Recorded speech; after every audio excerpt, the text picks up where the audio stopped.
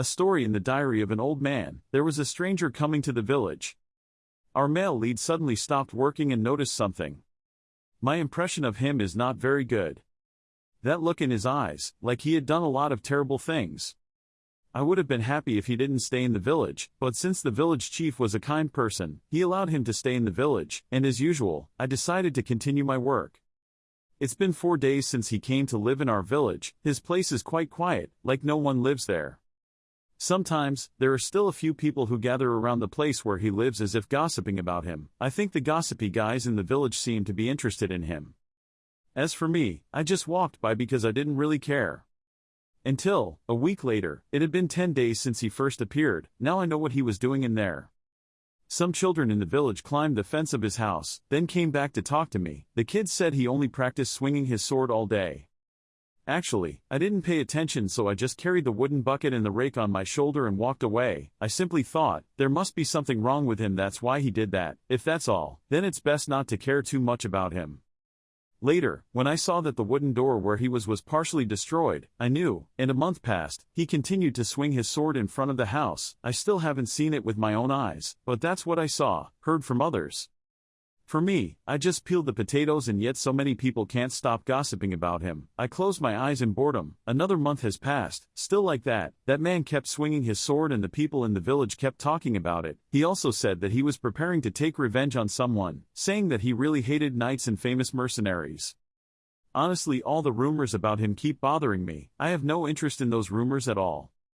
During one job, I was sure that tomorrow, I would personally come and watch him swing his sword. He had been practicing for almost half a year, without taking a single day off. My curiosity kept growing. Even though I tried not to pay attention to it, it made me frown and think, how fast he would be, how strong he would become, how great a swordsman he would become after such crazy training. Tomorrow, I will go there to see it myself. Hiding and looking through the broken door, I frowned when I saw him practicing. This feeling can only be disappointment, really disappointment. For those who don't know anything about swords, it looks cool, but for me, I can easily judge his ability, because my business involves several swordsmen, so I know he's nothing special, just a mediocre sword swinger. There must be something hidden behind him, a story enough to cause him physical and mental pain, but, no matter how hard he tries, it probably won't help him. Then I turned around and left. That scene made my heart mixed. I was so stupid. I also felt guilty. Now it's best I don't pay attention to him anymore. Moving on to a happier story, another family also came to the village, a retired mercenary, along with his daughter and son. The girl's name is Rema, a beautiful girl. She is like an angel every time she greets people with a smile on her lips. Tomorrow, I have to talk to her at all costs. Oh, I forgot, even though this is not that important, that man continues to swing his sword today. It has been 3 years since the first day. With the small candlelight shining on the letter page, it felt strange, not good, not bad, so I picked up the pen and wrote these things down for the first time. The warm room space mixed with Rema's good sleep and my contentment. After 2 years of courtship, Rema finally became my wife. She is the most precious thing to me. Every day I are filled with happiness. But it's strange that someone who has nothing to do with me, yet I keep thinking about him. 5 years is a long time. There are so many interesting and tempting things out there, yet he just stayed in front of his house and swung his sword over and over again. How long does he plan to do this? From tomorrow, I will check on him every day. Still with his familiar panting and practicing appearance, to me that man had been swinging his sword for 5 years, 1 month and 12 days. That man swung the sword for 5 years, 4 months and 15 days. That man swung the sword for 6 years, 2 months and 18 days. It's been 6 years, 2 months and 3 days in a flash. No matter how much snow there is, he still swings his sword diligently. On the contrary, I had a child with Rema, my dearest daughter named Laura. Everyone in the village gathered to congratulate me, and that man continued to swing his sword for 7 years, 10 months and 27 days. Until today, it's been 15 years and, come to think of it, I still haven't checked to see if he's been practicing or not.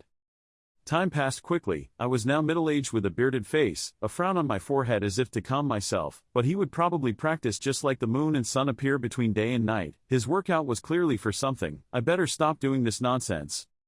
A long time later, I was old. My hair and beard gradually turned gray. I slowly opened my eyes and smiled brightly when I saw my grandchild calling Grandpa 3 times.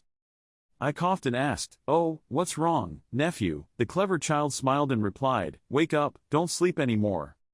Suddenly Laura came in and interrupted. "Why are you bothering Grandpa? Go out and play." My niece just happily ran away, leaving me alone to sit up and receive my daughter. I only had time to say one word to Laura, then she was in a hurry. "Dad, are you awake?" Without answering, I looked at Laura, wondering where the children were going. My daughter said, "I plan to take the kids to the market in the next village. Do you want to go with me?" I closed my eyes, waved my hand to indicate, "Oh okay, I'm fine, you guys just go." From the window looking down at the mother and child walking away, I thought to myself, now I should go for a walk. The feeling of fresh air makes me feel that today's weather is beautiful. Walking around the streets, meeting people with questions. "What's going on, village chief? Oh, are you taking a walk today?" The village chief caught a pretty big one. In response I just said briefly, "No problem, yep, I'm fine, just enjoy it." It's been a long time, everything in the village has changed, there's only one place, nothing has changed. I turned my eyes to his residence. The gate is covered with moss and vines, it's been 37 years. Glancing through the broken door, my eyes widened in surprise. Immediately pushed the door open and rushed in. It was him. He was still holding the sword but had collapsed, blue veins were all over his hands, there was a strange aura radiating from him. His eyes remained burning until the last moment he still held the sword. I couldn't look into his eyes for a while and then the halo from above him disappeared. I laid him down and closed his eyes. I can only watch and pray, so grateful, I hope he will go to a better place in the afterlife. Suddenly there was a loud noise that woke me up. What is this? What kind of dream is this? It all turned out to be just a dream. Moving to a prosperous and crowded region, the Pereira spiritual district is located in the south of the Hale Kingdom, where many slaves from neighboring kingdoms gather. And there is one thing that stands out more than the others. A group of armored soldiers gathered together to talk about that famous story. Someone spoke. It was the children of the Pereira Baron family. You understand what I'm talking about, right? Another question. Are you a child? The guy just now answered. That's right. Especially Princess Kiril, only 11 years old this year, who officially received the title of magician. Another question from the little soldier. Aren't princesses appointed by royal families? The big guy shouted loudly, I told you so. You know there are very few magicians in our district. He also happily said, I know. I also heard that they are more difficult to meet than witches. It's true that they can't be compared to the wizards who work at the wizard tower, but to be appointed to become a magician, the big soldier interrupted. Stop it, after all, they were born princesses. In the end, he was scolded by his senior. How dare he spout such nonsense in front of the new recruits? He didn't hesitate to respond, because he was new so he needed to know what he needed to know. There was an angry voice on the other side. This bastard, how dare you even hang out with a veteran? The little soldier outside also laughed out of embarrassment, ahaha, and thought to himself, actually, I already know all those stories. Despite the arguments between the two soldiers, dare to argue again. Did I say something wrong? Perhaps everyone knows that. Of course, Kiril is very famous, but there is someone who is equally famous, biological child Irene Pereira. Nicknamed the lazy aristocrat. He lost his mother when he was very young and didn't do anything until he was 15 years old. He stayed in his room all day, doing nothing but sleeping. That's where his nickname came from. Not everyone can bear witnessing their mother's death. Returning to the argument between the soldiers, they immediately met Pereira's house. Their presence popped up from the sentence, what's going on here? The whole group of soldiers suddenly noticed the second wife Amelia and Princess Kiril Pereira. With an annoyed look on her face, she probed, who told you to say those hateful things during your shift? Immediately, we all bowed down in unison. We truly apologize to the princess. She asked, do you do something wrong and then just say sorry? Again the sound happened at the same time. We won't dare to do it again. The atmosphere was tense, the soldiers were all sweating as she twisted them around. Don't you dare anymore, do you think that's it? Are you talking about someone just now? They just stammered, yes that is. Amelia immediately patted her daughter's shoulder to calm her down. That's enough, Kiril. She turned her head and frowned. Mom, these people. Her smirking glance said, okay, they must have realized their mistake, right? The soldiers took the opportunity. Yes, clearly. She threw another sentence. Good, I don't know what you're talking about, but since you're a bunch of idiots, you should focus on your work, right away, immediately. Yes, my lady. They talked. Princess Kiril was really impressive. Lady Amelia was also really scary. Since they came here, the future of this place suddenly got a lot better. Well, those two are really different from the others. Contrary to the bustling district outside, Irene was gradually waking up from her dream. The sounds of coughing and moaning kept him in confusion. Ah, what's going on? Strange, I can't sleep. He curled up and scratched his head wondering, I should have been sleeping by now, but there were many times today that I couldn't sleep. That dream, everything has been strange since that dream appeared. The taste of sweat I feel when I'm tired, the screams from my muscles, all of those things are so real. With her whole body trembling, Irene got out of bed and noticed, and most of all, her body. My body feels like something is missing, I can't control it. He called out to see if there was anyone outside. Someone calmly said, yes, do you have anything to call me? He froze, then dodged, hesitated until he could look straight at him. He growled, I said where is my sword, I want to swing it. The silence gradually turned into surprise. He gasped, his eyes widened as if in shock. He burst out saying, what? Busy scene, people passing by, at the training hall of the Faria family. Looking towards the entrance, the soldier suddenly said to his friend, hey, I didn't see wrong, right? His friend affirmed, yes. A blonde-haired guy from the aristocracy looked down upon, I told you. The red-haired girl standing next to him was quite surprised, wow, this is true. The sound of slow footsteps, accompanied by dull leather shoes, entered the training hall before everyone's suspicion. Irene Pereira along with Marcus, they timidly walked in. Everyone in the lobby was surprised. That lazy noble actually came to the training hall on his own. He and his butler went to the weapons area. The two soldiers were surprised. It's been a long time since they've seen him appear. What's going on? The two of them ignored everyone's gossip. He wanted to practice swordsmanship. Come on, kidding. In front of him were the weapons used for training. He was a bit worried, along with everyone's suspicions. It wasn't like that. He really was. Looking at the master so shyly, he immediately said, Master, even though they are wooden swords, they still have different functions depending on the shape, size and length. I am not a good swordsman, so if you can wait a little longer, I will bring someone with profound knowledge of swords to you. The male lead calmly replied, It's okay, I'm fine. He was confused. What happened? He pondered, seriously looking at the pile of weapons before him. Then suddenly, he saw a suitable sword. Taking the sword, he resolved, I will practice with this sword. The black-haired soldier who had been watching the male lead from start to finish suddenly asked the soldier next to him, Is this a dream? Please pinch my cheeks. Marcus worriedly looked at his master holding the sword. Master, please don't. The black-bearded soldier was angry, squeezing the blonde soldier's hand tightly, ignoring his screams. If only it were a real dream. But it seemed he was having difficulty lifting the sword, his body was shaking, and he was breathing heavily.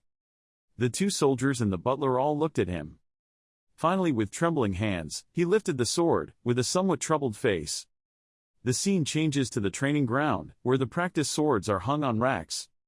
He raised his sword and swung it to the ground, with difficulty.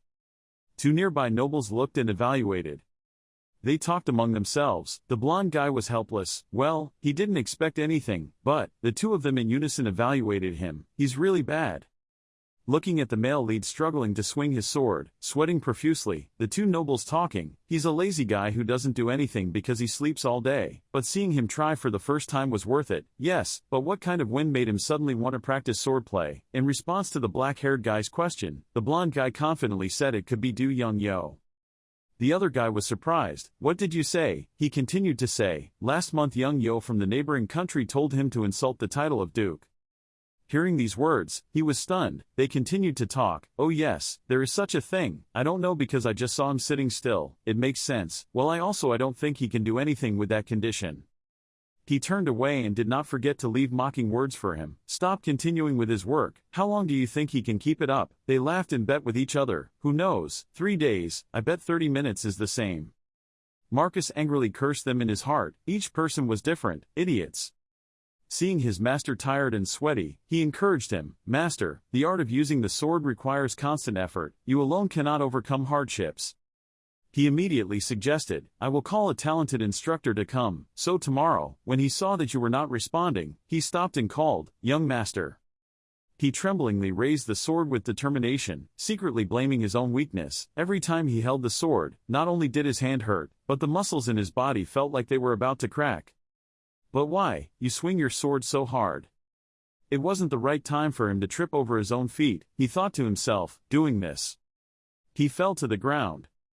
Lying on the ground, he gasped for breath. I thought to myself, it made me feel so peaceful. Immediately after that, he stood up with his sword, thinking about the dream, repeating the movements in the dream even more. A man holding a sword appeared in his mind, and I felt like I was able to let go of these heavy feelings in my heart. Each swing of his sword became stronger and stronger. He felt relieved. Each time he swung his sword, all the bad memories, all confusing thoughts disappeared. Feeling that his body was not okay, but he still decided to swing the sword, he couldn't stop. His eyes contained both helplessness and determination. Luckily, Mr. Marcus stopped him. He shouted loudly and pulled him out of his thoughts. "Young master. He's worried. Please stop, it's getting dark already." "I'm tired, it's dark, what is it?"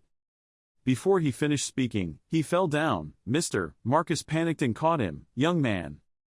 He was worried. "Are you okay? I'm so tired, my body doesn't have any strength left."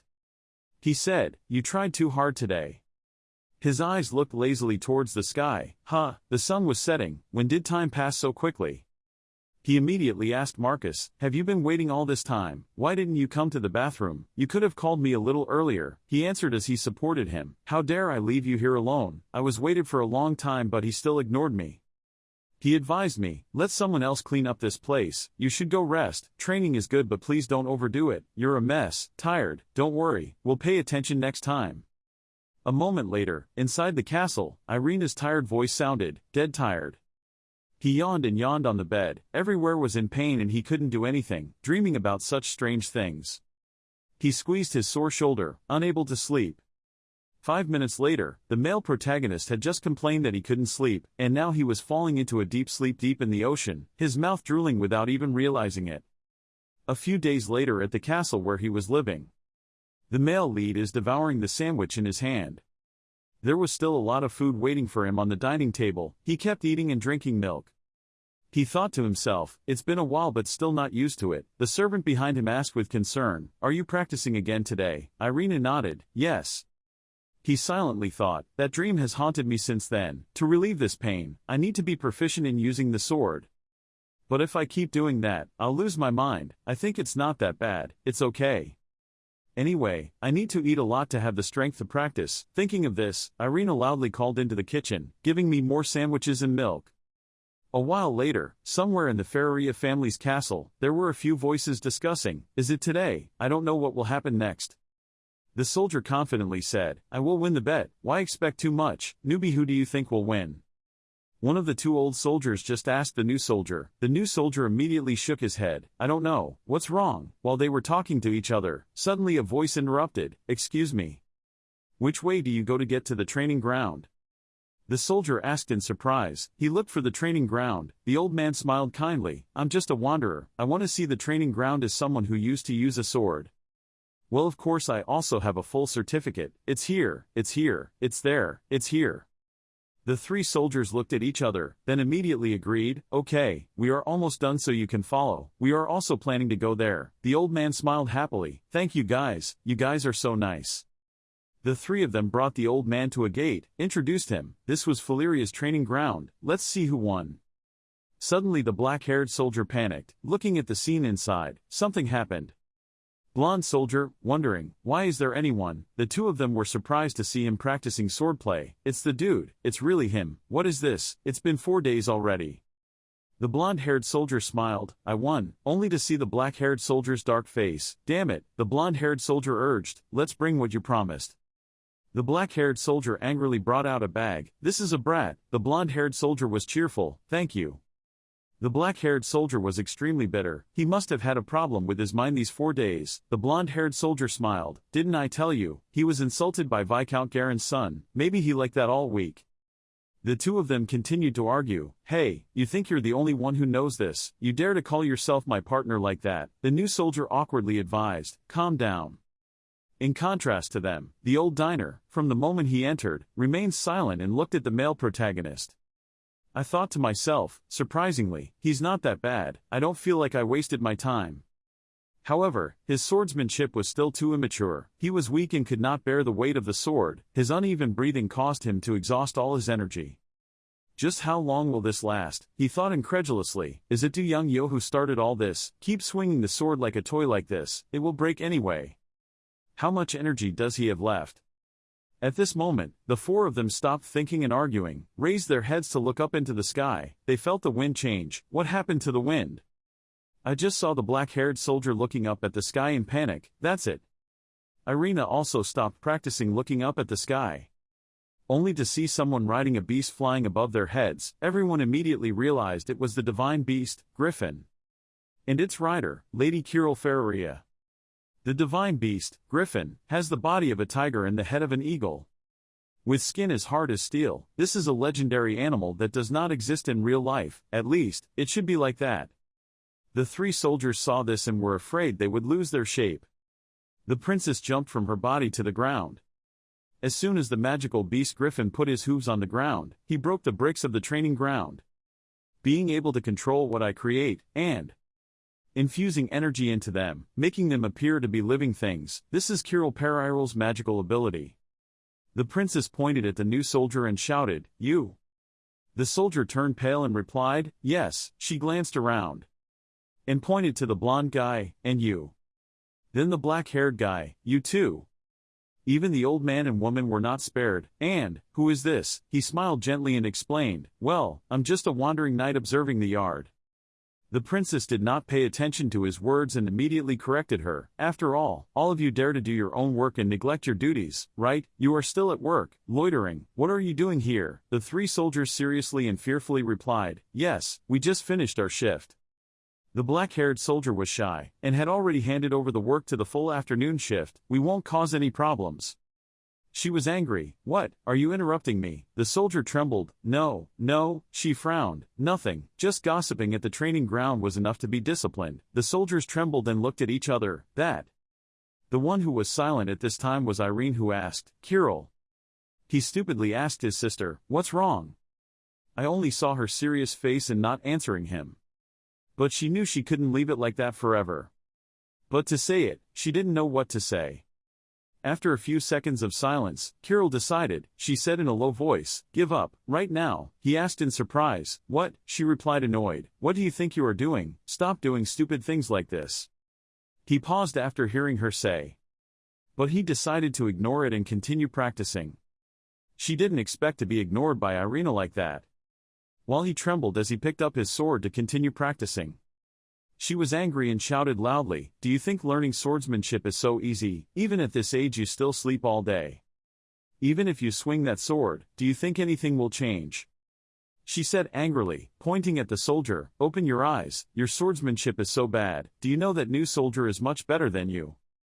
You're not doing this because of what happened 2 weeks ago, right?" The divine beast Griffin seemed to see someone, looked up, and a gentle voice called her name, "Kirill." A beautiful woman walked down the stairs to everyone's surprise, Lady Emilia. She smiled gently, "Kirill, don't bother your brother anymore, come here." The girl wanted to say more, but her words were gentle but carried weight. The girl had to compromise and bowed her face in discomfort and walked to her side. The three soldiers stood solemnly in front of the mother and child. She was gentle, everyone did well. "Don't forget to warn me, Irene, don't overexercise yourself." The male lead doesn't show any expression, "Yes." Watching the two of them leave, the soldiers breathed a sigh of relief. In less than a few seconds, they were scared out of their wits by the girl's magical beast. They shouted desperately, "Why is this animal still here? Didn't they bring it with them?" The old man, who had been silent until now, had a mysterious smile on his face. He thought to himself, "Kirill Periral is famous, like a storm passing by." His eyes became sharper. Looking at the back of the male lead, who was diligently practicing, he silently exclaimed that no matter what happened around him, his mind remained unshaken. "Should I observe for a few more days? Somewhere in the castle. Little feet are tiptoeing somewhere." It turned out to be Kirill. She was looking for her brother, when suddenly Marcus, who appeared from behind her, spoke up. The young man had gone to bed. She was startled and screamed. Feng pouted, "So what?" He immediately advised, "It will be better later when you come." She replied, "I have something to resolve with him." He immediately said, "That can be resolved when the master is awake. Wake up, right?" She said nothing, silently turned towards him. Unable to negotiate properly, she had to use force. She emitted a shock wave around her and spoke up threateningly, "Are you disobeying me?" He was surprised. What is this pressure? After collecting the wave, he fell to his knees. The little girl was holding a bag of something. Warning, don't open your mouth to anyone about what happened today. If you don't comply, you know what will happen. He helplessly watched the girl walk towards the master's room. When morning came, in the male lead's room, melodious music filled the room, a cat playing a flute. He was sleeping and suddenly woke up. Sitting up, he was surprised first and discovered a letter next to it. He wondered, opened the letter, here it was.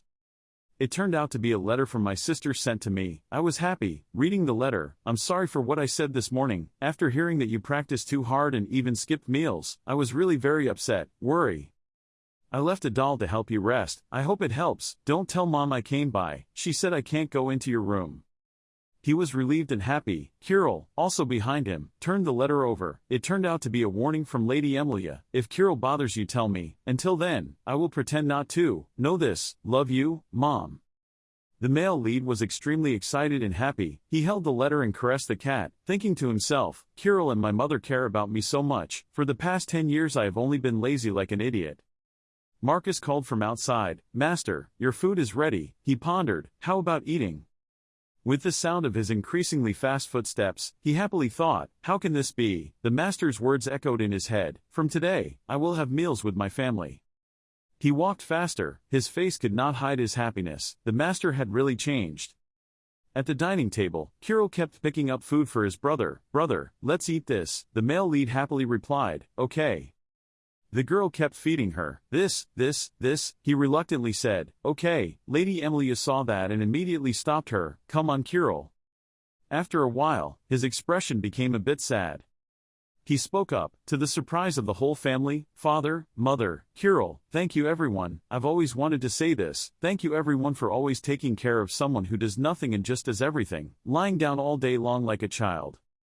I couldn't say it myself. I'm sorry and I love you all. Hearing his confession, everyone was proud and happy. His father happily said, I love you too, my son. He continued, I'm sorry for making the whole family worry. He was gentle, comforting. It's okay, let's eat together. I'm happy, yes. After finishing the meal, he spoke up to advise his son. By the way, he readily replied, yes, father. He said gently, I heard that you have been practicing swordsmanship recently. Practicing vigorously is good, but don't make yourself too tired. He confidently looked at him and replied, it's okay, I'm not overexerting myself. He gently said, yes, but just take it slow. He affirmed, I'm fine, don't worry too much. He thought, compared to what he had to practice in his dreams, this was nothing. At the training ground, the nobles from before were surprised. How many days has it been? The black-haired guy replied, 15 days, probably. The young man has been practicing for 15 days non-stop, the blonde guy said. He finally figured it out, looking at his tired appearance. The two of them talked again. What? He's about to reach his limit. Okay, it doesn't look like it. Looking at the old man a few days ago, the blonde guy wondered, by the way, where did that old guy come from? I saw him at the training ground a few days ago. The black-haired guy immediately explained. He said he just wanted to see. Well, besides, he is allowed. Looking at the old man leisurely sucking on the grass, the blonde-haired guy was suspicious. Look, what are you looking at? The black-haired person was helpless in front of his friend's stupid question. I knew for sure. The old man continued to watch the male lead practice, thinking to himself, has it been 10 days since I started observing Periral's dude? At first I thought he was practicing because of his ego and low self-esteem. So I thought he would give up early. He considered, but, I was completely wrong, that lazy noble boy.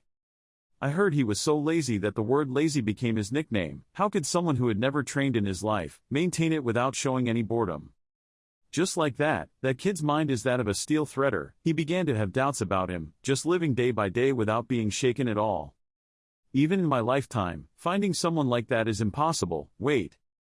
No matter how strong a hero is, he must be trained for a long time. That iron will, I'm seeing it in a 15-year-old boy, if he continues to swing his sword, himself, if his potential is guided by a dedicated teacher.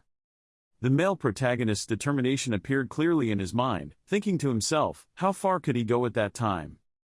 The male protagonist continued to swing his sword diligently under the old man's watch. The more he looked, the more confused he felt.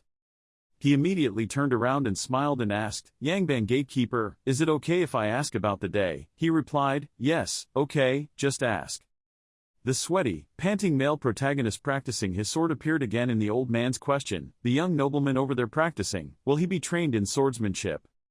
He calmly replied, the Lord had said he would let him learn how to use the sword, but he was still practicing on his own without any teacher. As the old man heard his answer with a satisfied look on his face, satisfactorily stood up. He calmly asked, so do you know who will be the guide? He rubbed his chin and thought, it's not a secret, it seems to be Sixornjuker. Hearing this name, contrary to his calm expression just now, he shouted loudly in fear, not before the confusion of the gatekeeper, what? The old man worriedly thought, the night before the official training session, he was just busy drinking. I can't let the precious gem fall to that bastard who only knows how to scream at the soldiers. Thinking so, he decided to turn around and make a decision. Okay, I will take action. It would be a waste to discover such a talent and just sit on the sidelines and watch. He was anxious, I must meet the Lord.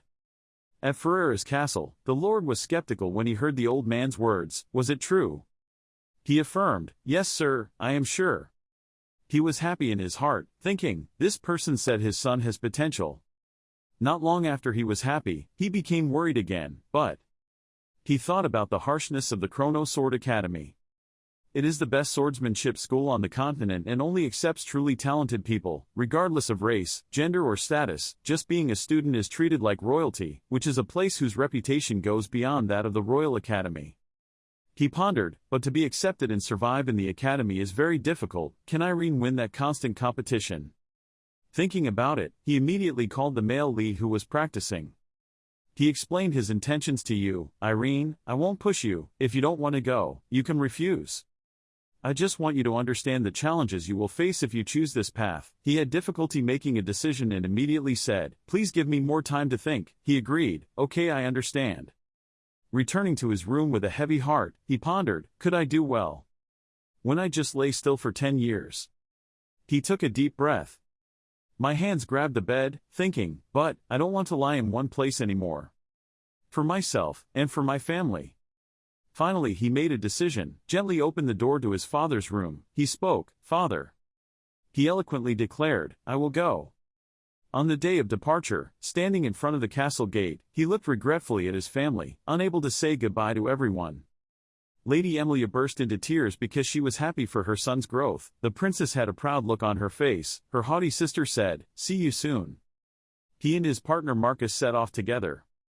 He happily asked, is this your first time leaving home alone, master? He looked out the window, not paying much attention, and answered, yes. He immediately held out a sword-shaped necklace wrapped in a pink silk scarf and said, Lady Kirill told me to send you this. Seeing the necklace, he was extremely surprised. Happily wore it around his neck, silently thanking Kirill.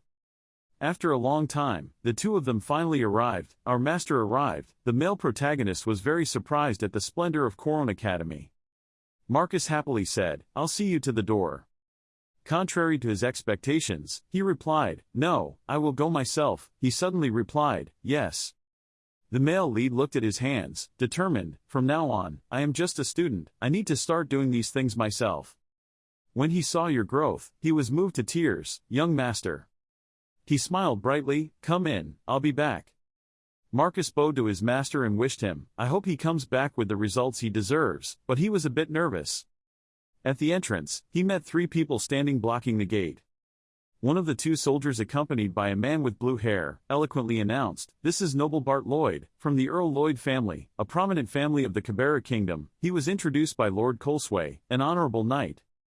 A cheerful guard at the gate greeted him. It was an honor to meet a noble of Lloyd's blood. Welcome. The remaining soldier looked towards the main male. He cautiously handed over the letter of introduction and said, Irene Pereira from the family of Baron Pereira. I come with an introduction from Sir Bran Somerville, knight-errant. The 2 guards at the gate happily welcomed him. Oh, what an honor, to meet the young master of the Pereira family. The blue-haired man proudly talked about the old man's heroic past, and I also knew Sir Bran Somerville. Wasn't he the leader of the mine conquest for decades? If introduced by him, then surely you will pass the test.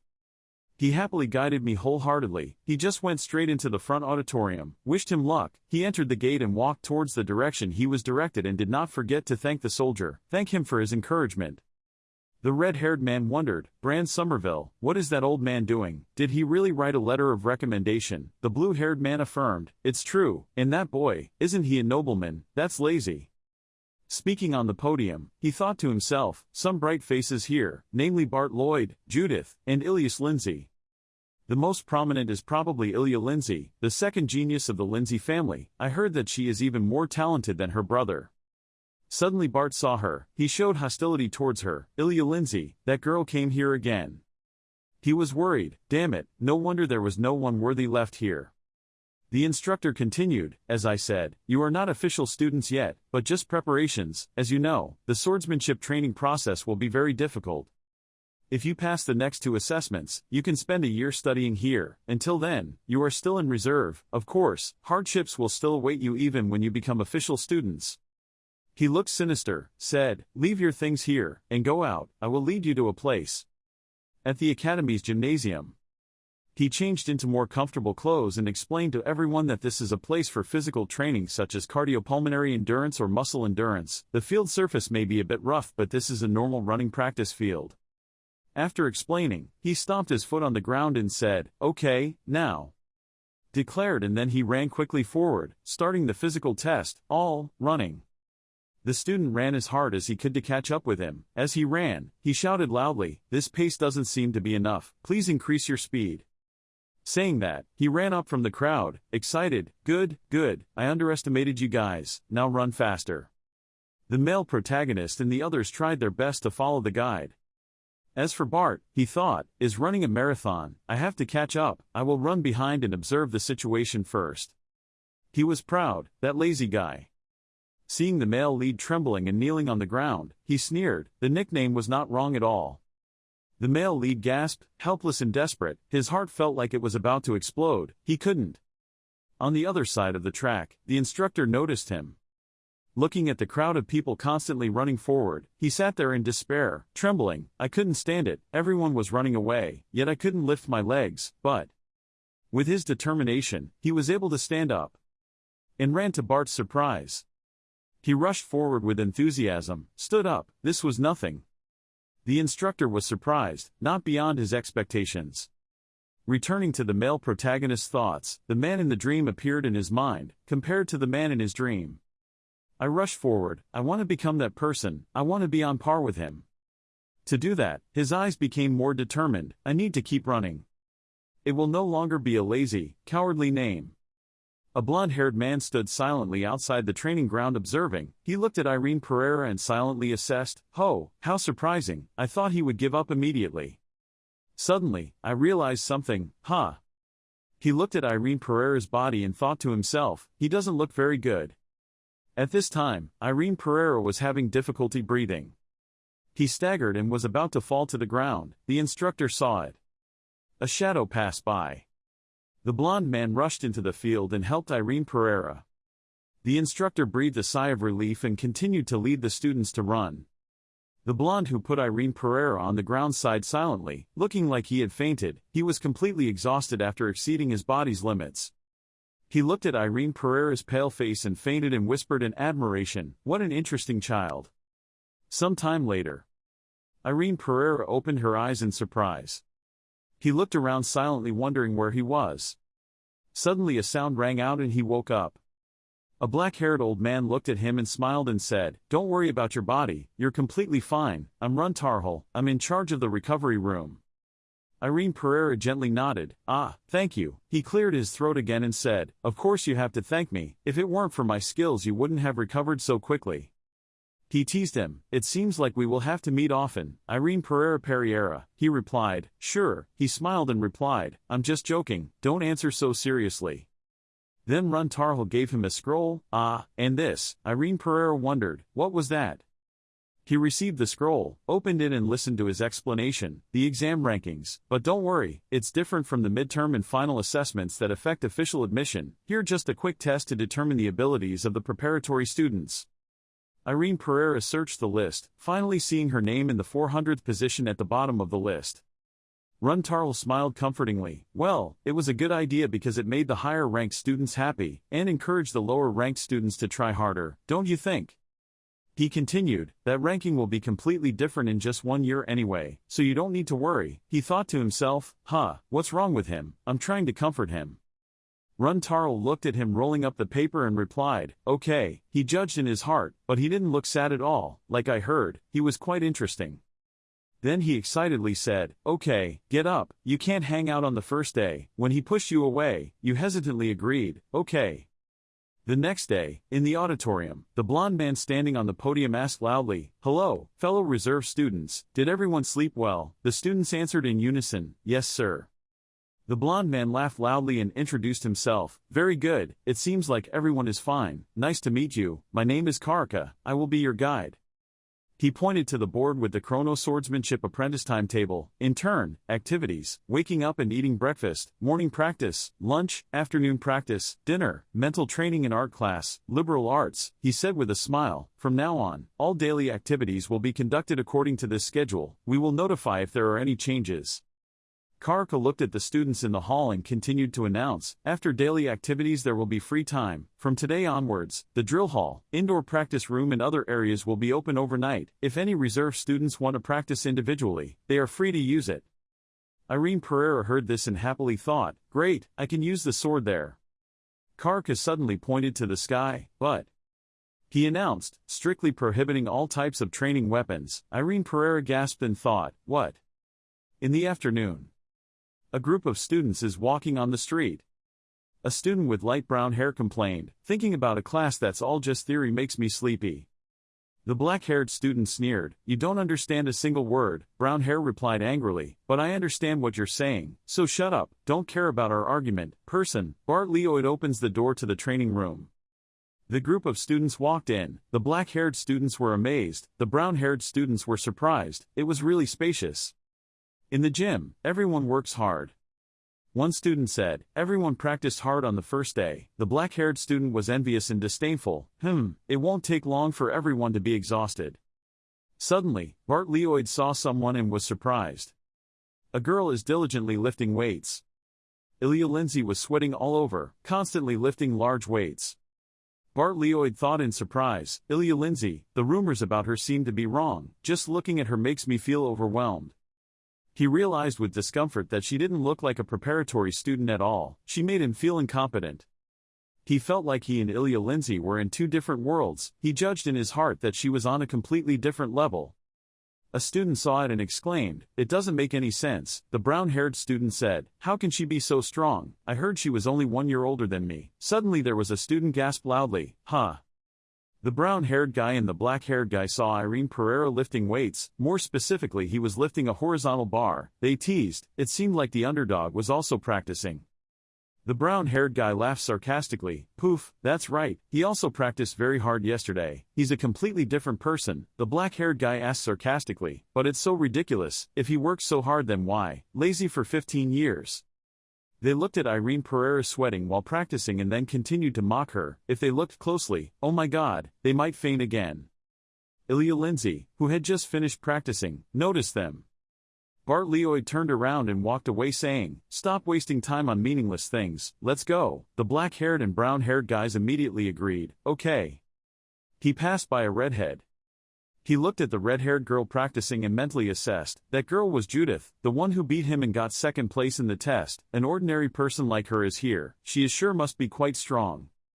Bart Leoid stared at her. Then he frowned and silently affirmed, but I won't lose to her anymore. Judith suddenly turned around and shouted loudly at Bart Leoid, seriously, stop looking at me. He hesitantly asked, did you just tell me? She replied uncomfortably, are you stupid? So who else are my eyes looking at? I can't concentrate because you keep staring, so go away. The black-haired man suddenly shouted back, hey, what did you just say? The brown-haired man also shouted loudly, he comes from a noble family, the master of the Count Lloyd family. Those two people shouted at the same time, how dare someone like you treat him with disrespect? Judith asked annoyed, what's wrong with you guys? Do you like to follow him that much? Black hair shouted an order, knelt down and begged Mr. Lloyd's forgiveness quickly. Judith sarcastically said, oh my, your mouth is so foul, I thought we were eating the same dish. She asked threateningly, could you shut your mouth, then looked aside, surprising him, shut up, what? Bart Lloyd called, miss. Then he turned around as if he saw something. Both of them were surprised. Ilya Lindsay walked closer to Irene Pereira and called out, "Hey, if that's okay." She asked him, "Can we talk for a moment?" Irene Pereira is surprised, huh? Eavesdropping Judith was equally surprised. Irene Pereira and Ilya Lindsay continue to talk to each other. Then she pointed down again, surprising Irene Pereira. Not only him but also everyone in the practice room. Irene Pereira nodded as if thanking Ilya Lindsay, turned around and waved her hand. He watched her walk away. She opened the gym door. She walked out of the room and closed the door. Irene Pereira watched silently. He looked aside. Immediately saw the students in the practice room avoiding his eyes. Judith and Bart Lloyd seemed to be spiritually connected and thought to themselves, "I can't hear anything." Judith threw the dumbbell to the black-haired student and walked away. The black-haired man shouted loudly, "Hey, where are you going? We're not done with each other yet, I thought." Irene Pereira has now resumed training. "Judith called you, hey." He immediately stopped. She immediately asked him, "Are you ignoring me? Shouldn't you respond if someone calls you?" Irene Pereira stopped practicing and wondered, "Oh, sorry, what's going on?" Judith said annoyed, "I'm not interested in talking to you, so tell me quickly." "You're confused, huh?" She bluntly asked him, "Ilya Lindsay, what she said to you?" A moment later, Judith tilted her head in surprise and asked, "What?" She asked Irene Pereira, "Did she just teach you how to properly use the tools in the drill room? Do you think I believe those words? Are you kidding me?" He hesitantly replied, "Really, that's what she said." Judith asked again, "What is your relationship with her? Do you two know each other before or is she your girlfriend?" Irene Pereira immediately replied, "No, this is the first time I met her." Judith shut up, quiet. Then she turned around and said, "Okay, and put that expression away. Someone thought I was bullying you or something." Irene Pereira was secretly surprised. Damn, she's so persistent. Irene Pereira picked up the barbell and thought, "I should continue practicing." He thought again. According to what the girl said, someone suddenly called him, "Hey." Bart Lloyd approached him and asked, "I have something to ask. Can you tell me what you and Ilya talked about, and if possible, also your conversation with the red-haired girl?" A month later, Bart Lloyd is constantly drinking water. He heard a student whining, "Ha, we've been repeating the same process for a month now. Isn't it unreasonable that we can't use our swords?" Bart Lloyd looked aside silently. He saw Ilya Lindsay instructing Irene Pereira not to arch her back. She reminded him, breathing evenly, and he was breathing heavily. Bart Lloyd started his arm and reassured himself, "I don't need to think about the two of them." He looked at Ilya Lindsay who was talking with her hands on her hips. "You're arching your back again." He thought to himself, "I'll never win if I stay calm, that Ilya Lindsay girl." He looked at Irene Pereira again, completely different from Irene Pereira. He silently affirmed, "I'm sure he got here through some help." Bart Lloyd thought to himself, how could a guy who had never trained hard before reach his level after futile efforts? Despite the jeers around him and the cheers of his parents, Ilya would probably cheer him up. But the moment he gets used to it, he will wander back to his old ways, becoming a lazy noble again. Bart Lloyd told his friends, "Let's go to the track." He cheered himself on. His goal was second place. He went to the racetrack in a bad mood. When he arrived, he saw Judith running around the yard. He was surprised, huh? The black-haired guy in Bart Lloyd's group of friends said, "Judith trains very hard. She came here to run earlier than us." The brown-haired guy added, "Normal people like her have to train hard to survive in this place, here." Bart Lloyd gritted his teeth. After giving the order, "Let's start running," the black-haired student asked in surprise, What? He replied, "If it's a bit too much for you two then just run slowly behind me, but if you think you can do it." He glanced at the two of them and continued talking, then put all his strength into it and followed me. 3 months later, at the gym. The red-haired tour guide looked around and said, "They are really trying their best." Karka assessed, "This year there are quite a few factors." He looked at Judith, Bart Lloyd and Ilya Lindsay and continued, "As expected, the peerless trio continued to practice in their own way." He looked at Irene Pereira again and said, "Lazy guy." He smiled and denied his statement, "No." He looked at Irene Pereira who was diligently practicing and said, "We can't call him a lazy noble anymore." In the hall, the red-haired tour guide said loudly, "Today we have an announcement." He continued, "It's finally time for you to start your midterm review." He clapped his hands. A notice board appeared behind him, describing the details of the test. The tour guide announced that this is the route for your midterm assessment. You must complete the route before the cutoff time, term. The students kept complaining, "It's impossible, how can we finish within the time limit, it's crazy." The tour guide crossed his arms and explained, "Nothing is difficult, the route includes everything you have learned here in the past 4 months, including running and swimming. This test is just a test, capacity price, you just need to complete the route within the time limit, ranking is not important."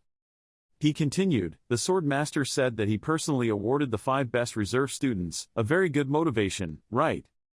Then he excitedly announced, "The assessment will take place at 9 o'clock, within 10 days, starting from today. In the next 10 days there will not be any classes, you are free, use the remaining time, except eating time, good luck to all of you."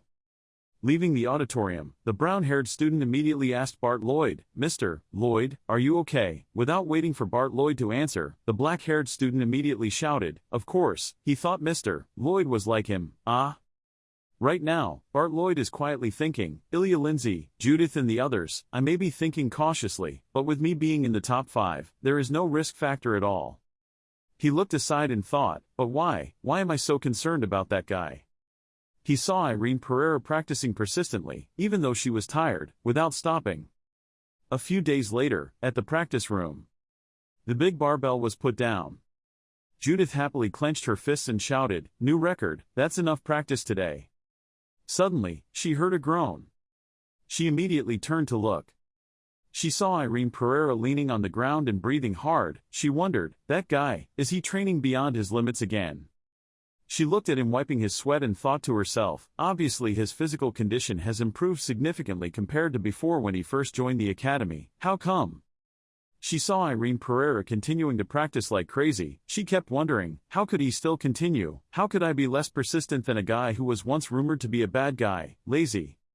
She clenched her fists and thought, I can't accept that. After that, she immediately lifted the weights and practiced. Counting down to the exam day, Karka leaned forward and asked, "How many people are competing this year?" The red-haired tour guide replied, "About 30 people." Suddenly an old man interrupted, 30 is quite a large number. The red-haired tour guide shouted in panic, "Swordmaster, why are you here?" That old man was the Swordmaster of Chrono Ian Sword Academy. He answered the red-haired tour guide's question, "It's better to see it for yourself than to hear from someone else." He shook hands with Karka and exclaimed, "Oh, you must be the new assistant. I heard you come from the Adon Kingdom." Karka immediately replied, "Yes, it's a pleasure to meet you." Suddenly, he asked him, "How old do you think I am?" He nervously replied, "What, 52?" In fact, Ian was 90 years old. Hearing him say that, he laughed loudly and patted his shoulder. "Ho ho ho, you're quite interesting. I don't like flattery, but I will double your salary." Stopped responding, "Thank you." The red-haired tour guide saw and whispered, "Don't trust him, the financial manager is someone else." Ian looked at the practice room and praised, "By the way, they are very different from last year's students. I guess the big credit goes to you guys for teaching them so much." "Ho ho," Karka immediately replied, "You're praising too much." Suddenly he was thoughtful. Karka noticed that he was looking at Ilya Lindsay and immediately introduced, "Well, that girl comes from a family with a tradition of swordsmanship. Lindsay, she is the second prodigy. She has never lost first place on any test. A great prodigy lives up to his reputation." Ian commented, "Poor thing, you can choose your own path, but why are you so obsessed with having to walk on the same path as everyone else? Because the world forces you to be like that, so, I hope you can let go of those nagging feelings." Then Ian looked at Judith and asked, "That girl over there is the person you told me about before, right?" Karka immediately replied, "Yes, that's right." He looked at Judith who was sweating all over and asked, "She must be doing too much. Have you tried to stop her?" He replied, "Of course, but she refused to listen. That girl is stubborn, best among the students." He immediately said, "You guys need to stop her. It would really be a big waste if you just let her practice until she collapses. There must be some reason. We have to go ask her." He walked over to talk to Judith. Karka immediately asked the red-haired tour guide if he could stop her. He replied, "Of course." She had no other choice because it was too late, is a sword master. As soon as he finished speaking, he saw Ian walking away and Judith continuing to practice. He shouted in disbelief, "Huh, what the hell?" He immediately asked Ian, "The sword master." Ian sighed and replied, "Ho ho, she's really stubborn. She said she won't stop until I give her a reasonable reason." Then he turned his head to look around. Where was Irene Pereira? In the gym, Irene Pereira was nowhere to be seen, only vaguely seeing him lifting weights. The red-haired tour guide whispered to Karka, "Oh my god, how many minutes have passed?" And he immediately replied, "He's been doing that for 30 minutes. Irene Pereira continuously lifts weights." Ian saw it and immediately turned around and walked away. He said, "Just leave it alone." Karka was surprised. "What, do you want us to leave it alone?" He replied, "Yes, as long as you don't give up, don't ever stop." He remembered Irene Pereira's trying face and said, "That boy is perfectly controlling his body's mind." In the evening, after Irene Pereira finished practicing, he returned to his room. He lay down on the bed and sighed. He held his chest and let out a sigh, puffing. He raised his hand to his face and remembered, many strange things happened in just a few months. He remembered Bart Lloyd and Judith continued thinking, the people who mocked and ignored him, became cautious with him, how strange. He remembered Ilya Lindsay again and wondered, why did Ilya help him? She didn't look like the type of person who would help someone just because she felt sorry for them. Then he finished thinking, well, there's no need to think too much anymore. In Irene Pereira's dream, all around were bright red pieces of cloth wrapping around him in the dark space. He was surprised, this is it. He was hugged by a giant woman wearing a red cloak. He thought to himself, it's been a long time, I never left my bed because I wanted to keep coming here. He continued thinking, I know this is not his mother's embrace, but why is it so warm? He hugged the woman and wondered if he would continue to sleep here forever. Suddenly a light flashed. A sword that split space. The old swordsman held the sword and slashed the space he was in. Irene Pereira looked up at him, wanting to walk towards him. The giant woman's hand held his hand as if wanting to hold him. Irene Pereira looked at the woman. Then he used his other hand to remove the woman's hand. He said, thank you very much. Then, he walked towards the swordsman's light, leaving behind the dark space of the woman. He thought to himself, now, I need to go. Waking up, Irene Pereira sat up. He stood up and got out of bed. His whole body seemed to be emitting a dangerous dark gray aura. On exam day, Irene Pereira walked to the exam venue. His whole body was covered in wounds and his shirt was full of sweat. The students around him were talking about what kind of clothes that guy had on. Had he been practicing all night? The black-haired student looked down on him. What an idiot. If it was an evaluation that included his opponents, that guy would only lose. Bart Lloyd just kept silent when he heard that. He looked at Judith and silently assessed. Judith had also been training very hard in the past few days. Her condition must have been worse. He smiled confidently and thought, as long as I don't let my guard down, second place will definitely come to me. At this time, Ilya Lindsay saw Irene Pereira. Then the red-haired tour guide suddenly shouted loudly, it's 8:55 a.m. I will explain the rules of the midterm assessment one last time. The test includes weightlifting, box jumping, running and swimming. The red-haired instructor explained, there will be 4 stages in this route. Each stage will have an instructor. Once you pass the test score, you can move to the next location. The academies have entered their preparation positions, the tour guide advised. Once again, this test is an absolute assessment. Don't let your surroundings influence you and show us how much progress has been made, okay? Prepare. The 4 people, Ilya Lindsay, Bart Lloyd, Judith, Irene Pereira along with the other students, concentrated intensely. The tour guide shouted loudly, and started. In phase 1, pressing the button, Ilya Lindsay easily lifted the extremely heavy barbell at high speed, surprising other students. Bart Lloyd was having difficulty taking the test and thinking to himself, she's really fast, I can't be as fast as her no matter how much I practice. He looked at the students who were slowly taking the exam and thought again, but besides Ilya, he could. Suddenly the black-haired student shouted in panic, how is that possible? Bart Lloyd looked over. He suddenly opened his eyes wide. He saw a person continuously lifting weights up and down. He lifted the weight so fast that it surprised Karka. Irene Pereira is trying her best to complete the exam well. Bart Lloyd saw him like that and was surprised to think, what's wrong with that kid? Does he want to die from exhaustion? Suddenly Karka shouted loudly to announce, Ilya Lindsay, stage 1, passed. Bart Lloyd looked at Ilya Lindsay's back. He thought in surprise, what, it's over, that's too fast. Karka shouted loudly, Irene Pereira. Surprise him, no way. Irene Pereira put down the weights and walked out of breath continuously. Karka continued to announce, phase 1, passed. But the students were surprised and discussed with each other, what the hell just happened? One person shouted, don't focus on that guy. Another said, sooner or later he will faint. Irene Pereira continued to do the next test, phase 2, box jumping. He thought while doing the test, okay, laugh if you want, I understand what you mean. He gritted his teeth and jumped onto the box and continued thinking. I was also surprised at myself, my body, it was so different. It was hot, it wasn't like I was overdoing it like usual. Irene Pereira jumped into the box and wondered what would happen if I got exhausted. He frowned, then silently denied, no. He accelerated continuously, thinking to himself, faster, that's not enough, faster, more, more. The red-haired tour guide shouted loudly in surprise, Irene Pereira, Stage 2, passed. At this time, the students in Stage 1 heard this and were dumbfounded, huh? Suddenly a loud shouting sound caught Bart Lloyd's attention. He looked over and saw Judith frantically lifting weights. Ian stood outside observing and just smiled silently. Phase 3, long-distance running. Irene Pereira is trying to maintain a steady breathing rate while running. He tried his best, only a small distance away from catching up with Ilya Lindsay. Suddenly, something seemed to change in his whole body.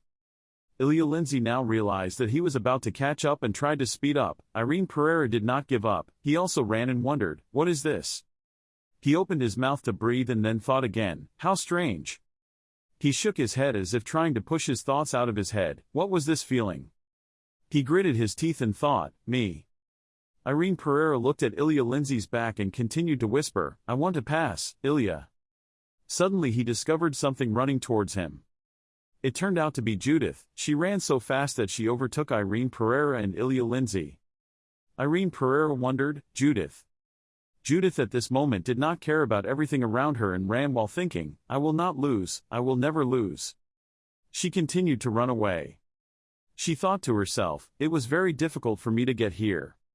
She remembered when she was practicing like crazy, she heard people mocking her. I heard that she got into the Chrono Sword Academy, where even nobles can't pass the assessment. Another person continued, where's that kind of person? No. Judith looked at those hateful faces and thought to herself, once they heard words like you're different, you're special, they started losing their sense of reality and acting boldly. She slammed her hand on the ground, then clenched her fist. She remembered how hard she trained and then thought, you guys said I was behaving boldly without knowing anything. Do you know how hard I had to train to get here? She cheered herself up, I won't lose to anyone, ever. Judith gritted her teeth. She jumped into the water and shouted loudly, I will never lose. Immediately, she entered Phase 4, long-distance swimming. She swam frantically. Suddenly, she stopped. Her legs cramped, she groaned in pain. Judith gritted her teeth and wondered what had just happened. She saw that Ilya Lindsay had surpassed her. She looked at Ilya Lindsay's back and thought, I know, I'm doing too much. Her legs were gradually losing feeling, she encouraged herself, but wouldn't that mean she couldn't win against anyone if she didn't overexert herself? Ha, just try a little harder. Judith saw the distance between herself and Ilya Lindsay growing wider and wider. She tried to continue swimming while crying, it was so difficult. She gave up and let herself sink into the water, thinking, I want a rest. She was sinking deeper and deeper, and suddenly she realized, Irene Pereira swam while holding Judith's neck and pulling her to the surface. Judith's neck was blocked, she woke up, coughing up water. She opened her eyes dimly and wondered, who is this? She saw Irene Pereira's entire body wet with her eyes looking steadily forward. Irene Pereira gritted his teeth and was sweating, but he still tried his best to put his hand on Judith's neck to pull her to shore. Besides, that also helped her cough out the water in her body. She saw someone saving her, so she weakly said, what are you doing? That sentence made Irene suddenly turn around and look. After that, he continued to swim into the butter. Judith continued to say, how annoying. Irene Pereira heard that. He immediately reassured her, don't worry, we're almost there. The two of them finally reached the shore. On the grass he put Judith down because she was drowning, so she opened her mouth to breathe. His body was soaked. He knelt and put his hands on the ground, breathing heavily. While breathing, Irene turned to ask her, are you okay, Judith? At the same time Karka ran from far away and reminded him, just leave it to me, go quickly. Hearing that, he immediately stood up and answered clearly, okay. At that time his opponents also arrived. They began to bend and jump down. Therefore, when Irene finished speaking, she immediately turned around and ran. Karka waved her hand and urged her to hurry up. Judith then struggled to get up and looked at his figure, gritting her teeth. When she saw Irene Pereira's back about to jump down, her eyes were already fading. When he jumped down completely, her eyes became heavy. Before fainting because she was too tired, she blamed him for thinking, "That idiot." The contest also came to an end. One person collapsed to the ground shedding tears of helplessness and excitement.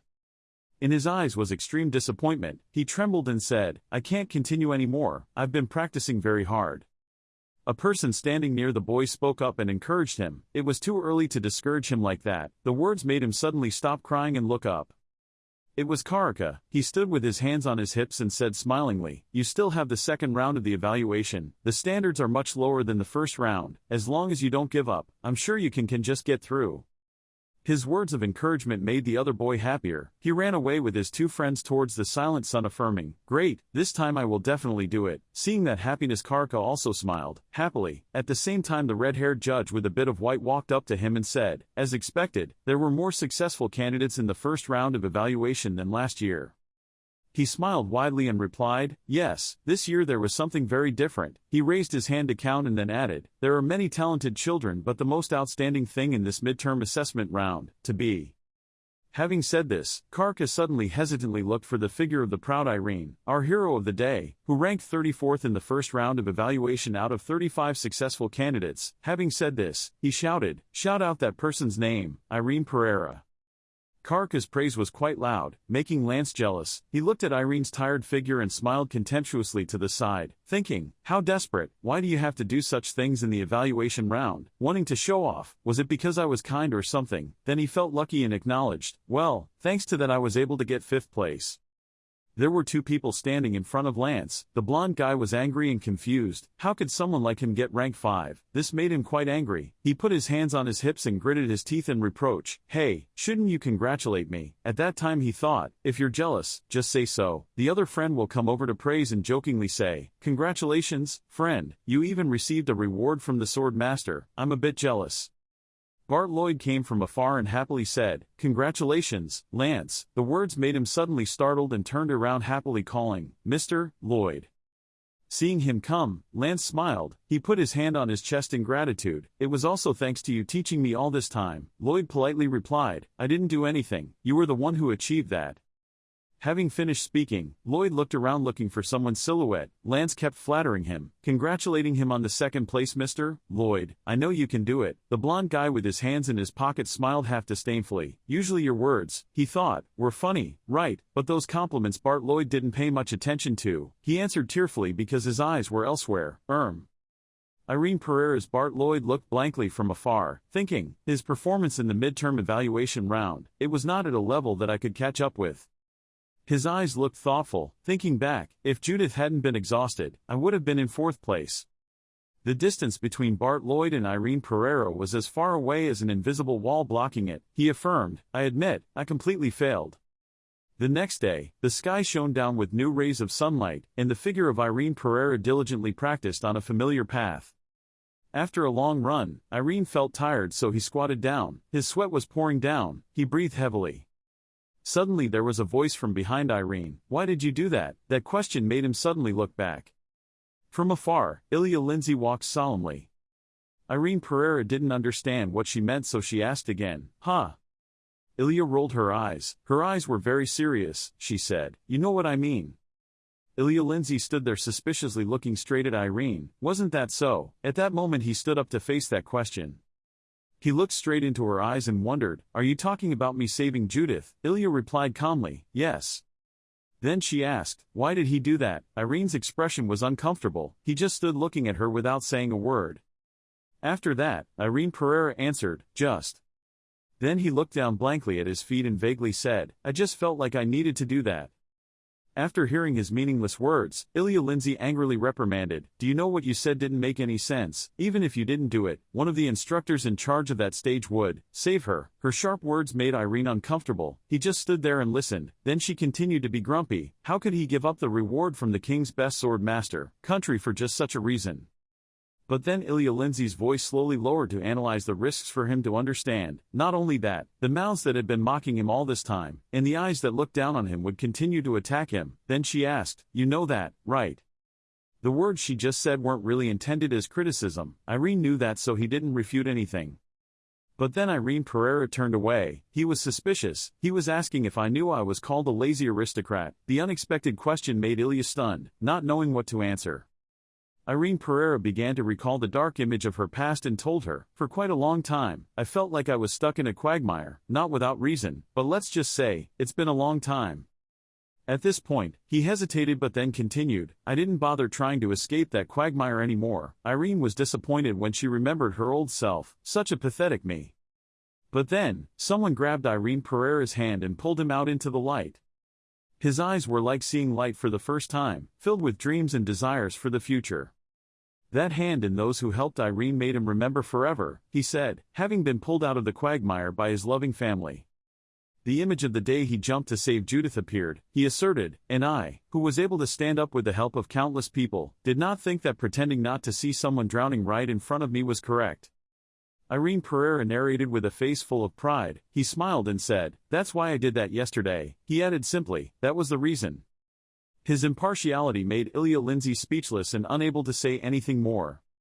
Then she turned around and asked in the other direction. He said he had never once held a sword until last year, right? The sudden question in Ilya's attitude turned 180 degrees, making him startled and then faltered in replying, Hearing his confused answer, Ilya Lindsay stopped walking, her face sternly reminded, physical training and swordsmanship training are very different, they both require hard work and skill, but skills were more important when it came to sword training. Then she added, he must have missed the opportunity to be directly taught by a sword master because of the results of yesterday's evaluation round. Then she finished with a heartbreaking sentence, and from now on I won't help you anymore. That sentence made him stunned, his eyes were blurred, sweat was flowing, but Ilya still spoke, even though he became the laughing stock of everyone. Then Ilya Lindsay finished her heartbreaking words, I hope you don't regret it. Her profound words stunned Irene, but he tried to call out, Ilya. Then he asked, why did you help me before? The question made Ilya Lindsay stand still and stop moving. Then she lowered her head and looked at the ground, not knowing how to answer, but then Ilya still tried to answer, I don't know anymore. But then she regained her composure, so she continued walking and explained that it was probably because I hate people who whisper about others, without knowing anything about them. Her back kept getting farther and farther away. Irene Pereira stood there watching. But then it gradually disappeared, leaving him alone to think. Finally, the most important time of today has come, a judge said. Now we will announce the results of the midterm evaluation round. There are 35 candidates who passed the first evaluation round and 78 candidates passed through the second round of evaluation. The number of successful candidates was 113 people. After that announcement, the most important part was also announced. The top 5 reserve students from the first evaluation round would receive rewards after a private meeting with the sword master. As soon as the statement ended, the Ian elder next to him looked at him suspiciously. Wait, have you forgotten anyone? Then the red-haired man with a little white added falteringly remembered and said, that's right. Then, the formal speech was spoken. Reserve student number 311, Irene Pereira, invited him to step up to the podium, which made Irene's eyes widen in surprise. Not only him but also others including Bart Lloyd and Ilya Lindsay reacted the strongest. After that formal invitation comes a compliment. The contest is a very interesting thing. Ian smiled proudly and added gently, because you had to chase someone, and then struggled in the hope of not being overtaken by the person chasing you, you started to achieve a lot, huge and surprising. Then he calmly preached, but if you focus too much on it, and can't decipher the things around you, you may miss the important things in front of you. Ian looked down lovingly, but student Irene Pereira did not do so. He sacrificed himself in a situation where he could have fallen into the abyss, and because of that, he was able to save his friend, or drowning. Everyone's eyes were focused on Irene Pereira. He stood at attention on the podium. He continued, you may think differently, but this sword master and all the instructors agree that this is an action worth doing. Praise. Then Ian stated clearly, that is why this young cadet was called to the podium. His explanation of life made everyone applaud, including the coach, who proudly looked at their students smiling. Along with that were other students standing below, including Judith. She was so happy about that she couldn't stop clapping. Lance, standing next to her, glanced at Irene Pereira, who was afraid to stop laughing. At the end of the announcement, the top people began to enter the office of Chrono Sword Academy. Bart Lloyd sat on the chair and said seriously, I understand now. It seems I was thinking too narrowly. Ian sat at his desk and replied with a smile, "You don't have to lower yourself like that. A narrow-minded person won't admit his mistakes right away. Even so, he doesn't affirm, no, up until now I have still arrogantly insisted on doing things my own way, just like what you just said. From now on, if there is something I need to learn from others, then I will learn." The conversation ended. Bart Lloyd slowly stood near the door, bowed his head deeply to show respect and said, "Now please excuse me." He comes out fresh, he understands life, he has talent, he is aware of the situation and shows a positive promise towards overcoming his shortcomings. We even have the ability to lead those around us. Ian commented on Bart Lloyd. He did have the arrogance and pride of a high-status noble, but that wasn't bad, he thought. If he had been in another year, he would have already got first place. After him were the others, but in his mind he still felt sorry for Bart Lloyd. But sadly, this year was headed by talented people. Ilya Lindsay ended his thoughts with a straightforward statement, "Regarding the award, I would like to ask for your guidance." This amused Ian. He looked at her and complimented her, very bold. Then, he gently said, "Let me advise you one thing, don't let the people who do it sway you, but live your own life." That sudden statement made Ilya Lindsay stunned, but he still advised, "Don't waste time here just to be tied to your obsession, go back to your family and learn your way, that would be a lot more helpful." But those words could not shake her. Ilya Lindsay still affirmed her wish, "I want you to teach me, Sword Master." This stubbornness makes Ian helpless and said in frustration, "It's my fault for thinking you would listen." However, Ian still asked gently, "After all, this room is quite large, do you not mind practicing here?" Ilya Lindsay saw this and respectfully said, "Thank you." Ian was tired, he sighed, "Phew, last one." After that, he quickly switched back to a professional state and asked, "What is the reward you want? Even if it's not a certain thing, it's not important, so you can feel free to say it." As soon as the sentence ended, Ian's eyes flashed with anticipation. He exclaimed, "I am very interested in your answer, Irene Pereira." Irene's elegant face appeared. He innocently asked with doubt, "How to do?" Although he was a bit impatient, but his question was very sincere, "How to reconcile with someone?" Irene Pereira sadly looked down and confided, "I know I made a very unreasonable request. I'm really sorry, I have no one to confide in to explain this matter." Seeing him like that, Ian Lean said seriously, "There's no need to apologize, there's nothing wrong with being honest." Even with that statement, it also made him understand him a bit better. He silently affirmed, "That's right, this kid never left the house before he was 15 years old." Ian looked straight at Irene Pereira. He sat there awkwardly not knowing what to say and his mind was confused, making Ian also secretly realize that this was also the first time this boy had come into contact with society. That was also the reason why the kid feels confused right now. A benevolent thought appeared in his mind. Someone needed to extend a hand to help the boy, a child who was always ridiculed by others. Ian's kind face appeared with a smile. He gently asked, "It's okay, now tell me, what exactly is going on?"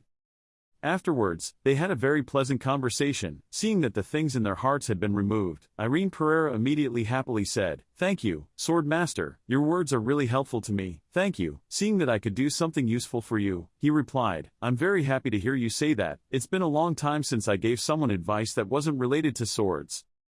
Having finished speaking, Ian immediately thought about her personality and secretly exclaimed, he didn't expect that Ilya Lindsay was the one who befriended the boy. There were so many things that even he couldn't understand. Then, Ian immediately changed the topic. He said, "Okay, stop talking about little Ilya, let's move to the main topic." That statement made him suspiciously ask again, "The main topic?" Ian's face smiled affectionately as he answered the question, "My conscience did not allow me to reward you with just those few sentences." Then, he asked, "Let me teach you a useful lesson in swordsmanship. In this area, my advice is quite good, just ask anything you want." Even though I said that, Irene Pereira felt embarrassed and speechless. Irene thought for a short time and finally he closed his eyes and timidly replied, "I'm sorry, I really don't know what to ask." He said honestly, "To be frank, I only started using swords about a month before enrolling here." He put his hand on his chin and sat there attentively listening to his sincere confession. Irene Pereira added, saying, "I'm so embarrassed but I don't know what to ask, and I don't know what I want right now." As soon as he finished speaking, Ian spoke up, "Irene." The sudden call made his fragile heart tremble in fear. Irene Pereira looked down, not knowing if she had said something wrong or exaggerated. He was sweating nervously and said, "I'm sorry, I know this is an opportunity. It's rare for you to teach me about swordsmanship, even though I know I gave a very unreasonable answer." But when he was about to say something more, Ian came close to him and clapped his hands, making him wake up from the negative thing he was thinking. Ian was like a god. The light was shining from the window. He looked at him and said gently, "There's nothing to apologize for. Don't use the word sorry so often." Then, he added, "As a swordsman, you must know how to stand up strongly." After speaking, Ian asked, "Is it true?" The unexpected question made Irene Pereira suddenly awake. He stammered, "Yes." With that awkwardness and adorable innocent attitude, Ian turned around and said, "Okay, I'll postpone the reward for you for another time." He added, "When you see something that's not good, come see me. If not, I will personally decide to teach you what I think is necessary for you." Ian turned his back to Irene Pereira. He smiled gently and asked, "Is this okay with you?" The thoughtful question and advice from the beginning until now made Irene very grateful. He stepped out of the chair and bowed his head, politely replied, "Yes, thank you." Seeing that, Ian said, "You can go now." Irene Pereira clenched her fists as she walked step by step outside the building. Ian saw the image of him walking leisurely through the doorframe. He smiled and admired. What a special child. Then he thought, but why do I feel like the kid is like another person? What he was thinking made him analyze. Even though the boy didn't know anything about swordsmanship, he wasn't worried or afraid at all, as if he had a goal set from the beginning. Ian was suspicious, as if, at that very moment, a familiar figure appeared. Karen Winker always followed his every step. Ian said, "The kid received support from someone." Then he fell into thought, looking at the boy, reminding him of a boy he had met before. The back of that student appeared in his mind, a natural talent with confidence that overwhelmed others. That figure also appears with cruelty, an unpredictable personality. However, he still felt something strange inside him. He silently affirmed to himself, but the auras emitted by both were not the same. After that long conversation, Irene Pereira went to the gym. He did push-ups while no one else came. From afar Judith approached. She sighed looking at him and said, "Are you practicing again?" In her heart she thought, "I know you only know how to practice." Although she knew that, Judith doubted. "Tomorrow it will be possible. After practicing with the sword, you'll probably be holding the sword and scales all day, right?" Irene Pereira saw that figure in those words, making him look up in surprise. Then he quickly woke up and wondered what was going on. The unexpected question made Judith scratch her head awkwardly and shyly. She said, "Because I have something to tell you." Judith's face turned red but she still said thank you, a sentence that made Irene Pereira vaguely confused. But before he could react, she leaned closer and affirmed, "I will definitely repay this debt, so don't worry." Her boldness made Irene feel unsafe. He stammered and replied, "I'm fine, but..." Judith replied frankly, "Whatever." Then she said, "From now on, let's practice together." Irene Pereira was surprised by that statement. He pointed at the person he was suspicious of. Judith saw that strange attitude and repeated, "What does it mean?" "I said you two should practice together." She added, "When are you? I also eat alone. So let's eat together from now on, okay?" Irene Pereira retorted, "You also eat alone." Starting to look embarrassed, Judith hit Irene on the shoulder and laughed loudly. "Practice swordsmanship. We can also practice together. That's good, right?" Judith had just been gentle and affectionate, but now she turned into a devilish look. She gritted her teeth and glanced at him, answering quickly, which made Irene startled and stammered in agreement, "Yes, that's a good idea." Hearing the right answer, Judith immediately turned to the door. She waved goodbye to him and said, "I won't bother you practicing anymore. Good luck. I'll leave here right away. Just hit me gently like before." Her expression left him helpless, scratching. He looked at her back suspiciously. She was 3 years younger than him, wasn't she? But then he breathed out softly. He smiled and thought, however, the feeling wasn't bad at all. Then it was time for everyone to gather at the sword practice area. Judith stood near him and laughed and said, "Hey, do you know this song? It's Turtle. If you drop the sword I will roast you and eat it." That song made Irene Pereira hesitantly answer, "No, that's the first time I heard it." Her senselessness caused the 3 people standing in the distance to look at life with suspicion. Bart Lloyd heard that and felt the senselessness of both of them. The guy next to Lloyd said doubtfully, "She really is a person." "Why, Mr. Lloyd, isn't that strange?" Then he continued, "Could it be that she became like this because she almost drowned?" The image of Irene Pereira and Judith as a juggler was very shy. Seeing that, the blonde boy immediately said indignantly, "I'm angry, even goosebumps." Bart Lloyd's attention was something else. He thought to himself, the most important thing right now. 2 familiar figures but today were so distant that he suddenly silently reminded himself of 2 names, Ilya Lindsay and Irene Pereira. Bart Lloyd was suspicious. Both were trying to keep their distance. What happened, Star? A loud voice coming from a person on the podium attracted the attention of all the students here. "Everyone pay attention." The instructor had red hair with a bit of white. Standing on both sides were Karka and Ian. He announced, "As you all know, today we will have a sword practice session. Now let's enjoy the results achieved in 4 months have passed." He said, "I will give you the opportunity to use the sword freely for the next 2 hours." Upon hearing that, the students immediately went to the storage area to choose the sword that suits them. He continued, "Choosing a sword, look for wood and see it as a support tool." Judith seemed to have found the right sword. She happily and triumphantly swiped it in the air. She affirmed that she had practiced swordplay before and it was difficult to keep her balance. The two teachers on the podium smiled and looked at their students affectionately and thought, "Of course, we don't just help you increase your strength and stamina." Bart Lloyd was also interested. He went out to practice with it and exclaimed excitedly, even though it was just a wooden sword, the feeling was really different from before. Then he realized for himself, he had developed to the point where he can feel it already. Suddenly Bart Lloyd's attention turned to another direction. There are feet slowly walking to a place. Seeing that, the other students suddenly stopped and looked. Even Ilya Lindsay is watching Irene Pereira's back. Suddenly he stopped. In front of Irene is a large sword placed solemnly on the wall. Standing there for a while, he reached up and grabbed the sword. Irene Pereira firmly grasped the hilt of her sword and then he probed. Ian's figure appeared and smiled at him. Irene's hands began to shoot up to test the sword. He raised it high and gave a very powerful blow. After that blow, the smoke and dirt on the floor seemed to have dispersed. The thick smoke and dust made Bart Lloyd's 3 eyes widen without being able to say a word of judgment. After regaining his composure, the boy with black hair and bangs stammered, "What is this? He doesn't look that great, right?"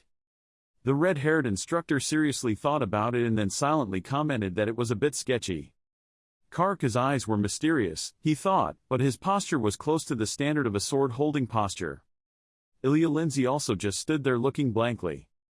The two guys accompanying Bart Lloyd now started to judge each other. The black-haired guy forced a smile and said, but inside he sighed, I think he said he had never practiced with a sword before." "Well," the blonde guy laughed and replied, "just trying to look cool with a new mat. That's really stupid."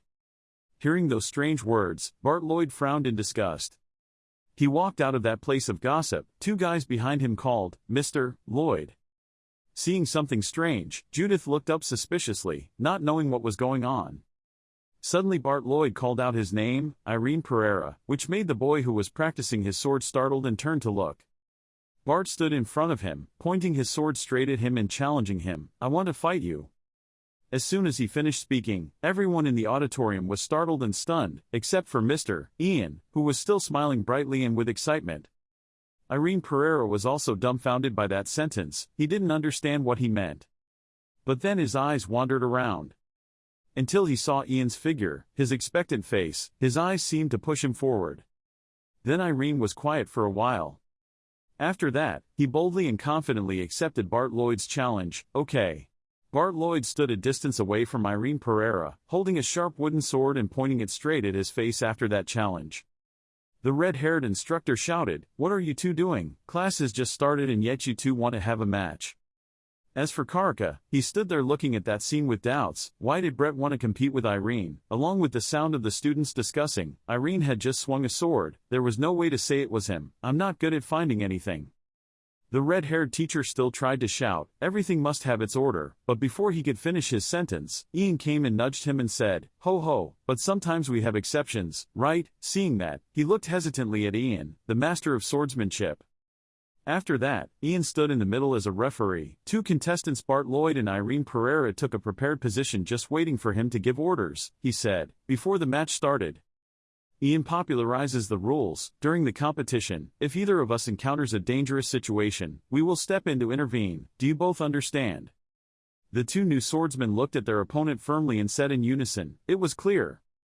Seeing the determination and fighting spirit, Ian announced, then the match began.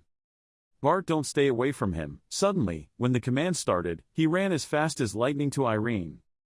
As for Irene Pereira, she just stood there, holding her sword and gritting her teeth, trying to defend. The sudden attack with Bart's agility made him startled, confused, sweating profusely, widening his eyes in panic and raising the sword in front of his face to avoid it. Luckily, Irene Pereira's body and agility were able to block that frontal blow. Seeing that, Bart Lloyd's eyes cooled and he looked up to look straight at his face. Irene Pereira dodged in fear, trembled and cried, pant, and luckily avoided that strong blow. It was so strong that the sword blocking him emitted white smoke. Seeing that that wasn't enough, Bart Lloyd continued to attack. His face in the arena was like a fierce beast, his eyes were cold, his face didn't show any emotion. He raised his sword straight forward and stabbed Irene straight at the edge of her hair, causing her to close one eye and grit her teeth in endurance. At the same time, that frontal blow made him move back a lot. Seeing Irene's weakness, Lloyd became even more aggressive. He kept swinging his sword at her, making him unable to resist and only raised his sword to dodge.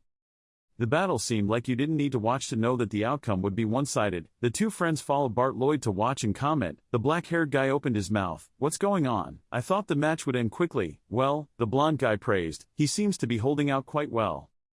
But Judith felt impatient. She stood nervously with her arms crossed, watching intently. Then she gritted her teeth and thought in disgust, "That guy." Bart Lloyd just kept attacking, but he seemed to be more gentle. He was like, checking on Irene. Bart stepped back to gain momentum. After a short period of fighting, he had time to analyze his opponent. His reaction speed wasn't too bad, but he couldn't keep his balance when using the sword. Then he looked at Irene Pereira from head to toe and continued to think. Her posture and movement were also terrible, so he doubted that he really liked swordsmanship. Then Bart concluded, he was worse than he thought. He's suspicious. Then, with that thought, Bart Lloyd quickly rushed to attack, as if he wanted the answer to the big question in his mind: what about his strength? Seeing him rushing towards her like a beast, Irene Pereira panicked. His sweat kept flowing down, making him tense and his heart pounding. But then Irene decided to attack again. He tried to raise the sword as high as possible behind him. Hyuk! The sword quickly rushed forward, startling Bart Lloyd and slowing down. Irene's power flared up. He hit the sword hard at him and shouted, "What?" The unexpected blowback made Bart gasp in suspicion. But then he quickly recovered and dodged aside. Then he raised his sword high and prepared to make the final blow, making Irene Pereira horny. The eyes of two people met. One person was cold and determined, the other person was sparkling with panic. Bart Lloyd knocked Irene's big sword away. That wooden sword fell with a thud in a place not far away. At the same time, Bart Lloyd's sharp sword was pressed against his neck, causing him to suddenly cry out, "Ah!" A loud shout announced that the match was over. Ian announced that the winner was Bart Lloyd. His words ended as he turned away. After the battle, knowing the outcome, in the end, Karka held a piece of paper to remind him to pay attention. He announced the important thing. "Okay, this is the last thing for today. Based on the swordsmanship test of the games, classes will be divided into levels and classes will begin tomorrow." As soon as the sentence ended, it was announced that Ilya Lindsay, Bart Lloyd, Judith, etc., were among the people in Class A. After speaking, Karka reminded him further that all three of them were at the top, so practicing would be difficult. "Much better, it's best to prepare yourself mentally." Then he read on, followed by Mark Woodloff, Alfred, Amia Kakland. Those whose names were just read will be in Class B, followed by Class C. Judith turned and smiled at Irene and said, "You will probably be in this class." He smiled wryly and replied, "Yes."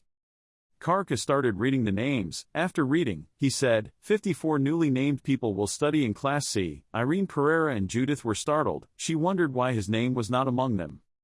Just after mentioning it, Karka was bored and coughed out the name, the last person, Irene Pereira. He said he would study in Class F. As soon as he finished speaking, Irene's hopes were extinguished. He stood there dumbfounded, not understanding what was going on. At the end of the fencing session, Irene Pereira and Judith went out together. She just stood there expressing her frustration. She hated saying, "That bastard Brett is really annoying." Judith is free to blame now. Does he want to use Calc to satisfy or something? Noble, piece of shit, he must be very satisfied after winning against you. But Irene doesn't care too much and still diligently practice holding the sword. Judith's face clearly showed anger, but she held back and comforted him. "Don't be too sad, we still have a chance to take him down in the final evaluation. That crazy guy and his henchman him too." Chatting all this time, suddenly Judith turned to look at Irene and asked, "What's wrong with you?" Irene Pereira kept looking at her without saying anything, making her wonder, "Why are you suddenly staring at me like that?" Irene answered and advised her, "Don't be angry anymore, Judith. I'm happy that you're worried about me, but when you get angry for me, it only bothers me more." That answer, as straight as a horse's intestines, made Judith blush, panicked, doubted her life, and sweat kept flowing. She asked in shock, "Huh?" Then, she shyly shouted out loud, "Who said I was worried about you?" Then she hit him, making him helplessly say, "Why did Judith suddenly hit me? There was that wound." In a one-bedroom room, the space is barely enough for one person to live. Bart Lloyd just got out of the shower. He wiped his head with a towel and sighed, "Phew." After a long and tiring day, Bart felt his body aching, so he relaxed and lay down on the bed and exhaled, "Ha." Suddenly, he looked up at the ceiling and thought. Bart Lloyd remembered that fight. He thought, at that time, I planned to block his attack. The image of Irene appeared steadfastly stabbing her sword straight at him, he thought, but then he had already avoided it without realizing it. Bart Lloyd remembered and silently praised, not only the sword, but also the unusual eyes, gestures, and a few other things, looking very steadfast and strong. Then he wondered, was he just focusing on slashing down? Thinking of this, Bart Lloyd immediately woke up with determination. After that, he started comparing, and me. Bart sat alone and lonely. He looked down at his hand and fell into deep contemplation, wondering what the expression on his face would look like when he swung the sword. The next morning, it was the first meeting between Irene Pereira and her personal sword teacher. He asked frankly, "So you know nothing but horizontal and vertical cutting, right?" You looked at him and weakly said, "Yes, I'm sorry." Rune Tarhal, the temporary instructor of Class F, smiled at him and said gently, "No need to apologize, because you haven't studied properly. You can't be good right away, so let me ask you a question." Then Rune Tarhal probed his thoughts with a difficult question. What did he need to be able to keep up with the other students who started practicing cum earlier? Hearing this question made him tremble a bit but still answered a question. Vaguely but with a determined look he replied, "Practicing hard." Hearing that, he immediately grabbed his big wooden sword and denied it. It was wrong. Then he swiped his sword in front of him, creating a cold breeze, making him stand there stunned. The sword in Rune Tarhal's hand glowed, it radiated a bright aura and with that slight swipe caused the ground where he was to crack into two parts and he affirmed, that was talent. The crack like the one separating Irene and Rune Tarhal seemed to be in two different places. However, he added, of course, practicing hard was equally important, but it also depends on how much one practices. They might be equal or stronger than the people they wanted to pursue, but it couldn't be applied to him, because the years of training were too different. Then Rune Tarhal extended it, a week, a short period of time that made him sweat with fear. Then he pointed his sword at the condition, master the basic skills of swordsmanship in a week. If you pass then I will let you advance straight to Class C. Even though Irene Pereira knew that, he was still worried. He argued back, what if he failed? He calmly replied, there was no change, he would continue to practice swordsmanship in Class F.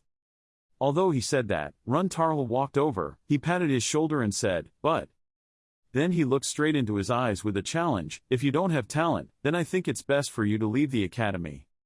That sentence made Irene Pereira's inner strength burn with motivation. He determinedly replied, I will do my best. Hearing that affirmation, Rune Tarhal smiled happily and complimented, very good, I know you will practice, hard working. From that day on, he diligently practiced. He kept swinging his sword up and down with fierce determination. The downward strokes of the sword were once his driving force. On the second day, the two teachers and students started practicing. Rune Tarhal stood there watching and correcting his posture, turning his body properly. He had to put more strength in his shoulders. Thanks to that kind reminder, on the third day he was able to correct it somewhat. He smiled happily and praised, very good, you did well. Then day 5. Then on Friday, the two teachers and students continued to practice diligently until late at night. Even though he was tired, he continued to practice. Rune Tarhal stood there with his arms crossed and commented, it's only been a few days but the boy's improvement rate is impressive. Besides being unusually diligent, thinking about this, he immediately remembered the old days and exclaimed, I'm not this good at times. Irene Pereira's determined image made Rune Tarhal have a different view of him. He thought to himself, the boy is really different from his appearance. After that, he confirmed that the boy really had talent in swordsmanship. With a rare determination and hard-working spirit, he continued to practice diligently. By the end of the evening, Irene Pereira continued to practice with Judith on her own. He asked, Judith, can you rate me again? This is for tomorrow's test. Hearing that, she was pleased, said, I'm a bit meticulous. If you stagger, I will chase you away immediately. At that time she silently told herself in her heart, it's time to get into position. Then Judith sat attentively and watched him practice, his moves skillful. Suddenly, at one point, she was stunned. As soon as he finished, he turned back to look at her breathing heavily and asked, "How was it?" Judith smiled and gave an amused thumbs up, implicitly affirming that it was fine. The next morning, the bright light of the sun appeared along with birds flying happily to greet the new day, a truly peaceful space. In the office, Run Tarl peacefully sat making hot coffee, drinking it while reading and studying documents. Another teacher was surprised and excitedly asked, "Oh, instructor, you have returned to the recovery room, star." Then the other teacher said in doubt, which meant that Run Tarl looked at him and confirmed that what the other person thought was true. Yes. He happily and proudly said, that boy had already advanced to Class C. At the same time, Irene Pereira was also participating in that class's training session. He was wearing full armor and was steadfast and certain in his actions, each sword.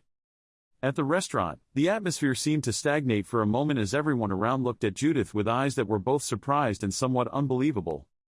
Her hand kept holding the spoon to scoop rice continuously. Each spoonful of rice was quickly brought into her mouth. Judith chewed enthusiastically and somewhat greedily, not paying any attention to the curious eyes around her. Next to her was a pile of plates stacked high, each plate overlapping the other, creating a scene that clearly showed she had eaten a lot. Judith suddenly banged the table, causing the plate next to her to shake. She said, "Hey, eat a lot. Getting enough nutrients is very important. How can someone like you who eats less be able to move faster than me?" Irene, sitting opposite, awkwardly replied, Right at this moment, Bart Lloyd along with a group of people carrying food passed by. The young man walking behind him glanced at the plate next to her and sarcastically said to his friends, "It looks like we have a hippopotamus here. How many plates has she eaten?"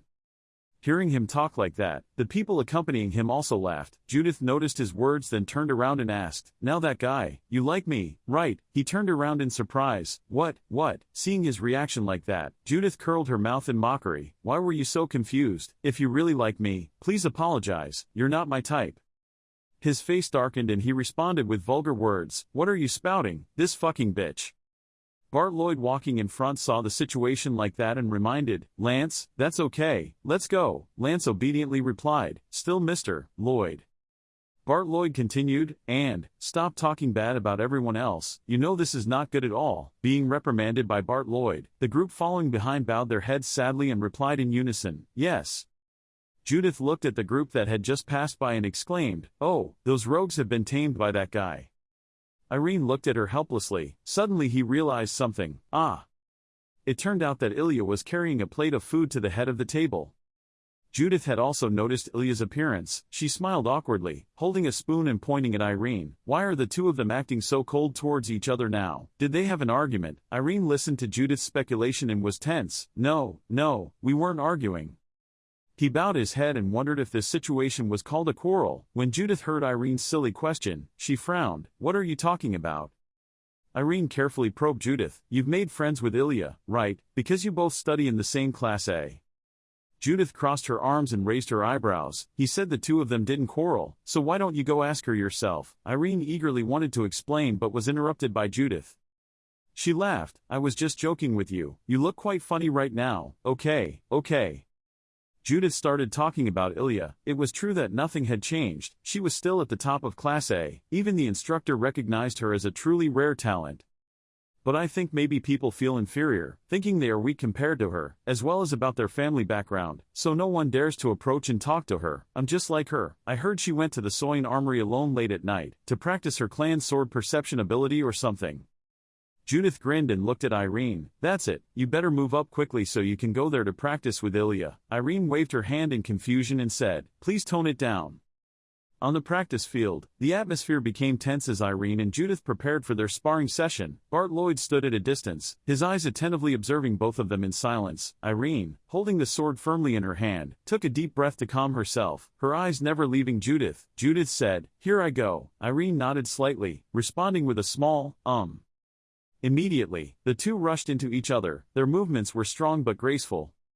Bart Lloyd stood there, arms crossed, eyes pensive as he watched the match gradually heat up. Judith took a fighting stance with a sharp demeanor. She used all her strength to swing her sword as fast as lightning, aiming straight at Irene. Judith's blade passed close to Irene's head, causing a few strands of his hair to break and fly into the air. Without stopping, Judith continued to attack with sharp, unforgiving eyes. Irene tried to put all her strength into bringing the sword up to her face to block. Her breathing was somewhat rapid as she faced each of Judith's heavy attacks. He thought to himself, as I thought, if Judith focuses on the match, it will be difficult for me to withstand his attacks. This is truly a completely different level from me. Irene swung her sword hard and pushed Judith away. This time, it was Irene's turn to proactively attack, showing clear confidence. He quickly moved towards Judith, raising his sword with the intention of attacking strongly. Judith saw Irene's attack posture and silently guessed in her head how to slash vertically. Immediately, Judith took a stance, preparing to receive attacks from her opponent. However, the unexpected happened when Irene suddenly changed her position, switching from a vertical slash to a horizontal slash. Turns out, the previous move was just a trick to create a smokescreen and distract Judith. Judith suddenly stopped, clearly feeling that she had been tricked. In that short moment, everything seemed to stop before her eyes, but quick reflexes helped Judith quickly adjust her posture. She immediately tilted her sword to the side, trying to block Irene's attack, while still maintaining high concentration so as not to lose her advantage in this fight. She grinned, "Ha, good job with this kid." Having said that, Judith used her strength to counterattack and hit Irene across the stomach, causing him to fly quite a distance. Irene let out a loud moan, "Yikes." After finishing fighting, Judith walked step by step towards Irene, who was falling on the ground. "Oh, you've improved," although he improved very quickly. "But you still haven't reached my level." Judith turned around and said, "Okay, that's enough for today." Irene asked, "Is it over?" Judith replied, "Hey, it's late." I look around, we're the only ones here. She laughed and joked with Irene, "And by the way, if you want to go to the Soin Armory, you can meet Ilya there privately." Irene heard her joking and was confused. "Judith, stop it." A moment later, at another training ground, Ilya Lindsay is practicing the feel of swordsmanship. Suddenly she stopped and turned around to ask, "What are you doing there?" Irene stood there holding the items in both hands, not knowing what to do. He stammered a greeting, "Hi." Ilya continued to ask, "What do you want?" Irene held out the items in her hand and answered, I came to give you this. A letter, plus a gift I received at home. Well, it's a bit sudden."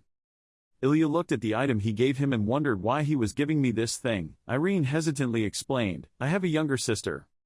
She's not good at communicating with people, just like me. Because I often have misunderstandings, I often argue with her. On the next day, she will leave a gift plus a letter next to me." Irene scratched her head and smiled innocently. "I'm not very good at explaining, organizing a sentence properly and then saying it is even more difficult, so I decided to write a letter and hope it will be easier to understand. Now I understand why my sister often writes letters, because there are things that are really difficult to say." Ilya suddenly interrupted, "Do you think I will help you again thanks to these things?" Irene suddenly stopped for a few seconds, looked at Ilya and then said, "It's okay. You turn around and leave. I'm sorry for bothering you while you're practicing. I'll go now." Ilya silently looked at Irene's back. As the sky gradually darkened, the moon hung high above. Ilya sat in his room holding the letter Irene gave him, smiling and muttering, "Truly childish." She glanced and immediately noticed the blue gift bag. Ilya opened the gift bag and took out the item inside. It's a bracelet. Looking at the bracelet, her pupils suddenly shrank. The hand holding the bracelet trembled, Ilya thought, biting his lower lip, breaking out in a cold sweat. This is an Amoradonis. Ilya gradually calmed down. She thought to herself, perhaps it was because she was too obsessed with it. The next day, there were a lot of people passing by at the training ground. Judith and Irene were there. Judith stretched and said, "Today, we will increase the intensity." Irene sighed, "You can be gentler with me." Suddenly, Bart Lloyd approached and interrupted their conversation. Judith noticed him coming here and made a suspicious sound. "Huh?" She asked, blue-headed, "Want to fight again, right?" Bart Lloyd replied, "I have something to tell you, so wait there." Judith said loudly, "Huh, why me?" Bart Lloyd continued, "I also have something to say to Irene Pereira. I want to practice with you from now on." Judith looked at him incredulously. Was this crazy? Not only Judith but the people around also stared at Bart Lloyd. He continued to talk to Irene. "From what you showed during the midterm evaluation, and also during our match, you have a concentration that I don't have. Can you teach me how to speak? In return I will teach you how to use a sword." Bart Lloyd put his hand on his chest and said firmly, "I would be happy if the two of us became a team for a short period of time and both grew together." Everyone around suddenly stopped all the activities they were doing. The air became strangely still, as if time had stopped. No one spoke. Not a single sound broke this thick silence. The feeling of tranquility permeated the scene, so strong that if a needle fell to the ground, it would certainly make a sound, causing everyone to pay attention. Curious and worried eyes looked at each other, as if they were waiting for something to happen in this awkward atmosphere. Judith put her sword on her shoulder and said, causing both Irene and Bart Lloyd to turn their heads to look at her, "This guy, what are you planning on doing? After testing Irene's abilities in the duel, what do you plan to do now? Don't tell me you're trying to take advantage of him for your own benefit." Bart Lloyd glanced at Judith and then repeated her words, "Taking advantage of Irene." He confirmed Judith's thoughts. "Yes, you're right." Judith was startled and said loudly, "What? Your skin is a bit thick, do you know that?" Bart Lloyd replied to Judith with something like the obvious, "What's so bad about that?" He turned to Irene and said, "I can find my own method to become stronger. But, those methods don't work here. Besides, I'm not the only one who benefits, you guys also benefit from me. Besides class time, you don't practice with Irene all day. Judith, I think I should gain experience when dealing with different types of people. Think about the bigger picture. With swordsmanship, we can't always learn here." Bart Lloyd argued eloquently, his hands clenched into fists and said loudly, "I am here to learn and compete fiercely with the people here, and then I will gain valuable experience." The people around heard the conversation of the three of them and were chatting. How could someone from Class A say those things to someone from Class C? One person even exclaimed, "So cool." The girl standing next to that person looked at him with puzzled eyes. On this side, Irene calmly complied with Bart Lloyd's request. "Okay," Judith gasped in surprise. Irene ignored her reaction and continued, "But is that really okay with you? In terms of ability, I cannot compare with you. I'm afraid I don't have anything special for you to learn." Bart Lloyd heard Irene say that and smiled and replied, "I told you earlier that you have something that I don't have. I've been thinking a lot since the end of the midterm review." Bart Lloyd begins to reminisce about that time. What exactly is that? I was the same as him, but why is it so different? The practice time is the same as him. What makes him different from me? Something that only Irene Pereira has. It was then that he suddenly realized, this was it. Everyone has the same amount of practice time, but the density of time used is completely different. From the start until the workout ends, Irene Pereira never once lost her focus. Bart Lloyd asked Irene, wanting an answer from him, "Can you tell me, how can he concentrate like that?" Irene hesitated for a moment, bowing her head thoughtfully. "I don't know what to do either." Bart Lloyd heard those words and turned away. "I knew you would say that. Geniuses will always say that." Irene confusedly replied, "What do you mean, genius? I'm not a genius." Bart Lloyd silently assessed Irene. From what I could see, he was truly a genius. Maintaining concentration is not something that can be done easily. As he walked, he invited Judith. "I have private practice today, so I have to go first. Judith, will you train with me tomorrow?" Judith shouted, "What the hell are you talking about? When did I agree to train with you?" Bart Lloyd stopped walking. "Well, let me give you some advice. Irene Pereira, stop degrading yourself with words like that.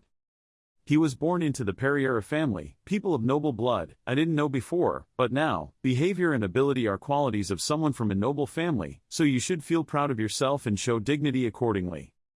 Irene was stunned by Bart Lloyd's words. Judith stood to the side and said, "Oh, did anyone feel nauseous after hearing those words? A person who only knows how to steal all day, yet I still know how to say nice things." The next day, Bart Lloyd began training with Irene and Judith. In the large space of the training ground, the sunlight shines down, creating an energetic atmosphere, but also making people feel serious. Bart, with his experience, was attentively adjusting the posture of Irene, who was paying maximum attention to each movement. "Your hand movements must be quick," Bart insisted, his tone stern. Irene stood there, sweat beaded on his forehead. His breathing became rapid, breathing heavily from his relentless efforts. Bart Lloyd took it upon himself to execute Irene's punishment. He had to stab forward briefly. His legs and body had to coordinate well with each other. "Once you get into the right position, the direction of movement cannot be wrong," Irene replied. "Okay." Bart Lloyd brandished his sword, like this.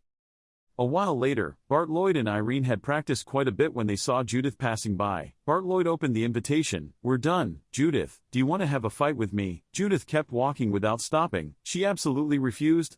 Didn't want to. Bart Lloyd sighed and said to Irene, "How stubborn. How long do you think she will accept to practice with me?" Irene smiled and replied in an uncertain tone. He didn't swear, so it should only take about a week. Ha ha. At the restaurant, Judith and Irene are enjoying their meal together. Judith's appetite is still as strong as ever. The two of them chatted loudly while eating, and their laughter continued to ring out, creating a friendly and warm atmosphere. Suddenly, Irene's eyes stopped, paying attention to something behind her. It turned out to be Ilya, who was leisurely carrying a plate of food and walking towards them. Irene recognized Ilya, couldn't hide her surprise and softly exclaimed, "Ah!" At that moment, Ilya passed by Irene, stopped slightly and said, "I read the letter." Irene replied to her, "Okay." Judith witnessed the two people's reactions and words and looked at Irene with deep eyes. She asked Irene, "Did you confess your feelings to her?" Irene looked confused and denied, "No." After the meal, that afternoon passed very quickly. When the sun sets behind the mountain, night gradually falls. Irene lay on the bed, eyes wide open, looking at the ceiling. "There are endless thoughts in my head and concentration. Like Brett said, this is definitely something I should think about." He closed his eyes and wondered how he could improve his concentration. If your concentration map becomes more and more perfect, so can I become someone like him. Just as he was thinking about the image of that man, Irene suddenly seemed to enter the scene that he had dreamed about before. He was confused and didn't know where he was. Irene wondered, what is this, a dream? His entire body was in a semi-transparent state, only his hands seemed to have an entity. He looked at his trembling hands and thought, I can feel my hands. It's completely different from before, not just my arms, but my entire body. Everyone felt that man's presence. The dream scene is a man with shaggy hair, long beard, and a body full of muscles and scars. The sword was now raised in a downward slashing position. He suddenly woke up, sat up from the warm bed, his body drenched in sweat as if he had just gone through a nightmare. In a state of bewilderment, he glanced out the window, and immediately noticed that the sky outside was still dark. The daylight had not yet broken through. Everything is still in darkness, but the strange feeling has not disappeared. He thought to himself, is it still dark? I need to get a sword and practice before this feeling goes away. A few days later, at the training ground, Judith saw Irene's listless appearance with dark circles under her eyes and asked, "What have you been doing these past few nights?" Irene replied sullenly, "Nothing." Bart Lloyd stood across from her and shouted, "Don't look away in the middle of the match." Judith returned it, "Ah, you difficult thing." Just as she finished speaking, Bart Lloyd looked behind her and made a suspicious sound. Judith saw him like that and her blood boiled. "Hey, are you kidding me? Didn't you say you shouldn't look away while in battle? This damn name." Judith also turned around and looked back. She immediately saw Irene lying on the couch with her hands on her head sleeping soundly. She asked, Irene, are you sleeping? What are you doing?" Bart Lloyd stopped her from calling Irene. Let him sleep, he seemed tired. Irene, who was working on the chair, suddenly sat up. He took the sword and started practicing, then put the sword back in its place and lay down on the chair. Bart Lloyd doesn't understand what's going on. What is this? Look, he's acting too much. Bart Lloyd walked up to Irene and called him, Irene. Irene heard her name called and opened her eyes and sat up. Bart Lloyd asked, "Sorry to interrupt you, but what are you planning on doing?" Irene scratched her head and smiled. "Oh, I'm practicing, to improve my ability to concentrate." This doesn't seem to work. I don't think it will work, but still. Speaking of this, Bart Lloyd seemed to understand. "Are you practicing meditation?" "I've heard about it before. That's how priests find their identity, right?" Irene replied with an uncertain tone. "Oh, probably so." Bart Lloyd heard Irene say that, so he found a chair and lay down. "Okay, I'll try that too." Once he was lying down, he silently felt, not too bad, but I feel like I'm becoming calmer, little by little. Bart Lloyd just fell asleep without realizing it. A while later, while he was sleeping soundly, Bart Lloyd heard someone calling his name. He gradually opened his eyes. It turned out to be Lance. Lance kept calling Bart Lloyd's name until he woke up. Lance looked at Bart Lloyd and said, "It looked like he was sleeping." Bart Lloyd corrected Lance's words. I wasn't sleeping, I was just meditating." Judith walked by and smiled evilly and said, "What kind of meditation is that with saliva all over your mouth?" When Bart Lloyd heard that, he blushed and quickly wiped his mouth. A moment later Bart Lloyd was sitting on the floor with his legs crossed. He acted like he understood. "I understand, the problem lies in posture, they always practice sitting like this." Judith put her hands on her hips sarcastically. "You idiot, practicing this won't work for you. Irene is a special case." Bart Lloyd still stubbornly replied, "How can you know if you don't try it?" Judith doesn't care much. "Okay, do whatever you want." Now, in a room, Ian asked Karika, "Nothing has happened recently, right?" Karka answered him, yes, no problem sir. Oh right, Irene Pereira has been promoted to Class B, thanks to the guidance of Brett and Judith. The boy's growth rate is quite fast, Ian said, is that so? Karka smiled widely, and by the way, you're right, Sword Master. In this class, Brett Lloyd is the person who will create a small wave. While Ian and Karka's conversation was going on the training ground, everyone with Bart Lloyd as the center was lining up in rows meditating together. When the sword fell to the ground, the referee shouted, the match was over. The winner is Bart Lloyd. On the fencing field, Judith and Bart Lloyd are fighting each other and obviously, the winner is Bart Lloyd. Judith fell to the ground and let out a groan. She held her sword up and shouted, this bastard, there was just a little problem, let's fight again. Bart Lloyd heard her challenge and just laughed. The referee and instructor next to her called out to remind her, Judith. Judith also almost regained her temper, but she still turned to Bart Lloyd and said, let's have a match after class. Bart Lloyd shrugged and smiled, it's up to you. Judith shouted back, don't laugh. The instructor stood to the side happily looking at them. He thought to himself, these kids are amazing, both have progressed at an extremely fast pace. Especially Bart Lloyd, there was a slight difference between him and Judith, both were competing for second place. On this side, Bart Lloyd is looking at his hand and thinking, that's good, practicing meditation finally brings results. If we continue to develop at this pace, he clenched his hands into fists, I can. Thinking of this, Bart Lloyd turned to look at a figure. That's Ilya practicing his sword over there. At that time, in the open field in the forest, Irene was still diligently swinging the sword, his body was drenched in sweat from practicing. In his mind, he was thinking endlessly, practicing meditation would really help him become better than before. But this is still not enough, need a little more. Suddenly someone called his name, Irene. It turned out that Bart Lloyd and Judith were coming from behind. Bart Lloyd said, why do you keep practicing vertical slashing so often? The sword master is calling everyone to gather, let's go. Irene heard that and asked again, oh, so we're gathering in the meeting room, right? Bart Lloyd replied, not in martial arts. Irene was a bit surprised. He asked as he picked up his shirt covered in leaves, martial arts arena. A moment later, everyone gathered in the martial arts arena. The swordmaster stepped forward. It had been 9 months since everyone had been here. Throughout the training process, everyone endured rigorous evaluation sessions and grueling training, and one of the people here has improved a lot more than before. I won't beat around the bush anymore, which goes straight to the point.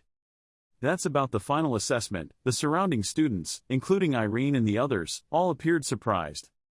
Mr. Ian continued, unlike the midterm, we will not evaluate based on skills at a fixed time point. It's a bit abstract, but what we evaluate is the potential of each person. He laughed a few times to relieve the tense atmosphere in the arena. Ho ho ho, don't worry too much. I believe this won't cause any trouble for you guys. You just need to prove what your abilities are and what you're best at in swordsmanship. Tricks can be combined with a critical attack, or it shows us the technical changes in swordsmanship that satisfy the viewer's eyes. In other words, it means show us what you can do. I'm sure everyone here will be able to reach their full potential, and try to do their best in the remaining 90 days. After announcing, he took off his cloak and threw it aside, then picked up the sword with a serious posture and said, this seems a bit early, but I have prepared a gift for you guys. I'm just an old man swinging a sword, but I hope people can learn something from it. Irene looked at him with attentive eyes. As soon as the sword master finished speaking, he swung his sword, slashing out a bright sword, making all the surrounding students and Ilya stunned. Each of his movements began to follow each other smoothly. Each sword stroke carried delicate grace but still exuded remarkable power. The sword in his hand not only glowed, but also created winds that swirled around, as if dancing with each movement. This performance is truly a work of art, displaying all the exquisite beauty and pride of swordsmanship. Finally, he ended the performance with a powerful slash straight forward, full of power. Ian touched his hand behind his back. This is the end of my technique. I wish you guys luck. Saying that, he walked out of the arena to the surprise and amazement of the students. A practitioner patted the shoulder of the person next to him, sounding as if he couldn't believe it. What did I just see? The young man who was patted on the shoulder was muttering, is my ego in the sword? What the hell is my ego here? After that, everyone dispersed from the arena, until the next day. Bart Lloyd and Judith are thinking about regaining strength after a tiring practice session. Bart Lloyd sighed, phew, get some rest. Judith's face was filled with confidence. Bart Lloyd spoke up. Did you find the sword master's many sword techniques yesterday truly astonishing? Judith remained silent and said nothing. Bart Lloyd whined, funny, what a shame, am I talking to the wall? Hey there. Judith was being talked into a frenzy by Bart Lloyd and screamed, shut up, why is there all this noise? Bart Lloyd smiled and asked, not in a good mood. It's because of Irene, right? Judith said sadly, why suddenly mention him here? Having said this, she remained silent. Bart Lloyd sat on the side and spoke out what was on her mind, because he kept focusing on meditating even though the final assessment was approaching. Will he be okay? Yes, he will definitely pass this test. Judith was angry. What? How did you know that? Bart Lloyd stood up from his chair and asked her what the important criteria for the final exam were. Judith answered immediately, hidden ability, the sword master had said so. Bart Lloyd turned his head and smiled. Yes, that was a hidden ability. This test is not based on current abilities, but on future abilities. Anyone who participates in this academy shows great potential, and who has been the most amazing developer of the past 9 months. Judith stood up and followed Bart Lloyd. Well, Bart Lloyd interrupted her. Yes, it was Irene, so stop worrying about him and start practicing. Judith screamed and denied. Who said I was worried about him, this talkative guy? She walked over and picked up the sword. Phew, that's enough relaxation, it's time to rise to the top. Bart Lloyd denied. It was impossible. Ilya Lindsay would be the top-ranked person. Judith got angry. Why did she suddenly mention that girl's name here? Bart Lloyd explained to Judith, who also knew that she came from the most famous family in the entire continent. The Lindsay family is considered one of the most prestigious among clans when it comes to swordsmanship, and she learned swordsmanship again. Therefore, no one can take Ilya's first-class position.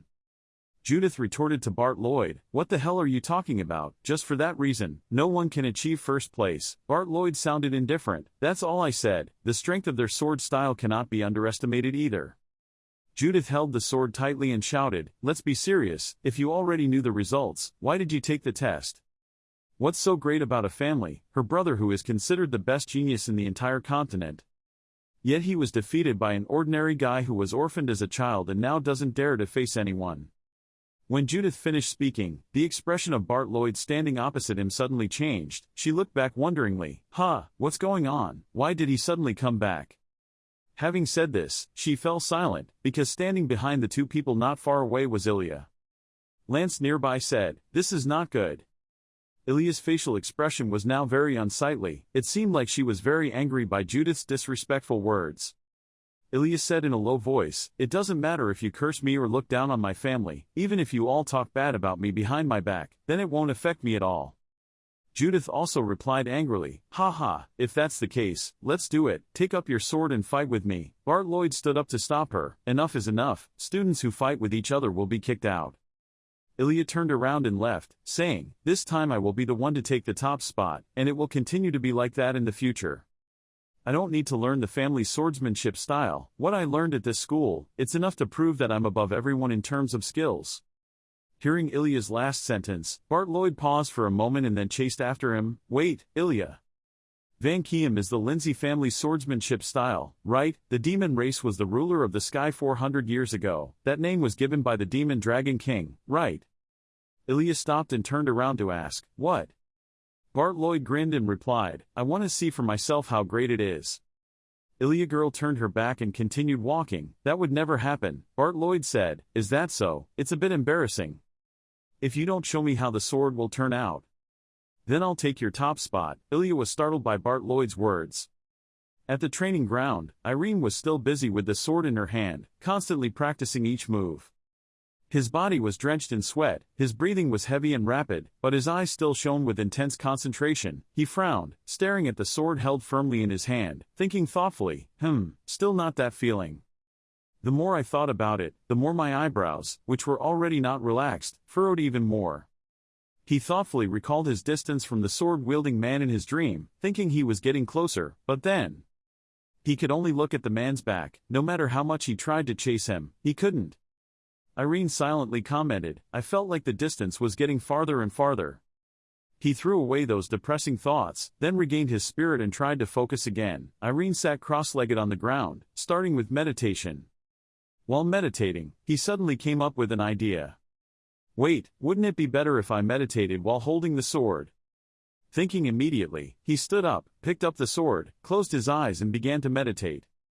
At the same time, on another training ground, Lance was concentrating intensely in a fencing match with another student. His swords are agile and powerful, continuously attacking without giving the opponent time to defend. Lance moves gracefully, each movement is sharp and decisive, clearly demonstrating his outstanding skills. The opponent barely had time to react, trying to defend but still unable to resist the pressure of Lance's heavy attacks. In just a moment, Lance skillfully knocked the sword out of his opponent's hand, sending it flying far out of reach. Seeing his sword lying on the ground, the other student was embarrassed, raised his hands and shrugged his shoulders as a sign of accepting defeat and said, "I surrender, you win." Bart Lloyd saw that the level was over and walked over to them to start a conversation. They seemed to have practiced very hard. As soon as Lance saw Bart Lloyd, it was like seeing an idol. He happily shouted, "Sir Lloyd." Bart Lloyd praised Lance. His breathing was much more even than before. Lance happily responded when he was complimented. The final evaluation was coming, but mainly thanks to the words he said, Bart Lloyd asked for some reason. Me.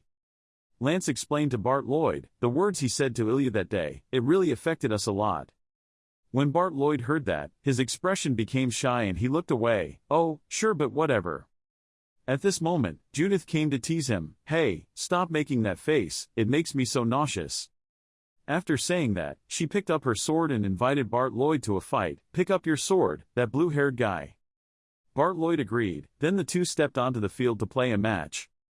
The match started, both of their swords collided violently with each other. From start to finish, Bart Lloyd always had the upper hand. He launched strong attacks towards Judith. Those swords were as fast as lightning rushing towards her, making Judith a bit unable to keep up with his speed. Suddenly, the sword rushed straight towards Judith's face, surprising her and making it difficult for her to avoid it. Judith exclaimed in her heart, he was getting faster and faster. She cursed and counterattacked. Damn it. This time, without warning, an attack came from one side of Judith's body. She noticed and quickly moved her sword sideways to block Bart Lloyd's attack. Judith stopped in pain and groaned. She silently assessed that he was not only sharper than before, but even stronger than before. Judith shouted, swinging her sword and pushing Bart Lloyd away. Hey! Bart Lloyd jumped back 2 steps. Judith was breathing heavily because she had exerted too much force. She secretly doubted whether this was really possible.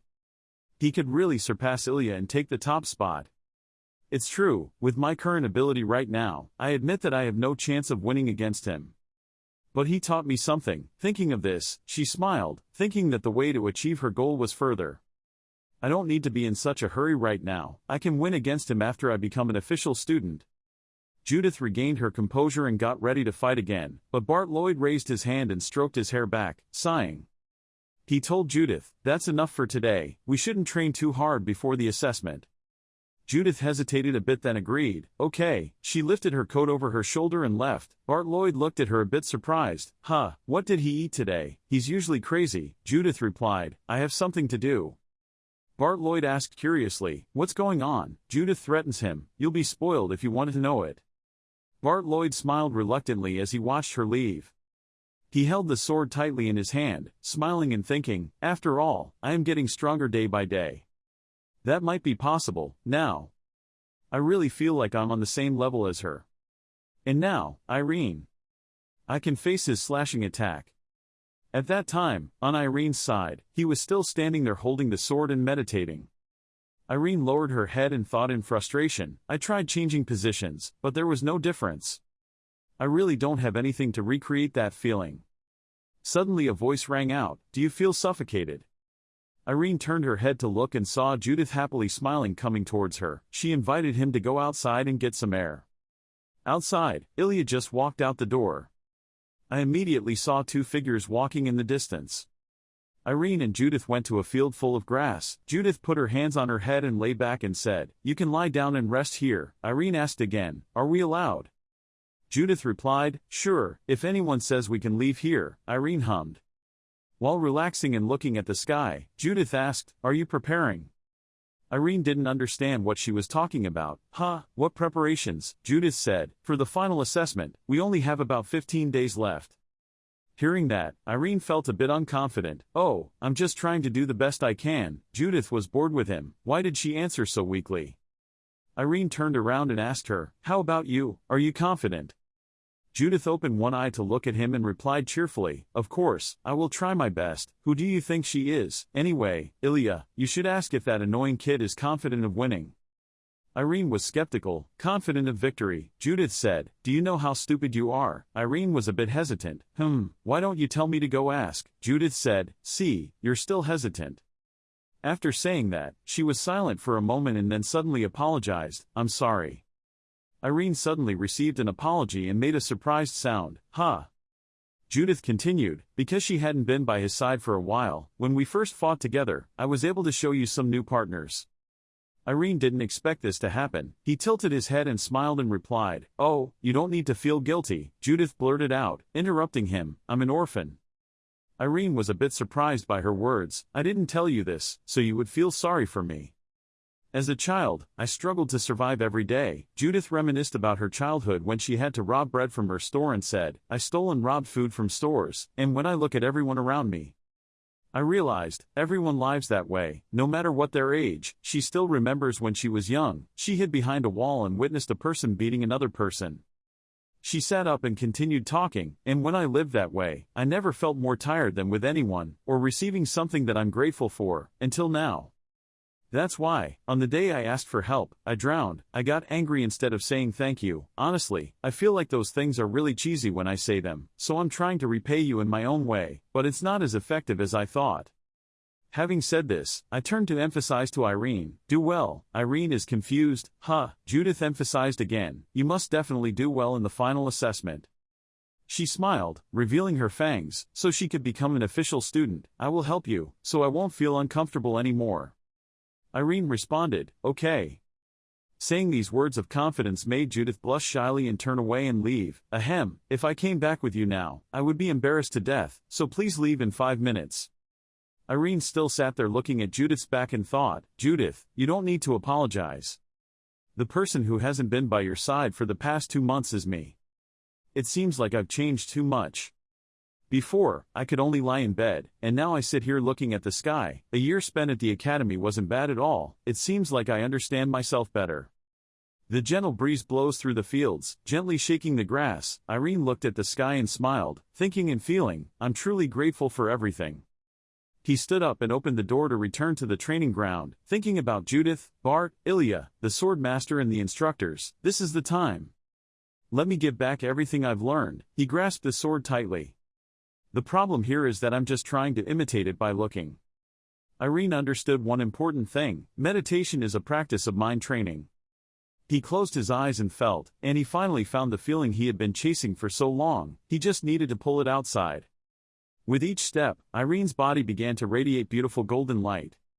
Fast forward 2 weeks later, at the arena, the instructor shouted, "Now is the time."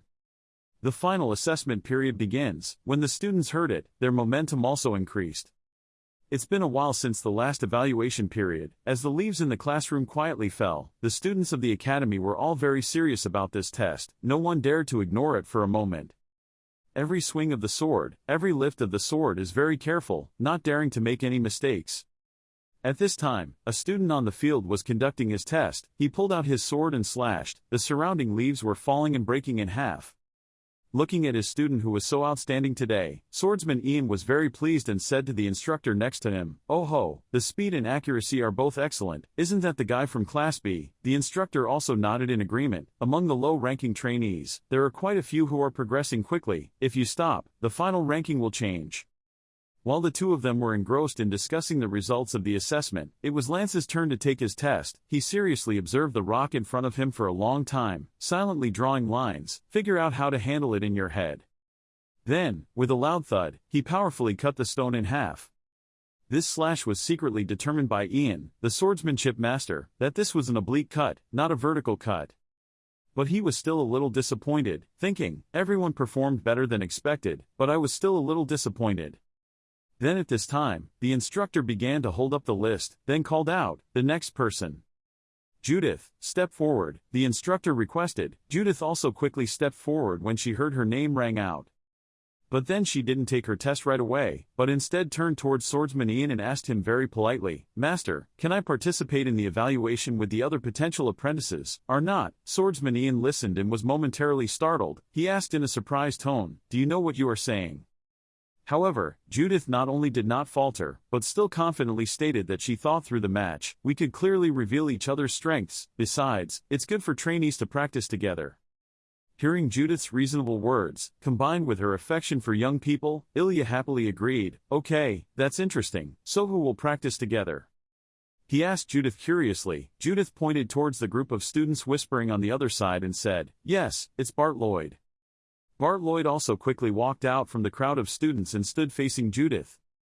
After several months of diligent and effective training, at this moment, he confidently took a stance to prepare for battle, smiling and asking Judith, Judith, are you ready? Only to see Judith caressing the sword in her hand with an expressionless face calling Bart Lloyd's name. She raised her voice very seriously, I also wanted to have time to relax, but of course it's not possible. In front of the students and teachers on the field, Judith loudly declared, today, I will defeat you. Judith stood in a position ready to fight at any moment. Bart Lloyd saw her being so confident and couldn't help but become even more enthusiastic. Okay, if you can afford it, Judith. Judith laughed coldly, humph, then she suddenly crouched down, looking like she was about to deliver a quality blow. Sure enough, Judith jumped up as fast as lightning, and in less than a few seconds rushed in front of Bart Lloyd. Bart Lloyd also quickly caught up with Judith's fast pace. The two people started the match fighting evenly. The students looked at their terrifying speed and fighting power, everyone's eyes widened and their jaws dropped, the impact was terrible.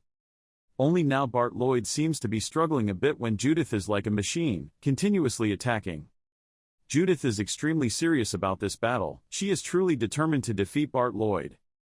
Seeing Bart Lloyd being harassed by her continuous attacks, Judith knew she was doing a good job. She took this opportunity to not give Bart Lloyd a chance to fight back. At this moment, she began to rotate her legs. With a whoosh, she advanced and slashed Bart Lloyd's body, luckily he was quick to avoid it. Without giving Bart Lloyd a chance to prepare, Judith attacked again, a series of extremely vicious blows. Bart Lloyd was confident in the beginning, but now he is extremely struggling.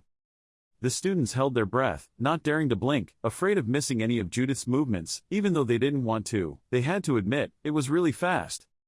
On this side, Bart Lloyd finally jumped away, escaping Judith's lean-honed sword. Judith quickly jumped over and ran in front of Bart Lloyd again. Bart Lloyd finally found an opening to attack, using his sword to make a swipe above and then strike down again. Judith was also very agile and jumped up to avoid his attack. Bart Lloyd raised his head and was about to find an opening to attack Judith again. Meanwhile, Judith also quickly jumped up, wanting to slash Bart Lloyd's position. With a bang, the two people's swords finally collided. The match was no longer simply one person fighting and one person dodging. The person in charge of the recovery room, Run Tarhal, was always watching the progress of the match. Seeing the two kids being so fierce, he couldn't help but silently praise, they were both great. The two people on the field also quickly increased their fighting speed. If they just blinked carelessly, they wouldn't know where they were. Swish swish swish, each high-quality sword strike. Everyone did not expect Judith to progress to this level.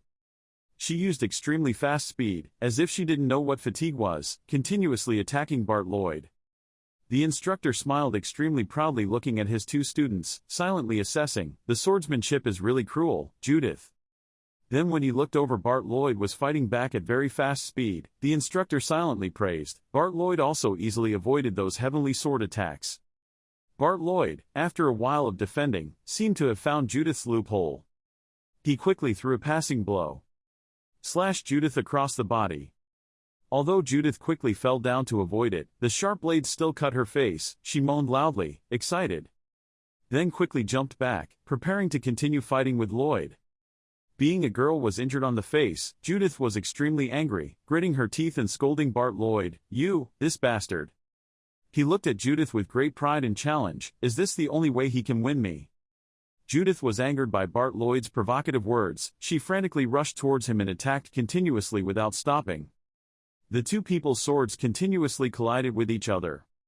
Judith saw that Bart Lloyd was able to continuously dodge her attacks. She gritted her teeth and made up her mind. She had to be stronger. Must travel faster. Immediately, with a bang, both of them used extremely great strength, causing the two swords' power streams to collide with each other.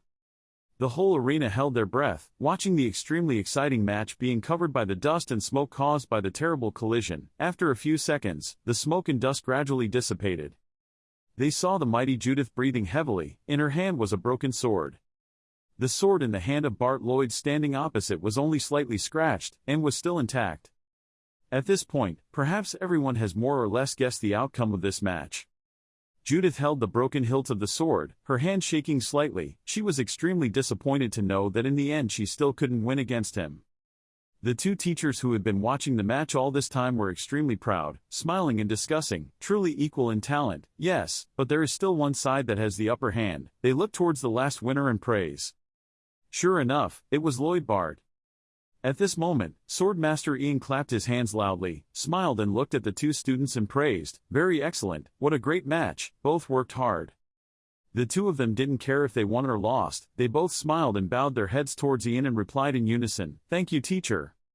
Ian turned around and asked the teacher next to him, Ahmed, who was next, "I want to see it soon." The teacher next to him said a name that everyone was looking forward to, Ilya Lindsay. Bart Lloyd looked at the cold Ilya and thought to himself, he is definitely stronger, now I am no longer the same as before. Maybe it really is, can beat him. Can you win? Ilya stepped up to stand in front of the judges. Ian also quickly asked her, "What sword will you use?" Ilya seriously replied, "I will use the family sword." Ian smiled, "It was the sword that cut down the demon dragon king, okay." Ilya importantly took out his family's long black sword. Bart Lloyd on the other side was smiling but suddenly looked serious. Ilya's sharp family sword was sparkling in the sunlight. Ilya focused on using her body to feel, and soon she became one with the sword. Wind quickly arose in the arena. The teachers outside were also surprised and wondered, "Wind?" The winds became increasingly stronger. Ilya moved to stand firmly on his heels. Only seeing the sword in her hand seemed to create an afterimage. Ilya with murderous eyes. He tried to raise his sword and cut out a sword slash like a whirlwind carrying beautiful light forward. Everyone in the arena was shocked by that power and light. Many people want to raise their hands to block out that light. Judith's face turned pale, she couldn't believe Ilya had such terrible power. Judith stammered, That's, what's that all about?" Ilya still calmly stood in the middle of the field, surrounded by winds blowing dust that had not yet dissipated. The tour guide witnessed this scene and said in a low voice, "That is, Tien Kiem." Hearing these two words, Bart Lloyd suddenly widened his eyes, then thought to himself, really, it really exists. Bart Lloyd felt like he was covered in darkness, he felt like he was surrounded by an endless darkness. Bart Lloyd lowered his head, I had a dream. While Bart Lloyd fell into deep thought, Judith called out to him, "Hey Lloyd, finally, it's the last turn." The instructor loudly announced that it was Irene's turn. Judith was among the students shouting cheers. Irene tried her best. Irene could smile helplessly at her.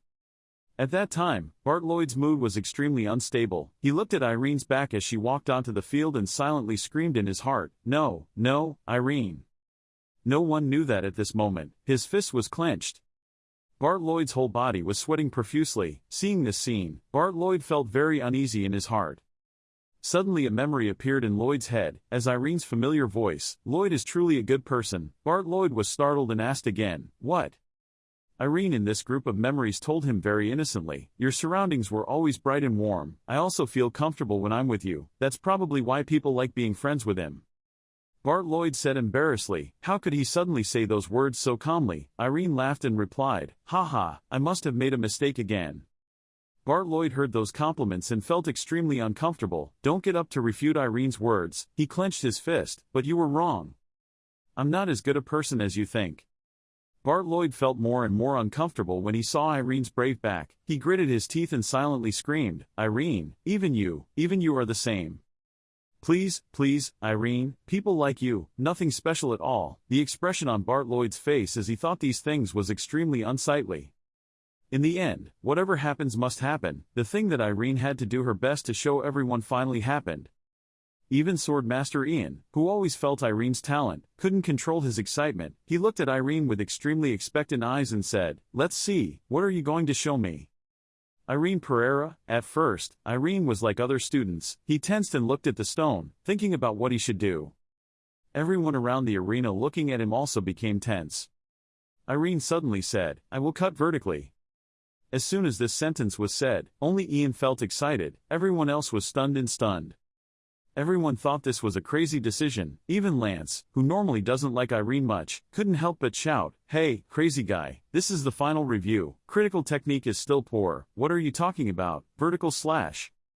And of course his overreaction was reminded by the instructor, who spoke in a low voice, "Lance Patterson, the teacher warned me that if I hinder the assessment again, I will be expelled." Lance was reminded to the point of shaking. I'm sorry."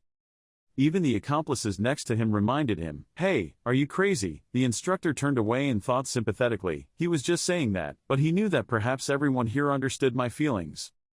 As Lance said, because it's the final assessment, so she's trying to show off extraordinary techniques like vertical slashes on this important stage. What is she thinking anyway? He thought for a while but couldn't figure out what Irene wanted to do, but ignoring the words around her, Irene just quietly focused on her breathing. He held the sword in his hand but did not rush to cut it, nor did he swing it, just standing quietly like that. Quietly adjust your breathing. Looking at Irene like that, Ian the swordsman was not in a hurry. He silently passed by, looked closely at Irene and then said to himself like he was talking to Irene, "Okay, let me see. Even without the teacher's training. And I'm not even interested in your sword dance. Please show me your swordsmanship, Irene."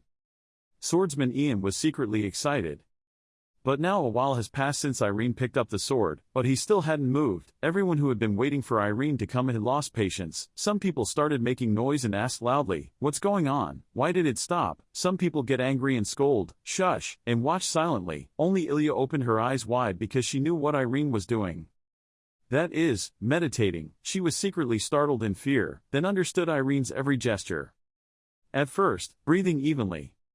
Next is a full body stretch, concentrate. Guide Irene into her subconscious. At this moment, Irene reached inside her subconscious. In front of him was a small wave, he thought calmly, even though he didn't know it. "Who are you?" The wave ahead began to get bigger and then covered the whole space.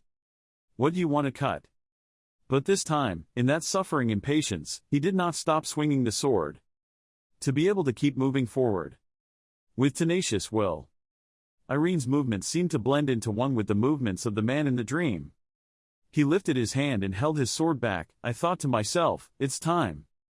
Without waiting any longer, Irene slashed down hard. The will of the person and the sword become one, creating an extremely powerful sword that nothing can stop. Then the power of the slash exploded, strongly breaks a straight line. In a moment, rocks and soil were flying. All the students in the arena were so scared that their eyes widened and their mouths opened wide at that powerful sword. Even the instructor just now had a slight suspicion that Irene wanted to color, and at this moment, of course he couldn't imagine it. As for Ilya, even though she had been mentally prepared in advance, there was no way she dared to imagine a strong Irene like this. Through the fragments of stone that Irene had shredded. It's also Bart Lloyd's face that's half happy for you and half scared of being surpassed. Because even though he knew that Irene was a genius, he still couldn't imagine that someone like Irene who had just learned the sword could cut through the entire arena, even though the test only requires cutting a stone. After Irene slashed that slash, because she had gained strength for a moment, she was also gradually losing strength. Her whole body was sweating like a torrential rain, and her whole body was gradually exhausted. Judith witnessed this whole scene from beginning to end. She was so scared that she couldn't say anything other than standing still, stunned by the name, Irene. But when she calmed down, she suddenly discovered something even more strange. Bart Lloyd next to her was trembling all over as if he was very afraid of something. Judith called in doubt, "Bart." On this side, the swordmaster is still standing there. His robe was still flying due to the impact of the slash just now. Ian spoke up, "You guys have been waiting a long time, right? Don't make you wait any longer. I will announce the results right now." When all the students in the arena heard that, they were in an uproar. Ian held the list and said, "Because there was still the final assessment interview, so, I will call the names in reverse order." He started reading everyone's rankings. Rank 66, Peter Narson. 42nd place, Alice Burnett. 7th place, John William.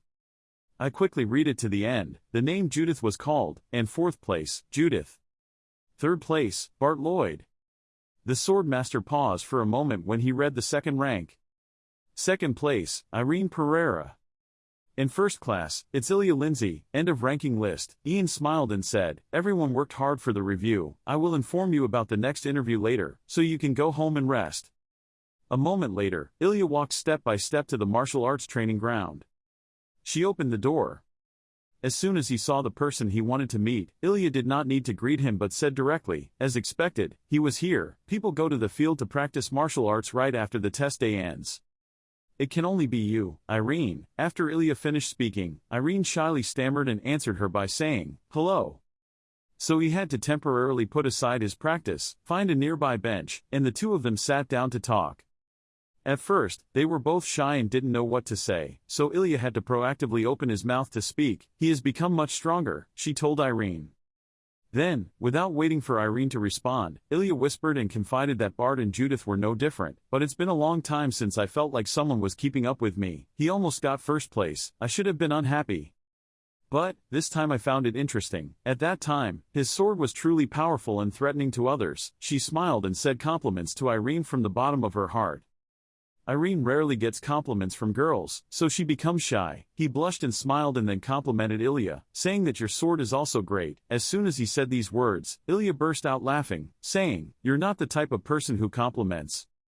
Yes, but I just finished joking with that sentence. Ilya quickly regained his seriousness. She called his name in a low voice, Irene. I will not stay at Chrono Sword Academy. Irene rolled her eyes and shouted, what, why? Because she was so surprised by this information. So his appearance was teased by Ilya. Not a bad reaction. Irene was teased and immediately blushed and avoided looking at Ilya. It's because, it's so sudden. Ilya continued, actually from the beginning I had no intention of becoming an official swordsman. I just planned to get the top spot in the midterm and final assessments, then go home to my family right away. Then she called, Irene. Irene replied, yes. Do you know who is called the best genius on the continent? No, I don't know. Ilya answered, it was Carl Lindsay, also my brother. Ilya calmly said this, then she told Irene more about herself. When I turned 6 years old. Across the continent, no one knows my brother's name. My brother became famous after his battles with the knights. With his superb talent, he has reached heights that others of his age cannot reach. He was recognized by many famous figures, and quickly became known as the #1 talented person. Countless expectations from others weighed heavily on his shoulders.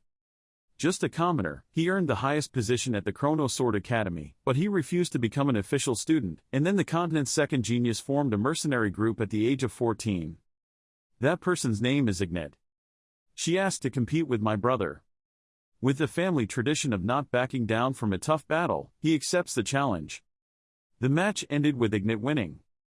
After playing Ilya's brother, she disdainfully said, what the hell? Really, disappointing, that broke Ilya's brother. The images of my brother, whom I idolized, collapsed before my eyes. I couldn't believe my eyes, and ran to hug him tightly. He soothed me as if nothing had happened. I believe he can overcome the challenge. And will win in the end, but he couldn't get up. From that moment on, my brother always had to face cold eyes. And fell into extreme despair, after receiving countless pressures from condemnation and ridicule. My brother collapsed when I was still young. I know what made him lock himself in his room. That is everyone's prejudice. I will decide my own life.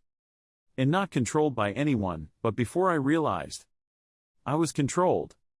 The reason why I entered this academy at the age of 12 is because Ignat achieved first place after entering the academy at the age of 13. I wanted to be recognized by the Royal Knights at the age of 14, because Ignat was made an honorary knight at the age of 15, but fuck it, I'm tired of chasing after someone. Irene asked, really?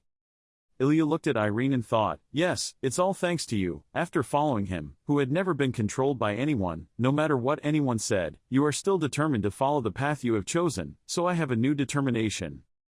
She smiled and said, I will follow my heart. Ilya turned and walked away and said, I know I can reach the realm of a master, if I follow the path I pursue. Irene suddenly spoke, you are amazing, you have overcome so many difficulties, and towards a world beyond this academy. I always am, there is no clear goal. Ilya looked at Irene's gloomy expression and smiled, don't be silly. Irene made a confused sound, not understanding anything. Don't be so lax. Ilya threatened, train hard, otherwise I will leave you in a moment. Irene smiled and looked at her back. Then pursed his lips into a straight line. He stared at the sword he was holding in his hand, thinking, am I really okay? Am I really okay with this present situation? On this side, Bart Lloyd stood in silence in front of the crack in the floor caused by Irene's sword. Judith came from behind and patted his shoulder. "Hey, master, this area is being planned for construction and cannot be accessed. Let's get out of here and have a fight. My body is so itchy." "You also want to fight, right? I understand you." Bart Lloyd was silent for a moment, then suddenly said, "I give up." Judith stopped and asked, "What?" Bart Lloyd continued, "Someone who had just picked up a sword could exert this much power after just 1 year of practice. Meanwhile, I had to practice for many years. How long will it take me to reach this level, or not? Can I achieve it?" Bart Lloyd smiled dejectedly as if he understood everything. It seemed only the chosen one could do it. Having said that, Bart Lloyd no longer paid any attention to Judith. He coldly turned around and left, before leaving, not forgetting to politely say to her, "Thank you for everything." Unexpectedly, just after taking 2 steps, Judith suddenly reached out and gently pulled Bart Lloyd's shoulder back. Bart Lloyd thought she still had something to tell him, so he turned his head in bewilderment. But before she could ask her what was wrong, she punched her in the face. That punch was so strong that even a young man like Lloyd was beaten to the point of falling, even being thrown back several meters. Bart Lloyd was so surprised and hurt, he angrily shouted at Judith, "What the hell?" But not only did Judith not apologize to Bart Lloyd, she was angry, like a tigress roaring, "What the hell? You can't dodge my fist after dodging my entire sword. Your body stiffened after your brain turned to stone," she asked angrily, and then, as if she wasn't angry enough, she rushed forward and gave him another kick in the face. After kicking, he switched to another form of torture. Judith kept hitting Bart Lloyd, hitting and scolding him as if asking, "What, chosen one, are you serious? Then what about me, who can't defeat a coward like you? As for the people who are learning swordsmanship here, you say they're wasting their lives." Judith kept beating and questioning him one by one, until she was tired of beating him, still screaming at Bart Lloyd, "Be proud of it, proud when he defeated the continent's greatest genius in a battle when he was young. That's enough to brag about the rest of your life." Judith was very disappointed in Lloyd. She turned around and before leaving, she still did not forget to let out a contemptuous word. After facing a bit of trouble, she gave up. That was worth it for him. Disappointed, he left without looking back, and then, in that moment of turning her back on Bart Lloyd, even though she was the one who was angry, even though it was she who scolded him, but it seemed that she herself was not very happy, when the person she considered her friend became such a coward. And Bart Lloyd did not dare to blame Judith a word, because he himself knows he disappointed her. He was also frustrated with himself. A few days later, in the office of Ian, the sword master, he seemed very satisfied and asked if you had what you wanted and were satisfied. Ilya replied, "Yes." Then she suddenly stopped for a moment, then mysteriously said, "But it's not just because I got first place." When he said this, Ilya's face suddenly lit up. Even swordsman Ian had to nod in recognition. It seemed like that, compared to before the exam, I looked much more radiant. Ilya politely replied, "It was all thanks to the teacher's teachings." Ian smiled, "Whatever you did, it's all up to me. You can go." She told him thank you for everything. Ian nodded, then quickly went out. She went out and Ian the swordsman quickly told the instructor standing next to him, "Call the next student." The instructor quickly obeyed. But when the next person walks in, swordsman Ian no longer looked as satisfied as he did when talking to Ilya, but the expression on his face right now was a bit confused. He asked the person opposite, "Are you sure?" Ian seriously looked straight at Bart Lloyd sitting across from him and enthusiastically told him that his results were perfect. The teacher wasn't just talking about the test results. Your swordsmanship is excellent enough to be a role model for others. The game of letting go of stubbornness, correcting mistakes, and developing one's strengths. Personally, I also have high expectations for you. Swordsman Ian spoke sincerely to Bart Lloyd, but different from before, Lloyd now only bowed his head with a look of self-deprecation.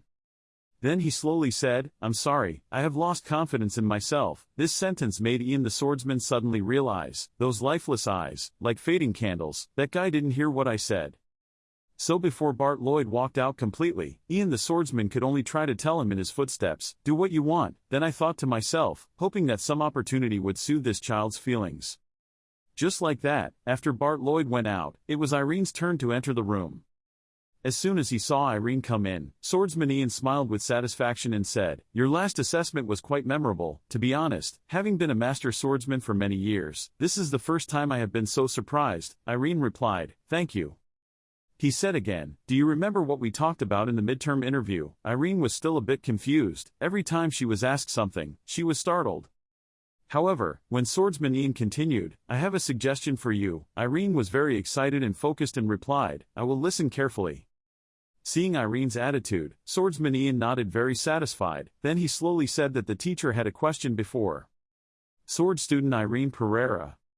He called his full name solemnly, making Irene a little startled, and then Ian the swordsman suddenly asked Irene very seriously what was the reason for swinging his sword.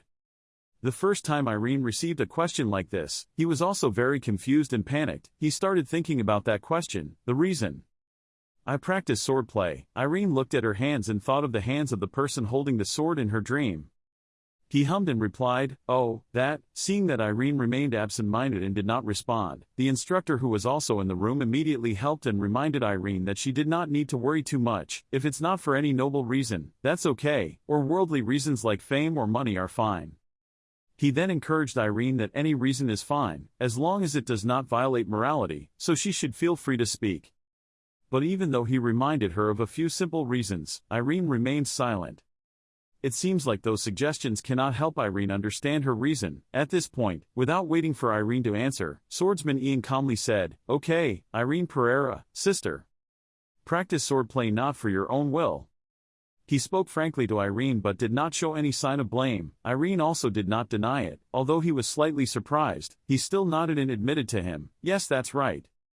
Even the instructor was very surprised. He couldn't help but ask, "Master, what is this?" But the swordsman did not have a reproachful attitude, just shook his head and replied, "I don't know."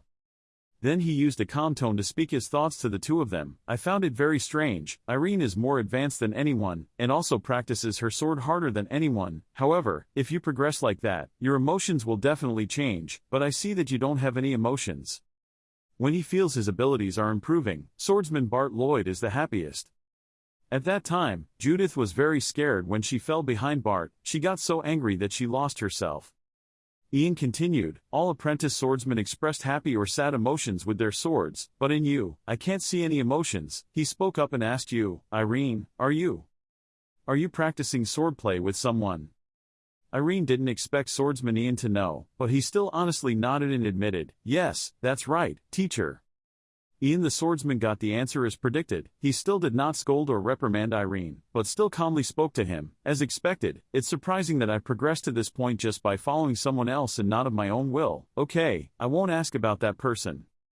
Having said that, he raised his hand and pointed at Irene. "However, if you think about using a sword in the future, you should think seriously about it from now on.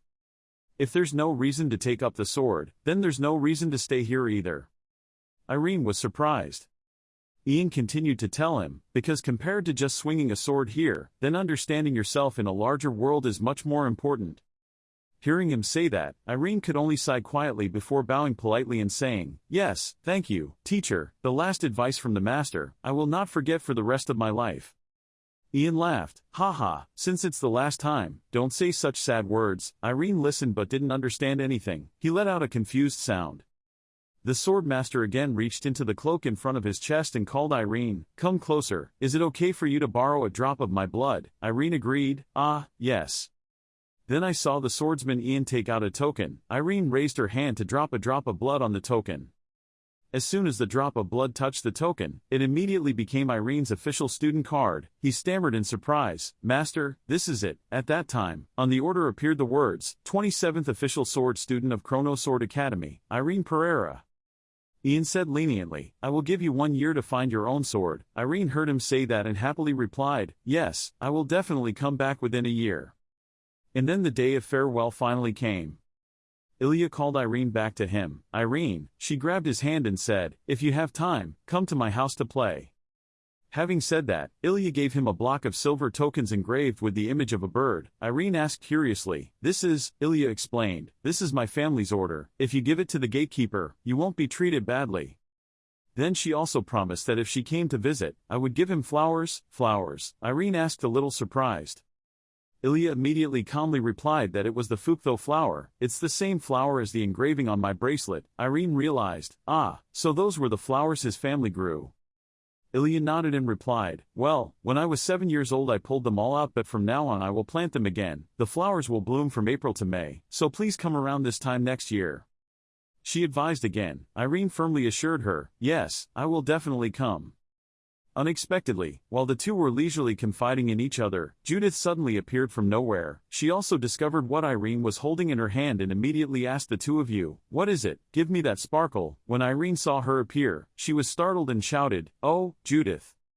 Seeing the two startled and shyly avoiding answering, Judith immediately looked upset and said, "If you don't like it, that's fine, I won't force you." Ilya also felt awkward and stammered, "No, it's not that I don't like it." Unexpectedly, as soon as she said that, Judith quickly said, "Then let me go."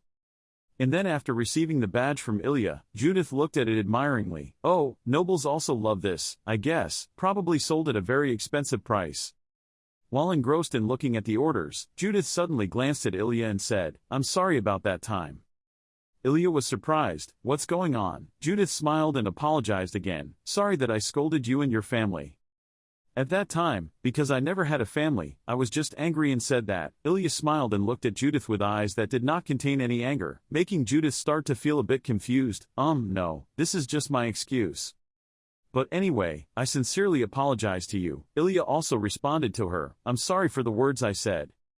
After the two reconciled, they still saw Irene standing there smiling and looking at them. Judith pretended to be angry, pulling the bag strap on his shoulder and asking, "But why do you keep giggling here?" Irene laughed back, "Ha ha ha, you like peace." Hearing this answer made Judith even more mad. She angrily shouted at Irene, Again, are you kidding me?" Irene explained, "Come here, it's because I want to correct my habits." Ha ha ha. Seeing Judith begin to roll up her sleeves and walk towards her, Irene took a step back and stammered, "Wait, calm down." While the two were arguing, they were suddenly startled to see someone's silhouette far away on the other side. Irene immediately stopped her noisy argument. Then he rushed over and called Bart's name. The two girls Judith and Ilya were also silent, seriously looked over at the other two people. "I just saw Irene worriedly coming to ask about Bart Lloyd. I heard you're leaving the academy, what's up?" He looked at him, seemingly surprised by Irene's concern.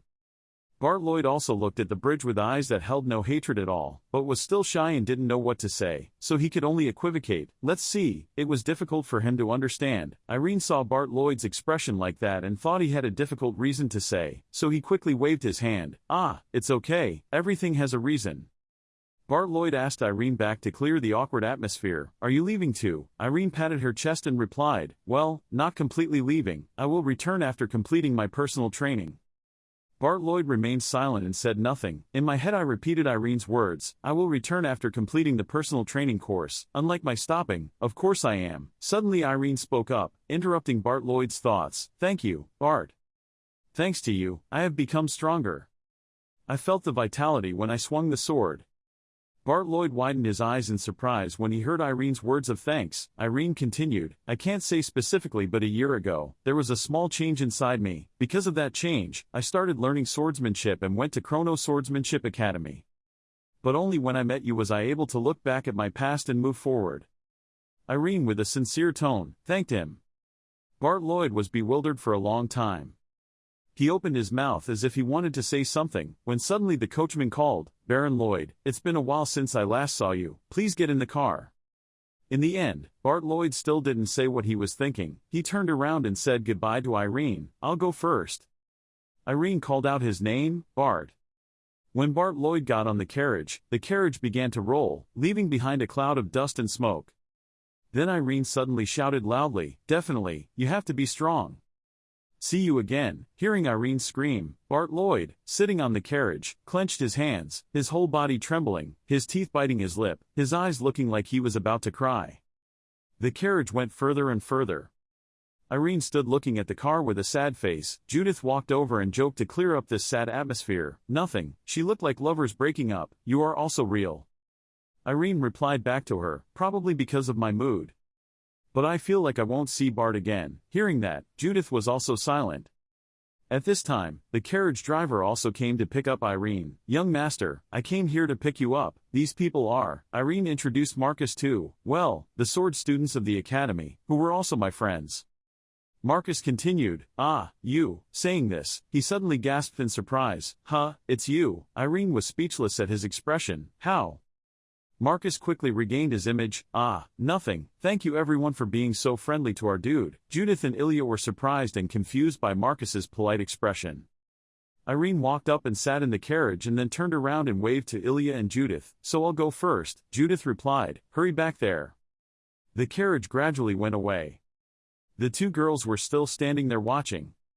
The atmosphere between the two suddenly became stagnant. Judith thought to herself, what is this? How did it turn out like this? I have to wait with him. I'm afraid to die. Finally, when will it come? Judith forced herself to say, "Hey, the thing is, I have a stomachache." Ilya quickly followed her words. Then you go first." "Oh yeah, you walk well too," Ilya said.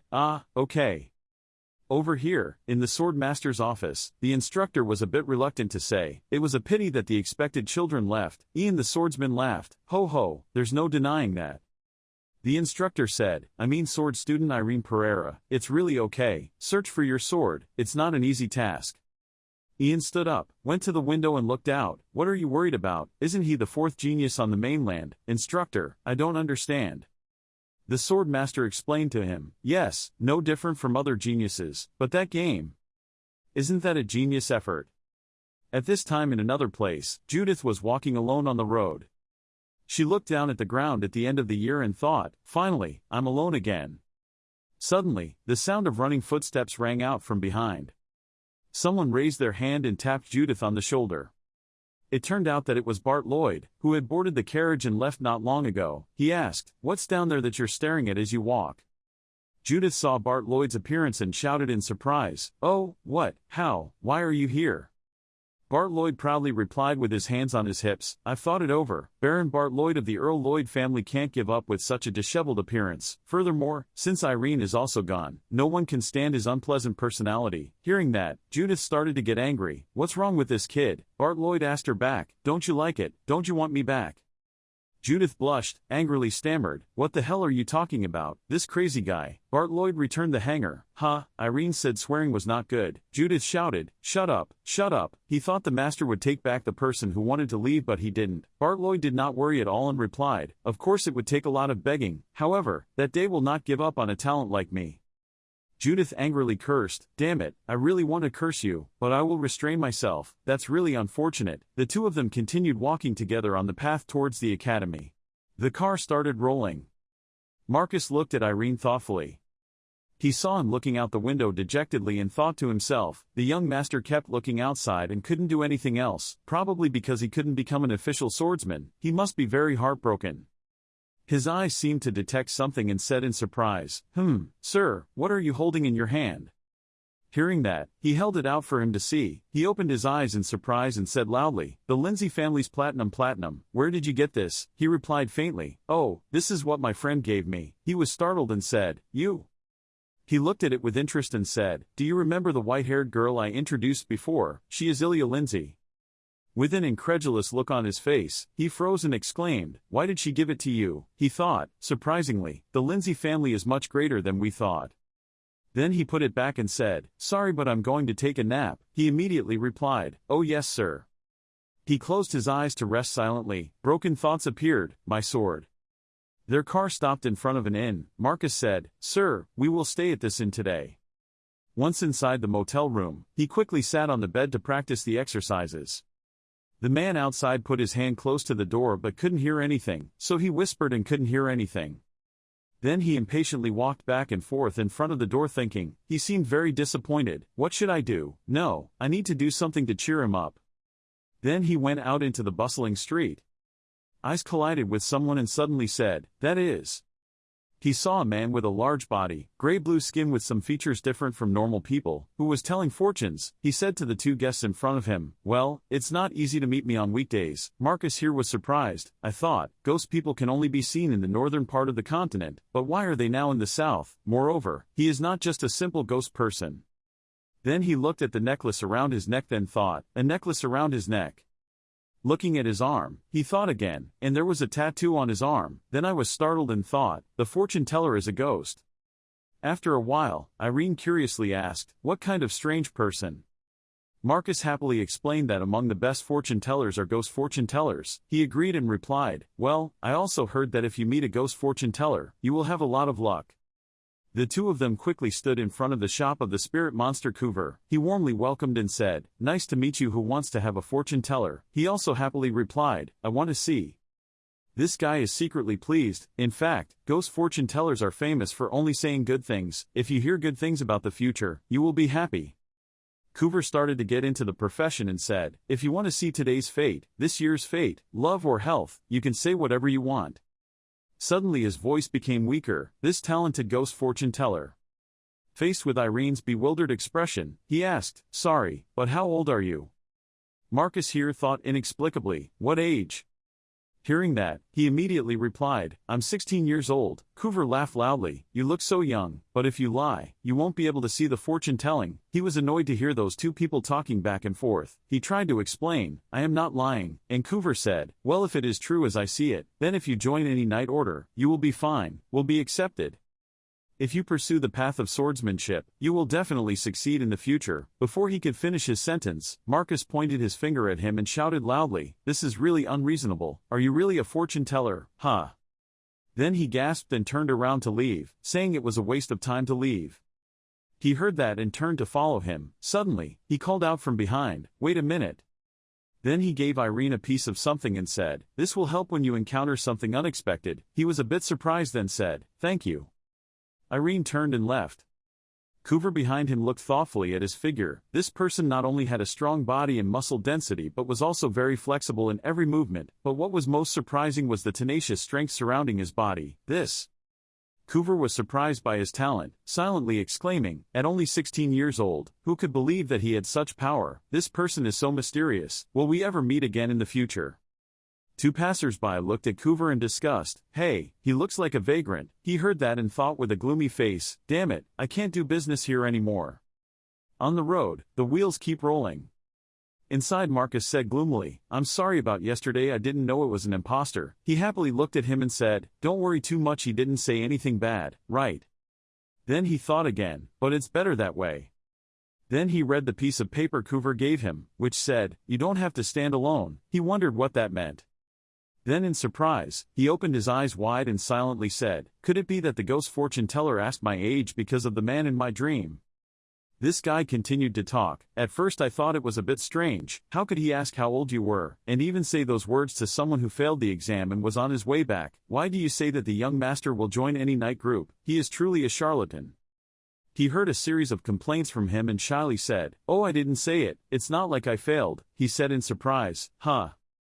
Marcus's face was full of questions when he heard him say, I passed but not now, but with the condition that within a year if I complete the requirements given by the master, I will get it back, Academy. Hearing that, he shouted so loudly that the driver was startled, really? Outside the coachman suddenly said, young master in front. Viscount Garin's carriage is arriving. Marcus stuck his head out the car window and said in a panic, what Viscount Garin? A viscount is a noble higher than a baron and lower than an earl. Looking at the badge, he said in surprise, really? He thought unhappily, why did he have to meet Viscount Garin, the Pereira family's sworn enemy, on the road like this? The family has always despised and insulted you. He suddenly widened his eyes in fear and thought, that face was Aaron Garin. In front of us is the image of Aaron Garin and Jack Stewart, their eyes looking contemptuously towards his carriage. Marcus awkwardly waved his hand and looked at Irene and said, young master Aaron Garin has gotten off the carriage with Duke Jack Stewart. If you feel uncomfortable, you can stay in the carriage. He calmly replied, I'm fine, it's not polite. Hearing that, he questioned and said, yes. Outside, the trees are quiet. Marcus and Irene walked out of the carriage and immediately bowed and said, I greet Prince Aaron Garin and Duke Jack Stewart. He raised his eyebrows and said mockingly, oh, that's you guys. Then secretly evaluated him. This kid Irene seems to be quite tall, his body has also improved. Then he said, you guys came back from Chrono Sword Academy, right, but thought to yourself, well, no matter what, he's just a lowly Irene. Marcus happily answered, yes that's right, I don't know why Mr. Garin came here. He immediately replied, I have something to tell your father. Then he came closer to me and said, it's been a long time since we last met, it's nice to meet you Irene. He replied lightly, yes, he said contemptuously, why it seems Chrono Swordsmanship Academy is very good at teaching. Didn't expect Irene you would change like that. How come you will continue to practice swordsmanship in the future? He replied without expression, yes, I'm studying at the academy, probably so. He continued to mock, in the family, you have to study elsewhere and it's a bit confusing since you started too late. Marcus next to him heard that, gritted his teeth in discomfort and cursed silently, "That damn kid, 1 year younger than our young master, dares." Irene didn't get angry and simply replied, "Maybe so," causing him to frown in confusion and say, "Huh." He looked at him and asked, "Do you want to say anything else?" Aaron Gairn suddenly replied, speechless, "No." Hearing that, he immediately turned around and left and said, "If there's nothing else, we've still got a long trip ahead of us, so I want to rest a bit." He thought to himself in confusion, I provoked him, but his reaction was that he was a lazy noble. Thinking of this, he frowned uncomfortably. Then he looked back and said darkly, "Wait." He raised his hand and smiled cunningly, saying, "Nothing special, before we leave, let's shake hands." Irene turned her head and said, "That must be it." Aaron Gairn narrowed his eyes cunningly, thinking, "Brat," then said, "Don't you know, swordsmen just need to shake hands to know each other's strength," he said in confusion. "I just heard it for the first time." He laughed cheerfully and replied, "Oh my God, you still don't have enough understanding."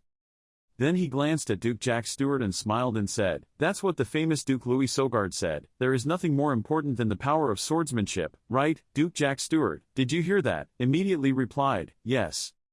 Then he held out his hand to me and said, "See, the supreme knight of my family also said the same thing. As a senior who has studied swordsmanship for 6 years, let me see how much your swordsmanship has improved." Irene looked at his hand and fell into thought. At Marcus's surprised face and Jack Stewart's coldness. Two hands clasped each other. He tried to squeeze the evil thought, "Wait and see, I will crush your hand with my strength." He smirked in disdain, secretly pleased, "Let me see your expression of suffering from pain." But contrary to expectations, he looked at him with no emotion on his face, making him unable to help but think, "Why is there no movement?" He gritted his teeth even harder until his forehead sweated and thought, "This kid doesn't seem to be in any pain, why do I feel pressured?" Irene suddenly said, "Oh yes, we have to use more force, right?" As he finished speaking, Aaron Gairn's eyes widened in pain. The force of Irene's handshake caused him pain like 1,000 lightning strikes. He immediately withdrew his hand in surprise and shouted. He frowned in confusion, "Sorry, because it was the first time, so I couldn't control the force." Hearing that, he became even angrier, his face black and his eyes filled with disbelief, thinking, "Why should I withdraw my hand first?" His expression darkened and he thought uncomfortably, "Oh, so embarrassing," and I didn't care much as he looked at what he said, "So let's go first." Suddenly the cat said from nowhere, "What's wrong?" At this moment, Jack Stewart looked at it in surprise and said, "Cats can talk," and he opened his mouth in horror and stammered, "What could it be?" He happily continued, "What else are you doing? Let's fight, don't underestimate it, it's a magician. There are mysterious things in life.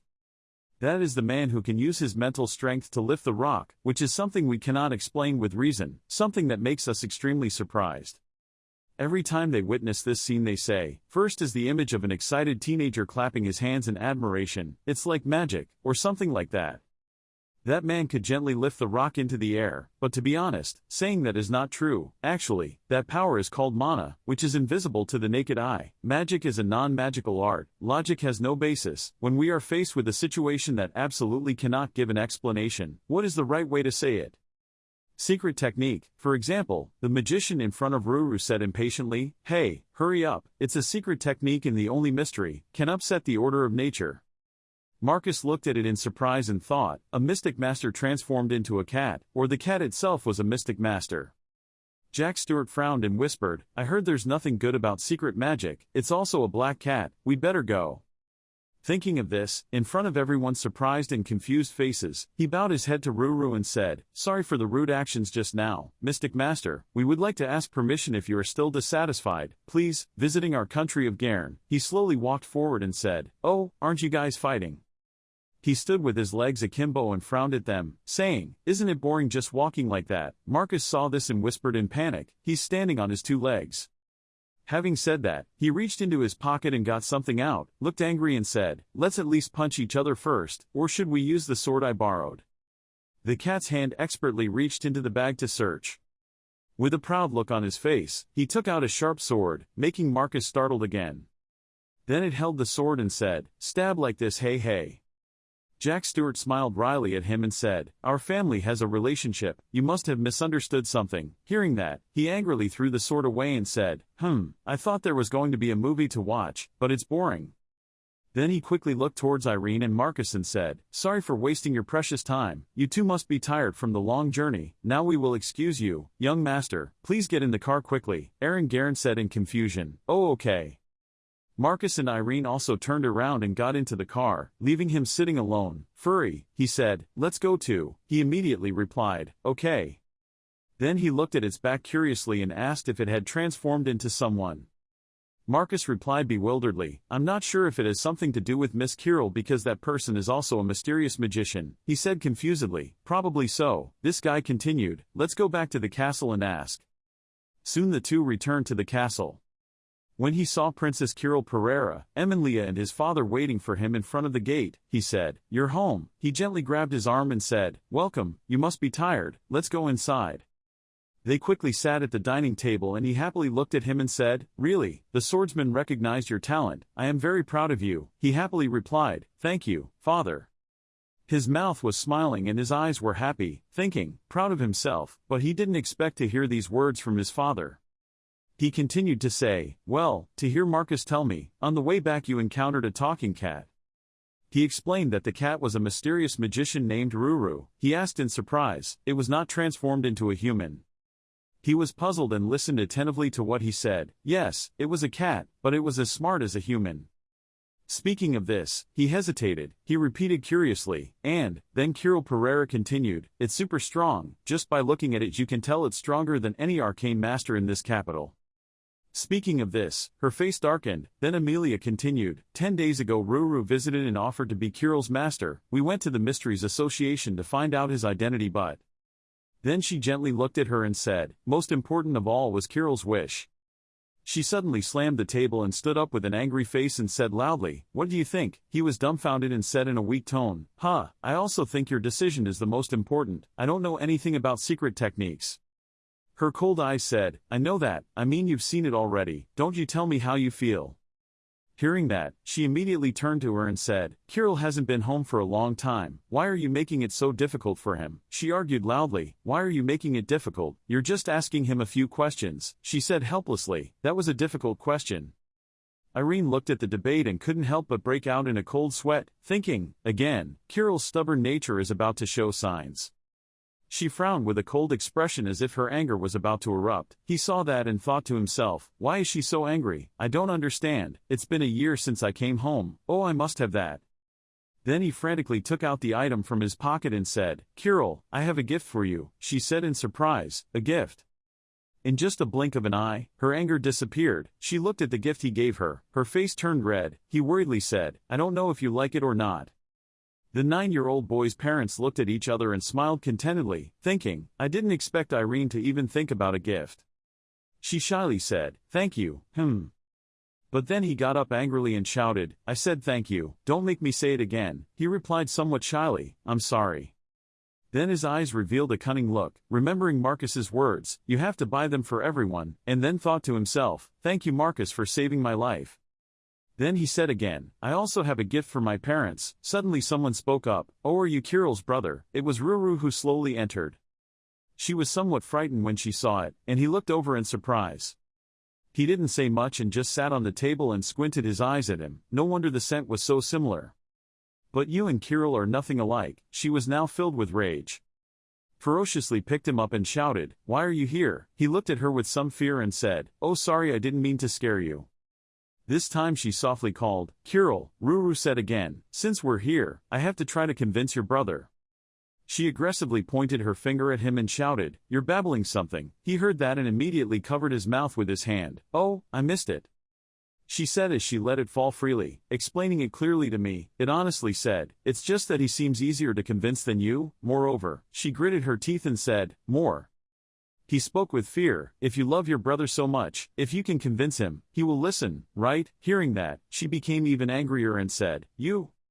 She once again picked it up and said with a scared face, "Oh, you shouldn't say it so bluntly." She angrily shouted at it as if she wanted to eat it alive. Ruru quickly said, "Begged me not to dare anymore." Then she coldly said, "I won't be your disciple for a long time." Then she ran out all the way and he followed behind and said, "I was wrong, please forgive me." Everyone looked at this scene helplessly and speechless. He said it this time, not knowing what to do. She immediately replied, Irene, tell me more about the academy later. He obediently replied, yes. After a while he lay on the bed and sighed thoughtfully. Thinking back to the image of my parents and thinking to myself, with just a gift, they looked so happy. I think they were even more touched than me being admitted to the hospital. Then he sat up and whispered, to normal families it seems like nothing. Seeing them happy for such a small thing makes me both happy and heartbroken. I guess I won't waste time like before. I cannot delay finding my ideal swordsmanship. Then he looked at the door and said, someone outside immediately replied, it's me, can I come in? He replied, okay. The servant outside came in and asked, are you going to practice swordplay tomorrow? He turned to look at her and said, yes, I will practice early in the morning, so prepare everything I told you to do. She worriedly asked again, will you be okay? I heard it took more than half a month to return from the academy. You must still be tired from the long journey. He heard that and replied, it's okay. With an excited expression, he clenched his fist and said, I haven't held a sword in half a month. On this side Garen stood in front of Garen and bowed his head and said, then I'm going, father. He immediately replied, okay. In the large room, he silently watched him walk out. Then called, Jack. He turned to look at you and said, please listen. He glanced at him faintly and asked, what was wrong with Aaron's expression that was so strange in Pereira, and the person who spoke was Viscount Phil Garen. Hearing that, he bowed his head and replied, on the way back we happened to meet young Master Irene. He said contemptuously, did that useless guy just return from the Sword Academy? He replied, yes, he had contact with Mr. Aaron. His eyes looked sinister and said, is that so? He got angry and threw things everywhere and shouted, so what? He just pointed at his chest and loudly scolded, what the hell did you do at that time? He didn't know what to say other than 3 words, I'm sorry.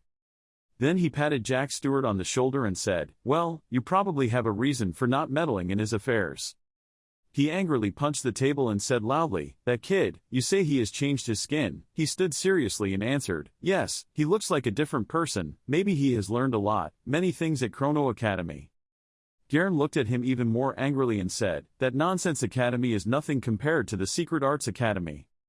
Then he gritted his teeth in indignation as he remembered the appearance of the 9th man's father and then silently scolded, I don't like him at all. Harun Pereira, a beautiful lady with a dignified appearance and a daughter who knows secret magic. The country he governed also gradually became more prosperous. He tapped his hand on the table and said, you mean their easiest weak point to target has gotten stronger? He should have died in the room. Why did he suddenly crawl out like that? On this side, Ryan Garen, who has been sitting silently since the beginning, suddenly spoke up, please calm down. If it's a new bud, we can just trample it. He looked at him somewhat satisfied and said, Ryan, do you have any plans? He sat upright in his chair and smiled proudly, saying, of course, and he was the eldest son of the Viscount family. He said again, isn't there a gathering coming soon? His eyes turned sinister and he said, when the heads of the 6 famous families in the southern part of the Hale Kingdom appear together in Pereira territory, we will trample that useless young man into the mud again. He smiled and was satisfied with this son's plan and said, okay, Jack, you can go now. He bowed and said, yes, please excuse me. At this time, Jack Stewart had a thoughtful look on his face while he kept praising his son, who was truly the family's pride. Then Jack Stewart glanced at him and thought, stupid old man. But it seems Irene is about to get into trouble, because of someone who is exceptionally clever and even more cunning than the Viscount. The eldest son of Mr. T.A. has appeared. A few soldiers walked out to the practice field and complained, saying, damn, why are they forcing us to practice so early in the morning? Another guy said, the expedition is coming. If we don't stop the monsters, those monsters will storm the villages. Another guy mocked and said, that's just the thinking of some old men. One person came back and said that the expedition had become corrupt and that it was an event venue for people of high status in society. The other 2 guys heard that and were startled and said, hey, don't say that, no matter how much you whine, this is the case. Then they were surprised to see that Irene had come to practice early, then suddenly called, Mr. Irene, has she returned? A guy approached him and said, hello, subordinate, I heard that you just came back yesterday, so early in the morning, why are you here to practice? He stopped his movements and replied, oh, I forgot, are we soldiers today? There's practice in the morning, right? Then he continued doing pull-ups and continued, I only practice alone so I won't bother you guys, don't pay any attention to me. He replied, ah yes. Then we awkwardly looked at each other and whispered, if he's here then that means he's been kicked out of the academy, right? The other guy replied, probably so, but isn't his physical condition better than before? They looked at the weight plate he lifted with his feet and then said, look at that weight plate to see if it's also lifted that way. Oh, there's one there, to try lifting it. As soon as he finished speaking, he saw him trembling as he lifted the weight plate, but it only raised it off the ground a small distance. He gritted his teeth and said, oh, this thing is definitely not a decoration. The guy standing next to him said in surprise, how could he lift it up? Suddenly someone shouted, hey, why are those bastards making so much noise there? As Knight Oren Zukrin he continued to say loudly, you are not here to play. The soldier behind him said awkwardly, Mr. Zukrin is here, why are his subordinates just sitting there watching him practice? He suddenly said, what? Looking at him continuously raising and lowering himself, he silently exclaimed, wait, he's doing pull-ups with a weight on his body. Is this the weak person from before? His posture is quite good. What happened? Been with him for the past year. Thinking of this, he smiled happily and said, what's the point of pulling up like that? You're right to be surprised, but for knights, doing it is just an easy task. The other guy said in surprise, oh really? Then he suddenly changed his position, using his hands as a support point to lift himself into a supine position. Everyone screamed in horror, wow, can you do that? The soldier behind him smiled somewhat provocatively and said, Mr. Zukrin, you can easily do those actions. He glanced at him with a dark face. Then he turned around and shouted straight at them, it's already 6:10 a.m., these bastards, how long are you going to keep gossiping? Hurry up and get in line for me. They shouted in unison, yes sir. The sky is clear and the sun is about to reach its peak. Irene pulled the mighty sword towards the yard. Then he stopped in surprise when he saw Ruru walking on the fence. He said in his mind, it's Ruru. He looked at it with defensive eyes, thinking, is he planning on convincing me? With a decisive movement, he turned around in surprise and thought to himself, don't pay attention to what he's doing, just focus on practicing first. He thought while practicing, I need to find my own sword, I can't just keep swinging the sword like that man, I will practice swordsmanship with the things I learned at the academy. 1 week later. Freen still practiced regularly. Today he jogged with the soldiers. They panted and thought, how can he be so strong? He ran faster than us. Even if he was out of breath, he wouldn't sweat much. Then, exhausted, he fell to the ground and said, my subordinates can only run this far. He looked up at him and said, your physique seemed to be much more developed than before. He put his hands on his hips and asked in disbelief, really? He stood up and continued, the training ended earlier than expected, are you planning to return? He immediately replied, oh, I plan to stay and practice a little longer. Then he remembered Ilya Lindsay, Bart Lloyd and Judith and then thought to himself, everyone there is good, they are persistently studying swordsmanship at Chrono Swordsmanship Academy while I am practicing without anyone to support me. If I hadn't achieved that dream, I might be just a guy now. His eyes suddenly looked in another direction. Ruru was playing on the fence and then thought, Ruru has been watching me practice for more than a week now, I don't know what he's thinking.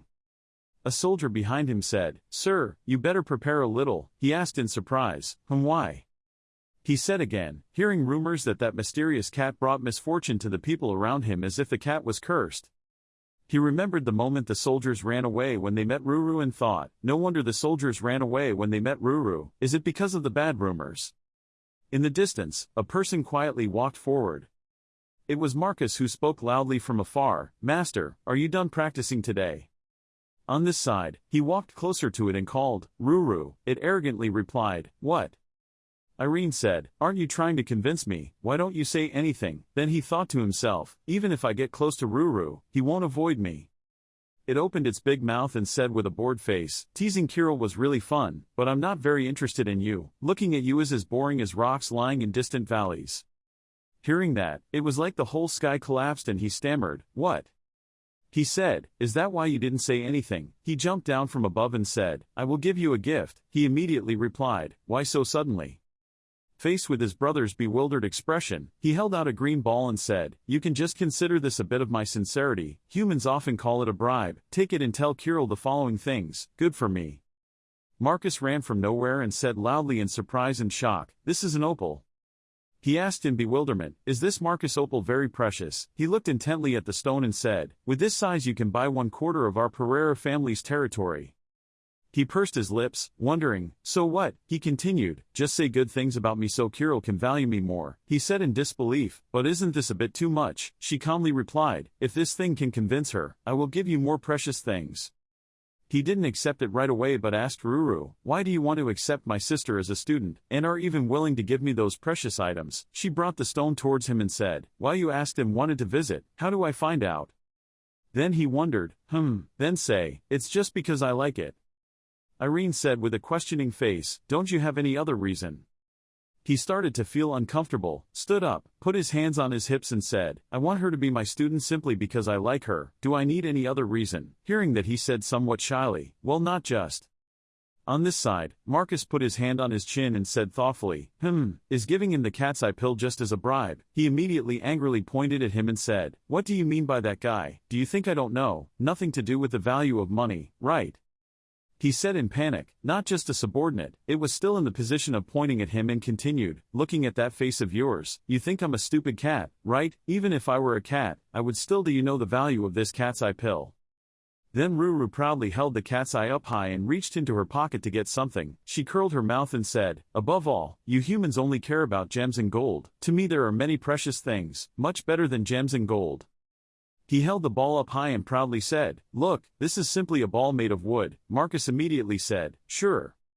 Ruru brought the ball to her nose to smell it and said, this wooden ball has a really pleasant scent and I can't find this scent anywhere. It is my precious treasure even if I exchange dozens of eyes. My cat won't change it either.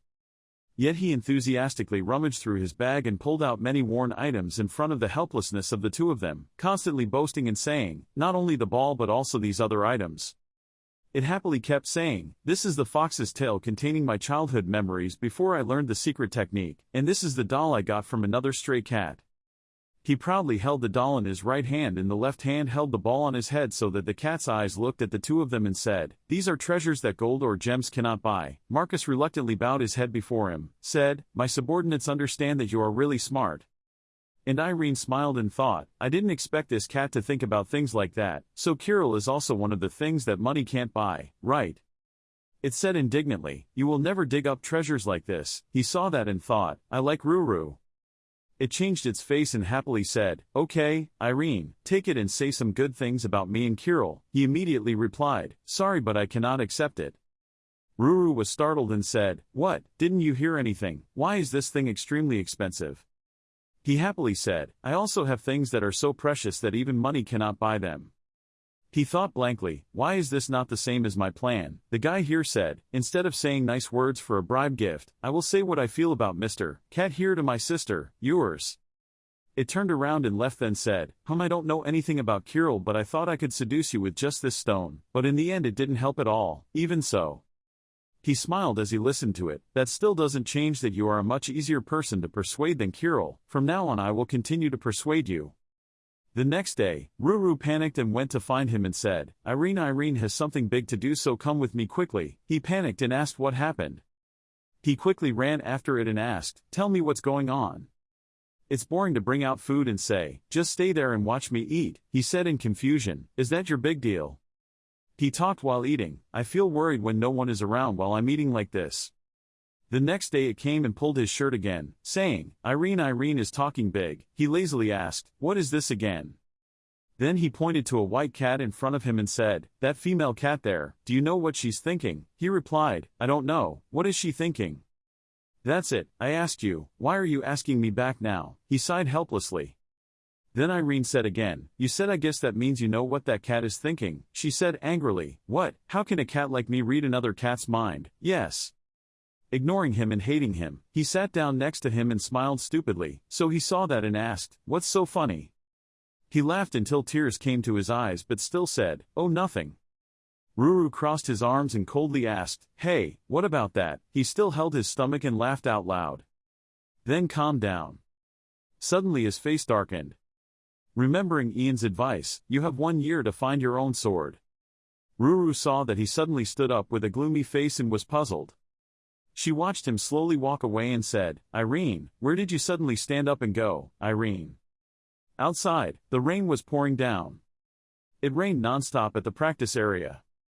He thought to himself, I don't have much time to do these things, I need to find out the reason why I learned swordsmanship as soon as possible. He held the sword tightly in his hand and thought, I lost my ego after leaving the Sword Academy, now, I don't have any ideas in mind. Ruru stood in the rain silently looking at him. This guy's footsteps were heavy, thinking, what should I do? He kept moving his feet, splashing water under his feet. In his mind, he constantly puts pressure on himself, wondering what he should do. He swung his sword and slashed continuously. Seeing that, Ruru opened her eyes wide in surprise. This guy on this side slashed and slashed without stopping to think until he was able to find his own sword.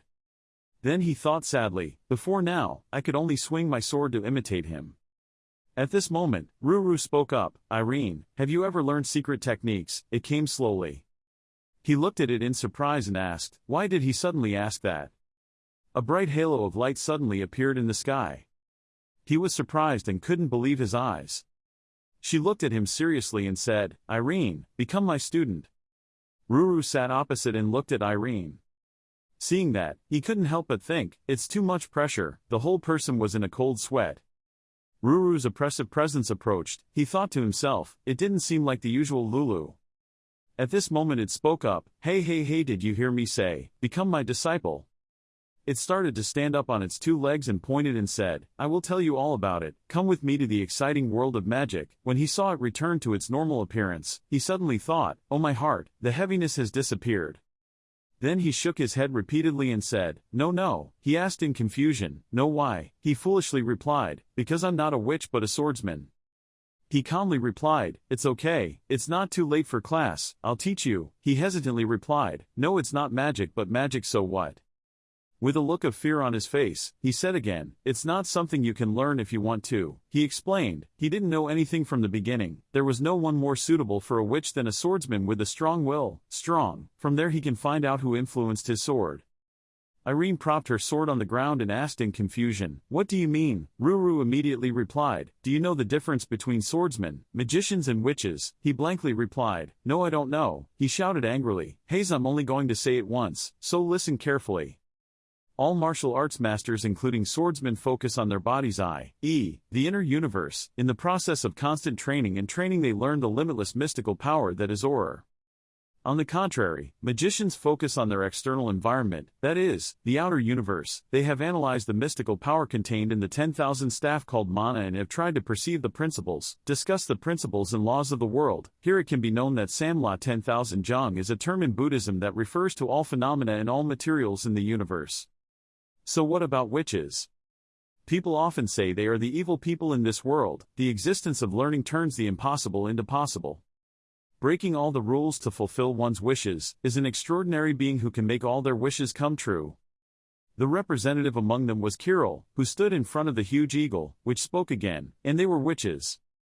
They are the ones who think about witches, so I have a lot to say, but actually they only stand to a certain extent. He then said cautiously, but there is one thing you need to know, they have such a strong will that they can change the world on their own. Ruru's expression was serious as he read every word, an extraordinary and unique intelligence that a normal person could not imagine. It raised its finger to move the magic and said, in other words, the witch's power is proportional to the power of her will. Then it clenched its fists. Inside, white light crept out, then said, the vertical slash he just performed. To cut something off, I feel you have an extremely strong will. He lazily scratched his head and said, that's enough talking. In short, if I help you, you will be able to awaken the magic inside you, which will also be useful for your swordsmanship. Yet Irene turned around and refused to speak, apologizing, but it really didn't work. She slowly walked towards him and said, why not? He said gloomily, it's not that I don't like learning magic, but with the sword just now, it can't do that. He lost patience and said, hey, stop beating around the bush, just say it straight. He immediately replied, it's very difficult for me to explain that this sword is not my sword. He said slightly mockingly, oh, what a surprising answer. He looked at him angrily and said, it seemed like he was mistaken about something. What he had done until now was not an effort. Irene stood up and said, what? The whole sky seemed to collapse. He said in frustration, it was not an effort. He said coldly, to be honest, it was just a useless effort. Return to the palace. Irene lay on the bed thinking, Lulu, what he said made my head spin. Outside, someone knocked on the door and said, "Can I come in?" He sat up and replied, "Please come in." It was Marcus. He walked in and looked around and said, "I wonder if he's here. Is that witch cat, Mr. Lulu is here, sir?" He asked, "What's wrong with Lulu?" He awkwardly said, "That I have two things to say to you. The first is about the upcoming battle. In a few days, the meeting about the Southern Union battle will take place at our family's house. The owner will talk to you, so it would be better if you prepare yourself mentally in advance." He said without expression, "Yes, I know," he said again. Next was something related to Mr. Lulu. Irene glanced down at the bed and he was still talking. There were some bad rumors about him. After that day he joined the Oracle Mage Guild in the Eastern Continent. There were rumors that the guild disbanded soon after he left. They said that the second son of the Jackal territory who had taken refuge there for a while had died of an unfortunate accident. The more he spoke, the more afraid he became. The leader Gum of Sangdon Balbani, who used to be a merchant, said that as soon as he brought in a cat, it was impossible to escape the collapse. He heard that and asked again, "Was the story true?" He immediately replied, "What O'Reilly and Sangdon Balbani said, and everything in the Jackal territory was true." Irene asked again, "So Lulu is related to those cases?" He said, "Actually, there is no such thing as just suspicion." He heard that and thought for a while, then said, "Maybe it's not Lulu." He said again, "Young master, I know it's also possible that it's not true, because there are some bad and superstitious stories about a black cat. If possible, there will be some baseless rumors. That cat which looks innocent, maybe she didn't do anything wrong," he said hesitantly here, but you can't ignore the risks involved." He fell silent into thought. Marcus spoke again, apologizing to the young master for going too far, so I asked him to leave first. By the time he left, he still couldn't stop thinking. Space seemed to stagnate. Then he spoke up, "Please understand that Marcus said that because he was worried about me." He spoke again, "I said it last time that I won't be distracted by other things but just concentrate on conveying what I see and feel. I feel you. Actually, I don't think he's bad enough to harm others."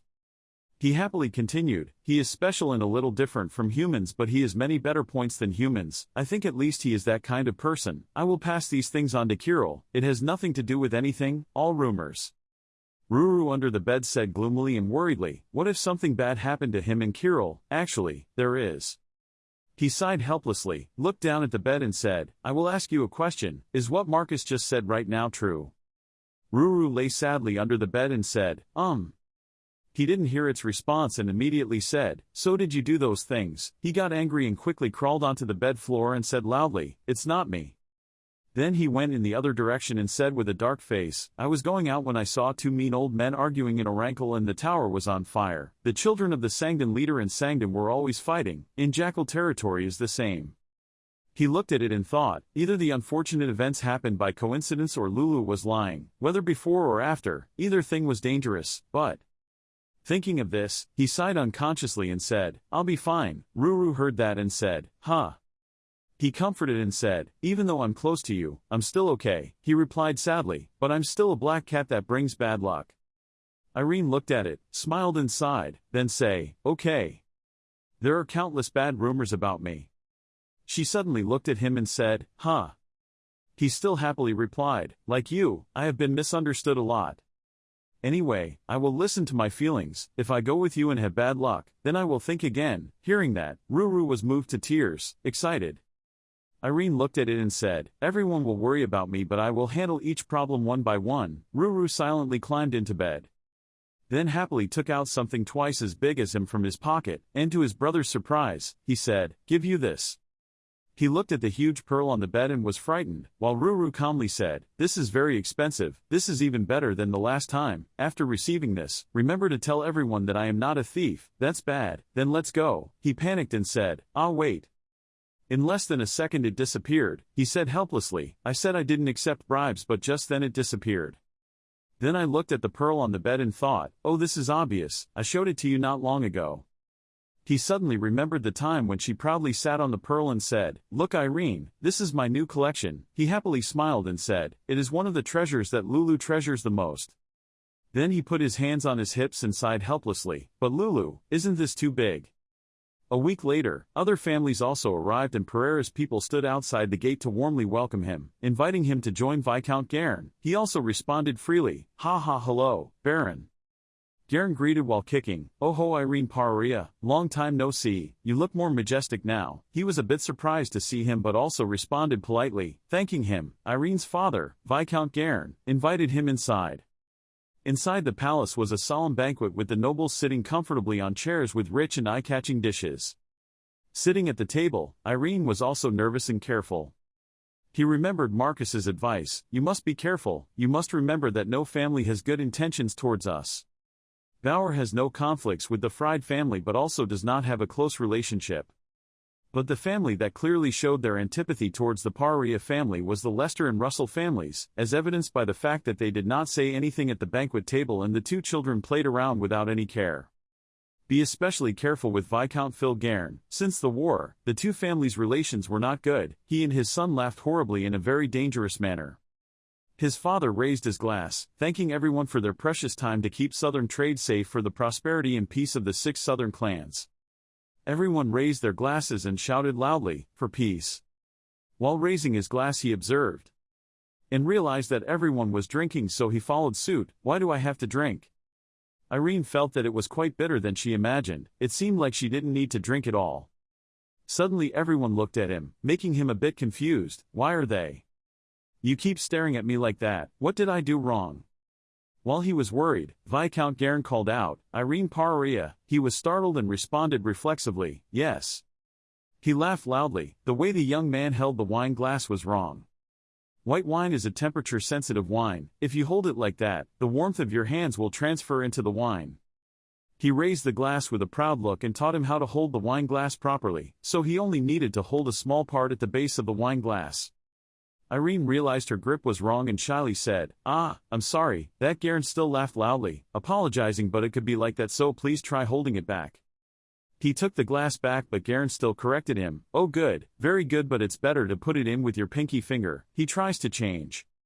But that guy continued to be sarcastic. "Don't you know that during times when spices are scarce, so as not to waste, people use their thumb and little finger to put spices in food? If you hold the glass with all fingers, with such hands, the little finger will get wet, so it will be a waste of spices." He answered while his father didn't say a word, "So that's it." Garen proudly continued, "Of course in this era there is no need to worry about that, but as aristocrats, one must have manners at the dinner table." Lester laughed at his silence. "Haha, yes, it was those manners that created the difference between commoners and nobility." Russell also chimed in, "Haha, that's right." Garen shook his head, pretending like everyone was misunderstanding him. "Otherwise you almost misunderstood me, Baron Lester. I didn't mean that, Baron Paria, don't misunderstand me." Irene's father's face darkened and he said, "You looked at him worriedly." "I didn't misunderstand anything, Viscount Garen." "Haha, I'm so lucky, I was just thinking about Irene so I said that." He and his son looked at each other.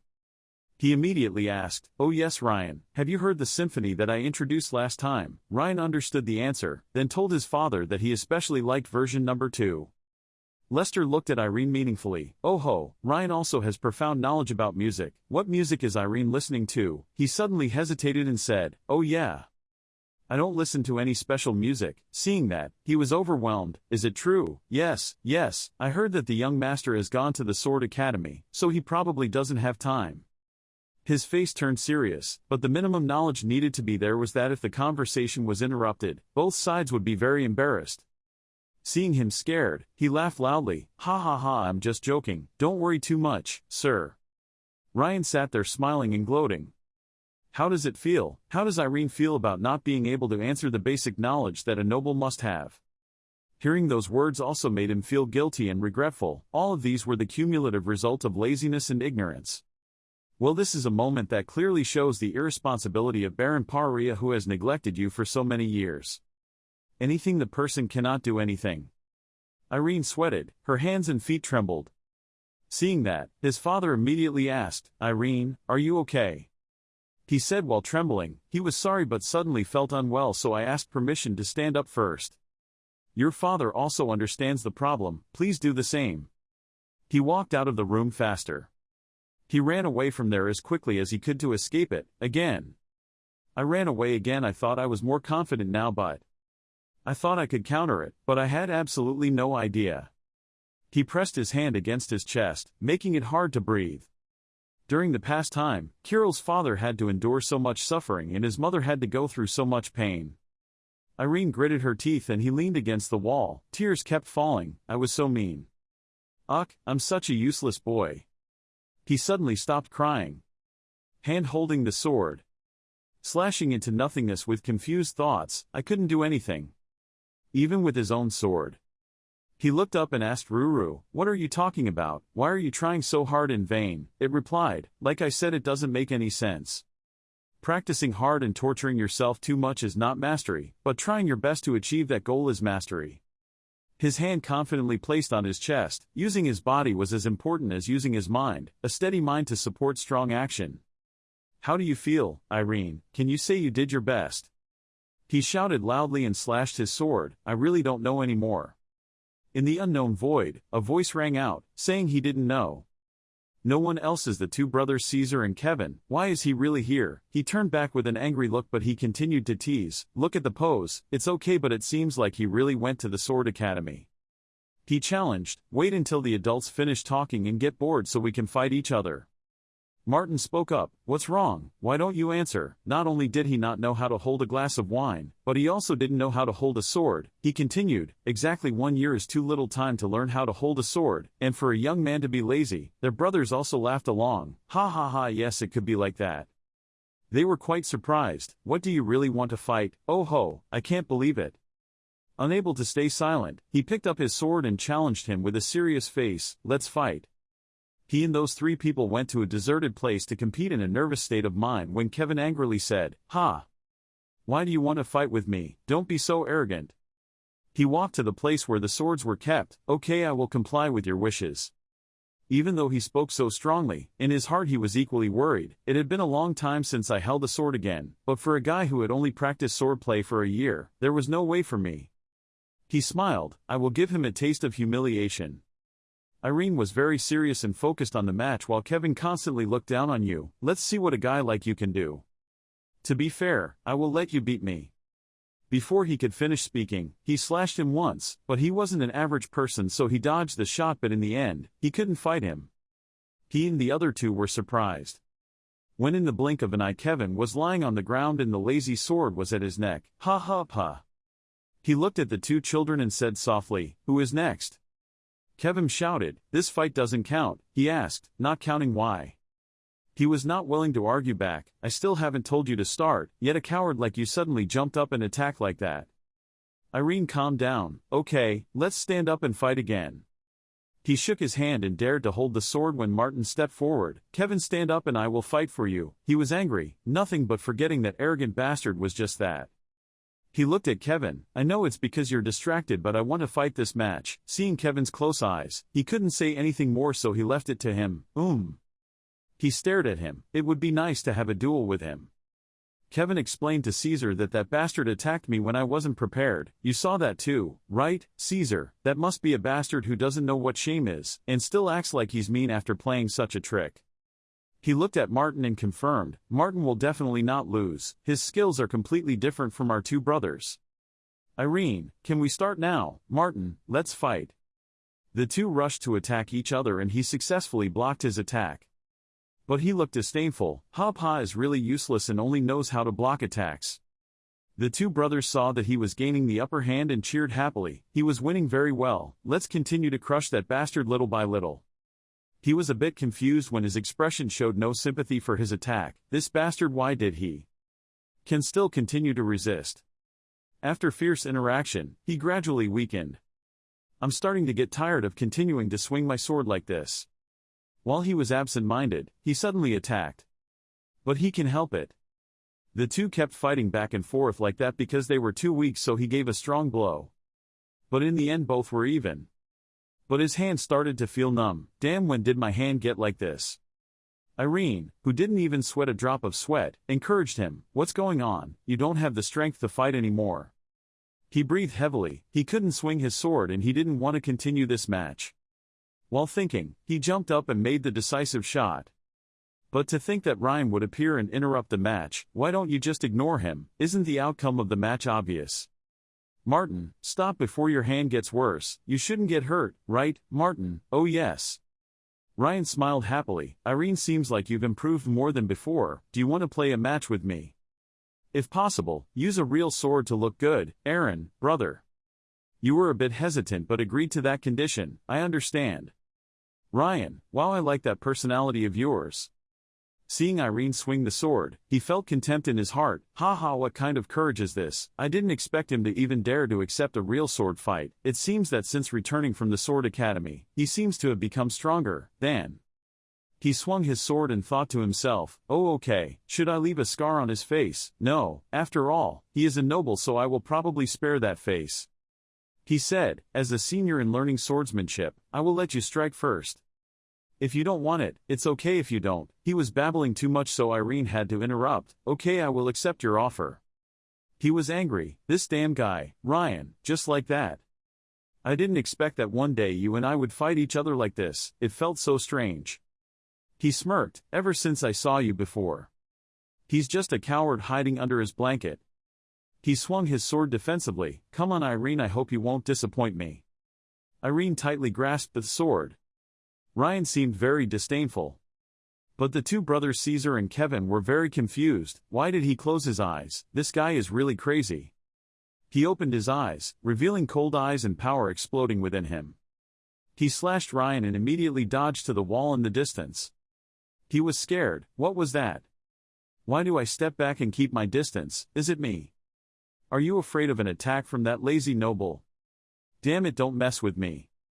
I cannot accept this. While he was angry, something suddenly flew towards him and broke the sword in half to his surprise.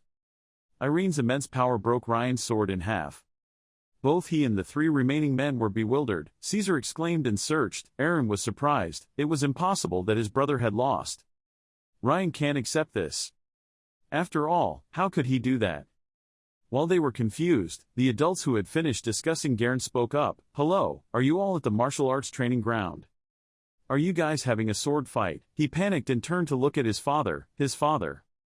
He accidentally saw his son's sword broken in half. Ryan, what's wrong with your sword? He admitted, I lost the match with Irene. Everyone panicked. What? Irene's father also seemed surprised. Irene really won against Ryan. As for Ryan, he's worried about his face. What should he do now? Enough, be as majestic as possible. Must appear calmly as if nothing happened. He put out the fire. Duke Stewart took Irene's swordsmanship, which had amazing power. He attacked about 5 meters away and my sword was cut in half like this. All other families remained silent. Garen approached and complimented his son to reduce his embarrassment. Haha, so Irene's swordsmanship seems to be very excellent, and it's true he studied swordsmanship for a year at Chrono Sword Academy, so of course I'm not as his opponent. Lester also followed suit, which was a great blessing for the Southern Alliance's stance. There was no doubt that Irene's incredible development would become a great strength in this taming battle. Garen laughed loudly. That's right, Baron Paria, I'm really jealous of you. Baron Paria, thank you, Viscount. The meeting has ended and it's already late at night, so we'll take our leave. Everyone, yes, okay. Step out of Paria's gate. He said. Ryan, him, yes father. He secretly scolded you. You regained your spirit right after losing the match, so it seems like the relationship with the Paria family has become better. He threatened, but next time. We will not tolerate arbitrary changes to the plan, so please pay attention. He bowed his head. Yes, I'm sorry. He gritted his teeth and said, Duke Stewart. That guy replied, yes sir. Ryan said with a frown, after returning to the family, please prepare 3 or 5 soldiers for training. At the mansion, Baron Paria told his son, it's okay if you don't participate, even though the war of conquest is important. Becoming an official sword student at Chrono Academy is even more important, even though it takes time. Wouldn't it be better if you could focus on your sword? Irene was silent for a moment and then answered in a very confident manner, maybe this time you will definitely not falter. I will participate in the war of conquest. I want to participate. I know what you're worried about, so I'll try to make up for the shortcomings. In the remaining 3 weeks I will try my best to overcome all the things you were worried about. Until then, if you still can't believe me, I will give up. He was quite surprised by him, but when he heard him express his thoughts, he did not refute any further. He watched him leave with an expression of both concern and understanding for your efforts, Irene. Kirill and Amelia watched Irene leave with worried eyes. Kirill asked, will it be okay, mother? She comforted, "Of course it's okay, Kirill, your brother is doing very well, he's trying his best, so we just need to trust Kirill to trust your brother, too," she replied, "Yes." Meanwhile, he was still practicing hard. "Impossible, I won't burden the family anymore. I won't let my family be despised because of me anymore." The more he thought about taking revenge, the faster and more powerful he used his sword, seeing the image of his family suffering sadness and suppressing anger. "I can't look anymore." He calmed down and breathed heavily. "Look at Ruru, how am I acting and looking now? It's just useless hardship." He countered, "No, what you are doing now is truly an effort." Irene looked at it, "So can I learn magic now?" Ruru smiled, "I can learn now." He urged me, "Teach me quickly, I will do whatever is asked." "Hey, Irene, there's no need to rush, I'll definitely teach you, but not today. You better calm down, I don't know what happened but first you should rest and start tomorrow." He said, "Thanks to you, Ruru, okay, don't overdo it." He looked around and said, "No one will come to this training ground, I asked my father to control access." Ruru, very good. He suddenly noticed the glasses he was wearing. "Ruru, where did those glasses come from?" The cat happily said, "Clothes are very important, every little thing like this makes a difference in the mood." I see. It continued, "As I said before, in mental magic is very important. What we want to achieve goes beyond what we want from you because we want to protect our family." He confirmed, "Yes." It continued, "If so, what should I do to make that desire stronger?" Irene thought, "Let's see." That cat couldn't wait, so he revealed that the most common and easiest thing is belief. Irene, religion. Ruru was serious. Yes, the rumors had no basis, but it was also a belief, and in the world of magic nothing was that important. No matter how absurd the story is, depending on how much you believe in it, the power of magic becomes stronger.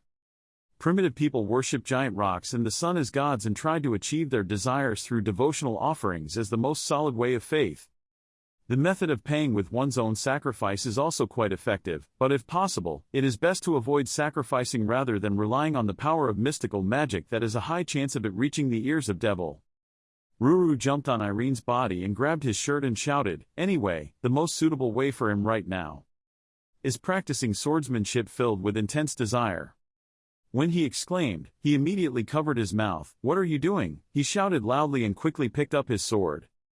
Irene raised the sword high above her head. His eyes were full of concentration. The hand clasped tightly on the sword hilt. The air seemed to be split in half by the sword strike just now. The wind blew to both sides with silence under the light of day. He was still holding the sword with his hand, sweating profusely but still looking very focused. He remembered the image from before. He talked to Ruru with a surprised expression and asked, "Is my sword training no different from before?" The cat crossed his arms and didn't look at me and replied, "Isn't it exactly the same?" It slyly opened one eye and said, "Promise, I don't know how to use a stronger word than promise." "That's right, it's called a contract." Irene immediately asked, "What contract?" It immediately replied, 1,000 times a day, you should swing your sword with all sincerity." He didn't say anything, but lowered his face and repeated in his mind, 1,000 times a day, with all his heart. In his ears, the cat's voice kept saying, with all his sincerity, how to move forward. Further, it is to accumulate day by day. It took out its wand and made a sign. It was a feeling similar to the superstition I said at the beginning. Practicing swordsmanship every day does not mean it can achieve the desired goal, but by repeating actions related to desire, the faith and strength of the heart will become stronger, and the more days the contract will be fulfilled, the better. Unlike before, it contained a very deep heart. Irene's face was covered in sweat and seemed exhausted, so she had to exclaim, "Phew, it's too difficult." In her heart, she thought to herself, standing like that, if only I could swing it, there's nothing different from before. He continued to practice without stopping, having to become stronger and use all his strength to swing the sword. Drops of sweat mixed in the air, or with love for your family, remember your stupid past and reflect on yourself. If it weren't for that, then no one would look down on you and pray for great swordsmanship ability. From afar, Ruru stood there watching him.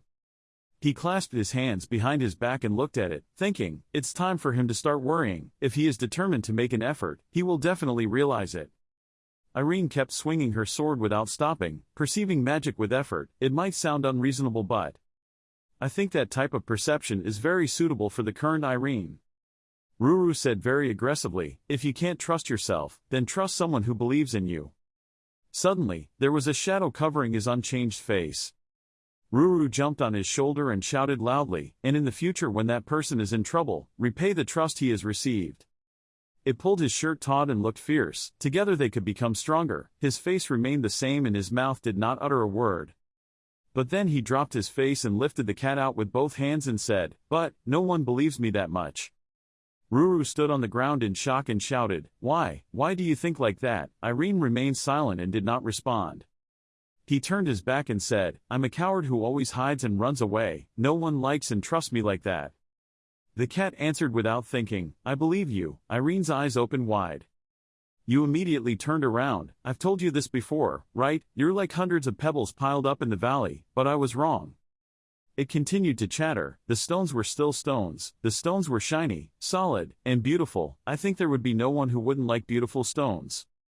Suddenly Ruru changed the subject. He took out a scroll and used his wand to point at it. Ahem. By the way, Kirill is a sapphire. Back to the old story. It said, "I am a cat, not a human but." Ruru was already walking on all fours. She turned around to encourage him. "From the perspective of a cat like me, there are many people around you who like you, so don't rush to make your own decision." Irene looked dumbfounded as she heard Ruru say, "Okay, today's class ends here. Think carefully later when you go back to your room. I'll go first." The practice area was empty. The sky as well as the entire place had returned to its quietness. In my think room. Irene lay down on the bed, looking up at the ceiling in thought, believing in herself. As father, mother and Kirill, they have been waiting for me to regain my spirit for 10 years. He turned aside. If it weren't for the trust of his family, he wouldn't have been able to think of holding the sword with his will like this. And also friends, teachers, and teachers of the academy. He half-blindly looked at the black ball placed on the table. Everyone trusted him. They trusted him even though he still had many shortcomings. Only then did Irene close her eyes to gradually fall asleep, wondering if, can I become someone who brings confidence to so many people? There was something very strange about that black ball. It reflected Irene's silhouette along with streams of blue-black light that continuously filled the ball. Kirill is in the library reading a book. Suddenly her face became confused. The magical energy was strong. She immediately opened the door and rushed into Ruru's place shouting, "Is it her brother?" Ruru saw her and was unusually confused. "Kirill." She couldn't bear it anymore, so she asked the huge ball where Ruru was showing Irene's image, "What? Why is he?" It immediately replied, "Ah." Irene was aware of magic. She walked back to the giant ball and protested, "What perception? I have never heard of perception like this before." Ruru stammered, "That." Kirill couldn't control himself anymore and shouted at Ruru, "Quickly tell me what happened, quickly." Ruru still couldn't explain to her and could only stammer, He held his tail and trembled and said, Irene will go into my mind to achieve my wish." Kirill repeated, "What, mind?" Her hands curled into fists as she heard Ruru say, "Yes, the most suitable place to achieve what you want where no one can enter, without being hindered by anyone. Irene will continue to train in there, continue until she achieves satisfactory results." Kirill suddenly asked, "If so, when will he get out? When will he get out of there?" Ruru just replied blankly, "Determined, can get out of there as soon as he achieves the desired result, but we don't know when he will achieve it." Hearing this, she collapsed, tears rolling down her cheeks. What? It could be tomorrow, or it could be a month or a year. Ruru sadly asked herself, "Did I bring the curse again? Please, Irene. Please come back safely." When Irene was teleported, she was still in a dreamy, unconscious state. The scene as soon as he opened his eyes became different, making him wonder, this wall. He sat up, not understanding what was happening. Looking to the opposite side, there was a vague image of a man practicing with a sword. It was that dream, the dream of a man swinging a sword. He's still swinging his sword, all the time. He just stared blankly in that direction without any reaction or precautions. Suddenly his mouth moved. The shirtless man with long flowing hair covering most of his face had stopped practicing. Irene's eyes opened wide as if she were surprised. "That's Karen Winker." Irene's eyes widened in surprise as she looked forward, thoughts appearing in his head. Why again? The man with long white hair still looked at him solemnly. He thought, that man. A strong wind blew past the two people standing opposite each other. Irene realized that the man with long white hair was looking at her. The white-haired man emitted a white murderous aura. His face was expressionless, showing no emotion at all. Then suddenly, his murderous aura increased. His hair also flew up. He opened his eyes towards him. He widened his eyes, both surprised and frightened, and exclaimed, "Eh!" From the man with long white hair, a stream of golden light radiated towards Irene and attacked him. He stepped back, the long white thing like lightning bolts from that man wrapped tightly around his hand. His face was full of panic, he was both surprised and scared and shouted, "Oh!" The man with long white hair radiated a strong light.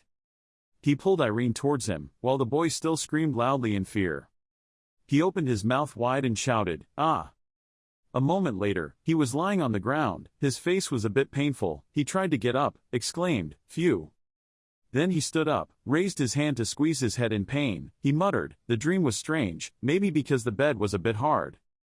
Suddenly, Irene realized something. He reached out and pulled his shirt off, full of panic and surprise. He realized that it was not right, it was the ground, and the clothes were not the ones he was wearing. He opened his eyes wide and looked at the scene in front of him. A strange house appeared, he was outside an empty lot. He shouted in worry, could it be that he was still in a dream? He stood up, looked around and gradually realized that the man had disappeared. He lowered his head, his expression filled with worry. He asked himself, what is going on? I have never been like this before. Suddenly there was a sound. Irene immediately turned her head, his face filled with fear. He asked, could it be? A large sword stuck into the ground appeared in front of Irene. He looked at it with some surprise. He walked towards that black sword. It was located right in front of the house. His eyes widened in surprise. Two words appeared in his mind, magic. He quickly approached, filled with doubt, wondering if he was already aware of magic. He reached out to grasp the hilt of the large sword, thinking in his mind, the place was created for his wishes. The sword was pulled out of the ground. Irene judged, this place. He picked up the sword, a happy smile on his face. He was sure that this place was a place to practice. He closed his eyes, still keeping that happy look, taking a deep breath. Then he opened his eyes wide, his face filled with determination, unhindered by anyone. The place was just for him. Holding the sword tightly, Irene frowned and rushed forward. He made up his mind, so good. He swung the sword vigorously and thought, in this place. I will definitely find it. Then he swung his sword hard on the ground, his face full of determination and enthusiasm. He thought, he will find his sword. The sky also turned dark. After a day of practice, sweat flowed down his face in streams. He let out a tired sigh, puff. He looked up at the sky, only the moonlight was still shining. He thought regretfully, it was already dark. He closed his eyes, regretfully entering the house. He thought, I wish it was still daytime. There is no other way. Let's come here today, tomorrow. Suddenly he looked down at his feet and saw the shadow of his feet. He suddenly exclaimed, oh! He turned his head, the light from above falling on him. It was still dark just now. Now it had turned into daytime. The sun was rising high in the sky. Irene was surprised. He hesitantly exclaimed, the sun has risen. He looked up at the sky, smiling happily. He thought, this is magic. He smiled and continued to think, wishing it was spring now, and immediately, flowers and leaves around him would gradually grow. He reached up to think, and there was a wind blowing to keep it from being too hot. Immediately, the wind blew. The scene was both beautiful and poetic. The sky was windy with gracefully flying flower petals appearing. Irene excitedly opened the door of the house. He held his hands out in front, smiling brightly and said, I'm done practicing, so please change into comfortable clothes for me. He was immediately enveloped in light and changed into more comfortable clothes. Before he could stop, he sat at the table. Immediately the dining table glowed. Delicious dishes gradually appeared. Irene happily exclaimed, wow, as soon as she sat down at the dining table. Having eaten his fill, he climbed into bed and lay down. He happily said, it's really great here. He put his hands on his knees, his mouth not closing in a smile. He thought excitedly, this is the best environment to focus on swordsmanship. The power of magic is truly amazing. The scene changes to the fifth day in another world. Irene is still diligently practicing swinging her sword in the sunlight. His face was dripping with sweat. He frowned and thought, even if I sleep, I will always be here when I wake up. If I don't achieve my goal, I won't be able to get out of this place. The image of a man with long white hair, shirtless, looking straight at him, appeared in his thoughts. He continued to think, and the dream man he had met before coming here, finally had what does it have to do with me? But it appeared at the moment I became aware of magic.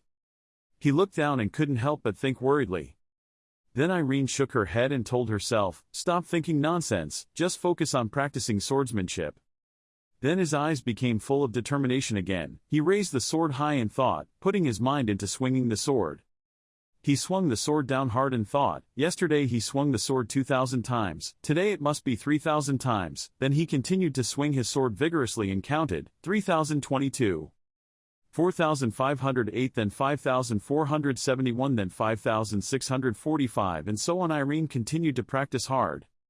The scene gradually changes to day 211 in another world. Irene was tired, her whole body was sweating. He leaned down on the sword and breathed heavily. He thought, from the moment he reached 6,000 times, he couldn't increase it anymore. Holding the sword tightly in both his hands, he wondered, what was the matter? Then he exclaimed, no. His sweat dripped to the ground in the hot sun. He told himself, it's okay, don't be suspicious. He raised the sword high, he told himself, continuing to swing the sword. Irene's counting continued to ring out, 6,680, 6,695. Suddenly he looked up.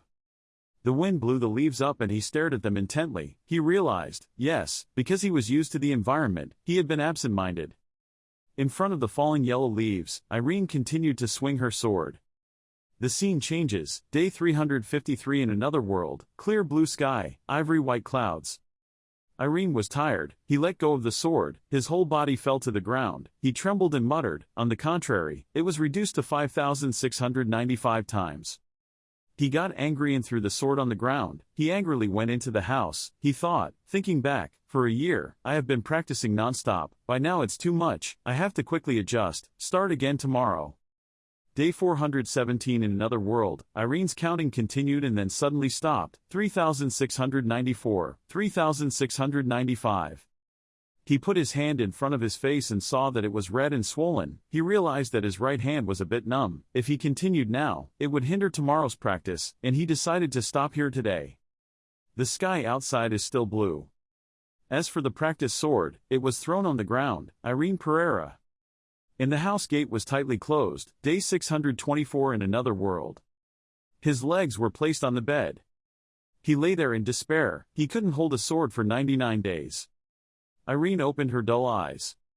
He lay tiredly on the bed looking at the ceiling and thinking, actually. Then he closed his eyes. He thought it was natural for this to happen, that's because I've been lazy for more than half my life. The image of him as a child holding a sword tightly and swinging it forward appeared in his mind. He thought back to the past, even the way he looked at the Sword Academy. At that moment, the magic that created the blade disappeared. He was extremely surprised and worried as he looked at the sword. Thinking back, he saw that it was not his intention. He opened his eyes wide in surprise and looked ahead, which was of. The back of a man with long white hair appeared in front of Irene. You stood behind that person. Look at that person holding the sword high. Around that person is still covered in yellow light, the man in that dream. He turned around in frustration on the bed. He felt, looking at his appearance now, where he had come to search for the sword with his own strength. The image of the sword he threw in front of his house appeared. You see, the hard training is really just meaningless sword swinging and dedicated effort for a year. He turned his head to the wall, thinking dejectedly, I can only go so far. Light appeared, then, a red blanket was placed on him. His face was dark and tired. He thought, I don't even know how long I've been here. If time here passed like reality, then I wouldn't be wasting a lot of time right now. Why? His eyes opened. Then he closed it again. He thought dejectedly, well, it doesn't matter anymore, just be comfortable in this place where no one is. Suddenly there were voices calling his name, Irene, Irene, Irene. He opened his eyes in surprise and replied, huh. He propped himself up on his hands and tiredly taut. He asked, who is that? He opened his eyes wide in surprise and exclaimed, oh. The voice from the white-haired girl continued to echo. She told him to wake up quickly, Irene. It was Ilya. Under the magical light, she opened the door, turned to look at him, and said seriously, she had to start practicing early in the morning. He was surprised. He jumped up from the bed. He walked to the ground, his voice trembling with surprise, and said loudly, Ilya. He got out of bed and was about to run towards her. His face was still filled with panic and he said, what's wrong? Suddenly his foot got caught in the blanket. He fell face down on the ground. He screamed, ah.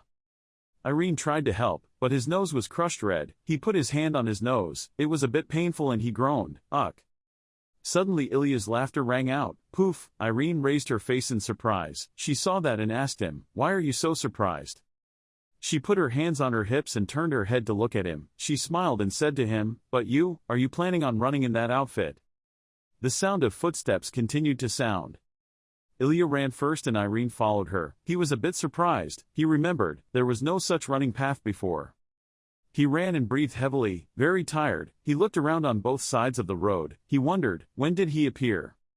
Ilya was running when she spoke to the boy who was following. She told him. Irene seemed to be slowing down more and more, right, increasing her speed. When he heard that, he no longer paid attention. He replied, "Ah, yes." Running for a long time, Irene stopped and clung to the door. He was breathing heavily, sweating profusely. He thought, it's been a long time since I ran until the sun rose. Not paying attention to his slowness, Ilya quickly sat down at the hearty dining table. He looked at her in surprise. She leisurely told him to sit down quickly. After eating, she still had to practice swordplay. He heard that and replied, "Ah, yes." He sat down at the table, started eating. He put the food in front of him and stared at her. She still leisurely continued eating. Then she asked to his surprise, "What, do you have something to say?" Hearing her question, he was a bit stunned. He hesitantly asked again, "Ilya, how can you be here?"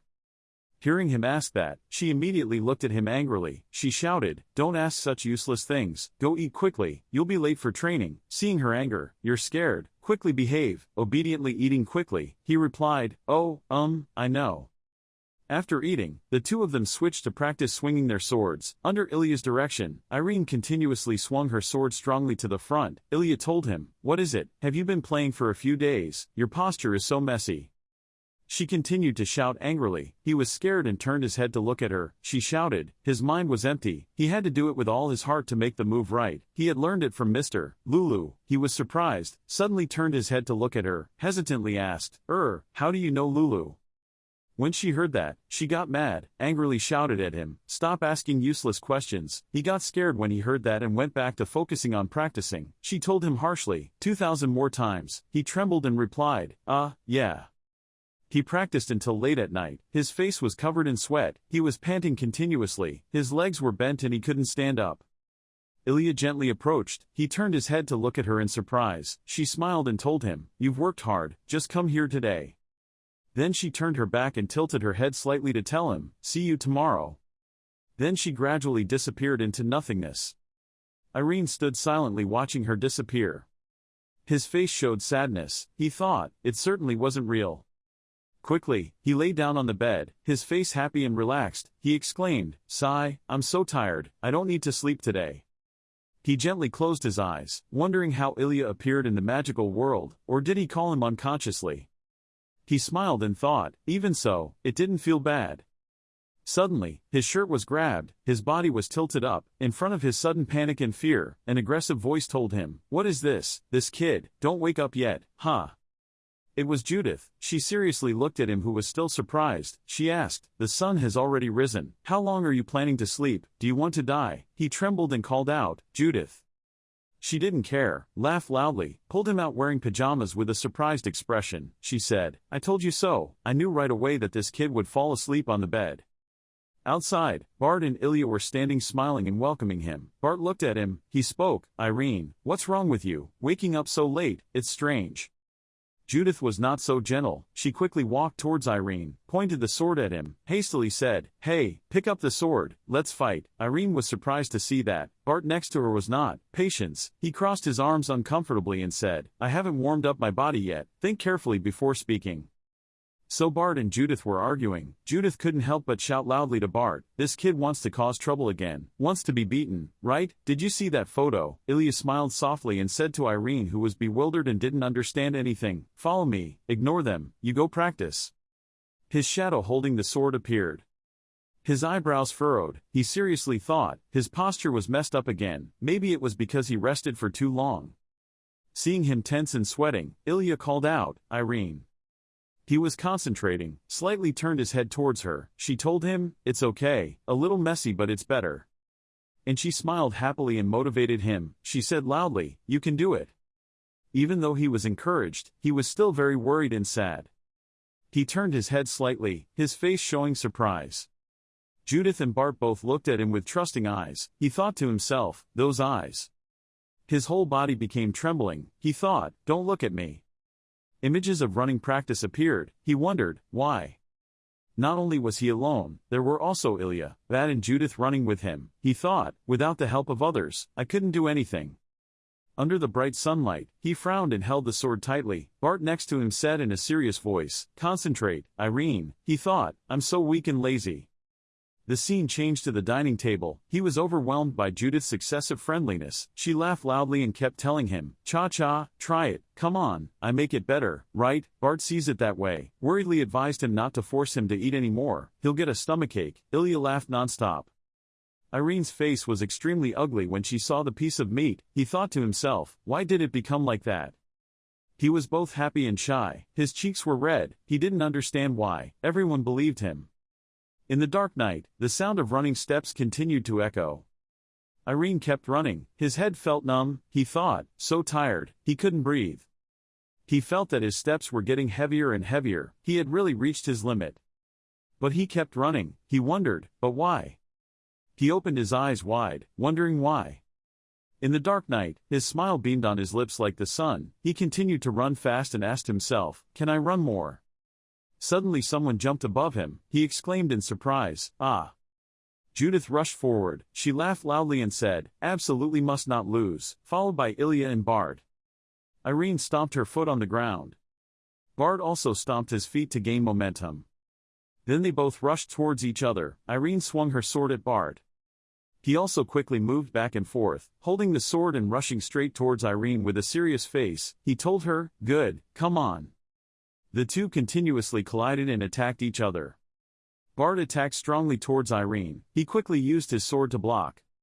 Bart stepped back. He sternly told him loudly, "Good, much more stable than yesterday." Irene concentrated hard. He frowned, raised his hand and swung his sword. "See." He slashed straight at Bart, who quickly dodged it. He looked serious and leaned back. He just put his foot down. You quickly moved behind him. He was very surprised with your agility. But quickly, Bart turned around and swung his sword at him. Irene and Bart's swords touched each other. The two of them backed away at the same time. Judith standing outside saw this and was extremely excited. She shouted loudly and said, "Irene, tried a little harder. Let's strike the decisive blow." "That's right." Ilya stood to the side, her face serious. She said, "This is the first time Bart has contacted anyone. Continue to be pressured." Bart stopped. He smiled and said to Irene, "That's okay." He heard that and happily responded, thanks to him. In his heart he thought of the name, Lulu. You see, he was right. He gently put down the sword. He realized, he was wrong. Looking at his shadow and everyone else's reflection on the ground, he knew that he did not have to be alone. He raised his sword high, his face covered in sweat. The image of a grinning monster appeared in his thoughts. He thought to himself, envious of himself.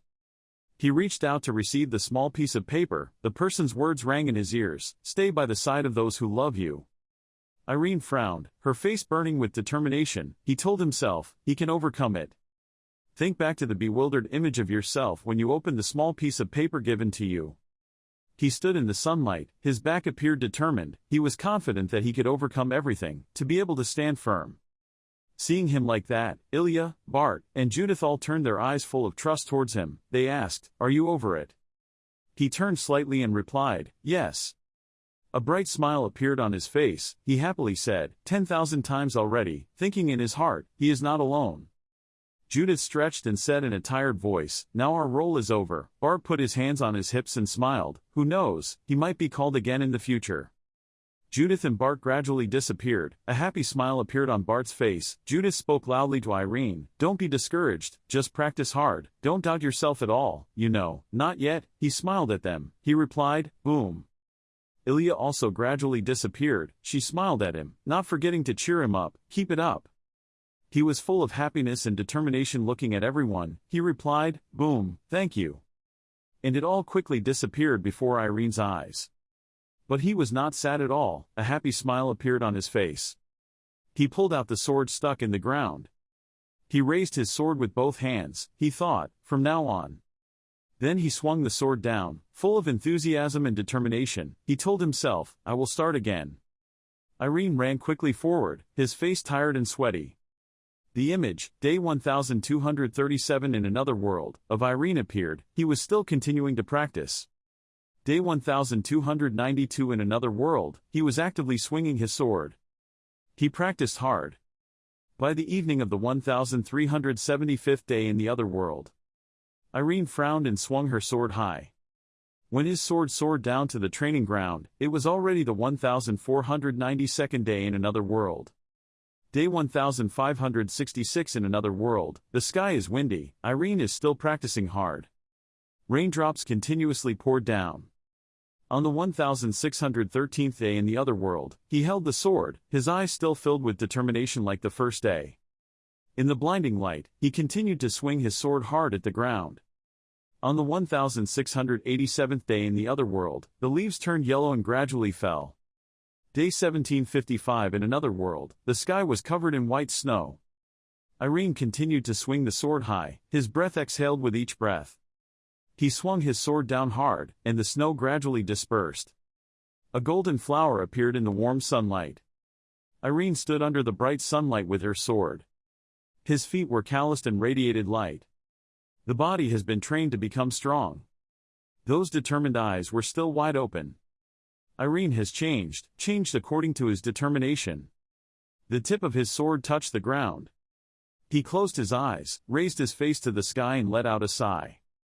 He raised his hand to look. He thought to himself, I really miss the days at the Sword Academy. I felt like this at that time. How much I have grown up.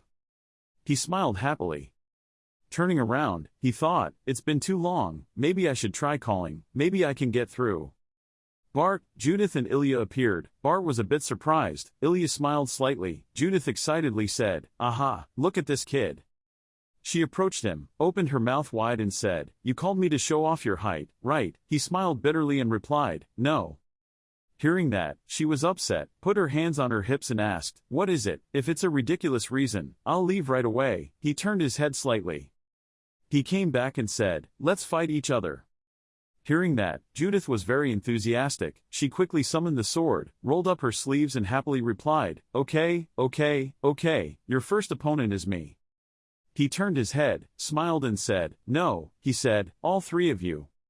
Hearing that, all three jumped up in surprise. Holding tightly the sword stuck in the ground, he turned to look at the three people. His sword swung. An earthquake with strong winds blew up from there. He smiled, looked seriously at the three of them and said loudly, let's go up at the same time. Irene smiled confidently at everyone. Seeing his attitude, Judith and Ilya were both extremely excited. Judith laughed and asked Ilya loudly, did you hear that? She smiled happily and replied, yes, he's different. Judith laughed and said, you're much more arrogant. Bart standing behind also laughed loudly. He asked him, it doesn't seem like you're talking right. Oh ho, shut up and pick up your sword. Irene still kept that confident smile. He thought to himself, it won't be easy. Then he opened his eyes wide, his eyebrows furrowed in determination, but he held the sword and pointed it straight at the three people standing in front of him. He told himself, but I will not lose. He opened his eyes wide. Then slowly close your eyes. He felt with his senses all the movements around him. The sound of Ilya's footsteps hitting the ground. Bart's leaping sword movement. Breath from Judith. Even the drops of sweat on her cheeks. Irene smiled confidently. Quickly, he jumped up and rushed straight towards Judith. He swung his sword, delivering an arcing attack. Right at this moment, Bart was about to attack from behind. Irene quickly realized. He slightly turned his head to pay attention. He reached back, avoiding Bart's attack. Not letting him rest, Ilya jumped up from behind and swung a long sword, which he quickly dodged. Then he turned around, hitting both Ilya and Bat at once. Not faltering, Ilya put his hands on the ground to prevent himself from falling backwards. From above Irene's head, a shadow appeared, about to rush towards him. He slightly raised his head to look, still smiling. Quickly, an attack was delivered to the spot where he had just stood, and he quickly dodged it, still smiling confidently on his face. Taking advantage of the opportunity, Judith attacked from behind. Irene's sword blocked her attack. Suddenly his face showed surprise. Ilya held the sword tightly. She threw an attack, so strong that it cracked the ground towards him. He grimaced, struggling to hold back. He leaned over and directed the attack backwards. Ilya saw this and was very surprised by this transformation. Judith from above, she raised her sword to attack Irene. He gained momentum from behind, preparing to swing his sword to block. Seeing his actions, Bart was extremely panicked. He realized that the trick was Judith's. Irene's powerful sword created an earthquake. The whole area was covered in smoke and dust. The smoke gradually dissipated. The sky also cleared up. Judith gasped and exclaimed in disbelief, "What? How could you?" She raised her questioning eyes towards Irene. She asked him, "My swordsmanship." He still stood still with his sword, looking at her with a confident smile. Ilya, on the other hand, couldn't help it either. She spoke up, "Wasn't your move just now Bart's defensive move?" He replied, "Yes." Bart frowned in annoyance and asked, "What the hell did you do?" He scratched his head, smiled shyly and said, "Well, what I can do is..." He remembered the image when he was at the Sword Academy, Ilya standing next to him, lifting weights. When he blocked the attacks from Judith. Or watch Bart and the others practice. Faced with Bart and Judith's anger, as if they wanted to bite him, he just scratched his head and continued, "Because all I can do is try my best." Ilya looked towards him. She smiled, understanding his maturity. He continued to say, "I still can't handle it perfectly, just the memories of the Sword Academy is not enough." Bart also let out a sigh, his face also showing happiness. Irene continued to say, "I want to learn your swordsmanship, but that doesn't mean I give up my own sword." He said, "I want to make my sword and sword will stronger." He clenched his fists, his eyes filled with determination. He said, "So teach me your swordsmanship." Judith was not like the other two people. She pointed her finger at him, loudly said, This is a scam. It's a real thief. You're too greedy, this bastard." At her reaction, Irene looked sad. Then he spoke and said, "Judith, so you are also aware of magic." When she heard that, she got angry, immediately physically impacted him. She said loudly, "Oh my God, what are you talking about?" You held your head in pain. You shouted, "Ah, you swing the sword, then I know what star." Judith still couldn't calm down. She held the sword and rushed straight towards him. The other two just stood there watching. He ran and explained, "I also worked hard to get here." She didn't care and was still angry. "Shout loudly, shut up, don't you stop." He trembled and replied, "Do you stop to be beaten?" She shouted loudly, "Of course." Irene's sword held high in the sunlight. Bart turned his head to look at him. He sparred with Judith. Practice poses with Ilya. The sword was knocked out and stuck firmly into the ground. She frowned, picked up the sword, her face covered in sweat. Bart's face was also confused, looking at Irene. Judith was lying on the ground, gasping for breath, saying, "Hey, damn it, I said I would teach you." Under the sunset, Irene was still standing with her sword. Judith was lying on the ground laughing and saying, "You won, that's it." Then she gradually disappeared. She still smiled happily and said to him in her loud voice, "I won't give in when I go out, so prepare yourself." He also smiled, full of confidence, and replied, "Okay, see you again." He raised his hand, looked at his hands, and told himself, "I can do it." He felt that he had truly become stronger. His sword was stuck in the ground. He lay on the bed, a smile still on his mouth. He knew, now he was ready to get out of this place. He turned over, thinking happily, looking forward to tomorrow. It's dark outside. In the otherworldly scene, the small house disappeared. From the ground, the top of the gate emerged. A huge gate appeared. Before the bright light of the morning sun, Irene stood under a large shadow. He looked up with a curious expression. Looking at the huge gate appearing on the land, he wondered, is this the way out? He raised his hand to touch the gate. There was no doorknob or lock at all. Suddenly realizing something, he turned his head back. He looked at the sword next to him. He realized, the sword of the man in the dream, lying right in front of the door. He held the sword tightly in both hands. He muttered, "That's it." The sword was pulled out of the ground gently. Looking at the sword in his hand, he smiled and said, "You are the key." He looked at the sword, jokingly realizing his own change. He must have grown taller, so this size was just right for him. He smiled, thinking, "Ha ha, so interesting." He walked forward, telling himself, "I came here to escape the shadow of that man's sword, but now, I have to use it to escape from this place." Standing in front of the huge gate, with the sword in hand, he thought, if it were the old me, I would have been in despair. He smiled confidently and resolutely, but I am different now. He held the sword tightly, closed his eyes, took a deep breath. A golden light radiated around him. He thought to himself, I understand. After meeting the man in that dream, I really loved him. Change. The back of the muscular white-haired man who appeared in Irene's dream appeared in his thoughts, thanks to him. Think about the image of yourself sweating, trying to practice, and for the first time in your life, getting out of bed and swinging a sword. Thinking of myself rushing forward, for the first time in my life, I ran until I passed out. The image when he risked his life lifting weights. His face covered in sweat appeared, he saw, however, everything he had done. Thinking of when I held my sword. Trained hard with Judith. Learned from Bart, those clashes. As he rushed forward, swinging his sword forward. Causing the ground to crack. His eyes were sharp and fiery, those sword swings. The image of a man holding up a sword appeared in his mind, everything he did, was just to become that man. Irene herself knew clearly, but that was not what that person wanted, a long sword arc shaped like a bow. He knew, he was the one who had to raise the sword high. The giant door was quickly split in half by his sword, with his determination. The light appeared, Irene smiled happily, that was her sword. The image of a room appeared in my sight, my toes moved slightly, huh? I leaned on my hand and pulled the teacher, with thousands of questions appearing in my head. My room, I was back, the room hadn't changed at all.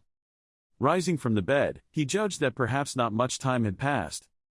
He told himself that he had to go see his father and mother. Right at this moment, a strange sound came out, meow.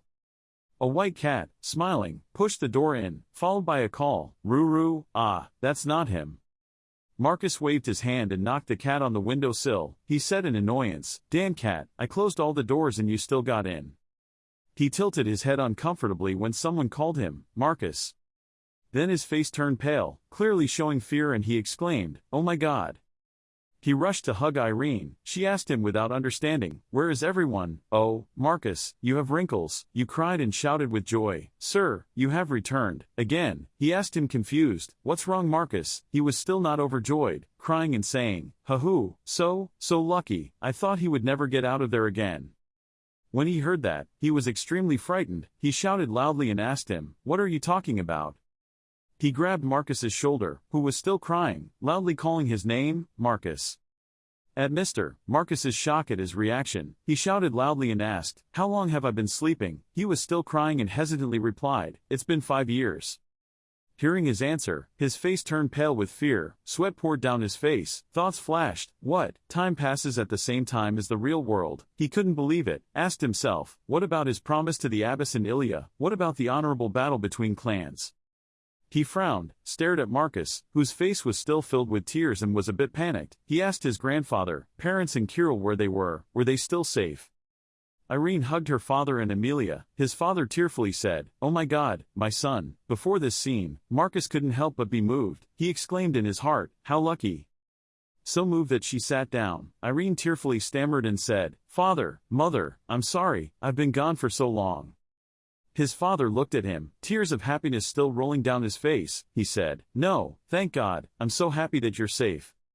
He raised his hand to caress the boy's face, smiling softly and happily. He said, thank you, son, thank you. Then he calmed down and asked, where is Kirill? Amelia wiped her tears and answered, her sister is in the Caesar Duchy. She is now a disciple of Skinna, a very talented secret master. 3. Hearing that, he smiled happily, thinking to himself, Kirill is fine, so lucky. Suddenly his eyes opened wide, he looked extremely shocked. A thought popped up, but, I've caused trouble for my father and mother again, he told himself, from now on I have to do my best. Then he smiled and said, even though father and mother said everything was fine, I know the two of them also had troubles. In front of the surprised faces of Irene and Amelia's father, he continued, the days I was stuck in a remote place, my father and mother must have been very hard, but in the past 5 years I have learned a lot, much. He smiled and continued to say, with a tone full of confidence, I practiced harder than anyone, and achieved very good results. Hearing that, Amelia smiled happily. His father standing next to him wondered. He asked, practice, you mean sword practice? He replied, yes, there's no need to talk about father and mother, to worry about anything. He smiled happily, proudly telling them, from now on, as the eldest son of the Pereira family, I will prove that I am worthy of that position. Irene's father's eyes showed happiness, pride, and surprise. He suddenly called her name, Irene. He approached the two of them, held hands, frowned seriously and said, it's April already, I will participate in the next inter-clan battle. Suddenly, the scene was revealed. A person walked in with a voice, "Do you want to compete?" Irene was surprised. He turned his head to look. That person continued, "Who gave permission?" Kirill walked from outside and, turning a steady gaze towards him, he suddenly uttered a loving call, "Kirill." Faced with her seriousness, he smiled happily and said, "Oh my God, you're so big." Seeing him like that, she got a bit angry, cut off her voice and asked, "What are you smiling at? Can he still smile at this point? Just see you again." Seeing her, Amelia was very surprised. She asked, "Kirill, why are you here? You should be in the Caesar Duchy right now." She didn't answer her mother's question, just coldly said, "I will attend the match instead of him." Hearing her say that, the whole family was surprised. Irene's father exclaimed, "Kirill, you..." Kirill continued to say nonchalantly, "You are not confused." She firmly said, there was no need for him to attend that match. He had been trapped for the past 5 years. Did his father want to put him in danger? Hearing that, Irene calmly said, "Kirill, you don't need to worry about me. After training there, I'm much stronger." Hearing that, she immediately said, "No way." She angrily said, "It was an honorable battle between clans. All things considered, wouldn't it be more appropriate for me to go? But if you're so confident then..." She challenges me, "Fight me to see if I'm worthy or not." Before his unchanging eyes, Amelia loudly called her name, "Kirill." He slowly walked up and said, "Okay, if you want." The angry parents shouted, "Irene." He walked past Kirill. She turned her head to look at him. He said, "Follow him." He said, "I will prove to you the strength I learned from there." A few soldiers saw this and talked to each other. One suddenly said, "I didn't expect that we would be able to see your face again." The other replied, "I thought you had died when you used the secret technique. I didn't expect him to return." The two soldiers wondered at the sight of Irene standing across from Kirill, but why were they fighting? Kirill was impatient. She loudly asked Irene, "What are you waiting for? Hurry up." He took the position of holding the sword like when he practiced in the other world, but without a sword in his hand. He said, he was ready. Seeing that, she angrily shouted, "Don't let me repeat this a second time." She was still talking when suddenly she was so surprised that her eyes widened. He hadn't even held the sword yet. Light flashed on Irene's hands. A sword gradually appeared. He looked firmly at Kirill, holding the sword tightly in his hand, loudly saying, "Let's go, I'm ready." Irene frowned. He held the sword tightly, looking straight ahead with eyes full of determination. When the soldiers saw this, they were extremely surprised. One was so surprised that he exclaimed loudly, A sword appeared." Marcus was also very surprised when he saw that. His face showed surprise. He realized that it was a secret technique. Irene's parents saw this scene and were also extremely surprised. Amelia raised her hand to cover her mouth. A thought flashed in their minds. Irene really had awakened a secret technique. Oh my God! The people around watching were also surprised. They all praised him. One person said, "Wow, he is amazing." Another person exclaimed, "The rumors are true." Suddenly the smile on Irene's face became forced, because someone standing around asked, "The young master can also use secret magic." He heard that and laughed. "Ha." In his mind he thought, "I have no other ability than that." Turns into a sword. In the scene where everyone was praising Irene, Kirill gritted his teeth in annoyance. She quickly wrapped her arms around the back of the bag on her waist, thinking uncomfortably, why is he always there? She took out small purple swords from her bag. Around them a purple magic shrouded them. She lifted it all up into the sky. They immediately grew bigger. In rushing towards Irene standing opposite, Kirill thought to himself, "Now let's begin." Seeing that, Irene looked a bit worried. He hesitantly asked Kirill, "Can we cancel this match?" The swords continued to rush straight and close in front of him. Seeing that, he couldn't stand still anymore. He swung his sword to hit the swords that were coming straight at him. Even though he had knocked the swords away, his facial muscles did not relax at all. He thought anxiously. Just knocking it away felt like his arm was about to break. The strength was extraordinary. He continued to swing his sword to block a sword that was coming straight at him. With difficulty, he struggled to block the sword that was rushing towards him. Then another sword rushed behind him. Seeing this scene, Irene's parents were extremely frightened. Their faces turned pale. His father shouted loudly, "Irene, behind you!" Amelia also shouted loudly, "Kirill!" At this moment, Irene turned her head back and looked at the sword in panic. Then he quickly turned around and swung his sword to knock the other sword away. Kirill glared at that. She continued to take out other magic swords from her bag and threw it towards Irene again. He was pushed back, but quickly knocked the two swords away. He had difficulty holding the sword, his face was sweaty, he was tired but still standing. Seeing that, Kirill was extremely upset. She frowned and gritted her teeth in exasperation. Then she continued to swing other swords. Irene concentrated, he frowned and looked straight ahead. The swords continued to rush in at extremely fast speeds. They gathered towards Irene and the surrounding area was filled with dust. Marcus and the soldier stood to one side. They looked at this scene with fear on their faces. One soldier responded and asked, "Shouldn't we stop them?" The guy standing next to him shouted worriedly, "How can we stop it?" Marcus saw that and was also extremely worried. His face showed fear, he thought, but looking at Irene still standing firm after Kirill's repeated attacks, he wondered why. Master. Faced with Kirill's clenched fists, he did not understand why Irene did not counterattack. Irene suddenly realized something. He looked up and saw that the swords were slowly melting away from the magic. They fell to the ground and disappeared. Marcus smiled when he saw that. Tears flowed from Kirill's eyes, she cried bitterly. Amelia hugged Irene's father, they smiled happily, the tears gradually disappeared. Kirill warmed up, said, "Idiot, you know it's me." Irene lowered her sword and he walked towards her. In front of Kirill, who was still sobbing, he spoke to comfort her. He said, "You don't need to worry too much about me, Kirill." He continued, this time he did it because he really felt confident. Kirill hugged him, she cried loudly, he comforted her. "I'm sorry, I was gone for so long," she sobbed and called, "Brother," Irene said, "I've had a hard time." Kirill was worried, she warned Irene, but he still had to be careful. The conquest this year was much more dangerous than before. He suddenly asked again, "More dangerous than before?" She turned her head and replied, "The demon had appeared." Hearing that, his eyes widened in surprise. "Demon, about a month ago," Kirill explained, "traces of it were discovered in the south of Gairan territory. The image of a demon with a tall, muscular body, baring its teeth in a terrifying way." She continued, "Entities that gain great power through contracts with demons. It can be said that demons can be compared to demons, horizontal, mysterious." She said seriously, "A corrupt and twisted power originating from a negative heart. Their danger could not be compared to ordinary monsters." Then she shouted in annoyance, "Ah, it still doesn't work after all. I will also participate in the conquest." Hearing that, Irene nervously walked towards her. He said loudly, "Kirill."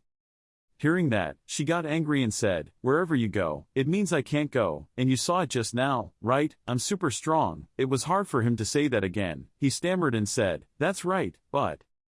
Suddenly, a voice rang out, "No way." Faced with Kirill's panic and Irene's face that couldn't hide her surprise, that voice continued, "Kirill, in 2 weeks an important event will take place, so what are you doing here?" Kirill panicked, replied, Master, why, my only brother has finally escaped after 5 years, of course I have to meet him." The voice exclaimed, "Ah, so you are Irene Pereira." It turned out that it was Skinna, Caesar's secret servant. Skinna kitten, she continued smiling, "Nice to meet you, I've heard a lot about you. I'm the most beautiful secret servant at Caesar." Skinna kitten. Irene was surprised to hear that. He slowly said, "Ah, hello, Skinna kitten." In his heart he thought, "I heard she is over 50, does she use secret magic to look younger?" Suddenly she replied, "Yes." Irene was surprised, bewildered, not understanding what had just happened. He exclaimed, "Huh?" She replied, "That's what you just thought." He suddenly asked, "Miss, can you use secret magic to read my thoughts?" She happily replied, "No, I don't need to do that, I would know."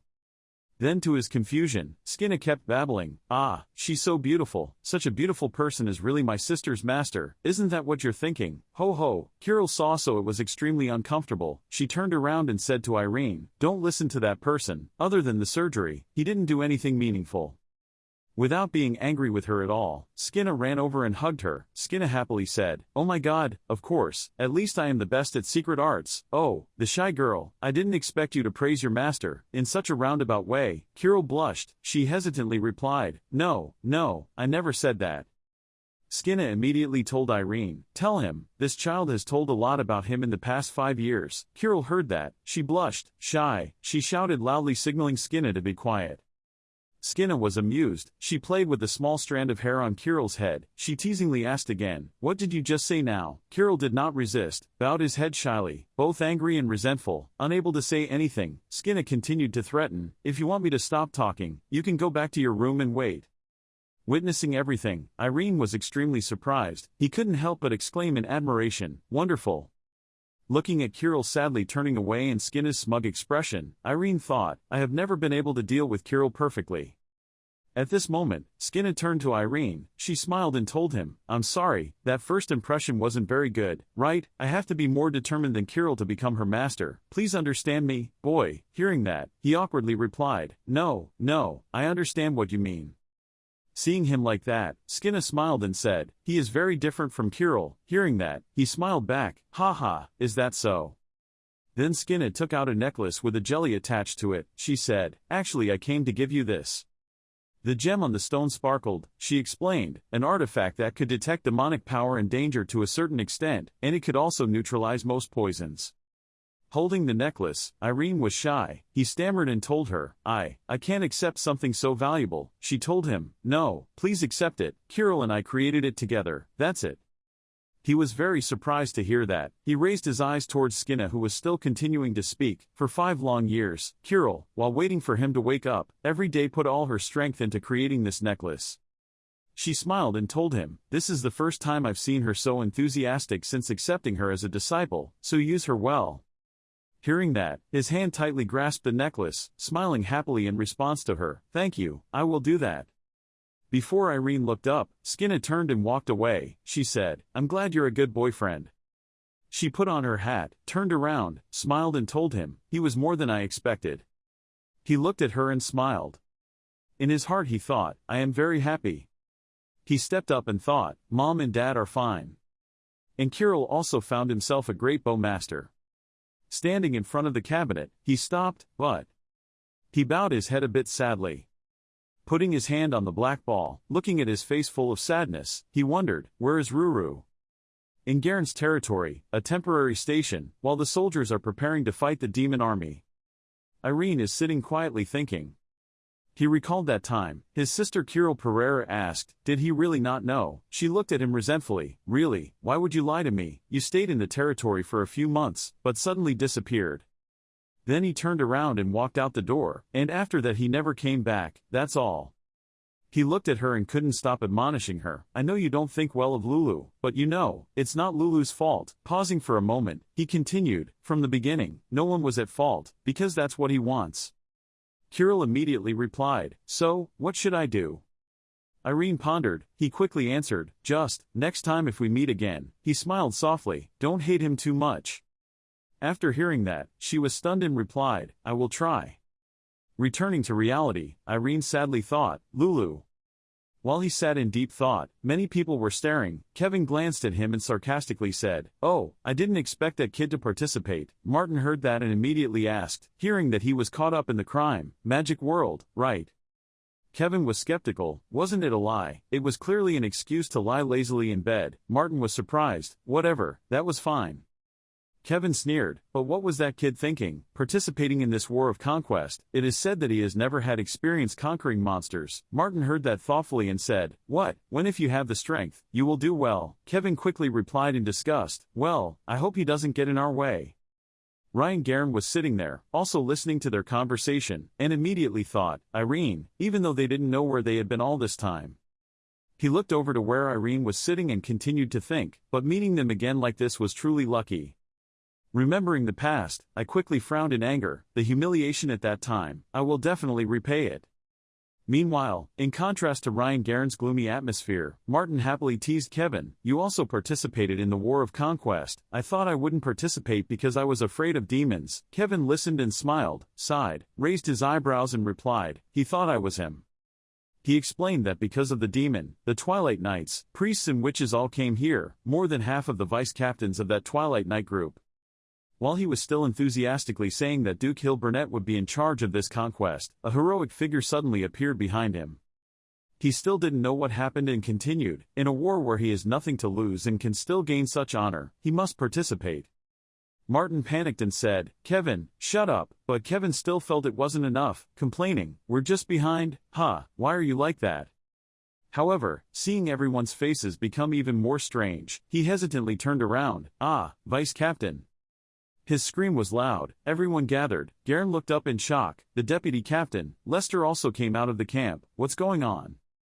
The vice captain of the Twilight Knights, Hill Burnett, took advantage of everyone's gathering and said quietly, "Sorry for disturbing you, but all the clans are gathered here." He stopped and continued, "Good, it is better not to participate in wars of conquest."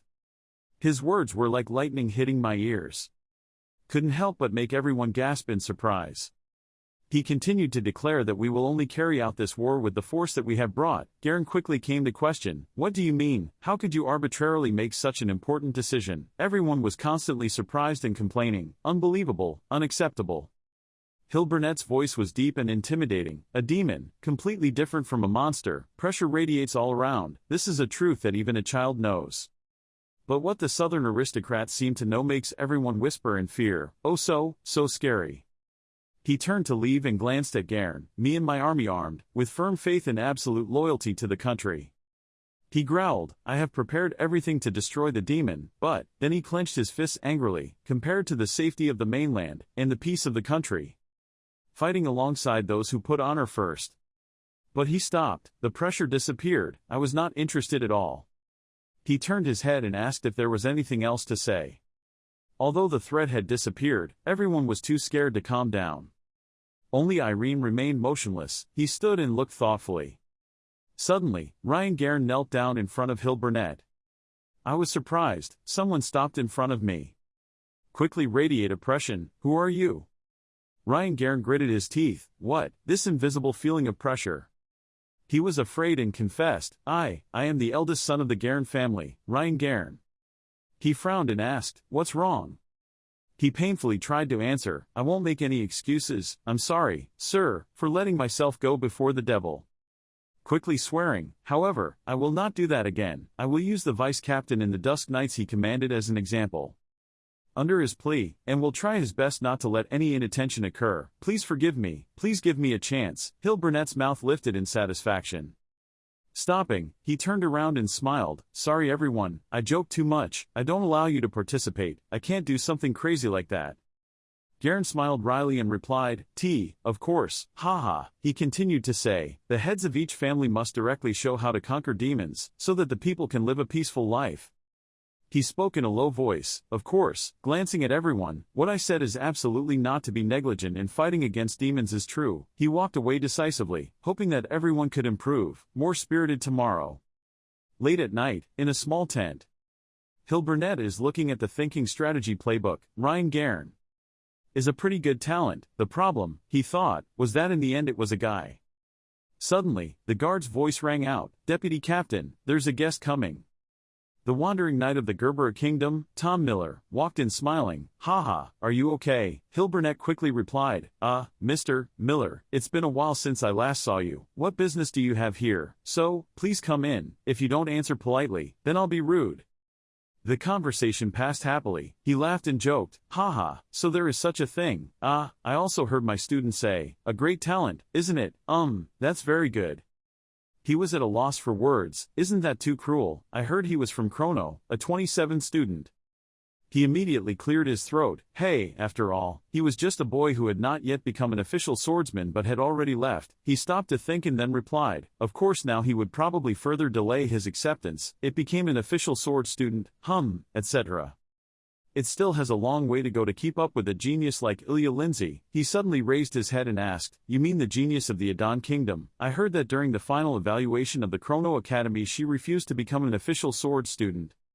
Thinking back, yes, after leaving the Sword Academy at the age of 14, he became the most famous and strongest knight of the Moonlight Knights in the Kingdom of Adon. The two thought about it with regret. He said dejectedly, "If only such an outstanding person appeared on the mainland."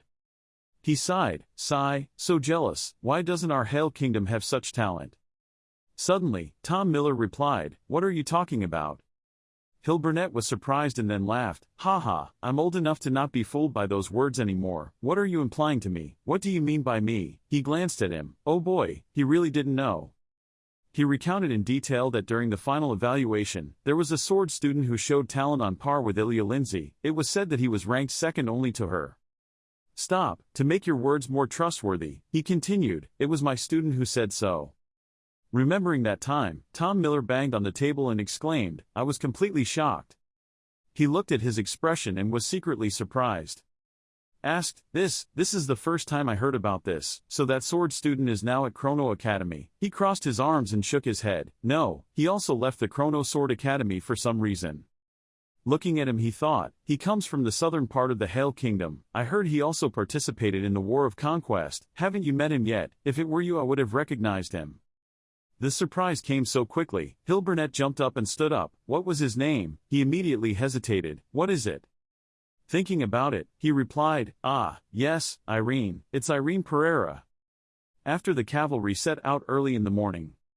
Now before them was a clearing in the vast forest. Seeing this, Hilburnett immediately turned around and gave orders. Stop to rest for a moment, stop to eat and drink. The entire army shouted loudly and clearly. Everyone was tired after the long journey, so they all went looking for a place to sit. Hey, look there. In the distance, Ryan, Garen and Kevin are practicing swordplay together. One cavalryman saw that and immediately complained, after all, it's good to do that, but isn't it too ostentatious? But another person spoke up to object. What? The standard is better than I thought. The cavalry exclaimed, especially that kid. It was Ryan Garen. Yes, he was outstanding. Seeing his son's practice match, Garen was secretly happy. Good job, Ryan, keep it up. He couldn't help but recall that in recent years the gap with the Pereira family had become too large, and closing the gap with physical strength was quite difficult. He smiled cunningly, but if we take the lead in this battle of conquest, we can regain our family's position. Thinking so, he turned his head to look at Deputy Hilburnett and thought, to do that, Ryan's role is very important. No matter how hard he tries, he must attract the deputy. Suddenly, Hilburnett approached Ryan. He was surprised. Oh, the deputy captain was coming to Ryan, wondering, he was going to personally train Ryan. Good, very good. Today's action also made a good impression on him.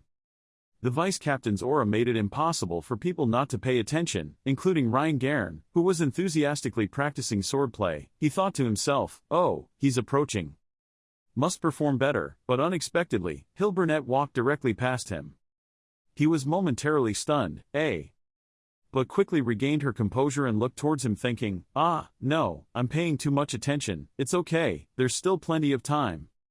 His mood was shocked again. Why did the deputy captain come to that boy? Meanwhile, Irene was sitting under a tree resting. Saw Hilburnett standing before him. He immediately stood up. Both looked at each other.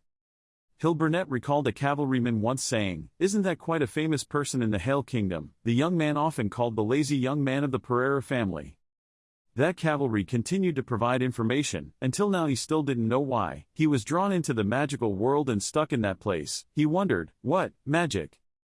He thought in surprise, why did he refuse to join the Chrono Sword Academy and return to his family, and what does it have to do with magic? Does it have anything to do with Kirill Pereira, a person I know absolutely nothing about?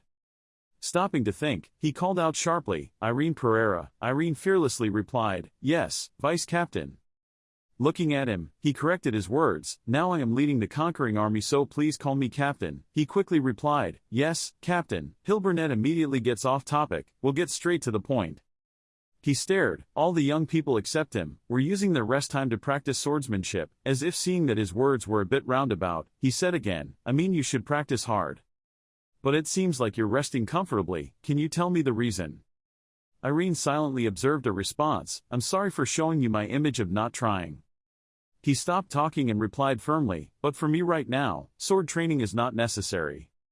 He was stunned. What do you mean? He hesitated, that.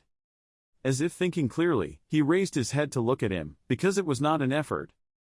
Hearing his words, Kevin standing outside immediately scoffed, because that wasn't an effort, what nonsense. Even Ryan Garen couldn't help but get annoyed. He silently said, shush, Kevin, shut up.